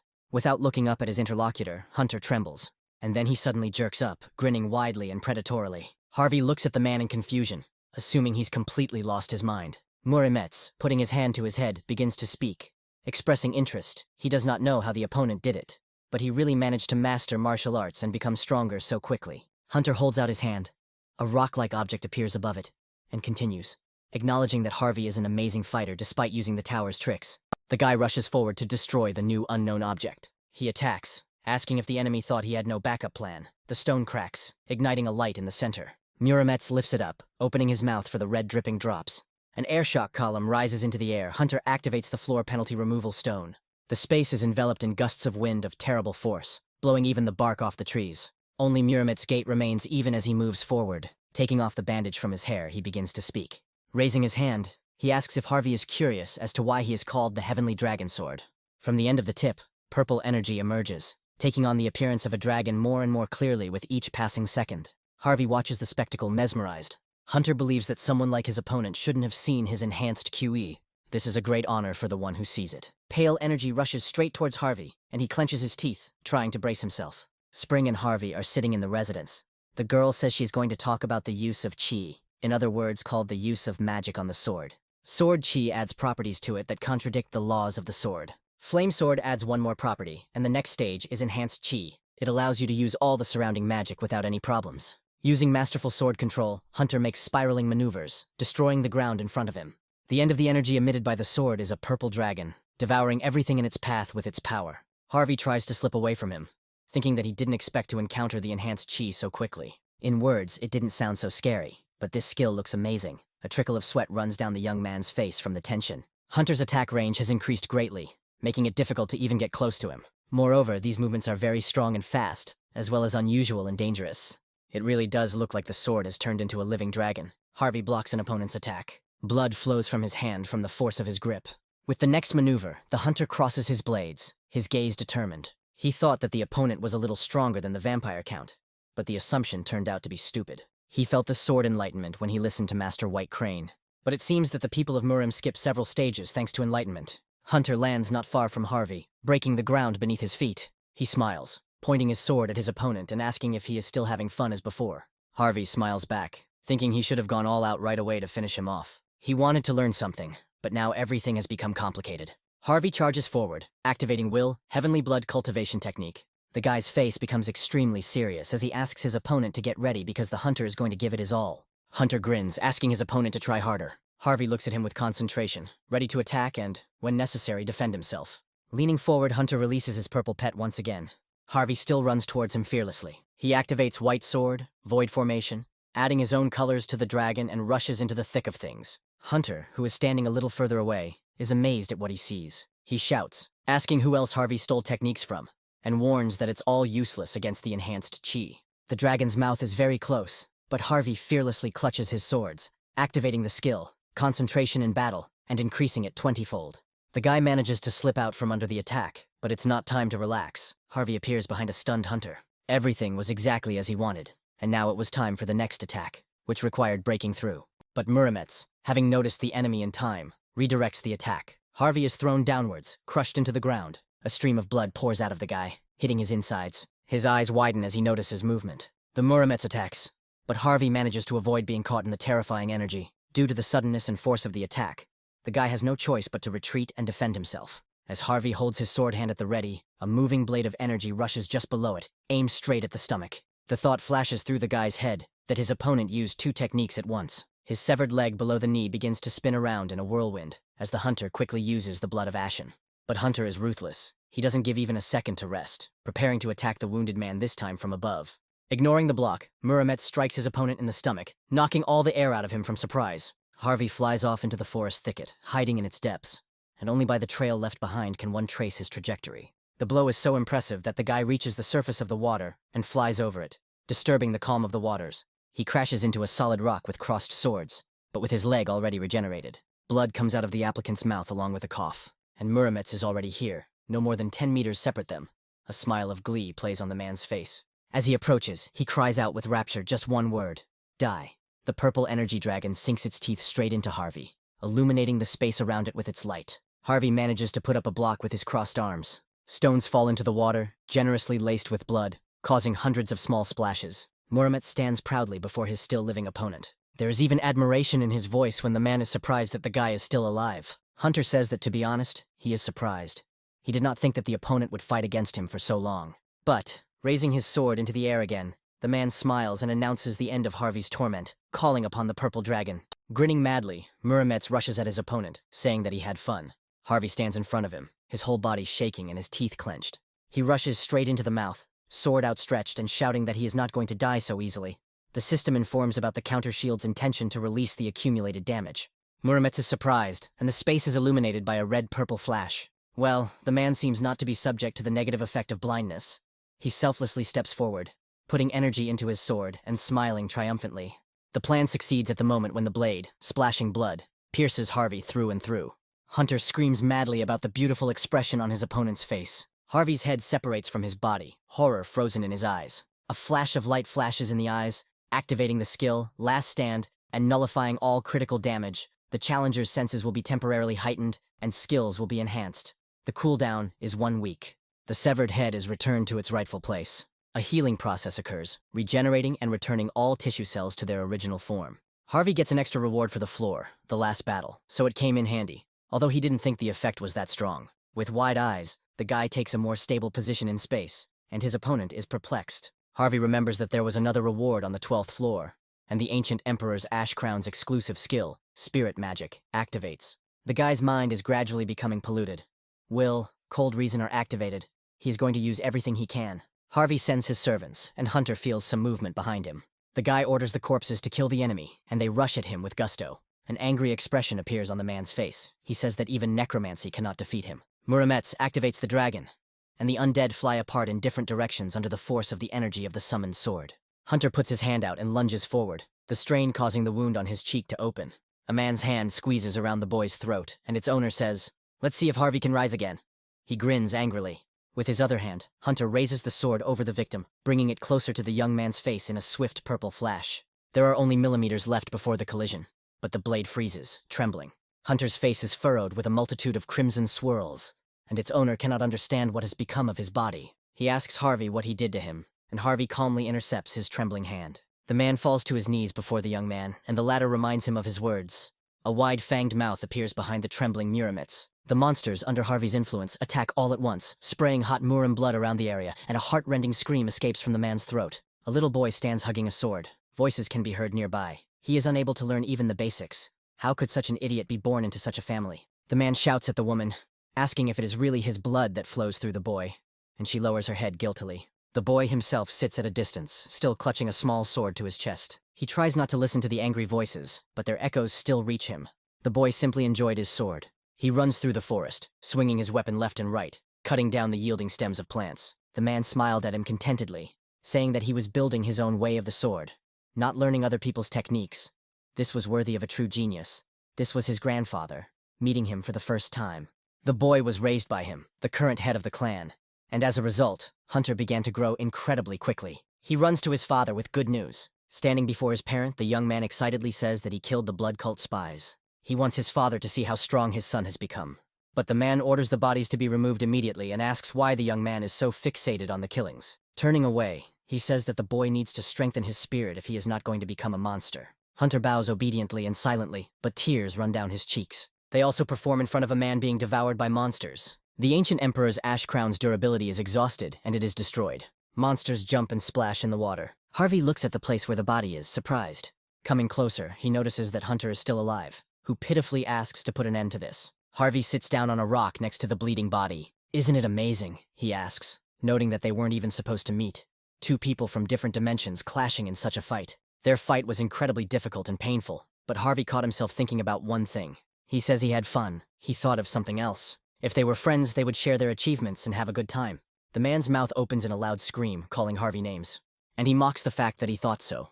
Although he passes the tower, the guy calmly watches his interlocutor from above. Smiling, Hunter is about to tell the challenger something funny. He stopped conquering the tower and invaded Earth not just to kill. Having received divinity, the man became an enemy of one god and felt the threat of death. The chosen ones inevitably encounter divinity and have to meet different gods. Soon the same will happen to Harvey.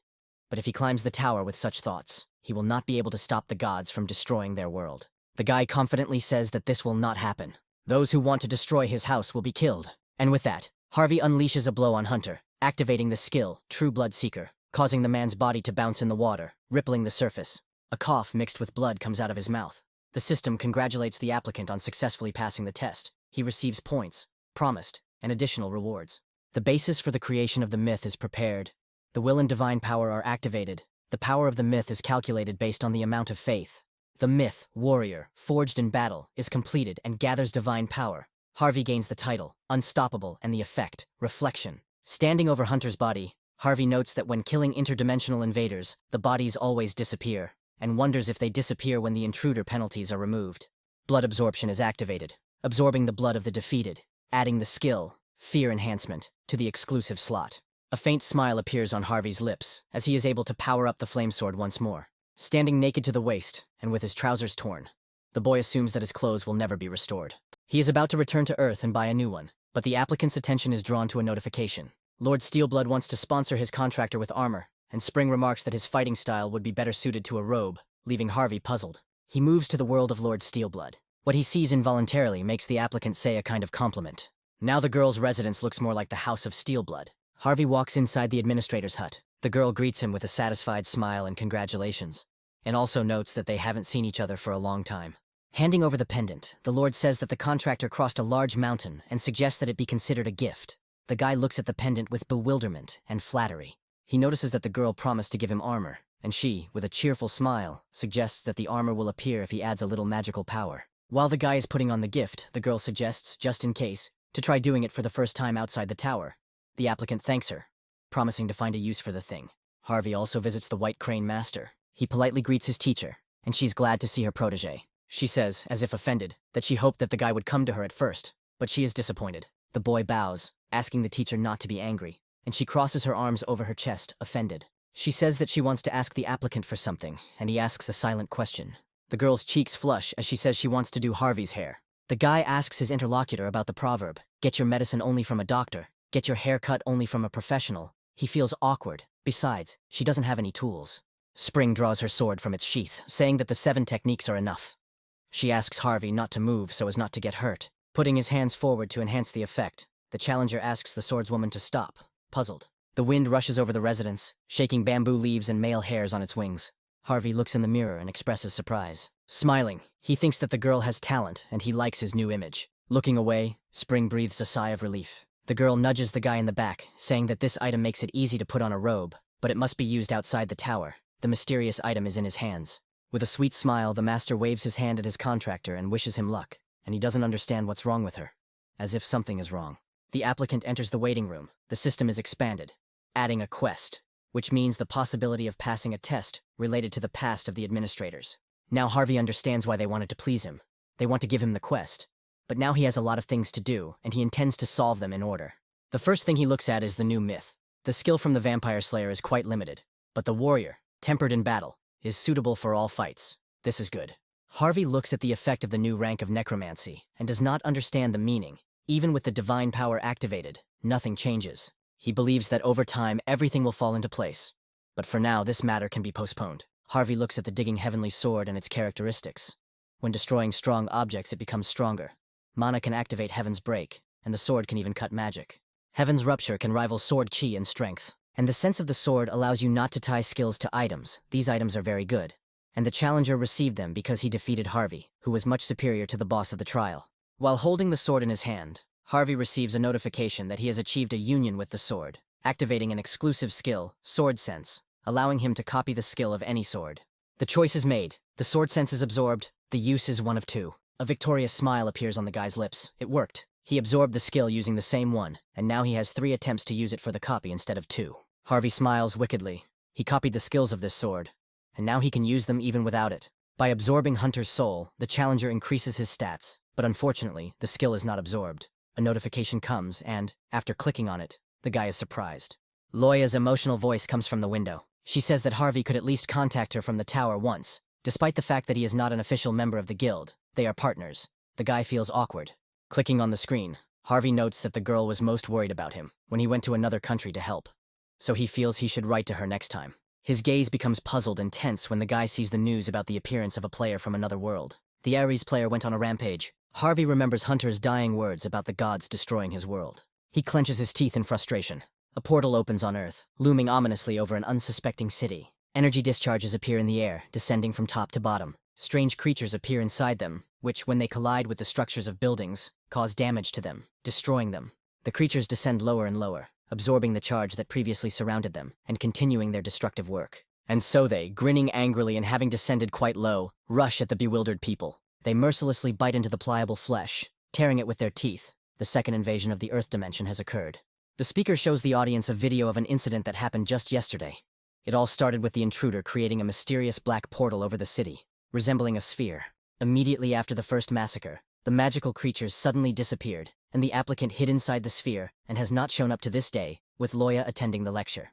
The unidentified sphere is rapidly growing in size, and this is a critical situation that could trigger a second wave of carnage at any moment. To prevent further terrible casualties, the power of the Harvey Country Hunters is desperately needed. One of the listeners notes that during the previous incident, the outflow of hunters was blocked, and asks why this association of hunters has suddenly become so active now. The lecturer is at a loss, but they come to his aid, suggesting that it is probably all about money. The audience turns to look at the speaker, who continues by saying that this has had a positive impact on the various projects carried out by the said Hunters Association.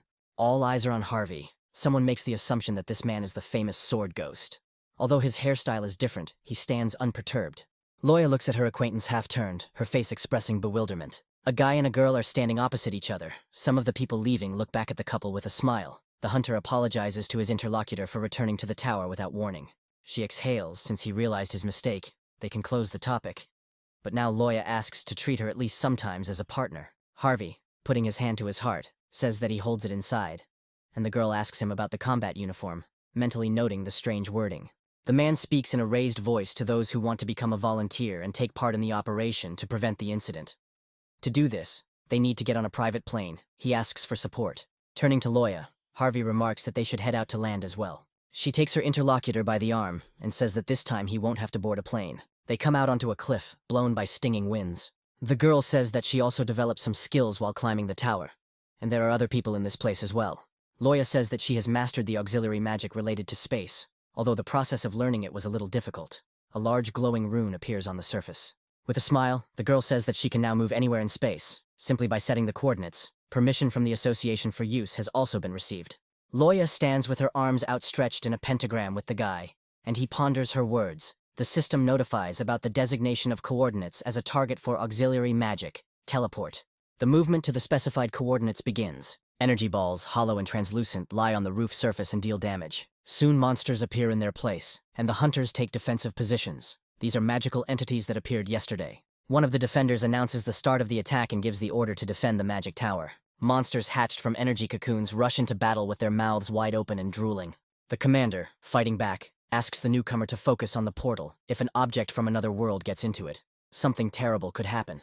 The newcomer obeys with a less than confident look, and his posture also does not inspire confidence. The monster appears behind the portal and, accordingly, the young man feels its presence, and his gaze becomes frightened.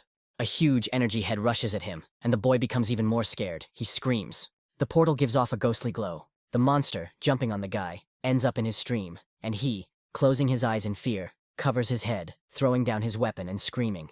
The ghostly head falls in a strand with a bewildered boy, motionless. He turns around and surprised sees two people behind him.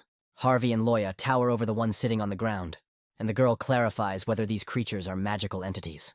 The boy bows guiltily to the guests and apologizes, saying that the barrier preparation was insufficient. The huntress replies that everything is fine. Fortunately, nothing serious happened. Harvey says they will assist, and Loya asks about the second attack. Both arriving hunters rush into the thick of things. One of the local hunters thanks those who came for their support during such a difficult time, and asks if they are upset that they will not be able to greet him properly. He asks to leave the cleanup of this place to them, and asks the newcomer to accompany the guests to where everyone has gathered. He leads the couple to the scene of action. The company descends the spiral staircase. Then they run through the suspended corridor. Finally, they find themselves in front of a large golden door, and the local hunter opens it, not without some effort.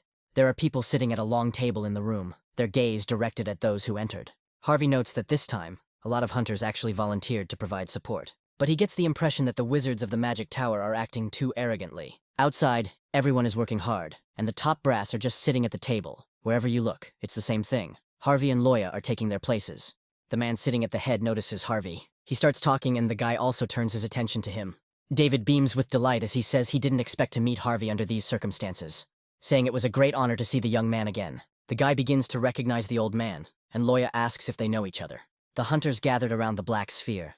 It is a high-level barrier that cannot be overcome even if hundreds of wizards pour their magic into it. Although the small black sphere was destroyed when it was still small in size, the first attack was stopped precisely because the attacker was shocked by it. Harvey suggests that no matter what they did since then, there hasn't been a single scratch on the sphere, and David confirms this. The hunters are extremely surprised that the elder handed over his place to the guy.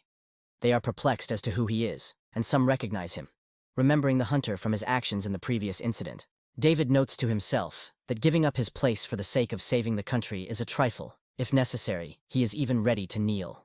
Those gathered don't know anything, but he certainly knows how strong this young man is. The man kindly asks if Harvey has any idea how to solve the problem. He replies with a self-confident look that he will destroy the black sphere himself. The man asks with a slightly strained smile if this is possible, and his subordinates are amazed. They are surprised that he said it so easily, and wonder if the elder is being too hasty. Suddenly Harvey says he has a condition. The man's face changes. With a stony expression, the guy says that he will destroy his opponent if everyone present gives him all the rewards. The assembled people begin to get indignant, and soon the hum of their loud, dissatisfied voices fills the entire space. David is embarrassed, he says with bewilderment that he needs to resolve this issue with the responsible persons. He doesn't mind waiting, but at this rate the city could disappear while those in charge are busy discussing it. Harvey thinks that if you push it to the limit, people will move even if there is no reward, and yet you still have to take care of what is due to him. David looks next to the window and stares thoughtfully at the black sphere. Finally, he agrees, saying that he will achieve this no matter what. Pointing his finger at the sphere, he loudly but politely asks for it to be destroyed. The hunters try to reason with the elder. Harvey smiles wickedly, saying that the request has been received. He takes out the gift from Master White Crane and activates the amulet, filling it with mana. The next moment, the guy is wearing a beautiful robe befitting a martial arts master. He grabs both of his blades in his hands and makes his way with them. The window and frame shatter into pieces, creating a second door to freedom. Loya runs towards Harvey, calling his name, and he stops and turns around. The girl looks at the guy with a pitiful look, silently putting her hand to her chest. Harvey smiles at her, looking half-turned over his shoulder. He says he'll be back soon and walks out the window at a leisurely pace, activating the Wind Boot's exclusive effect, Wind Path. Harvey charges forward with determination. He moves along the blocks that appear in the air, heading straight towards the black sphere. The hunters standing near the window are amazed to notice that the guy is almost at his destination. This speed can hardly be called human. Jump, and Harvey leaps straight onto the sphere. Electrical impulses rush through the giant as the boy comments on its size. They hang eerily over the half-destroyed city. Harvey allows himself a smile and adjusts his grip on the swords, ready to begin. Swinging both blades and illuminating the space with flashes of opposite colors, the guy is going to find the one hiding by activating Heaven's Destruction. The young man's mouth twists into a grin, and now there are no limits to what he can break. The cross-shaped strike of the blades causes a flame of energy and a stream of air to spread across the area. From the place where the guy stuck the weapon, cracks spread across the sphere, and purple runes begin to dance in the air. Harvey recalls with a smile that this skill is capable of destroying even magic. The smile widens when he is convinced that he has acquired a great skill. The hand grips the handle firmly and confidently, not allowing itself to weaken. Harvey intercepts them differently and delivers another blow. The crack quickly creeps further, and a narrow blue column rises into the air. Through numerous cracks, a matching glow is pouring onto the gloomy city. A cosmic-like darkness opens up beneath Harvey's feet, and vapors of unknown origin emerge from it. He steps into the darkness, wanting to put an end to what is happening. The system notifies about entering the magical zone void. Looking around, Harvey wonders if the inside of the barrier should be considered an entirely different dimension. By activating the skill, Spiritual Eye, he sees crowds of monsters baring their teeth. They surround him from all sides. The system warns that any entities other than the owner of the zone will see a terrible illusion that cannot be dispelled by skills. Also, the sense of direction will be lost, and all skills related to feelings will be sealed. The stats will decrease by 18 points. Harvey is stunned by this information. One of the illusory monsters plunges into his flesh, blood spurting in all directions. Harvey finds himself thinking that the illusion is so strong that it is capable of using physical force. So he activates Tranquil Mind, canceling the effect of the void. Through magic resistance, disorientation is cancelled, sealing of part of skills is cancelled, forced breakthrough cancels the penalty for reducing attribute points. Harvey bursts out of the monster's mouth into the light, tearing it to pieces, a magical rod glowing inside him. The guy gets to his feet, feeling the support, and squats for better focus. He smiles and notes that the clothes given by the White Crane Master can be restored with mana, which he is currently doing. This option is very useful. A voice sounds from behind the guy, announcing his surprise, and the intruder's eyes widen in surprise. Hiding behind his hat, the yellow-eyed man says that in a dimension that is at such a wretched level, there was an experienced master who was able to break through the magical zone. Harvey cuts the speaker's head off in one go, sending it flying up with his hat. The severed head with a creepy smile says that the owner took this development of events into account. The guy is surprised. A flash of bright light blinds him, forcing him to shield his eyes with his hands. Harvey activates Battle-Hardened Warrior. The effects, Indomitable and Reverse Effect, will be added to his divinity controls. The many copies that have appeared in space vie with each other to bombard the applicant with questions, but their essence is the same. They are amazed at divinity, and do not believe that there are gods in this dimension. While collecting blood, Harvey raises his hand and activates the ability. Yellow-eyed is perplexed. The space around him is distorted. He hurries to activate a counterattack. The blood splashes out in the direction of the spread fingers of the man's hand. She strikes all the clones at once with her burgundy blades. Male bodies crumble into grains of sand. The stranger says that even if Harvey is God's apostle, he cannot do whatever he wants in the magician's domain. The hunter realizes that the speaker is also a fake. The original must be hiding somewhere. Spreading his arms out to the sides, the magician says that the intruder will not be able to escape death, and many small creatures similar to fairies appear around. But alas, they are self-destructing spirits, as the yellow-eyed one proclaims while reading the spell. The creatures, opening their ugly mouths, rush to attack. Harvey activates his counterattack shield, transforming it into a bat, and takes a defensive stance. He takes a swing and begins to slam the bat into the air, wanting to prevent as many attacks as possible. Explosions occur around the mage's distorted body. Swinging his weapon again, Harvey asks him rhetorically if he is really ready to engage in a protracted battle. Although the space of the sphere is quite large, it is still limited. And although the method that Harvey came up with is a bit barbaric, it can destroy the inside of the sphere. The counterattack shield releases the accumulated damage, activating the imprint skill, True Blood Heavenly Demon Sword's Will Strengthening, activating double attack. When it hits the surface, a large explosion envelops space. Outside, the black sphere is bursting at the seams, releasing clouds of smoke. They disperse, driven by the currents of wind and air. Harvey approaches the shaking and coughing mage. He somehow leans on the ground and, looking angrily at his opponent, asks why such a monster is in such a wretched dimension. Harvey tells him to immediately destroy the black sphere, and he asks again. The guy corrects himself, saying to cancel the void. The magician refuses. He put a lot of effort into creating this space. The hunter activates Bloodseeker and Pain Amplification. Now any of his victims will feel double the pain. The enemy's arm twists and a desperate cry of pain escapes his mouth. Harvey stands before him, towering. Unwaveringly, he repeats his demand. The mage spews curses, asking if the challenger knows who he is, introducing himself as the Archmage of the Empire. The second hand of the supposedly future Archmage twists like the other, and a scream similar to the previous one fills the space. And for the third time, Harvey says the same thing, the magician lying at his feet in a pool of his own blood, asking the tormentor to stop. Bursting into tears, he says that he cannot destroy her. It is beyond his power. Using the fire dragon's eye on his opponent, Harvey is convinced that there is no lie in his words. The hunter orders the magician to describe his dimension, name, and the reason why he came to Earth. The interlocutor asks about the possibility of making an offer that the guy should like, but he steps on him, ordering him to stop chatting and answer questions. The magician introduces himself as Seindal, who arrived from Ares. His goal was to obtain faith. The guy looks at the native in surprise. Harvey clarifies what he means by receiving faith, and Seindal rises, not believing that his opponent came here without knowing this. The hunter steps on the lying man, reminding him of his demand and causing the magician to cough. The yellow-eyed man promises to tell everything if the guy removes his leg. Trembling, he begins to speak. In the ancient ruins, the mage saw an ancient text that said that outstanding wizards and knights can break through by improving their skills with faith. Through people's faith, divine power accumulates in the heart where the ring is located, through which one can reach the level of an archmage, called the 6 rings level. Harvey asks if the other guy shouldn't have saved people to get faith, and he says that fear of the absolute is also faith. The magician decided that it would be faster through slaughter. The guy asks why Sindal chose Earth, and gets the answer that in an ancient manuscript it was written that the status of a magician cannot be increased by divine power that has traces of other gods. Therefore, the magician arrived in a tiny dimension in which, it seems, there are no gods. Harvey looks at his opponent with disdain, clarifying that he committed the massacre to improve his skills. Sindal sheepishly agrees. The guy steps on the mutilated body again, the owner of which begins to scream loudly, begging him to stop.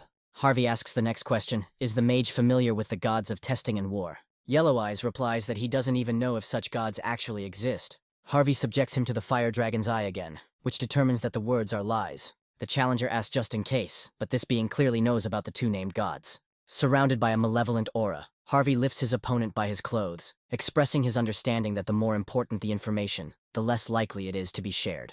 The skill, Art of Torture, is activated. Now the guy can use more natural methods of torture. It becomes easier to instill fear. The effectiveness of torture increases by 10%. Harvey glares at his victim, expressing a cold curiosity to see how long he can last. Moonlight shines through a hole in the sphere, glinting on the rising spray of blood. The half-dead mage asks to kill him, not wanting to be healed, and Harvey asks how one can kill a person, forcing him to go through such torment. Through him, the hunter managed to obtain a lot of information about divinity, about magic, about the gods of testing and war, and even about the Ares dimension. While warming up, Harvey notes that about 7 hours have passed since he entered this sphere, and the prolonged torture has exhausted his spiritual strength. And yet he finally understood what divinity was. Its mere presence does not make the possessor a god. When the magical organ called in Murim the core in the center of the belly, or the ring of the center in Ares, is opened, divinity can be accumulated. Divine power is the purest energy of all, the purest form of magic, which responds most easily to any will. The most important thing is that by accumulating divinity, one can sharply increase one's level. Divine power, which is sensitive to desires, allows one to reach a level that exceeds one's skills. The problem is that Harvey still doesn't know how to use it, as he thought, it's not like sword chi. There are 2 ways to accumulate divine power in the heart, but disassembling and refining the magical power drop by drop, one by one, is extremely difficult and time-consuming. The way to solve this is faith, be it worship or fear. When strong faith is acquired, divine power accumulates in the heart of the object.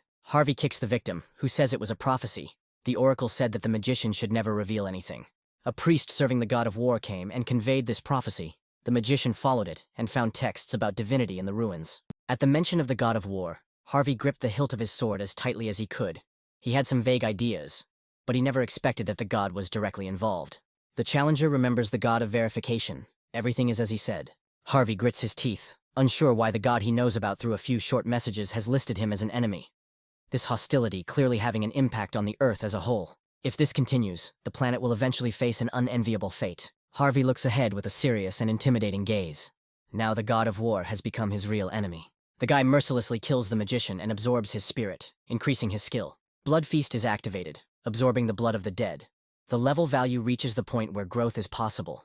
The item is raised by a rank. The soul ego grant is imprinted in the blood slot. In order to fight God or at least attempt resistance, Harvey must grow his divinity. This decision is engraved on his soul like a force. Harvey sits on the sofa leisurely and drinks tea. He enjoyed his 2-day vacation to the fullest, and there should be word of his return soon. Harvey looks at the bag and remembers Loie's words. She said that it was called Spatial and told him to handle it carefully because it was a very valuable thing. This award is well deserved. In addition to everything else, he received skill enhancement potions, random skill books, physical ability enhancement potions, and much more. Looking through the window at the half-destroyed sphere, the guy thinks that the country has even benefited from this. If they explore this hole, it will be a huge asset. Harvey is thinking about asking for ownership as well. Harvey looks thoughtfully at his upgraded hunting pass. Previously, he thought that the desire to achieve this title remained nothing more than a dream. Now the guy asks why his rank is so low and he throws the object on the floor in anger. After completing the mission, a request was made for a press conference, where, in addition to the question of changing countries, Harvey was made several irritating suggestions. In the same way, in his homeland they tried to lure him with various baits, such as various tax breaks and social benefits. But now, for him, wealth and fame on Earth are not so important. No matter how many of these things he gets, if the planet itself disappears, there will be no benefit from hoarding. What the guy really needs to achieve is growth. And even if God grants his favor, one must concentrate in one's hands the power capable of stopping him, absolute power. Harvey remembers a dying mage who said that divine power was the result of the decomposition of magical power into its purest form. The guy sits in the lotus position and, closing his eyes, tries to find his inner source of strength. He seems to feel it, but something is wrong. As expected, no matter how much he tried, the result was always the same. Although the applicant can improve his magical power to some extent, he cannot bring it to the ideal state so that it transforms into divine. It is difficult. If it weren't for the power he had, Warrior's protection, he wouldn't have been able to grasp the right direction. But fortunately, the guy is already someone who has divinity, so there's no need to be upset. And although he tried to do something while he was in the void, no matter how much he concentrated, he was unable to create either sword chi or magic. Harvey continues to try, but he is no longer as zealous. He wonders what is the activator, faith, or perhaps fanaticism, whether the divine power is only activated by this kind of will. It was faith that served as the basis for the creation of the battle-hardened warrior and vampire slayer.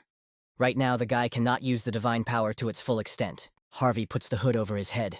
His time is running out. The return to the tower will now take place. The guy's look is serious. He thinks that by climbing the tower, he will understand what's what. Entry to the 15th floor is made. The theme is war.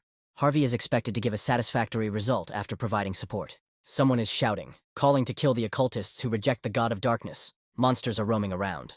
Among the people, battle-hardened warriors, there are rumors that they still cannot get used to the unfolding spectacle. A certain lady is mentioned, and her dubious acceptance of the request. The red-haired warrior opens the tent door and steps inside. He yells at someone, talking about shirking his duties. The man roughly tugs Harvey's hood, lifting him off the bed, and he is confused as to what is going on. Pointing his finger at the exit, the warrior says that the order to start the battle had been given a long time ago, but the guy is still sleeping. The latter continues to be perplexed. When Harvey comes out of the tent, the man asks what kind of strange outfit he is wearing, and why he still doesn't have a weapon in his hands. A holy war is about to begin. The guy's outward look is serious, but he doesn't even understand what war is being discussed, assuming that it's a religious one. In the distance, a battle rumbles, raising clouds of dust above the battle. The test is given 17 days. You need to lead the temple to victory. The reward will be the protective bracelet of the nameless god. Harvey tries to estimate the number of enemies, guessing that they number in the thousands.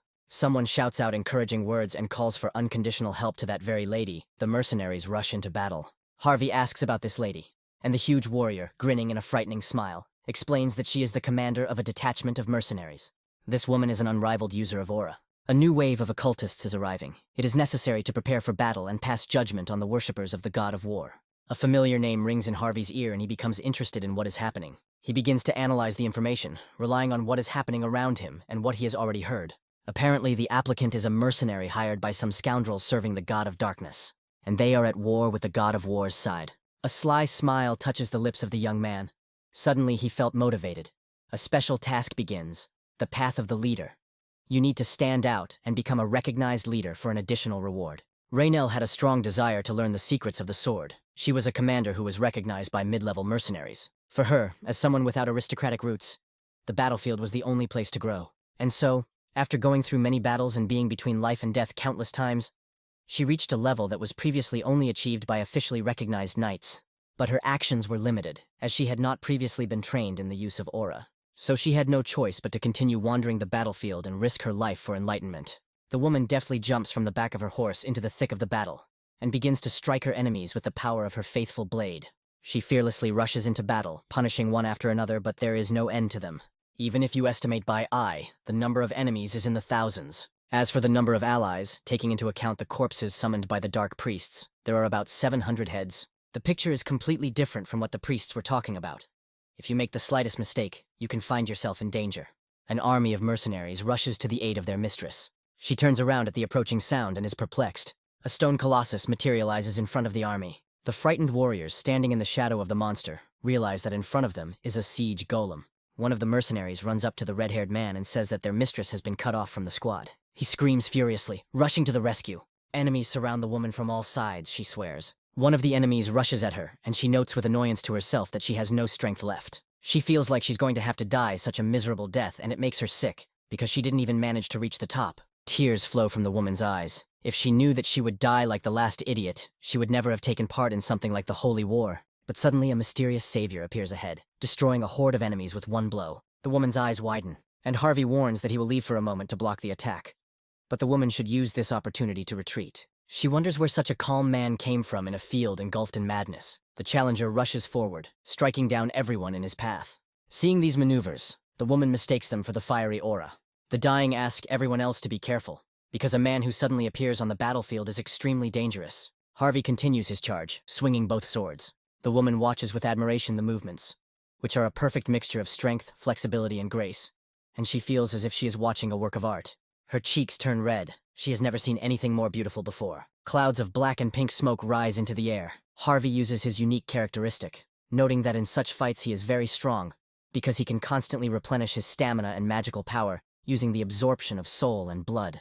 But the skill for the killed grows at a snail's pace, despite the fact that the guy leaves behind mountains of corpses. Still, there are some positives, and one of them is the absorption of skills. Harvey smiles. He strikes and the bodies fly apart like a bomb attack. Seeing such a monster in front of them, the survivors decide to retreat. One of the occultists notes that it is impossible to fight this warrior alone. Golems must be sent forward, and now the first giant rises from under the ground. The first is followed by a second, and then a third, all of them towering over Harvey. The stone block raises its limb to strike, and the guy begins to prepare one of the white sword techniques. He decides to use the white sword that pierces the heavens, and a bright flash erupts nearby.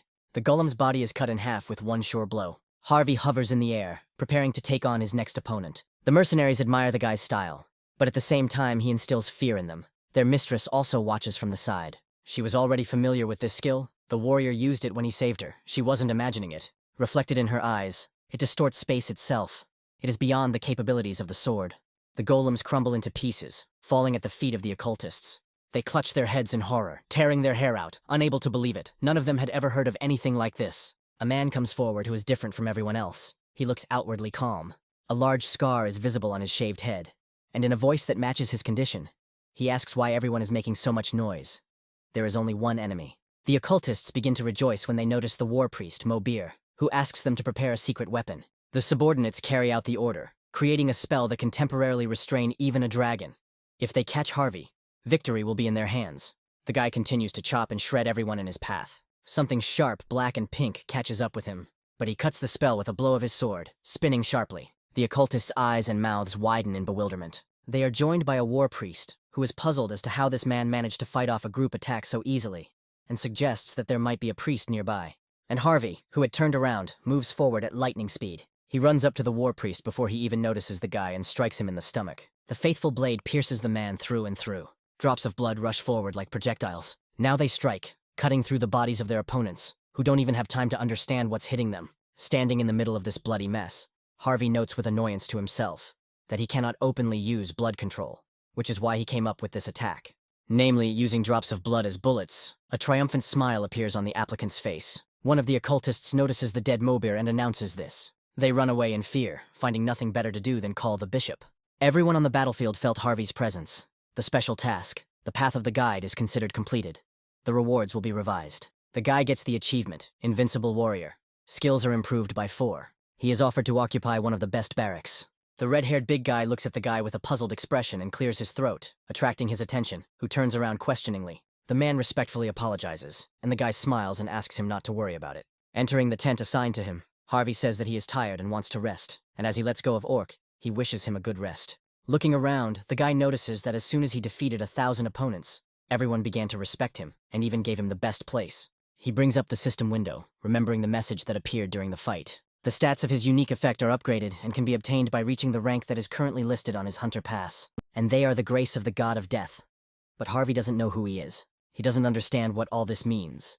But he intends to get an answer to his question in the future. Something makes the guy wary, and he sharpens all his senses and turns around abruptly. With an equally quick and sharp movement, Harvey cuts through the roof of the tent. A woman he already knew flies towards him, losing her footing. She falls backwards right at the guy's feet, and he barely manages to move his leg to the side. As she expected, the warrior immediately found her.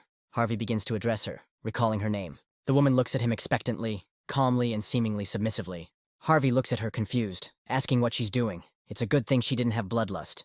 She could have died. She looks straight at him, saying that she is still alive thanks to him.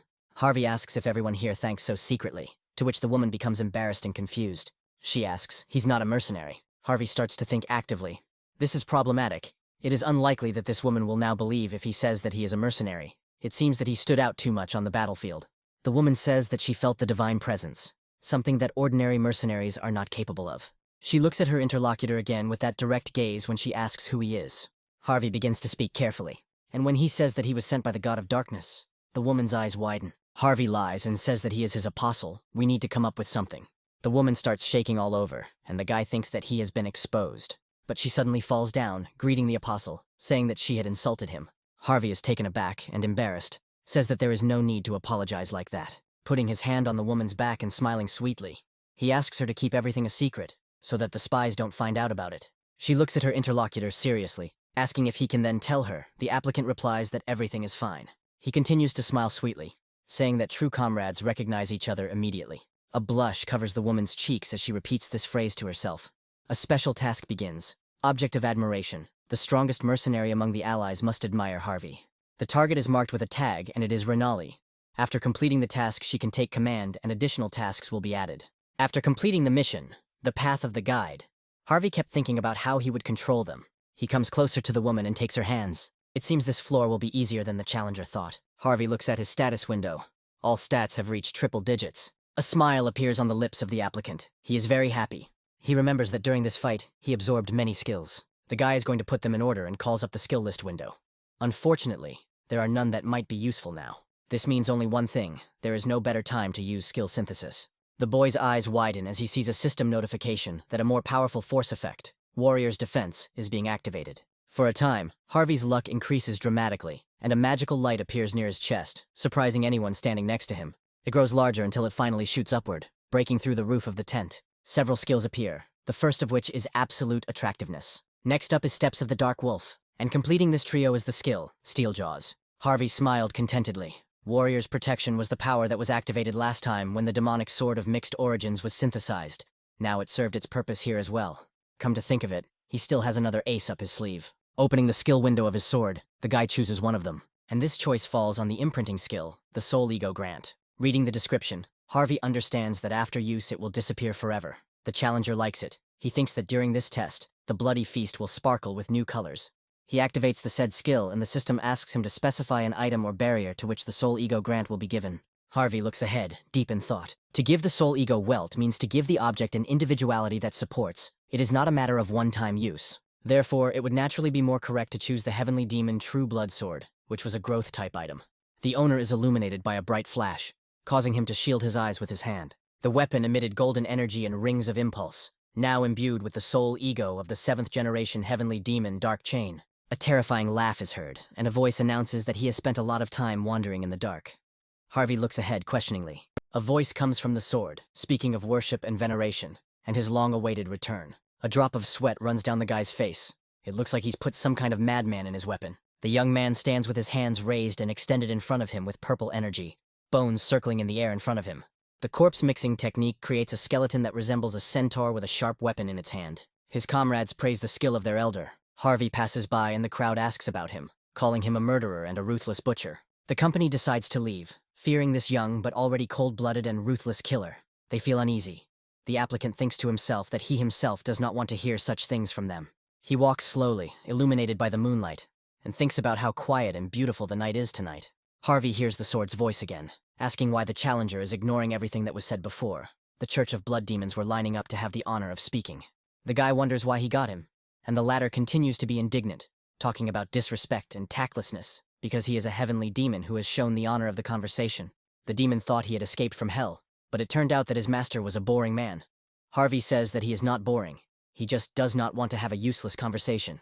The demon is glad that the guy finally answered him, and Harvey argues that now there are no nearby eyes watching him. Dark is simply speechless. He is surprised that the guy does not know the technique of mental communication.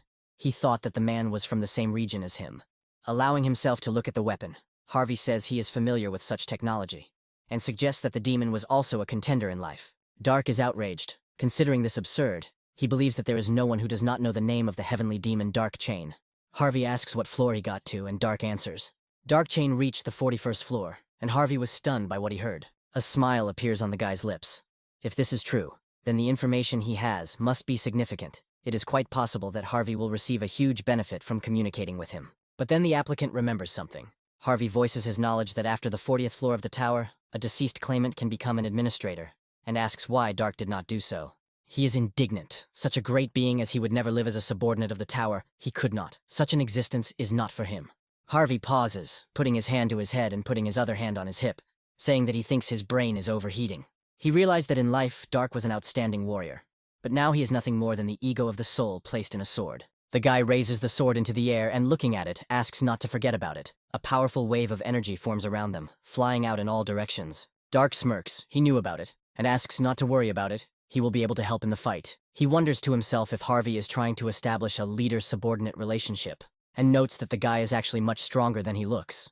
Even without his full power, Dark was a martial arts genius and a master of magic. He can help the challenger achieve his goal. He plans to demonstrate this by filling the blade with light and emitting it from himself. Harvey raises his hand, and the space is filled with not just a flash, but tongues and waves of fiery light. The challenger's eyes widen in surprise. A guy stands in the middle of charred destruction holding a sword in his hand. He says that ego does indeed have good support data, but then notes that such a word is used in relation to instruments, and notes with annoyance that their measurements are different.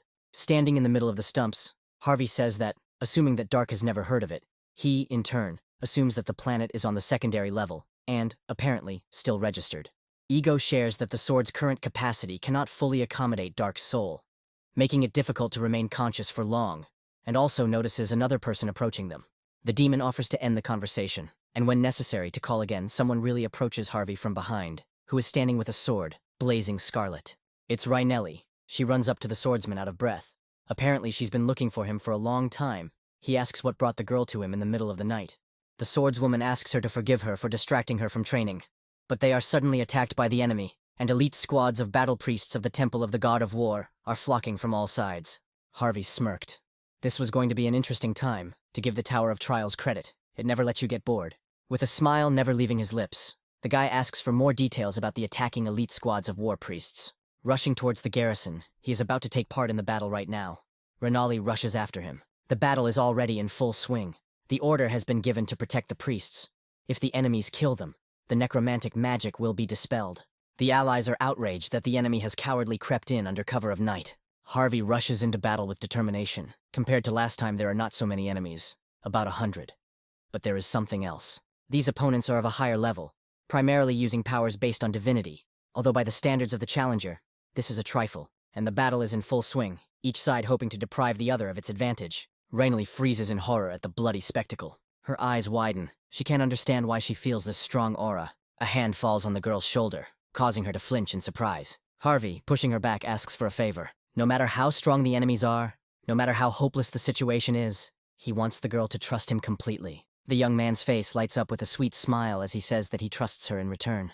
Raynell's eyes sparkle brightly and her cheeks flush feverishly. Breaking ahead, Harvey offers to protect the priests. The temple can only be built if they are present. The girl, hiding her eyes, agrees, the blush still filling her cheeks. Rushing after the guy, she declares with all determination that she will definitely protect the priests. The system notifies that Raynell deeply admires Harvey. The special task is completed.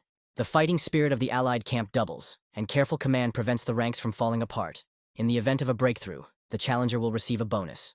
The girl wishes the swordsman good luck, promising to treat him in case of victory. He, smiling in anticipation, says that these words are the most pleasant of those he has ever heard, and he also suggests having a good meal after the fight. Harvey activates Dark Wolf steps and takes off at breakneck speed.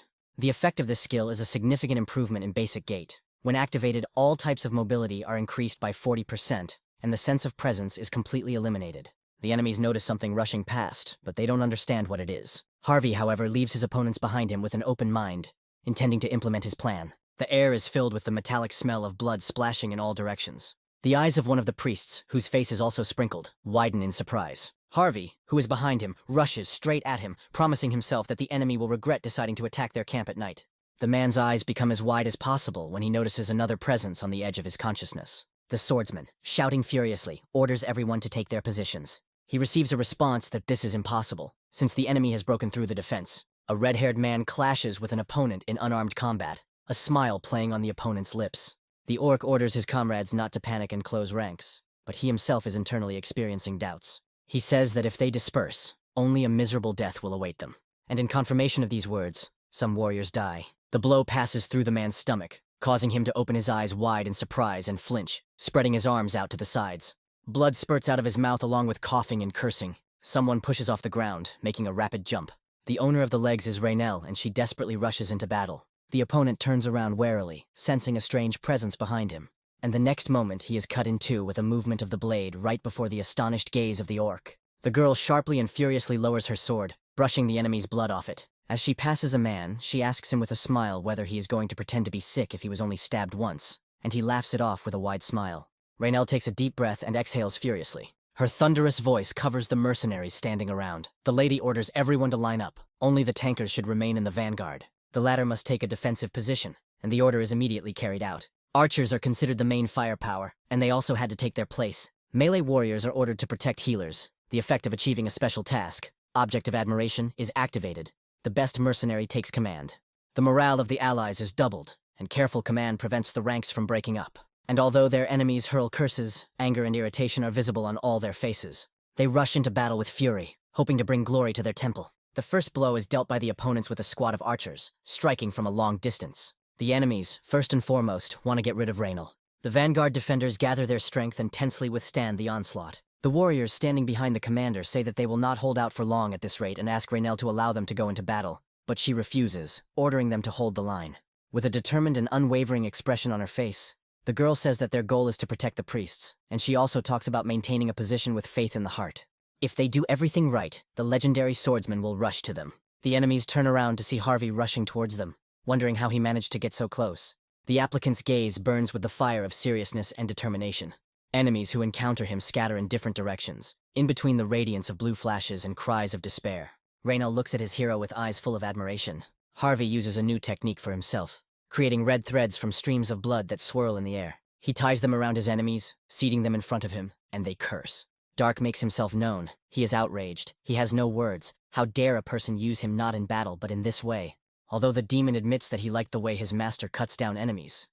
If Harvey had come from Murim and become a great master of the sword of the dark or demonic path, the demon would feel sorry.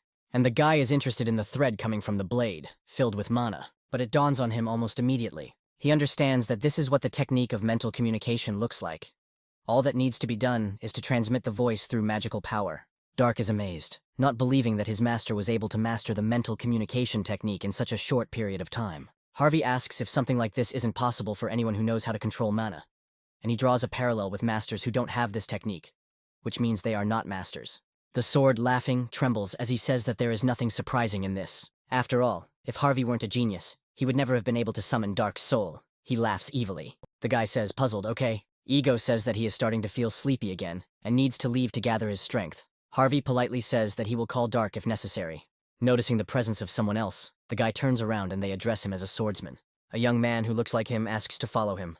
Harvey wishes to see the high priest. The senior priest addresses him as a murderer, and thanks the boy for accepting his invitation, asking him to sit down more comfortably. Harvey says there is no need to call him by such a grand title, suggesting to call himself Nameless. The man chuckles.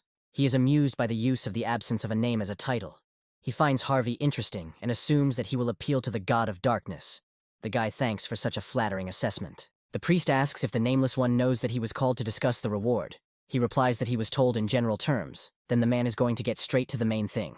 He asks, narrowing his eyes, what reward the young man expects. Harvey is about to ask a counter-question. What reward does the high priest intend to provide him with? Harvey activates absolute attractiveness. The senior priest falls into an abnormal state, fear. Because of this, his judgment is impaired, and he begins to clearly sense the presence of the user.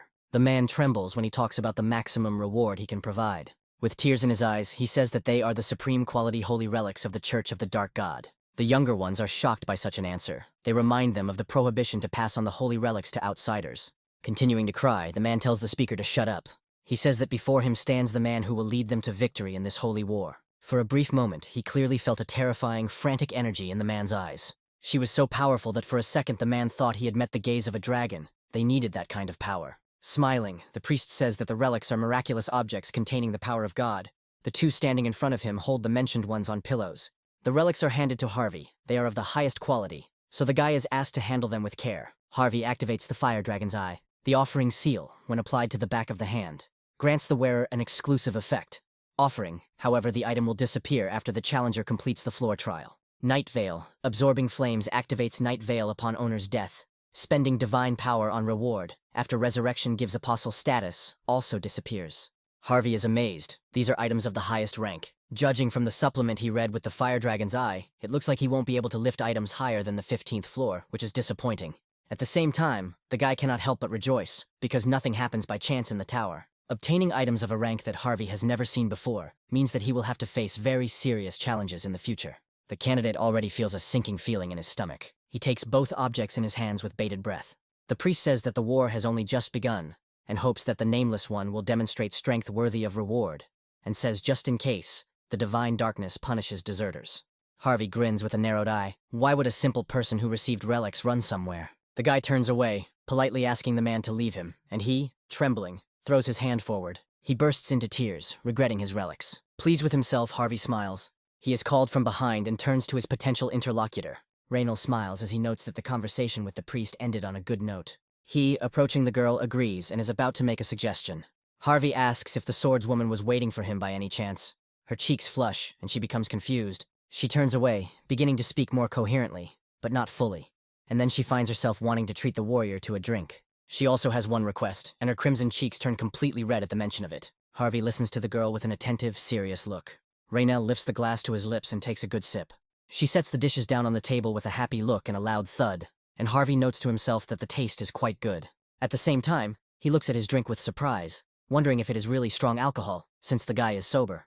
If there was alcohol in this world that could intoxicate him, it would most likely be at the level of deadly poison, since the challenger's body had long since exceeded the human level. But Raynal is still human.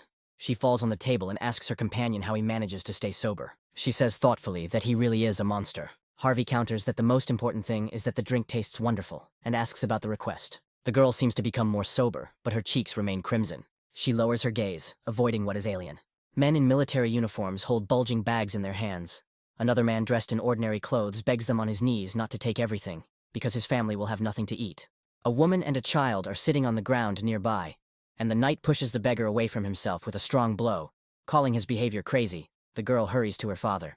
And then the little girl flies up to the soldier, starting to hit him with all her might and complaining about why he is hitting his dad, and her mother stretches out her hands to Raynal, asking him to stop. The man kicks the girl back, saying that she has completely lost her mind. The girl, flying back, falls to the ground, crying and choking. The offender smirks, saying that if the child is jealous, let him also become a knight. These poor people irritate him.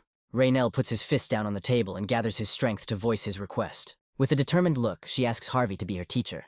She wants the guy to teach her the art of fencing.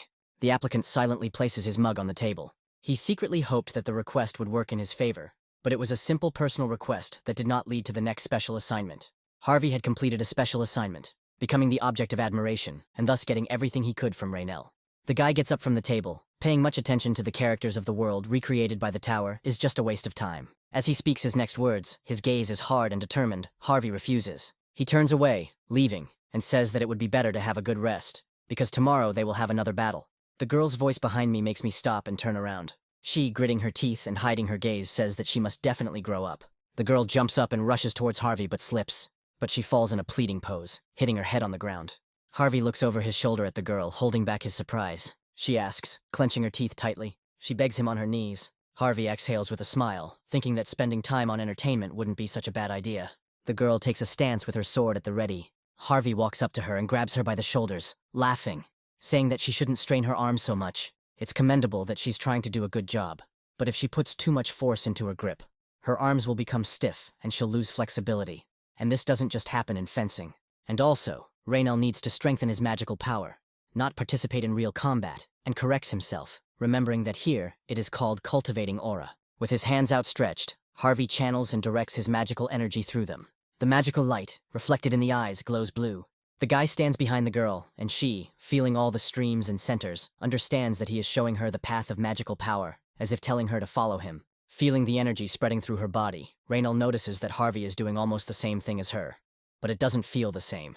It's as if she feels a surge of strength. This magnificent, incomparable energy fills her with its power. Harvey explains that he is currently using a personalized method of managing magical power, analyzing mana management habits, and practicing cultivating aura daily. Moonlight filters through a hole in the tent. Harvey flops down on the bed, deciding it's time to do some serious math. He takes out his wonderful bag from his inventory, which he received only recently, and he takes everything else out of the bag, namely, the awards received from the hunting association of the last country that Harvey helped. The guy is even surprised. He really got a lot of things.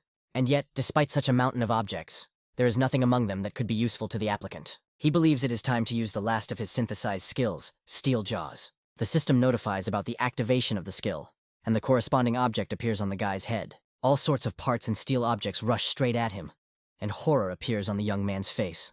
Suddenly the jaws snap shut. The effect of the skill is to activate a timer, after which the body improves when chewing steel. Harvey was very surprised when the structure flew towards him, but there was no time to hesitate, and he picked up the staff, and then sends him into the steel mouth. The system reports that the steel cloud staff has been chewed, with 10 minutes remaining until it is completely absorbed. After the absorption is complete, the mana increases by 1. Harvey is surprised. He didn't expect the stats to increase so quickly and tries again.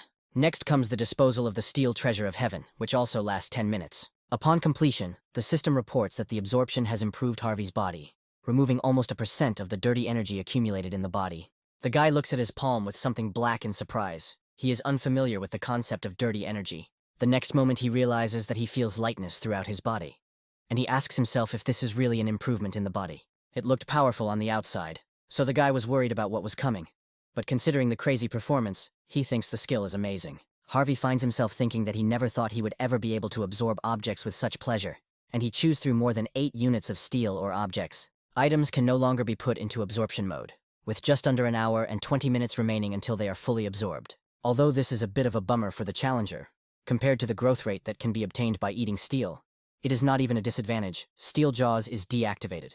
Harvey puts his hand into the inside pocket of his jacket. He takes out the offering seal from there, something that has recently become of great interest to him. Harvey speculates that if an item of the same rank as this seal is sealed onto a body, there is a chance that it will remain in the applicant's hands even after leaving the floor. Although the guy doesn't particularly like imprinting things on his body, this thing is valuable enough to test it out, and he holds out his hand for the imprint and swings the other one. Moment and an exclusive effect. Offering appears on the back of the man's hand. The object is absorbed into the seal on the back of the hand and disappears completely. A pinkish glow begins to emanate from the hand, and Harvey freezes in anticipation. The same symbol that was on the seal appears on the back of the hand. The system informs that this seal will never disappear. And at that very moment, the guy is bombarded with a barrage of messages from administrators, striking in their quantity. For the most part, the administrators are either frightened or displeased that the tower saw fit to offer the seal of offering as a gift. Harvey wonders if he can't use this item. The administrator's reaction is very strange. It feels as if the tower gave the challenger something it should never have given under any circumstances. System windows start to flicker, which also causes a portion of bewilderment. An unauthorized leak of information has occurred. Messages will be blocked for some time. The tower makes a remark to the administrators that, if this happens again, Harvey will not be monitored. And the applicant concludes that perhaps there is a greater secret hidden in the seal than he thought. The guy's gaze becomes very serious and focused. He draws personal conclusions for himself. Using the seal, he decides to find out for himself how great its power is. Activates the exclusive seal effect. Offering. The challenger can offer their talents, abilities, and treasures to the gods. Harvey's eyes widen in shock, and then his gaze becomes stern. He is offended by the fact that he is being asked to make offerings to those who may soon become his enemies. But he pulls himself together pretty quickly. He wants to check with his own eyes what this function is. Harvey takes his staff in his hand. He has many objects that he wanted to chew. He chooses a treasure that will be presented to God. First of all, he is going to give them the most disgusting item, placing the staff of the little sorceress on the altar. Now the god to whom the treasure will be presented must be chosen, and the applicant is lost. He does not understand what is happening, but a mistake occurs. The divine power is not able to find traces of other gods. Harvey feels different, standing with the golden color pouring down on him, with what looks like bouquets of skulls lying at his feet. Since the applicant is recognized as the possessor of divine power, he can make an offering to himself. He receives a notification that he has received an offering from himself, the staff of the little sorceress. The eyes of the guy standing in the golden stream express surprise. This item can be replaced with divine power and stored in your heart. It turns out that now he made an offering to himself. Although the boy doesn't really understand what's going on, he knows one thing for sure. He is now able to develop his divine power himself, which was so difficult to develop. The only problem is that there is no place where he can properly use the divine power. The more myths Harvey creates, the more divine energy he needs. So for now, he decides to simply hoard it, even though he has no idea where or when he can use it. The challenger takes the second relic into his hands. He decides unequivocally to keep her close to him. Harvey doesn't think the tower gave them to him for free. He's sure there will come a time when he'll have to use them. 3 days passed, during which the mercenaries achieved victories over the occultists. Harvey led many battles to victory, and the trust of allied mercenaries and priests also increased significantly. Now, only at the sight of the challenger do the enemies begin to flee, considering him a murderer and believing that the necromancers have summoned the devil himself. But if Harvey is excluded, His side is still in danger. He rushes forward, destroying his enemies. So far, nothing foreshadows trouble. And, if everything continues as it is, the test will be completed without a hitch. One of the mercenaries points his finger forward, drawing the attention of his comrades to something in the sky. Cloud-like masses, but red in color, gather together. Hearing the commotion, Harvey also turns to look at the anomaly. Something appears between the clouds that looks more like a slightly flattened sphere. A frightening guess flashes through the young man's mind, and his face takes on a puzzled expression. A strange feeling immediately takes hold of him. The force, the heavenly punishment, descends in a huge, elongated stream with smaller rings, and the system notifies about it. She flies straight down, rapidly approaching the mercenaries. Illuminated in red, Harvey is well aware that this is dangerous. He extends his hand upward, activating counterattack shield, super wide area. A giant shield appears beneath the boy's fingers, resisting an equally large charge of force along its perimeter. The collision results in destruction on a significant scale. A large funnel forms in the red fog, with a draft emerging from within. When the haze clears, a living but wounded Harvey is already healing, standing on his feet and grinning. His gaze moves to the side with lightning speed. A red-hot crater was formed, around which many warriors fell. The guy turns back, trying not to miss a single detail. He sees feathers swirling in the air and the wing of which they were once parts. An angel hovers in the air, hands folded together in a prayerful gesture. He addresses the servants of the god of darkness with a serene smile. He has good news for them. The man spreads his arms wide apart when he begins to speak. The merciful god of war decided to personally punish them, and the angel's face distorted into a grimace of a smile. Harvey was becoming more confident in his guess. The sensations that arose now were exactly the same as before. His face also distorts, but only with anger. And the god of battle consumes a significant amount of divine power to create an incomplete advent. In this state, the myths and powers of the gods cannot be used properly. The coming takes place in the body of the future apostle. Zurhan, divinity is limited. The difficulty of the floor challenge increases dramatically. Harvey's frown deepens, and the tower believes that this is the level of difficulty he can handle. The challenge continues. The guy smiles tensely. This smile looks more like a grin when he asks mostly himself. Apparently, they didn't ask his opinion. The god of war thinks he can personally kill the tower's arrogant challenger today, meaning none other than Harvey himself. His future apostle's face is distorted with anger as he tells the boy to die. God wants to make the challenger regret challenging God's position. Harvey realizes that if he doesn't use all the power he has, he will be in danger, and activates instant acceleration, increasing his speed to maximum, and battle focus. The concentration increases 20-fold, and the challenger also activates the blood heavenly energy. Harvey's eyes are serious. He wants to finish as quickly as possible, but before he can even finish his thought, the apostle approaches, grabbing his opponent by the face. The speed is so high that Harvey doesn't even have time to properly perceive the information. The apostle changes the position of his hand and pushes the challenger away from himself with monstrous force. And then, without allowing him to recover, he pulls his hand back, preparing for the next blow. And he quickly descends, striking with magical power right into the opponent's stomach, easily tearing apart the armor. Harvey coughs up blood as a column of pink light continues to rise from the wound. Blood splashes onto the nearby ground, seeping into the cracks left by the blow, and the system notifies of the death of the challenger. The guy has the feeling that he is sinking down, plunging to the bottom, or freezing in distant space, levitating. Small drops of blood rise from his wounded body. Harvey's eyes are closed. He opens them slightly, thinking that he died at the hands of the descending god of war. There is a gaping hole in his chest. A lot had happened while he was climbing the tower. Until today, the challenger has done well in everything, and all those fateful connections will be broken here and now. The guy, to his chagrin, notices that victories and defeats are a part of life. He believes that this is how everything will end for him, and that he just needs to accept it all. Well, a pitiful smile appears on the guy's lips. His gaze becomes lifeless. It's probably because he decided for himself that even this endless darkness seems cozy. But suddenly Harvey feels touches, as if a woman's arms are hugging him from behind. Confused, he turns around abruptly. The guy suddenly turns his whole body and really sees a female figure in a dark dress. He pushes her hands away from himself. The woman says with a smile that he has nothing to fear. She is not his enemy. Harvey looks at his interlocutor with disbelief, wondering who she is. She says that even though this situation was recreated, how unfortunate it is that the guy does not recognize the one for whom he entered the holy war. Harvey looks at the woman with hostility, silently assuming that she is the god of darkness. The interlocutor praises the guy, noting his intelligence, and is about to lift his chin with her finger. But Harvey again pushes the woman's hand away with a sharp movement. Looking serious, he asks not to touch him. The woman smiles slyly, agreeing that the time has not yet come, but soon he himself will understand that she is not his enemy. And now that the tower has stirred up trouble, it's time to move on. And since the goddess has lent Harvey her power, she hopes he'll give her a good laugh. From the moment the boy opens his eyes, everything that surrounded him will change. Harvey levitates in the air with multiple blades reminiscent of his own. He looks ahead with concentration. Just like before, the guy approaches one of them and touches the handle. The goddess of darkness smiles, looking at him, and allows him to use the apostle's bestowed blessing.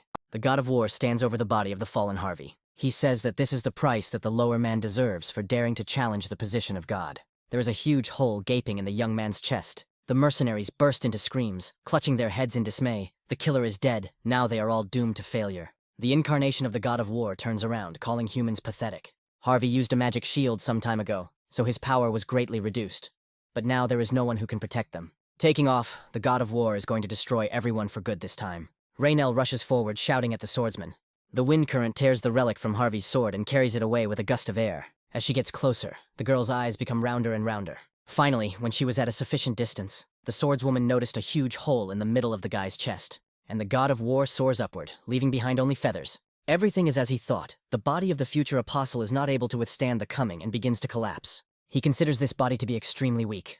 The god of war cancels his coming. The future apostle bursts into coughing and tears, and liquid also flows from his mouth and nose. He thinks with relief that if the coming had been delayed for even one more minute, he would have died of a broken heart. And yet, thanks to this, he received God's grace, and his divine power became stronger than before.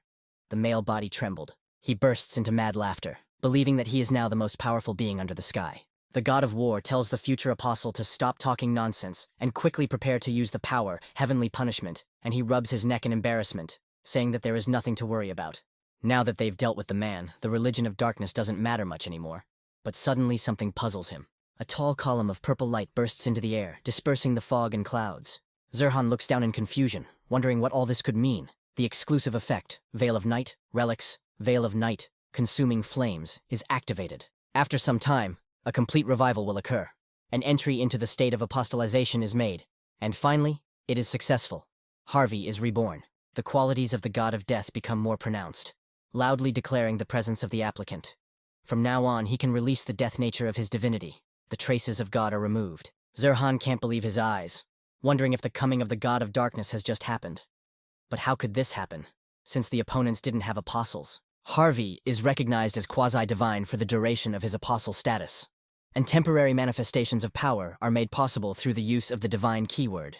The angel rushes forward, threatening to tear the apostle to shreds. He throws down a huge spear. It quickly approaches Harvey, but he remains motionless. There is very little time left before the collision, and then some movement occurs. Harvey raises his hand up, calling upon magical energy. He utters one of the divine keywords, consume.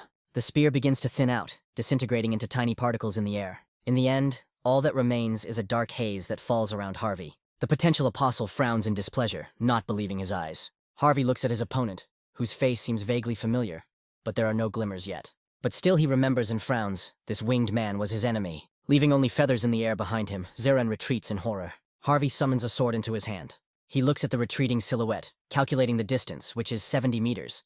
The challenger is going to use divinity, death. The qualities of the god of death react, and the nature of death embedded in the divine power is strengthened. The guy points his sword right at the angel. And just one word, die, makes a person fall apart into two parts, distorting the last one on his face with a grimace of unbearable pain. His eyes wide open and blood spurting from the cut, Zerhan couldn't even manage to let out a scream equivalent to the agony of death. Harvey privately notes that this is better than the clumsy sword Hunter used. A more powerful force effect, Serene Mind, is activated. The guy exhales. Now his condition has stabilized a little. The dead winged body falls to the ground. The problem was the coming of the god of war. But honestly, Zerhan is at the level where Harvey could easily kill him without apostolization. Well, since the body is cut in half, there is nothing more to worry about. The guy turns away. He looks at the battlefield. Both camps have retreated, fearing to become cannon fodder in the fight between two titans. Harvey is going to find people as soon as possible and join them. If the remaining forces retreat completely, the next battle will be a sweat. But the plan was not allowed to be realized.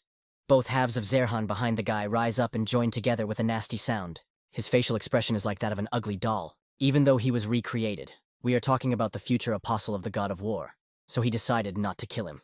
Zerhan's appearance changes again, taking on the appearance of the god of war. From this moment on, he is going to give the guy a real death. The man's face reflects rage. Harvey looks at his opponent angrily, but at the same time puzzled, and there are almost 13 minutes left until the end of the apostolation. The god of death flies up and raises his hand into the air. Several dozen energy weapons appear in a circle around him, threateningly hanging over Harvey and ready to dive down like a stone at any moment. The challenger is even more puzzled. Previously, he was killed by only one spear, and now there are many more. Without thinking, he activates Indomitable Will, Battle-Hardened Warrior, increasing his stats by 18, and go to the end, also adding 18 points to himself. The god of war lowers his hand in a commanding gesture. The spears rush down in unison in lightning speed. They crash into the ground with terrifying force, but Harvey manages to avoid the blows by skillfully maneuvering between them. He is even faster and more agile, moving only forward, but it seems that one of them will still be able to catch the young man. He is too close, which makes his face distort with anger. But this blow also misses, only throwing the guy back with its shockwave. He slides along the ground, trying to find his opponent with his eyes. But the man finds it himself, grabbing his wrist with his strong hand. The guy's eyes widen. He never expected this to happen. The god of war intercepts the other arm in a similar manner. Approaching from behind, the challenger makes an effort to get out. A thunderous voice sounds, "Grind him into powder." Harvey's sweat began to pour out from the strain and ran down his face in streams. The same clawed paws burst from the wings, tearing off excess feathers. The god of war's eyes glow red. The paws rush towards Harvey, who loudly calls out for Dark. Intertwined with bloody ribbons, clearly cut male hands with spread fingers fly into the air. The clawed paws and parts of the wings themselves also splash with scarlet, and the god of war watches everything with wide open eyes. But his surprise disappears as suddenly as it appeared, and his face takes on a concentrated, serious expression. Raising his sword above his head, Harvey looks at him, and he laughs ominously. It was finally his turn to speak. But the demon's joy soon evaporates when he notices the unexpected. Parts of the wings begin to grow together. Dark, dumbfounded, asks if there is a deity there by any chance. The regeneration happened too quickly. What kind of crazy god is this, who decided to get off in the second 10 of the tower? The demon is puzzled as to why the test level has suddenly skyrocketed. Harvey is puzzled. It would take a long time to explain. But he will say one thing. He asks the demon to use all the support skills he has in his arsenal. But Dark says that this is not a problem that can be solved with support skills, and asks the guy to slow down, noticing that he has undergone apostolization. But Harvey is impatiently rushing ego. There is no time for chatter now. With 2 blows, he cuts off his left arm and right leg.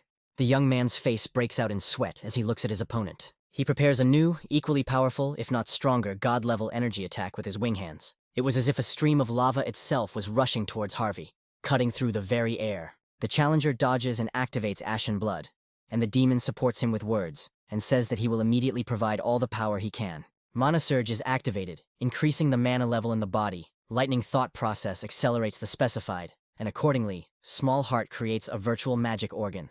It helps the movement of mana. The sword's durability decreases by 0.4 every second. Ego can disappear. Harvey is stunned by this arrangement. A puzzled smile appears on the guy's face. He thought that Dark could only talk, but it turns out that he has such power. But still, fighting face to face with the god of war is still an impossible task for the challenger now. Harvey flies into the air, avoiding the attack. 2 energy attacks crash into the clouds, cutting through their clouds, their columns also sliding lower down like deadly lasers. The god of war watches the trajectory of his enemy with a careful gaze, searching through the clouds and wanting to catch and eliminate him as quickly as possible. Dark praises the owner. He used his head, so he will be able to buy some time. Harvey asks the demon to tell him everything he knows about the topic of the deity and the coming, but only the very essence and as quickly as possible. Ego asks the guy to give him time to think. He thinks out loud, but so far nothing sensible that could help comes to mind. But there is no time left. The opponent breaks through the clouds. He flies towards Harvey with his deadly attacks ready, noticing that the challenger has decided to go for a trick. But this time, God promises to tear the guy to pieces so that he will not be able to recover. Harvey says he's going to go crazy, and Darko is finally coming to his senses. He says that his genius brain believes that the current challenger will not be able to defeat this god.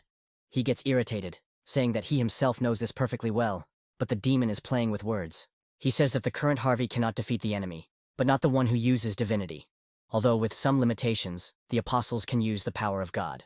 Dark promises to give the signal at the right moment and says first of all, at all costs, to catch God off guard with his swordsmanship, controlling space.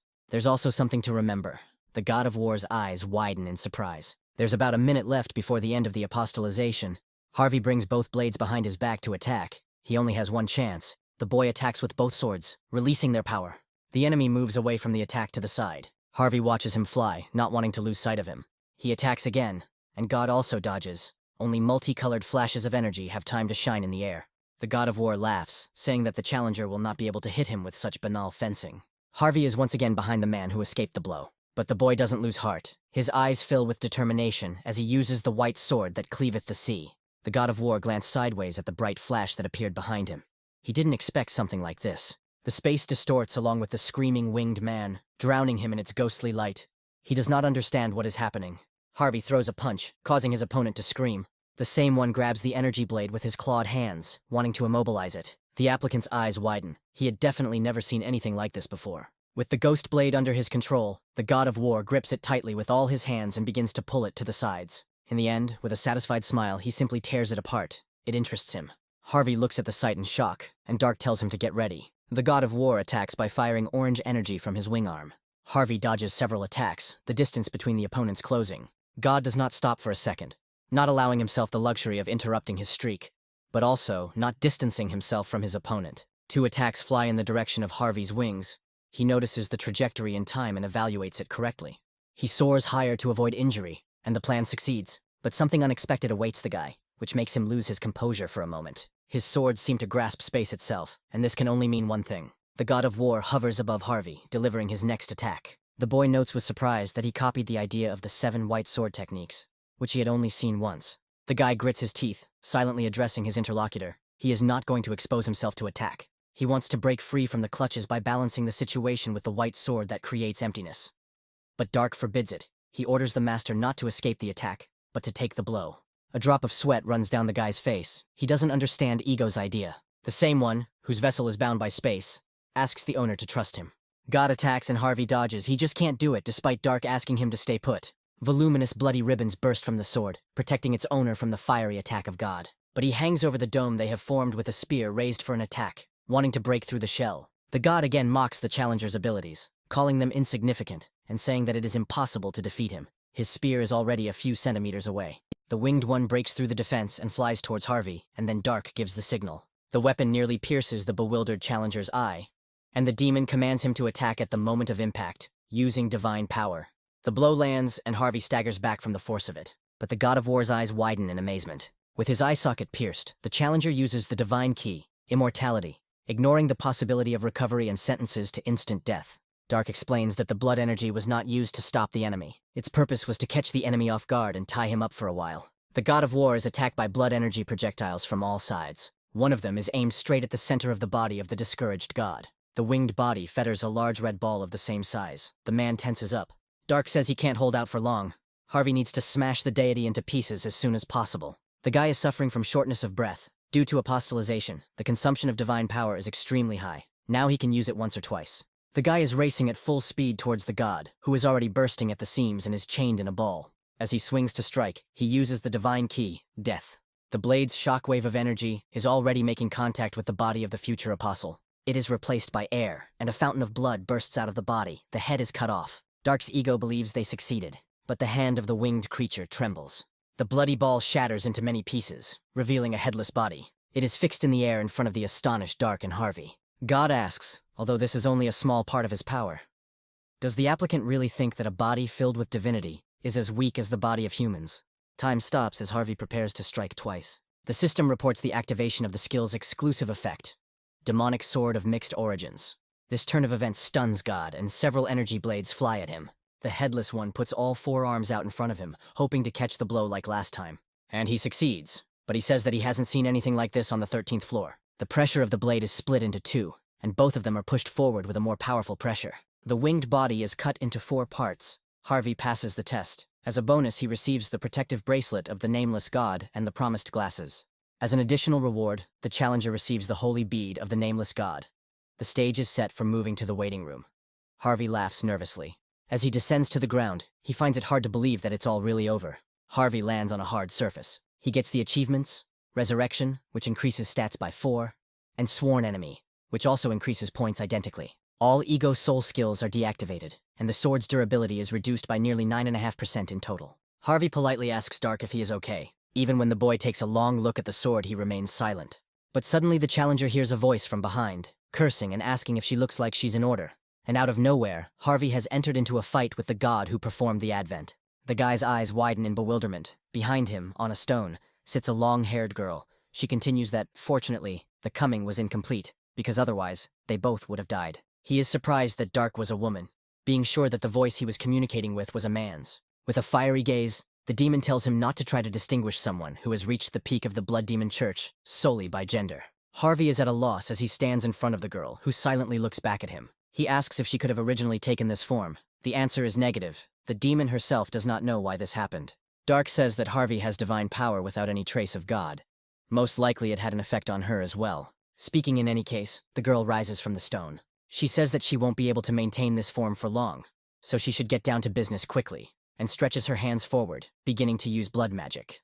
Drops rise like beads from the fallen body of the former apostle candidate to the women's hands. Harvey watches the movements with a careful gaze, not understanding what the girl means with her words. She uses blood feast with a mysterious smile on her face, manipulating the blood with her hand. The demon helps himself second, collecting red ribbons drop by drop. By absorbing blood, the sword's level rises to the next rank. Imprinting one of the 3 skills, Harvey is surprised. After finishing the job, the girl explains that the blood feast was used in her original form. Now the effectiveness of the skills will be even higher, the demon asks in the future, to tell why the challenger started the battle with God. She yawns tiredly, now feeling sleepy due to the intensity of events. The girl disappears along with the words, "We'll talk later," finally causing the sword to shimmer with bursts of mana. Harvey is left alone in his new form, swords in both hands. He comes closer to the dead body and looks down at it. And then the gaze catches on one of the trembling fingers, causing discouragement. The challenger jumps back in bewilderment. Is his opponent really dead? And the winged, severed body rises up, trembling. A round orange sphere appears above the neck incision. It forms a luminous eye with a vertical pupil. A creature unlike anything seen before stands on trembling wing arms. The condition for successfully passing the test is to lead the temple to victory within the allotted time. Gradually, the guy begins to fill with confidence. In theory, the entity will not be able to do anything more, because the tower decided that the test was passed. In the past, Harvey had seen a report of a god of proving paying a significant amount of divinity just to speak with a challenger in private. The god of war must have paid the tower a huge amount of power. But now it is beyond the guy's strength to continue fighting him, while he promises to definitely kill the challenger. Therefore, he should not think that this is the end, and the guy thinks that, having become an apostle, he understood something else thanks to his instincts. Those who have attained divine power without any trace of gods are given a chance to challenge the place of God. This means that the answer to the question of why the god of war is hostile to him appears. It lies in the fact that he is alarmed by the possibility of the birth of a new deity. Now everything falls into place, and Harvey makes a move with his weapon. He lunges at the remains of the apostle, realizing that the god of war even descended to earth to kill the challenger, and he, trembling, calls Harvey insignificant. He promises to make the boy regret ever daring to surpass the deity the moment he strikes. And Harvey says that by killing those who consider him enemies, the destructive heavenly sword destroys things that are difficult to break, and the item level increases. God continues to scatter his threats. Harvey looks at the blade embedded in the remains of his enemy, stern and focused. He commands, using the benefits of his apostolation, to absorb, using the divine key, the darkness. Darkness envelops the designated target, wrapping it in its dark tentacles. She delves into the very depths of the orange eye, doing her dark work. Harvey absorbs Zurin's soul, increasing his skill by 7.7%. As expected, Harvey received the spirit of the man acting as a mediator. The system reports that the absorbed spirit is stronger than the user. A decision must be made regarding the extraction of the force. The result is positive. The force is present in the spirit, and its extraction occurs. The power, instant steps, will be imprinted on Harvey's soul. Now he can instantly move to any point in his field of vision. Standing in the middle of a wind-swept square, the guy runs through the possibilities he has received in his head. He takes a pose, intending to check, but does not have time. The time allotted for remaining in the state of an apostle is ending. The black haze leaves his body, returning him to his normal state. The apostolization ends and the guy falls down. Divine words, death, darkness, and immortality disappear. Many legs in sports shoes and suits run along the green grass. Harvey runs behind his comrades. One of the guys turns to him, drenched in sweat, and calling him by name suggests doing it together. Harvey looks at him, puzzled. The ball hits the goal net, spinning from the force of the impact. The joyful winners shout out joyful cries, confirming their right to be first. But a smiling Harvey turns around at the strange, loud, and unpleasant sound. A red, demonic hand descends upon the man, pressing him into the ground until he becomes a bloody cake. The cracks from the force applied extend even to those standing at a distance, who recoil in fear. Harvey's eyes widen in horror. He groups himself for further action as a huge shadow looms over him. A giant man with glowing pink eyes is the cause of these troubles. Beads of sweat run down the frightened young man's face. The giant's hand comes down with a terrifying sound and force, cutting through the air. The dying cries of his comrades make him even more stupefied. Harvey screams in rage as he watches the bloody spectacle. He opens his eyes in his bed, a scream escaping his mouth. Sweat is pouring down his frightened face. His breathing is rapid. Sitting down on the bed, the guy thinks about what a nasty dream he had. He assumes that he lost consciousness. Thanks to cold reason, all negative emotions disappear. Harvey gets out of bed and walks out of the tent. His eyes widen in surprise. The male mercenaries look at him with wide eyes and open mouths in amazement. The air is cut by dozens of joyful cries, declaring the guy a hero and savior of the cult of darkness. Among them is Raynell. Orc approaches Harvey with an apology, which causes surprise. He apologizes for being so impudent all this time.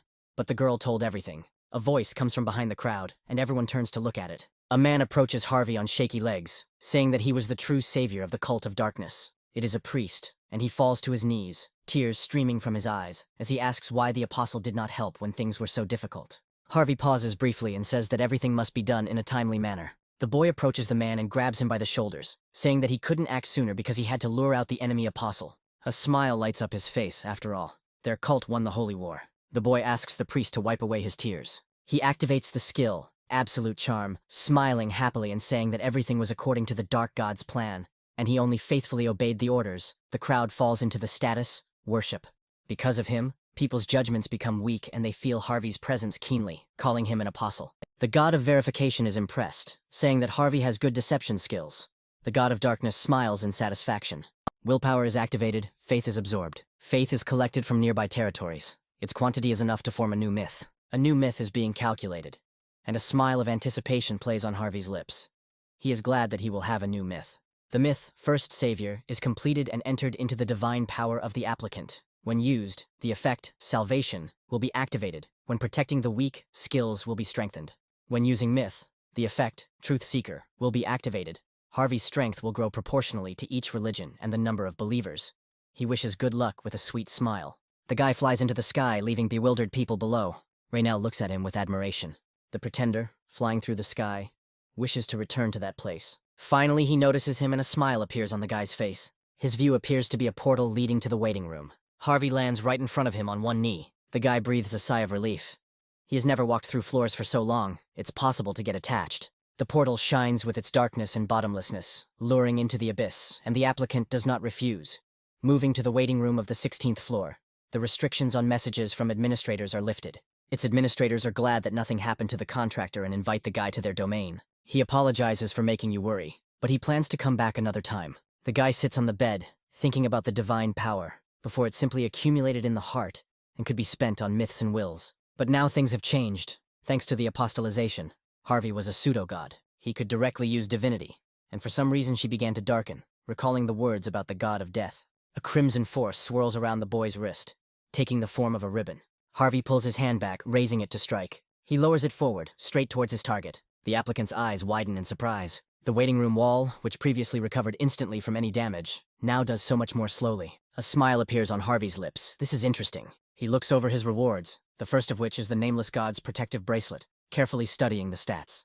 The second one is the Divine Ball of the Nameless God. Both items have a high rank, which could mean they are very powerful. By absorbing the soul of a former apostle candidate, Harvey's stats are increased, and one of his skills, Cry of the Strong, is absorbed. The guy gets disappointed, considering his efforts.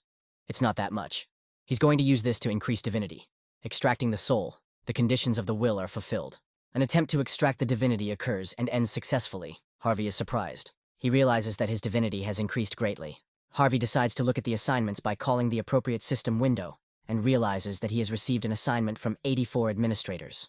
The applicant is amazed by their number. But there is nothing wrong with this. The administrators simply give him more choice. Harvey stands thoughtfully in front of a multitude of task windows. His gaze suddenly becomes extremely serious. One of the administrators gives a task with an interesting reward, and Harvey was just thinking about something similar. He needed to fix his sword. It was heavily loaded because of the soul. He thinks he's lucky and chooses the quest, Savior of the End. The 16th floor test is replaced by this quest, viewing the quest is limited to a few administrators. The challenger begins a test, which is given 48 days to complete. The theme is warrior. You need to make a choice that you will not regret. Harvey lies, not understanding what is happening. He knows only one thing for sure. His body is simply in unbearable pain. The quest begins, Savior of the End. The candidate's equipment is limited. Some items are transferred to the inventory. Harvey's strength exceeds the challenge limit. All stats are reduced to 50 for the remainder of the challenge. However, any improvements gained during the challenge will be calculated after completion. The guy sits up and feels the urge to vomit. He hurries out of the tent to do his dirty work outside. Someone approaches the guy from behind, the voice clearly belonging to a woman when she says that Harvey has finally woken up. He turns around to ask what's going on, but he can't finish his sentence. The guy starts to feel sick again. The girl with the pointy ears asks him not to overdo it, and announces her intention to call the others. You have to wait. They'll be here soon, and calls Harvey kneel. He turns away from the elf and glances at the puddle nearby. A strange reflection looks at the guy from the water. The administrator, hero of the broken world, looks at Harvey carefully. The latter realizes that in this task, he became a character named Neil, and this Neil's physical condition leaves much to be desired. Harvey's main item, the True Blood Heavenly Demon Sword, and all armor are sealed and cannot be used. Although the pain makes itself felt, it is better to play the role of Neil properly first than to be healed in the blink of an eye by ashen blood. Luckily, Harvey still had some items he bought just in case, including the detection eye patch, which allows him to detect hostile targets. And also, the handcrafted Explorer gloves, which help adapt to situations. These functions are very useful in the current conditions. Harvey is approached by two new strangers who greet him cheerfully, happy that he has opened his eyes again and mentioning that he is an apostle chosen by the goddess. The guy waves at them with a sweet smile, believing that they should act as naturally as possible. The system reports that it has detected several approaching enemies, and Harvey is surprised that the headband function activated so quickly. He looks around, frantically looking around, trying to figure out where the enemies are. He is asked what is wrong with him, and an exclusive effect, automatic detection for the detection eye patch, is activated. Enemies will be surrounded by a red halo. But the guy is in for a surprise. All these people, carefully inquiring about Niall's health, are highlighted in red. The guy looks at them puzzled. It turns out that all his comrades are enemies. Now it became clear to him why the assignment settings were oriented towards psychological difficulties. The four of them gather in the tent, and Harvey doesn't think anything weird is going to happen. Fortunately, most of the candidates' skills remain the same, and one of the interviewees sums up how things turned out. The same man asks Niall if he has lost his memory. The guy replies that it seems like he can't remember anything, who he is, and other things like why he's lying here. The elf says that the consequences were even worse than she thought. The girl says that there is no time, and she is going to explain everything briefly. Niall is a warrior, and the only apostle of the Church of the Dragon God, carrying on his shoulders the mission of saving the world. They all set out on a journey to defeat the Demon King. However, Niall was seriously injured in the battle with the Great Evil. That's why he lost his memory. The elf wants to add something else. She says that the Demon King serves the Demon God. They plan to summon the Demon God's incarnation into this world. If this happens, this world will end. Harvey listens attentively, getting ready to sum it up at the end of the story. In this world, only a warrior under the protection of God can kill the Demon King. So they had to force Niall, who was pretty battered in battle, to join the expedition. And now Harvey, being a warrior, must face all kinds of enemies until he gets to the Demon King. And in the meantime, he needs to restore his skills as soon as possible. The elf notices that now Niall has come to his senses, and she has told him about all the nuances. They will discuss the rest on the way to the demonic kingdom, which they are heading to in a cart. The cart moves through the forest at optimal speed. One of Harvey's interlocutors asks whether he has really lost his memory, and he confirms. The big guy asks for his name in confusion. Harvey replies that he has no idea who this man is, and the man sighs heavily. He extends his hand to the boy with a smile, introducing himself as Alan Nix, and asks him to stop using honorifics. Harvey looks at his interlocutor with a serious look, narrowing his eyes slightly. The second interlocutor continues, noticing that the young man is now behaving more calmly than before. The man introduces himself as Zerp Denier, smiling and saying that for an old mage like him, titles don't mean much. Alain, smiling awkwardly after his stomach growled, says that even when the world is on the brink of destruction, the belly clock is running at full speed. He knocks on the cart, calling out to an elf named Daisy, offering to go hunting. They have lost all their food, so unless they hunt, there will be nothing to eat. Niall is offered to rest during this time. A killed rat is called Niall's share. The company sits around the fire and eats. Some say Niall is so broken that he can't function as a salvation warrior. Others may point the finger at them, saying that they chose the path of scoundrels. But they were not mistaken, even though it was too late. The way was the only one to save the world. Acting in moderation so that Niall does not die, the man offers to deliver him to him. Daisy also thinks that this will be enough. That is their role. The last interlocutor also agrees. Niall is no longer a warrior, but just a tool to save the world. Harvey, sitting on a tree branch nearby, hears all this perfectly well. His face distorts with anger as the thought of simply finishing everyone off comes into his head. But the guy immediately dissuades himself, actively turning his head. It is worth remembering that to complete this task, you need to fulfill certain conditions. If you act in a hurry and something goes wrong, the situation may become more complicated. With the level of these three, he is confident that he can kill them in just a few minutes even in such a terrible state. But there is a lot of time left, so it is worth observing first. After that, the comrades continued to go hunting whenever they had the opportunity, and they didn't even give Niall's sick body any proper food. And it is thanks to this that Harvey has some personal time. He escapes from the carriage prison. Harvey walks through the forest and thinks that at this distance he will not be seen by his comrades. He thinks the place is ideal for training, but noticing a large shadow falling behind him, he turns around with a silent question. In front of him stands a huge horned and fanged beast. It looks like he's gone too deep. But it is not difficult for the guy to get rid of the monster. He sits with delight on one of its huge paws and eats the flesh. The guy is surprised to note that the taste of this animal resembles chicken meat. Nowadays, the body has no problem with physical activity even if it does not eat or sleep. But eating rat meat for several days is not an easy task. But food is not the only problem. Alain also bangs pots at night. Harvey puts up with all this because he thinks it's childish. He moves on with a determined step. He believes that now we need to gradually take the initiative into our own hands. The guy activates the skill, Ash Blood, increasing the body's ability to regenerate. He is already returning back when something happens that plunges him into surprise. Today, the comrades' hunt ended earlier than usual, and they are already waiting for Niall, who says that he went for a short walk. Daisy rises from her seat, addressing the patient. The others follow her example, and Blindfold reports that they managed to detect several approaching enemies. The elf says that the guy is not feeling well. It is impossible to act alone. Harvey smiles sheepishly, thinking that she is annoyed that he is out of her control, and says out loud that he is bored because he has been lying in bed for several days. The mage reaches out his hand towards Niall. It trembles as the elder begins to speak about the boy's body. He asks, dumbfounded, how the guy managed to fully recover. And he doesn't hesitate, saying that after a few days of good rest, he suddenly became completely recovered. Harvey smiles brightly as he says that there is something that amuses him, and the man looks at his interlocutor with bewilderment. Looking at Zerp with an arrogant look, he recalls his own words about the elder not being a magician specializing in healing, as he had understood back then. The man begins to tremble even more when he hears the guy's next words, as if a real healer, a magician, is at a loss. Alan joins the conversation, saying that there is enough useless chatter. Now the demonic kingdom is just a stone's throw away. We need to hurry. Zerp leaves in a hurry. They are riding in a cart, and the old man turns to Niall. He asks with a pitiful look if the boy's memories have returned. He replies that his memory has not yet been restored, and says to himself that there is nothing to return to, since there were no memories to begin with. The cart begins to rock violently. The horse becomes so excited that Daisy has a hard time controlling it. The companions leave the kibitka. The elf dismounts, and they, walking a little forward, raise their eyes upward. They found themselves in an environment filled with demonic energy, close to the demonic realm. The more they were exposed to it, the greater the spiritual exhaustion would be. From here, the territory of the demonic realm begins. Daisy looks at Niall, saying that now they will not be able to move in a carriage, and, accordingly, take care of the guy. Only one word comes out of Harvey's mouth, causing the girl's eyes to widen in shock. No. The guy's smile becomes predatory when he says that, on the contrary, he likes this option more. The demonic realm is a place where not only does demonic energy reign, capable of driving most living beings crazy with just one breath. It is teeming with monsters that can easily cut down hundreds of people like grains of sand.